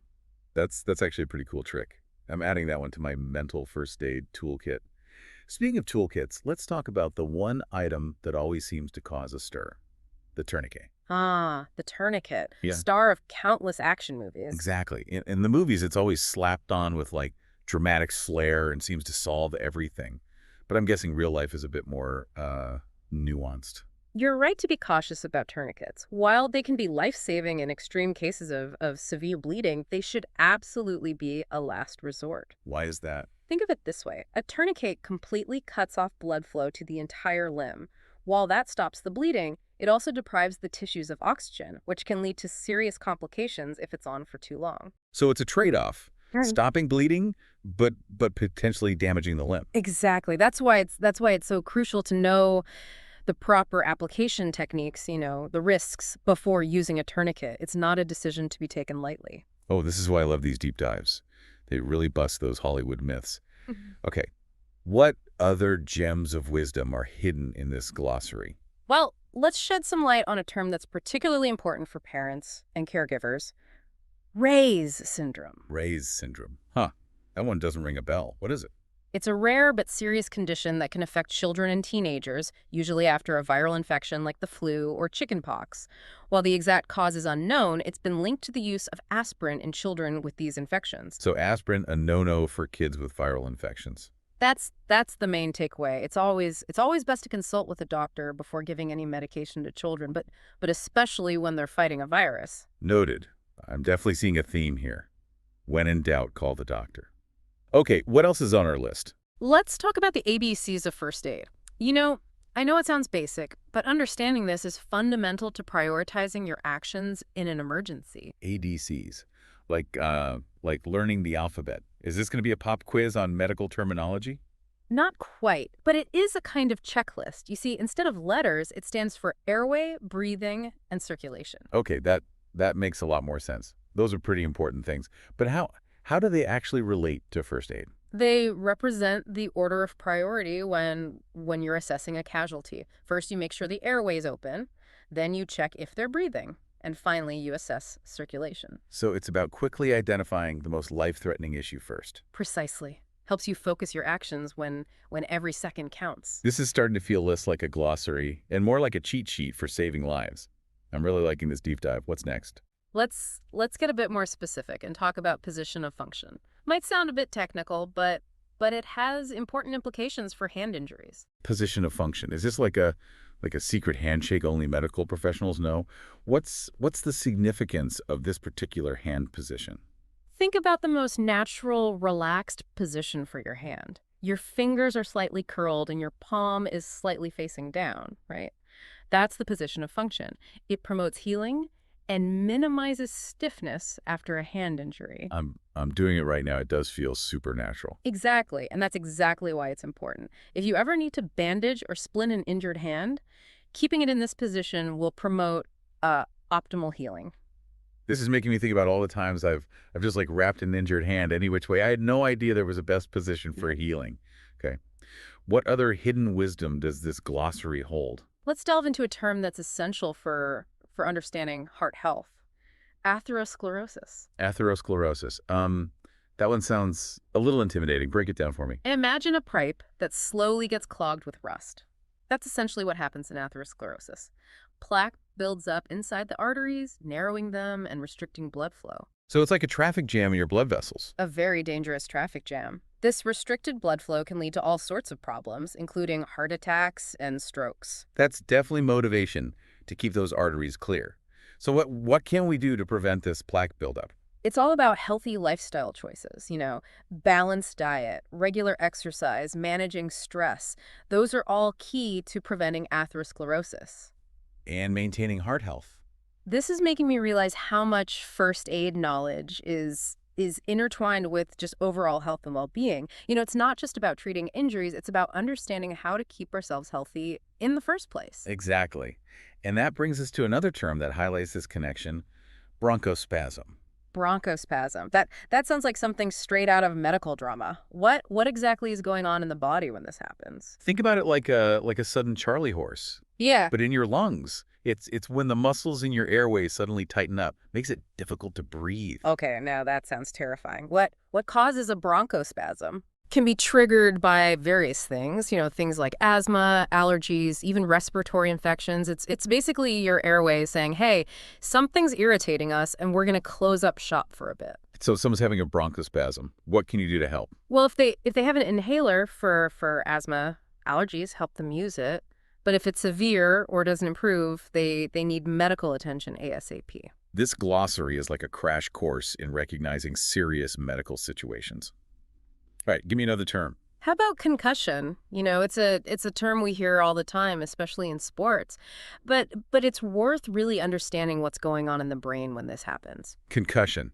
I always think of it as just a bad bump on the head. Yeah. But is there more to it than that? There's definitely more going on than meets the eye. It's not just a bump. It's a temporary disruption of brain function caused by a jolt or impact to the head. It's like the brain gets shaken up inside the skull, which can lead to all sorts of problems. Like what kind of problems? Yeah. Well, symptoms can range from mild to severe, including headaches, dizziness, confusion, memory problems, even loss of consciousness. And here's the thing, even a seemingly mild concussion can have lasting effects if it's not managed properly. So concussion is not something to just shake off. What are the red flags that tell us it's more than just a minor bump?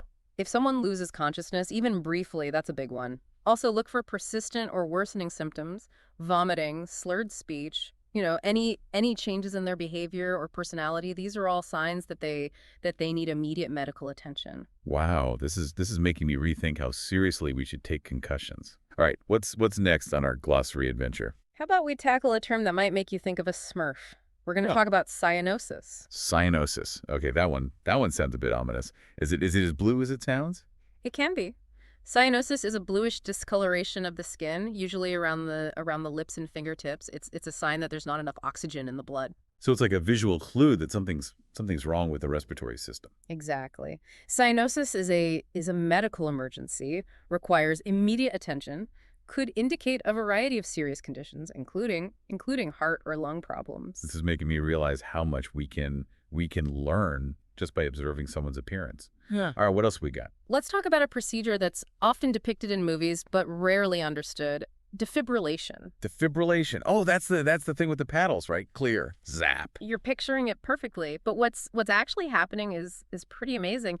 Defibrillation delivers a controlled electrical shock to the heart to try and restore a normal rhythm in cases of cardiac arrest. So it's like jump-starting a heart that's stopped beating effectively. That's a great analogy. The shock aims to reset the heart's electrical system, allowing it to resume pumping blood properly. That's incredible. It's amazing how technology can intervene in such a critical moment. Yeah. But how do we even know when defibrillation is needed? That's where recognizing cardiac arrest comes in. You see, if someone suddenly collapses and is unresponsive, not breathing, has no pulse, they're they're likely in cardiac arrest and need immediate CPR and defibrillation if possible. This is making me realize how important it is to be familiar with these procedures, even if I have never have to use them. All right, give me another term. How about something a little less dramatic? Diaphoresis. Diaphoresis, is that just a fancy way of saying sweating? You got it. Diaphoresis is the medical term for excessive sweating. Okay, so why does sweating need its own fancy medical term? Is it more than just breaking a sweat?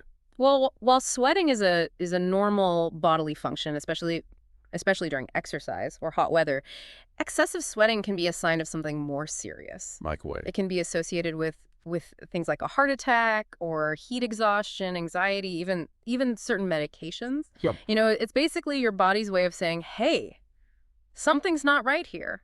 So if someone's sweating buckets, and it's not because they just ran a marathon, it's a sign to pay attention. Exactly. It's all about recognizing those subtle clues that your body is trying to give you. This glossary is making me much more aware of those little signs and symptoms. What's next on our medical vocabulary adventure? Let's talk about a type of fracture that's more common in children, the green stick fracture. Green stick fracture. That sounds like something that would happen to a tree branch. Does it actually apply to bones? It does, and the name is pretty accurate. Imagine, trying to break a young green twig. It doesn't snap cleanly, right? It kind of bends and cracks on one side.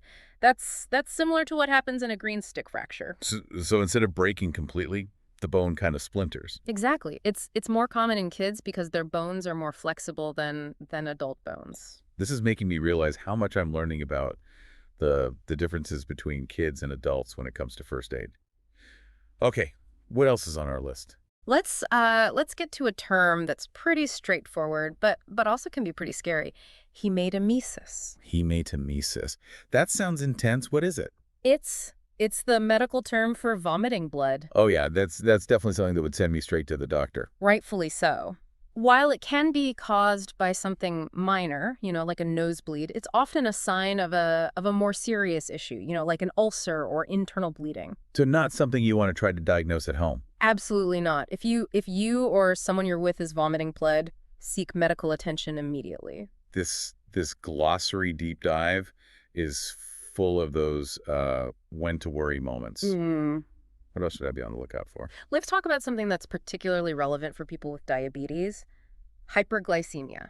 Hyperglycemia. That sounds like it has something to do with blood sugar, right? You're right on track. Hyperglycemia means high blood sugar. So it's when there's too much sugar in the bloodstream. Exactly. And if left untreated, hyperglycemia can lead to serious complications over time. Like what kind of complications? Think about sugar as being abrasive.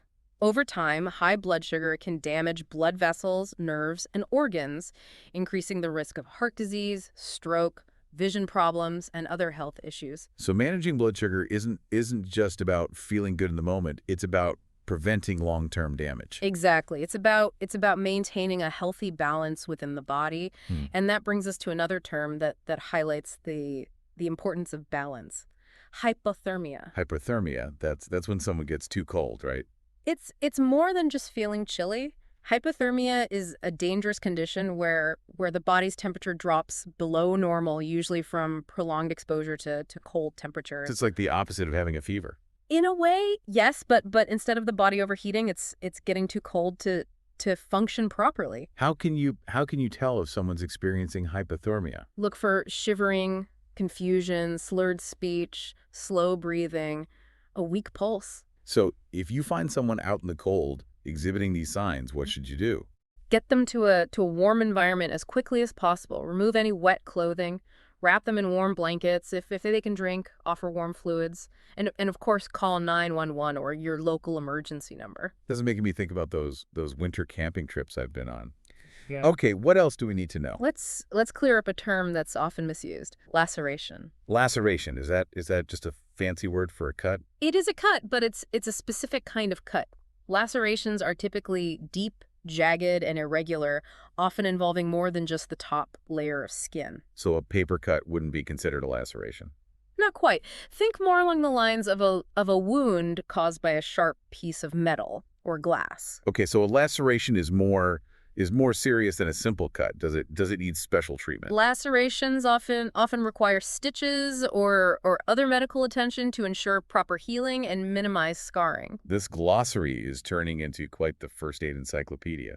What else have we got? Let's delve into a term that's essential for understanding the spectrum of mental well-being, the mental health continuum. Mental health continuum. I haven't heard that term before. What does it refer to?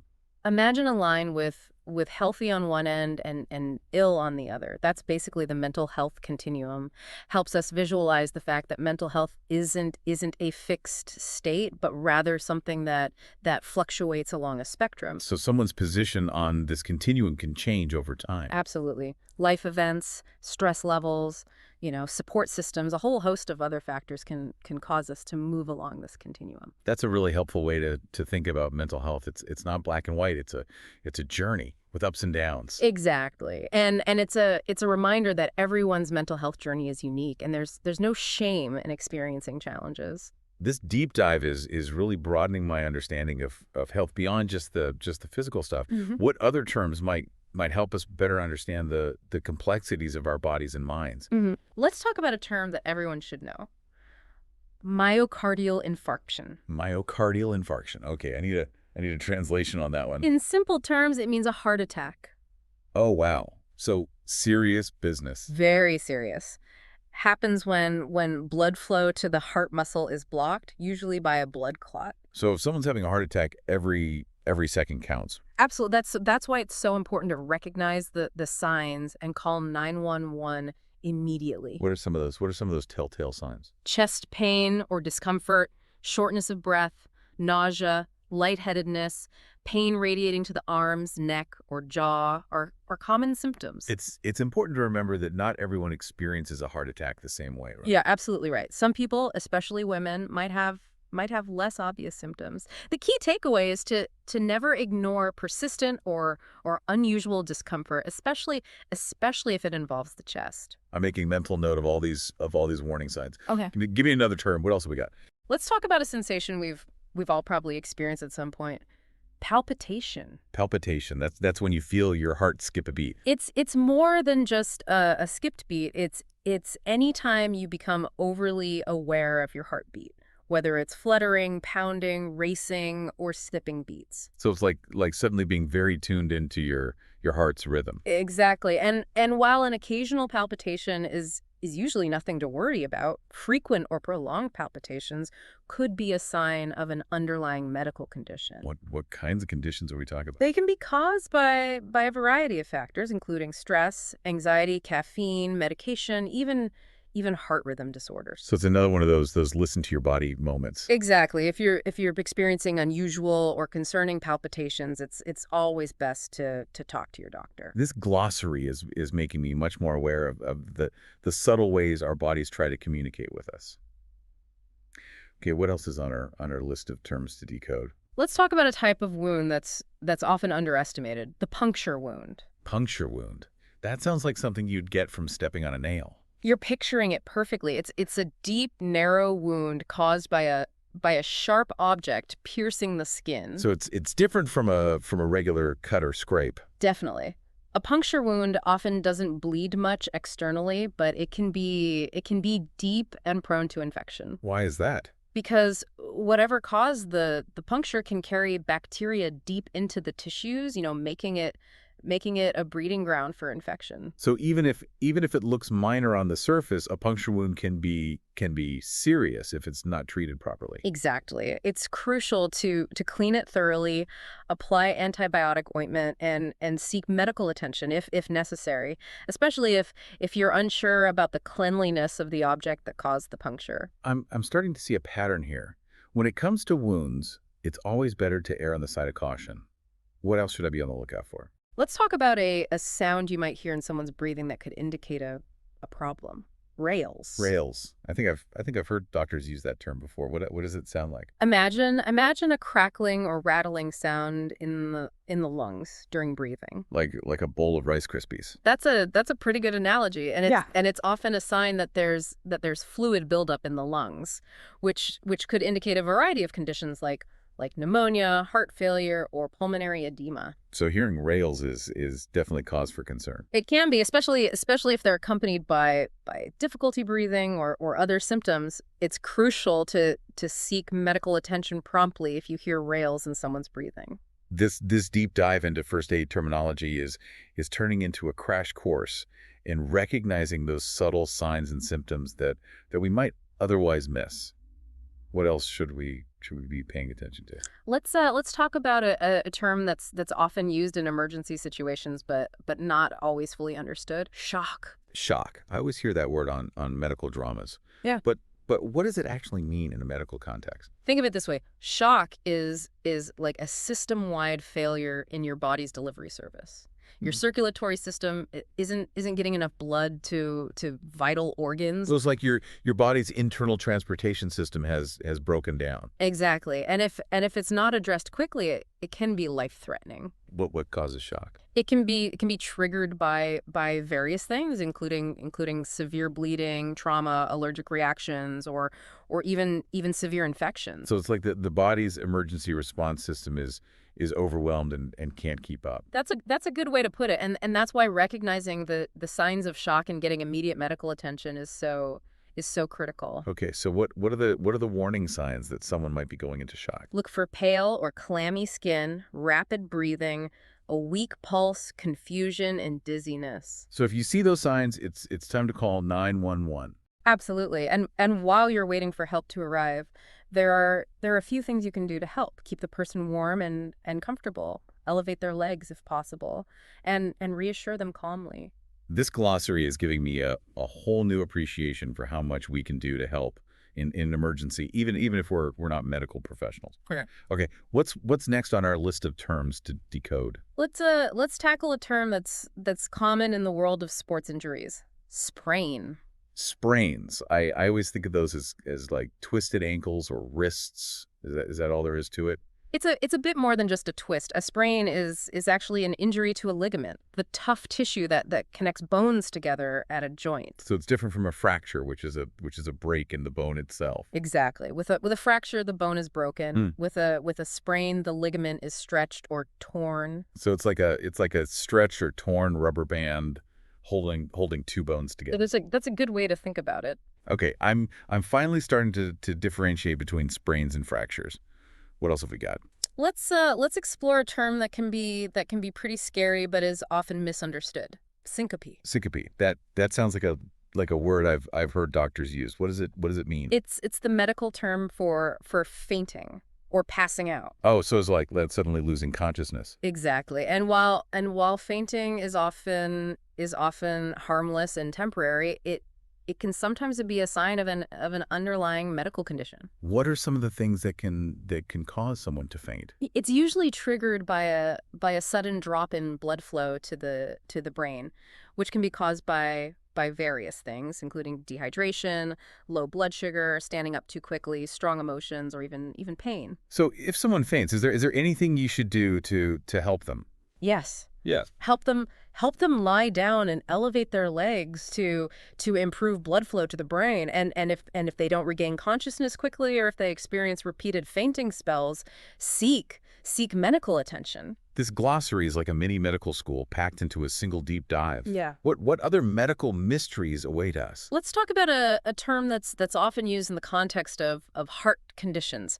Tachycardia. Tachycardia. I'm guessing that means a rapid heart rate. You're right. It's when your heart is beating faster than normal. So is it always a bad thing? I mean, our heart rate goes up when we exercise, right? That's true. A faster heart rate during exercise is normal and healthy, but tachycardia refers to a rapid heart rate that occurs outside of normal exertion. Okay, so what are some causes of tachycardia? It can be caused by various factors, including heart disease, anemia, fever, dehydration, or even certain medications. You know, it's basically your heart saying, "Hey, I'm working extra hard here, something's up. So it's another one of those listen to your body moments. Exactly. If you experience a rapid heart rate that's persistent, unexplained, or comes along with other symptoms like chest pain or shortness of breath, seek medical attention promptly. This? This glossary is really emphasizing the importance of being aware of our body's signals and seeking medical advice when something seems off. All right. I'm ready for another term. What else have we got? Let's explore a term that's often referred to as a mini stroke, transient ischemic attack, or TIA. Transient ischemic attack. That sounds pretty serious. What exactly is a TIA? Think of it like a temporary glitch in the brain's blood supply. It's a brief interruption of blood flow that causes stroke-like symptoms, but the symptoms typically resolve within 24 hours. So it's like a warning sign that something more serious could happen. Exactly. A TIA is a major red flag that a full-blown stroke could occur in the future. What causes a TIA? It's usually caused by a blood clot that temporarily blocks an artery in the brain. So even though the symptoms go away, it's still essential to seek medical attention after a TIA. Absolutely. Early intervention can help prevent a more serious stroke from happening down the road. Time is brain, as they say. This glossary is really highlighting the importance of recognizing those subtle signs and symptoms that we might otherwise dismiss. What other seemingly minor issues could actually be warning signs of something bigger. Let's talk about a term that's often used to describe dizziness, but is actually a distinct sensation: vertigo. Vertigo. Isn't that just a fancy word for dizziness? It's more specific than that. Vertigo is the sensation of spinning or whirling, even when you're standing still. So it's like the room is spinning around you. Exactly, and it can be incredibly disorienting and even debilitating. What causes vertigo? It can be triggered by various factors, including inner ear problems, migraines, head injuries, or even certain medications. So if someone's experiencing vertigo, it's important to try to determine the underlying cause. Absolutely. If it's a recurring problem or accompanied by other symptoms like hearing loss or ringing in the ears, they should definitely see a doctor. This glossary is making me realize how much we can learn just by paying attention to the specific words we use to describe our symptoms. Okay, what else have we got? Let's talk about a sound that's often associated with respiratory problems. Wheezing. Wheezing. I always picture a cartoon character making a whistling sound when they breathe. That's a pretty good description. Wheezing is a high-pitched whistling sound that occurs when air is forced through narrowed airways. It's like trying to breathe through a straw. Exactly. And Yeah. it's often a sign of conditions like asthma, allergies, bronchitis, or even a foreign object obstructing the airway. So if someone's wheezing, what should you do? If they have an inhaler for asthma or allergies, help them use it. But if the wheezing is severe or doesn't improve, call 911 or your local emergency number. This deep dive into first aid terminology is making me much more aware of the subtle sounds our bodies make and what they could mean. What else have we got? Let's talk about a bony landmark that's surprisingly important in first aid: the xiphoid process. Xiphoid process. That sounds like something out of a science fiction movie. What is it? It's actually very simple. It's the little bony protrusion at the bottom of the breastbone. You can feel it if you press down gently on the center of your chest. Okay, I found it. But what is this little bony bump have to do with first aid? It's surprisingly important when it comes to CPR. You see, when you're performing chest compressions, you need to avoid pressing on the xiphoid process because it can be easily fractured. Oh wow, I had no idea. So knowing where this little bump is could actually prevent further injury. Exactly. It's all about understanding the anatomy and being mindful of those vulnerable areas. This glossary is full of little details like that, things I never would have thought about before. Okay, what else is on our list? Let's talk about a term that's often associated with a sudden and dramatic medical emergency: cardiac arrest. Cardiac arrest. That sounds pretty terrifying. What Right. what exactly happens in the body when someone goes into cardiac arrest? It's when the heart suddenly stops beating effectively, causing blood flow to stop throughout the body. It's like the heart's electrical system has malfunctioned and it's no longer able to pump blood properly. So it's different from a heart attack. Yes, they're often confused, but they're different. A heart attack is caused by a blockage in a coronary artery, while cardiac arrest is an electrical problem in the heart. Okay, so what should you do if you think someone's experiencing cardiac arrest? First, call 911 or your local emergency number immediately. Then if you're trained, start CPR right away. Every second counts. This is making me realize how important it is to, Yeah. to be prepared for those worst case scenario situations. Knowing what to do in a crisis could literally save a life. Yeah. Okay, what else have we got? Let's talk about a medication that often plays a crucial role in emergency situations. Epinephrine. Epinephrine. Isn't that what they use for allergic reactions? Those EpiPens I see advertised. Exactly. Epinephrine, also known as adrenaline, is a hormone that can be life-saving in cases of severe allergic reactions or anaphylaxis. You see, it works by counteracting the body's allergic response. So it's like an antidote to the allergic reaction. You could think of it that way. It helps to open up the airways, constrict blood vessels, and increase heart rate, essentially reversing the dangerous symptoms of anaphylaxis. That's incredible. So having an EpiPen on hand if you know you have severe allergies is crucial. Absolutely. It's like having a safety net in case of a severe allergic reaction. This glossary is full of those must-have tips. Okay, what else is in store for us? Let's talk about a life-saving technique that everyone should know, the Heimlich maneuver. The Heimlich maneuver. I remember learning that in a first aid class years ago. It's for choking, right? That's right. It's a procedure used to dislodge an object that's obstructing someone's airway. It's surprisingly simple, but it can be incredibly effective. I remember it involving abdominal thrusts, but I'm a bit rusty on the details. Could you refresh my memory? Of course. Basically, you stand behind the person and wrap your arms around their waist. Then you make a fist with one hand and place it just above their navel. Yeah. With your other hand, grasp your fist and give quick upward thrusts into their abdomen. It's amazing how such a simple technique can dislodge an object and save someone from choking. It is, and knowing how to perform the Heimlich maneuver could make you the hero of the day. Okay, I'm feeling more and more confident with every term we decode. What else have we got? Let's delve into a term that's essential for understanding diabetes: insulin. Insulin. I know it's a hormone, but I'm a bit fuzzy on the details. What exactly does insulin do in the body? Think of insulin as a key that unlocks the doors to your body cells, allowing glucose or sugar from the bloodstream to enter and provide energy. So it's like a gatekeeper for blood sugar. Exactly. And for people with diabetes, their body either doesn't produce enough insulin or doesn't use it effectively, which leads to high blood sugar levels. Hence the need for insulin injections for many people with diabetes. That's right. Insulin therapy helps regulate their blood sugar levels and prevent complications. This glossary is really showcasing how understanding basic physiology can make a big difference in managing various medical conditions. Mm. What else is on our list of terms to demystify?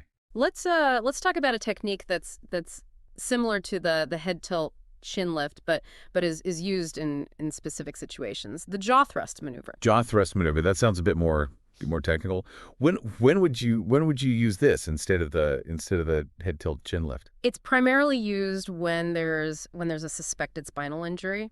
The jaw thrust maneuver opens the airway without moving the neck, reducing the risk of further spinal cord damage. So it's a safer way to open the airway in those situations. Exactly. It's all about minimizing the risk of further injury while still ensuring the person can breathe. This glossary is full of those when to do what distinctions that are so important in first aid. Okay, what else is in store for us? Let's talk about the recovery position. It's a simple technique, but it can be incredibly important in certain situations. Yeah, recovery position. That sounds familiar. Can you remind me what that is again? It's a way of positioning an unconscious but breathing person to help keep their airway open and clear. You roll the person onto their side, allowing fluids to drain from their mouth and preventing them from choking on their tongue or vomit. Oh, right. I remember seeing diagrams of that in first aid manuals. It's so important to remember that even if someone's unconscious, they might still be breathing and need their airway protected. You got it.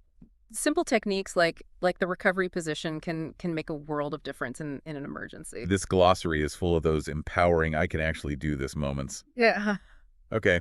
Oh, What else have we got? let's decode a term that's used to assess the extent of burns. The rule of nines. The rule of nines. That sounds intriguing. How does it work? It's a quick and easy way to estimate how much of the body's surface area is burned. Imagine dividing the body into sections, each representing approximately 9%, or multiples of 9%.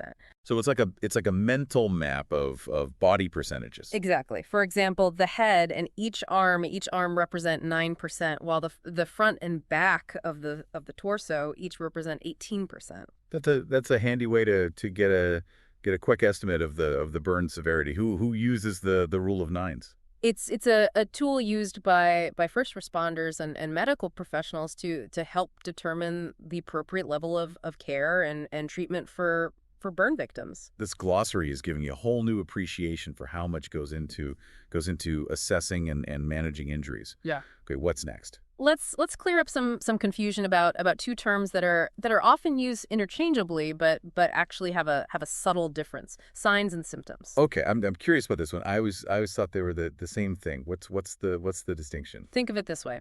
Signs are objective evidence that can be observed by others. Ah. Things like a rash or swelling or bleeding or a fever are signs. So signs are what you can see or measure. Exactly. Symptoms, on the other hand, are subjective experiences reported by the person who's feeling unwell.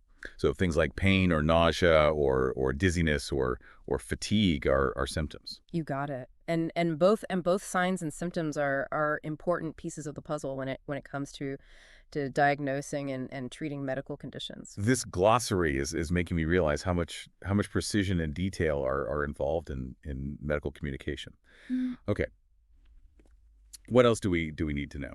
Let's talk about a system used to prioritize medical care in emergency situations. Triage. Triage. I always think of that word in the context of disaster movies. How does triage work in real life? It involves quickly assessing a large number of casualties and categorizing them based on the severity of their injuries or illnesses. You see, it's essentially a system for determining who needs immediate attention and who can wait. So it's about making those tough decisions about who gets treated first when resources are limited. Exactly. Triage is crucial in mass casualty situations to ensure that those with the most life-threatening conditions receive care as quickly as possible. This glossary is full of those behind-the-scenes insights into how medical professionals approach emergency situations. Okay, what else is on our list? Let's talk about a term that's fundamental to assessing someone's overall health: vital signs. Vital signs. It's like temperature, pulse, respiration, and blood pressure. Exactly. Vital signs give us crucial information about a person's cardiovascular, respiratory, and neurological function. So checking someone's vital signs is like taking a snapshot of how their body is doing at that moment. That's it. That's a great way to think about it. And monitoring changes in vital signs can alert us to potential problems or complications. This glossary is really emphasizing the importance of paying attention to those basic indicators of health. Okay. What else have we got? Let's talk about a fundamental aspect of wound care: wound dressing. Wound dressing. I always thought it was just a matter of slapping a bandage on a cut. Is there more to it than that? There's definitely more to it than meets the eye. Wound dressings play a crucial role in protecting the wound from contamination, absorbing drainage, and promoting healing. So different types of wounds require different types of dressings. Exactly. There's a whole world of wound dressings out there, from simple adhesive bandages to more specialized dressings for burns or chronic wounds. This glossary is making me realize that wound care is a lot more complex than I thought. Oh, okay. What else should I be adding to my first aid knowledge bank? Let's talk about a severe allergic reaction that can be life-threatening, anaphylaxis. Anaphylaxis. I know that's a serious allergic reaction, but can you explain what actually happens in the body during anaphylaxis? It's like the immune system goes into overdrive, releasing a flood of chemicals that cause a cascade of symptoms, including swelling, difficulty breathing, a drop in blood pressure, and even cardiac arrest. So it's like a whole body allergic reaction. Exactly. Wow. And because it can be life-threatening, immediate medical attention is crucial. The glossary is full of those when to worry moments. Okay. What else is on our list? Let's talk about a basic first aid supply that has a surprising variety of uses. The bandage? Bandages. That's pretty straightforward, right? Just a piece of material used to cover a wound. Bandages are much more versatile than you might think. You see, they can be used to cover wounds, apply pressure to control bleeding, support injured limbs, or even secure dressings in place. So it's not just a one size fits all kind of thing. Not at all. There are adhesive bandages, compression bandages, triangular bandages, and more, each designed for specific purposes. This is making me realize that I need to stock up on a wider variety of bandages for my first aid kit. Yeah. Okay, what else have we got? Let's talk about a life-saving technique that everyone should know: cardiopulmonary resuscitation, or CPR for short. CPR. Yeah. That's what you do when someone's heart stops beating, right? Exactly. CPR combines chest compressions and rescue breaths to keep blood flowing and oxygen circulating when the heart is unable to do so on its own. So you're essentially acting as the person's heart and lungs until medical help arrives. That's a great way to put it. It's amazing how much we can do to help in those critical moments. Mm-hmm. Okay, what's next on our glossary adventure? Let's talk about dressing, which is a crucial component of wound care. Dressing. Isn't that just the pad you put on a wound before covering it with a bandage? That's right. Dressings are sterile pads or compresses that are placed directly on the wound to absorb drainage, prevent contamination, and promote healing. So choosing the right type of dressing is an important part of wound care. Absolutely. Different types of wounds require different types of dressings. This glossary is making me much more aware of those little details that can make a big difference in first aid. Okay, what else is in store for us? Let's talk about the lifeline in medical emergencies, emergency medical services, or EMS. EMS. That's who you call when you dial 911, right? Exactly. EMS is a network of trained professionals who provide pre-hospital care and transportation to people in need of urgent medical attention. So they're the first line of defense in an emergency. They are, Yeah. and they play a critical role in stabilizing patients and getting them to the hospital quickly and safely. It's comforting to know that there are such dedicated professionals out there ready to respond to the medical emergencies. Yeah. Okay, what's next on our list? Let's talk about the foundation of any medical response: first aid. First aid. To me, that sounds like the essential knowledge everyone should have. Yeah. You know, it's those initial actions you take to help someone who's injured or ill. Yeah, exactly. First aid encompasses a range of techniques and interventions that can be performed by anyone, regardless of their medical training. So it's like having a toolkit of knowledge and skills that you can use in any situation. That's a great way to put it. And while first aid is not a substitute for professional medical care, it can be incredibly effective in stabilizing a person's condition and preventing further harm until help arrives. This glossary is making me realize that even a little bit of first aid knowledge can go a long way. Okay. What else do we need to know? Let's talk about the laws that protect people who step up to help in emergencies. Good Samaritan laws. Good Samaritan laws. Those are the laws that protect people who provide first aid in good faith, right? Exactly. They're designed to encourage bystanders to provide assistance without fear of legal repercussions if they make an honest mistake. So you're saying that if I'm trying to help someone Mm. and I accidentally do something wrong, I'm protected. As long as you're acting within the scope of your knowledge and training, and you're not being negligent or reckless, Good Samaritan laws will generally protect you. That's a huge relief. Knowing that those laws are in place makes me feel more confident about stepping up to help in an emergency. What else is on our list of terms to decode? Let's talk about a condition that can be a real danger for people with diabetes, hypoglycemia. Hypoglycemia. Isn't that low blood sugar? That's right. It occurs when blood sugar levels drop too low, Yeah. depriving the body's cells of essential energy.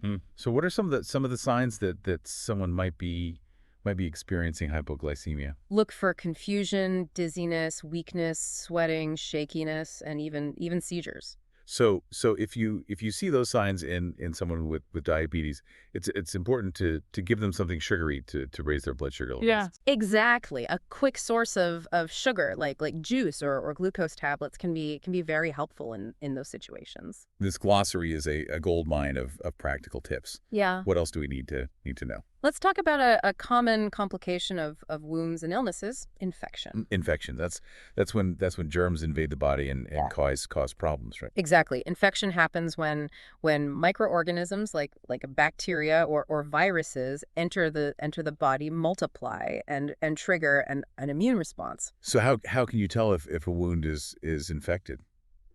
Look for classic signs of inflammation. Redness, swelling, warmth, pain, and pus. You might even see red streaks radiating away from the wound. So if you see those signs, it's time to see a doctor. Absolutely. Infections can spread and become serious if left untreated. This glossary is making me much more aware of those subtle signs that something might be wrong. Okay. What else is on our list? Let's explore a term that encompasses a wide range of mental health challenges, mental health problems. Mental health problem. That's a pretty broad term, isn't it? It is. It refers to any condition that affects a person's thinking, feeling, mood, or behavior, causing distress or impairing their ability to function in their daily life. So it includes things like anxiety, depression, PTSD, and even more serious conditions like schizophrenia. Exactly. Mental health problems can range in severity and can affect anyone regardless of age, gender, or background. This glossary is really driving home the point that mental health is just as important as physical health. What else is on our list of terms to decode? Let's talk about an element that's essential for life. Oxygen. Oxygen. Well, that's pretty straightforward. We breathe it in every day. It's so fundamental that we often take it for granted, but without oxygen, our cells wouldn't be able to produce energy and would die. So that's why supplemental oxygen is so important in medical emergencies. Exactly. When someone's not breathing or their breathing is impaired, providing supplemental oxygen can be life-saving. This glossary is really highlighting the interconnectedness of all the systems in our bodies. Okay, what else we got? Let's talk about something that can range from a mild annoyance to a life-threatening emergency. Poison. Poison. Now that's a word that conjures up images of mystery novels and skull and crossbones warning labels. Poisons are everywhere. They can be found in household cleaners, medications, plants, mushrooms, even certain animals. So how do you know if someone has been poisoned? The signs and symptoms can vary depending on the type of poison, but common signs include nausea, vomiting, abdominal pain, dizziness, confusion, difficulty breathing, seizures, and even changes in skin color. So if you suspect poisoning, what should you do? First, call poison control immediately. They're experts in identifying and managing poisonings. This glossary is full of those who you're going to call moments. Okay, what else is on our list? Let's talk about a technique that's used when someone's not breathing, but still has a pulse. Rescue breathing. Rescue breathing. That's like mouth-to-mouth resuscitation, right? Exactly. It involves providing breaths to a person who's not breathing on their own. So you're essentially breathing for them. That's right. By providing breaths, you're delivering oxygen to their lungs and helping to maintain their circulation. It's amazing how such a simple act can keep someone alive. Yeah. Okay, what else is on our list? Let's talk about a mnemonic that's used to gather information in an emergency. The sample history. Sample history. Okay, I love a good mnemonic. What does SAMPLE stand for? It stands for symptoms, allergies, medications, past medical history, last oral intake, and events leading up to the incident. So it's a way to quickly gather key information about the person's condition. Exactly. Asking those questions can help you paint a picture of what might be going on. I'm adding that mnemonic to my mental first aid toolkit. Yeah. Okay. What else we got? Let's talk about a device that's used to control severe bleeding. Yeah. A tourniquet. Tourniquet. I know that's a serious intervention, but can you remind me how and when it's used? A tourniquet is a tight band that's applied to a limb to compress an artery and stop bleeding. Yeah. You see, it's truly a last resort. Used only when other methods of bleeding control have failed and there's a risk of life-threatening blood loss. So it's not something to be used lightly. Absolutely not. Applying a tourniquet can cause damage to the limb if it's left on for too long.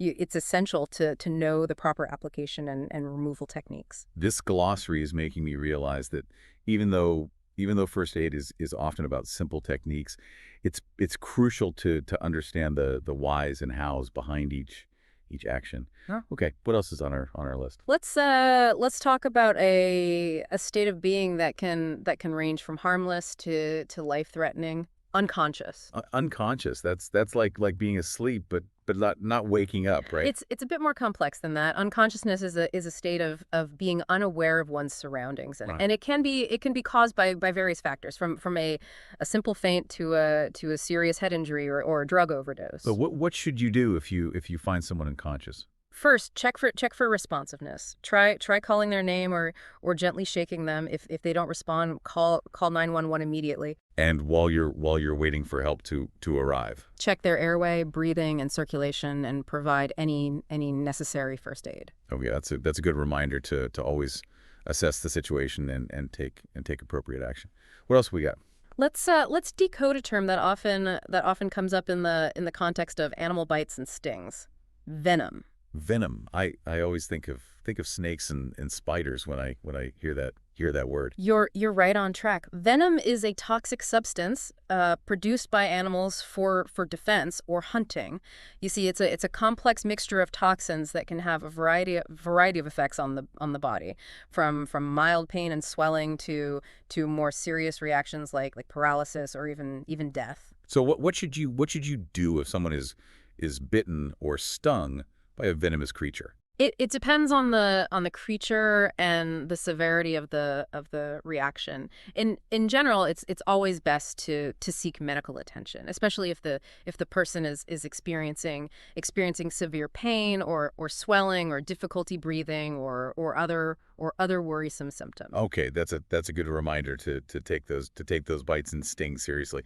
What else is on our list of terms to decode? Let's talk about a word that covers a wide range of injuries. Wound. Wound. That's pretty broad, isn't it? We get cuts, scrapes, burns, all sorts of things. Exactly. A wound is simply a break in the skin or other body tissues. They can range from minor to severe, and they can be caused by a variety of things, from accidents to surgeries. So what are some of the key principles of wound care? Cleaning the wound thoroughly, controlling bleeding, preventing infection, and promoting healing are all essential.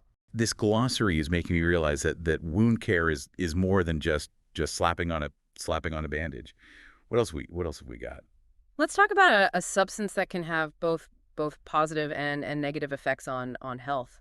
Alcohol. Alcohol. That's a topic that definitely deserves a deep dive. It is. Alcohol can be enjoyed socially in moderation, but it's also a central nervous system depressant that can impair judgment, coordination, and reaction time. So while a glass of wine with dinner might be fine, excessive drinking can lead to serious health problems. Exactly. Excessive alcohol consumption can damage the liver, heart, brain, and other organs, increasing the risk of a whole host of health problems. This glossary is a good reminder that knowledge is power when it comes to making healthy choices. Okay. What else is on our list of terms to decode? Let's talk about a measure of body fat that's often used to assess weight status, body mass index, or BMI.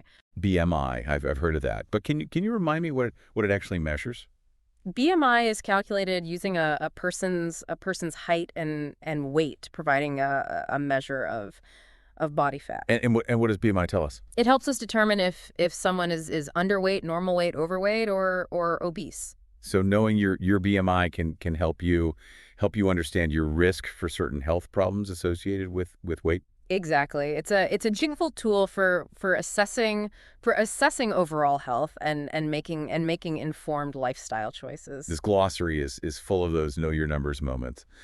Okay, what else have we got? Let's talk about a concept that's especially important for families with young children. Childproof. Childproof. To me, that means creating a safe environment for kids. You're right. Childproofing involves identifying potential hazards in the home and taking steps to minimize risks to children. So it's like thinking like a toddler and trying to anticipate what they might get into. Exactly. Toddlers are naturally curious and explorative. So it's up to adults to make sure their environment is as safe as possible. This glossary is full of practical tips that go beyond just medical emergencies. Yeah. Okay. What else have we got? Let's talk about a serious medical emergency that requires immediate attention. Drug overdose. Drug overdose. That's when someone takes too much of a drug, whether it's prescription or illicit, right? Exactly. And a drug overdose can be life-threatening as it can overwhelm the body systems and cause organ damage. So what are some signs that someone might be experiencing a drug overdose? It depends on the drug involved, but common signs include confusion, drowsiness, slurred speech, vomiting, seizures, slow breathing, and even loss of consciousness. So if you see those signs, it's crucial to call 911 immediately. Absolutely. Time is of the essence in drug overdose cases. This glossary is really driving home the point that being aware of potential dangers and knowing how to respond can make all the difference in an emergency. Okay. What's next on our list? Let's talk about a fundamental aspect of a healthy lifestyle. Exercise. Exercise. That one seems pretty self-explanatory. It's any kind of physical activity. It's more than just physical activity. It's movement with a purpose. Exercise is about strengthening your muscles, improving your cardiovascular health, boosting your mood, and even enhancing your cognitive function. So it's like a multivitamin for your body and mind. Exactly. Regular exercise is one of the most important things you can do for your overall health and well-being. The glossary is full of those take care of yourself reminders. Okay, what else have we got? Let's talk about a common cause of injuries, especially among older adults. Falls. Those are just accidents, right?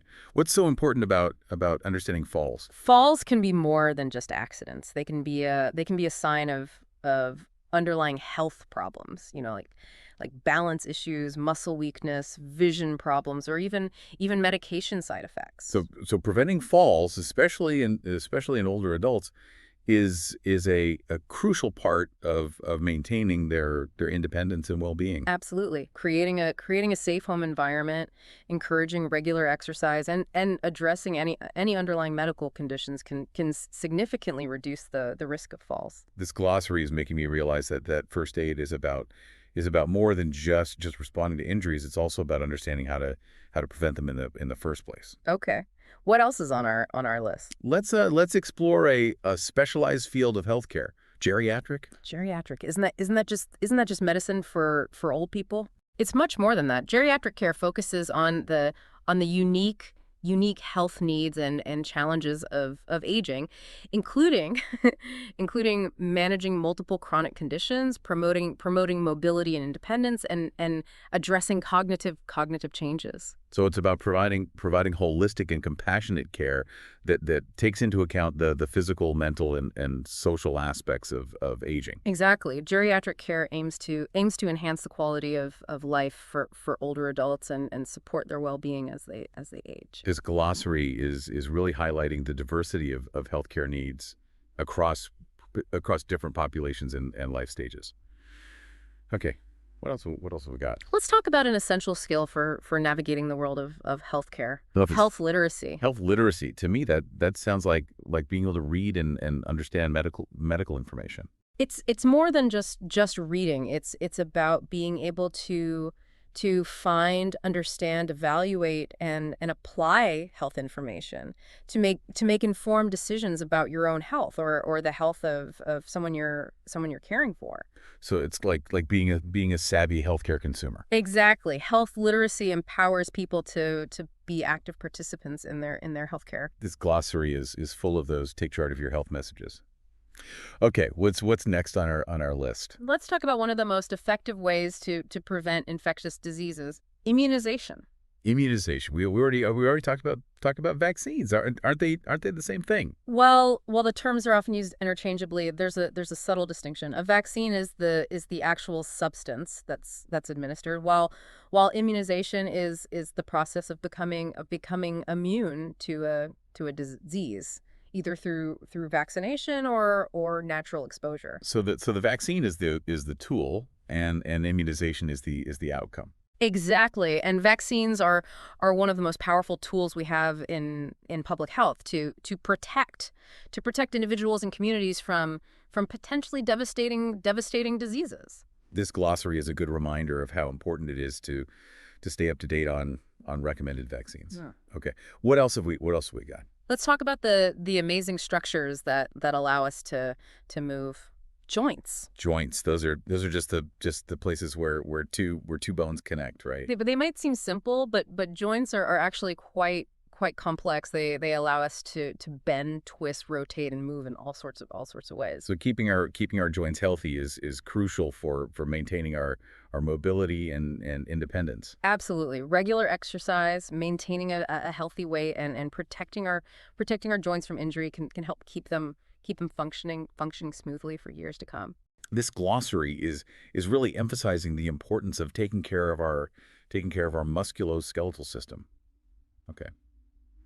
What else have we got? Let's explore a field of study that's all about human movement, kinesiology. Kinesiology. That sounds like a fancy word for physical therapy. Kinesiology is much broader than that. It's the study of human movement, encompassing everything from anatomy and biomechanics to physiology and psychology. So kinesiologists are like movement experts. Exactly. They use their knowledge to help people improve their movement, prevent injuries, and enhance their performance in a variety of settings. This glossary is really opening my eyes to the diverse careers and disciplines related to health and well-being. Okay. Yeah. What's next on our list? Let's talk about one of the most profound experiences in a woman's life: labor. Labor. That's the process of childbirth, right? Yeah. What's so important about understanding labor? Labor is a powerful and complex physiological process that Right. that involves a series of stages from early contractions to the delivery of the baby and placenta. So understanding the stages of labor can help women feel more prepared and empowered during childbirth. Absolutely. Knowledge is power. And when it comes to childbirth, that knowledge can help women feel more in control and confident throughout the process. This glossary is full of empowering information that can help us navigate various life stages and health challenges. What else have we got? Let's talk about a comprehensive record of a person's health journey. Medical history. Medical history. That's the information you share with your doctor about past illnesses or surgeries and medications, right? It's much more than that. A medical history includes information about family history, lifestyle habits, allergies, immunizations, and previous hospitalizations. It's like a roadmap of a person's health. So having a detailed medical history can help healthcare providers make more informed decisions about your care. Exactly. It provides valuable context and helps them identify potential risk factors or underlying conditions. This glossary is really emphasizing the importance of keeping track of our medical information and sharing it with our doctors. Okay.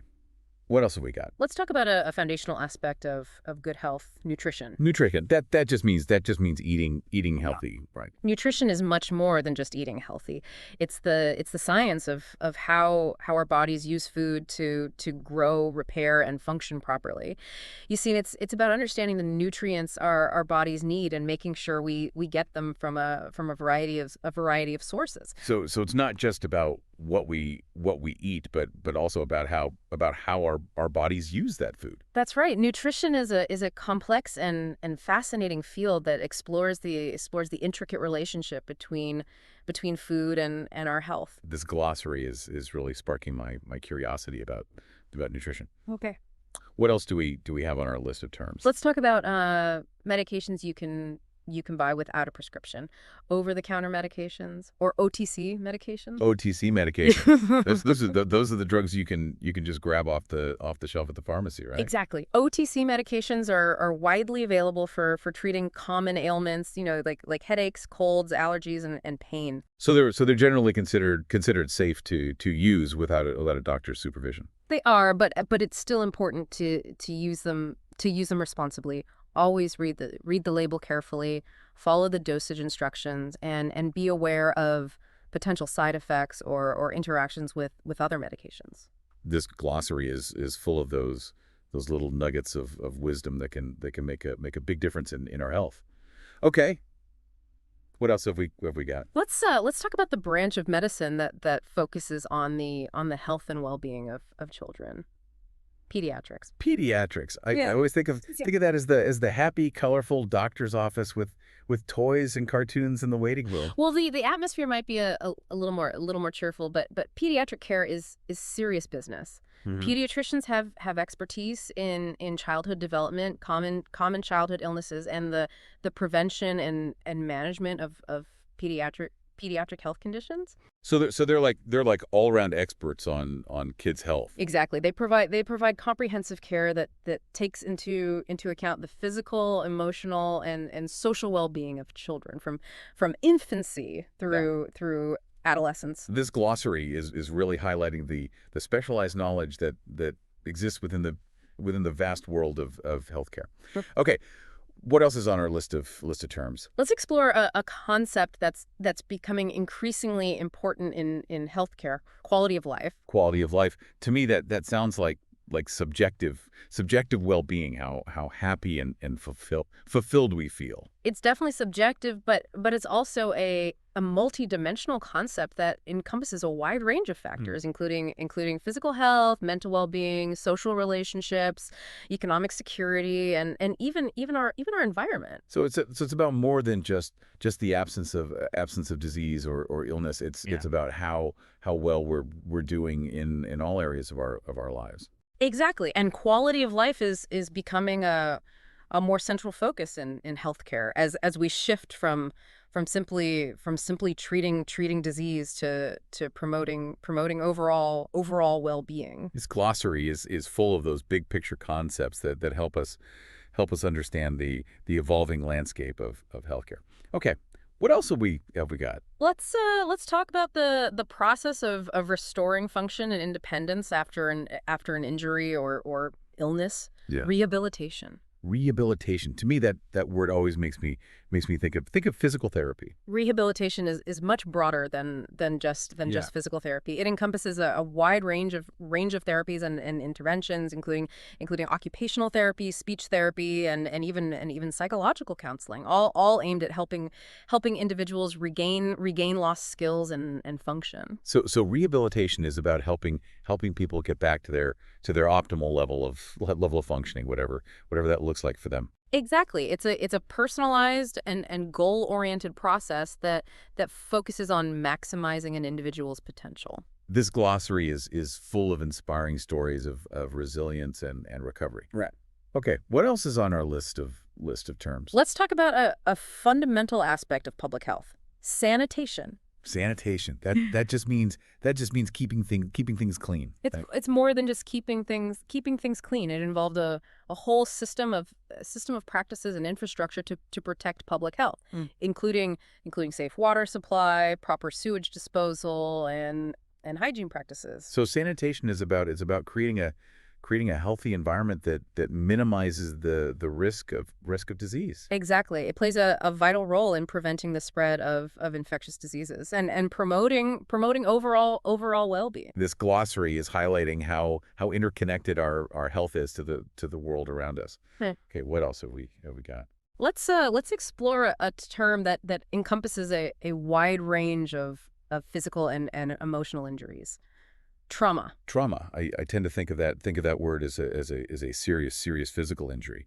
But is there more to it than that? There is. Trauma can also be emotional or psychological. It's any event that overwhelms a person's ability to cope, causing distress and potentially long-lasting psychological effects. So trauma can have both physical and invisible wounds. Exactly, and both types of wounds require care and attention. This glossary is really expanding my understanding of what constitutes an injury.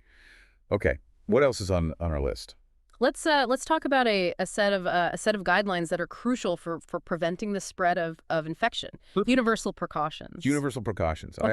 I always associate that term with healthcare settings. But do they apply in everyday life as well? Absolutely. Universal precautions are a set of practices that help prevent the spread of bloodborne pathogens like HIV and hepatitis. They involve treating all blood and bodily fluids as potentially infectious, regardless of whether someone is known to have an infectious disease. So it's about taking a proactive approach to infection control. Exactly. Practices like wearing gloves when handling blood or bodily fluids, properly disposing of sharp objects, and washing hands thoroughly are all part of universal precautions. This glossary is full of practical tips that can help us stay healthy and safe. Yeah. Okay. What else have we got? Let's talk about a biological preparation that provides immunity to a particular disease. A vaccine. Vaccines. Didn't we already cover this when we talked about immunization? We did, but it's worth revisiting the distinction between the two terms. A vaccine is the actual substance that's administered, while immunization refers to the process of becoming immune to a disease, whether through vaccination or natural exposure. So you can be immunized without getting a vaccine. That's right. If you've had a certain disease, your body may develop immunity to it, but vaccines are a much safer and more controlled way to achieve immunity. This glossary is a good reminder of the power of vaccines in protecting public health. Okay. What else have we got? Let's talk about a concept that encompasses all aspects of well-being. Wellness. Wellness. That's another one of those words that seems to be everywhere these days. What does it actually mean? Wellness is more than just the absence of disease. It's about actively pursuing a state of optimal well-being in all areas of life, including physical, mental, emotional, social, and spiritual. So it's a holistic approach to health that recognizes the interconnectedness of all these different aspects of our lives. Exactly. Wellness is about taking care of the whole person, not just treating symptoms. This glossary is inspiring me to think about health and well-being in a more holistic and proactive way. Okay, what's next? Let's talk about a diagnostic tool that allows us to see inside the body. The X. X-ray. I always think of those as the pictures doctors take to see if you've broken a bone. Yeah. That's one of their main uses, but that X-rays are actually much more versatile than that. They can be used to detect a wide range of conditions, from fractures and tumors to pneumonia and heart problems. So X-rays are like a window into the inner workings of our bodies. Exactly. They provide valuable information that helps healthcare providers make accurate diagnoses and treatment plans. This glossary is really showcasing the incredible advances in medical technology that have revolutionized healthcare. Okay, what else have we got? Let's talk about an ancient practice that's gaining popularity for its physical and mental benefits. Yoga. Yoga. I've always thought of that as just stretching and deep breathing. But is there more to it than that? There's a lot more to yoga than meets the eye. You see, it's a holistic practice that aims to harmonize the body, mind, and spirit through a combination of physical postures, breathing techniques, and meditation. So yoga is about more than just flexibility. It can also have mental and emotional benefits. Absolutely. Yoga has been shown to reduce stress and anxiety, improve mood, and even enhance cognitive function. This glossary is full of reminders to take care of our mental and emotional well-being as well as our physical health. Okay. So What's the last term on our list? let's end with a term that highlights the interconnectedness of human health and animal health: zoonosis. Zoonosis. That sounds a little intimidating. What does it mean? Zoonosis is any disease or infection that could be transmitted from animals to humans. So like rabies or Lyme disease. Exactly. There are actually many zoonotic diseases, some more serious than others. This glossary is a good reminder that our health is intricately linked to the health of the animals around us. Wow, this deep dive into first aid terminology has been an incredible journey. We've covered everything from basic wound care to complex medical conditions, and I feel so much more knowledgeable and prepared to handle any situation that might come my way. It's been a pleasure exploring these terms with you. Remember, knowledge is power, and even a basic understanding of first aid can make a world of difference. Keep learning, stay curious, and be prepared to help yourself and others. You heard it here, folks. A huge thank you to our expert for guiding us through this fascinating world of first aid. Until next time, stay safe, stay healthy, and keep those brains buzzing with knowledge.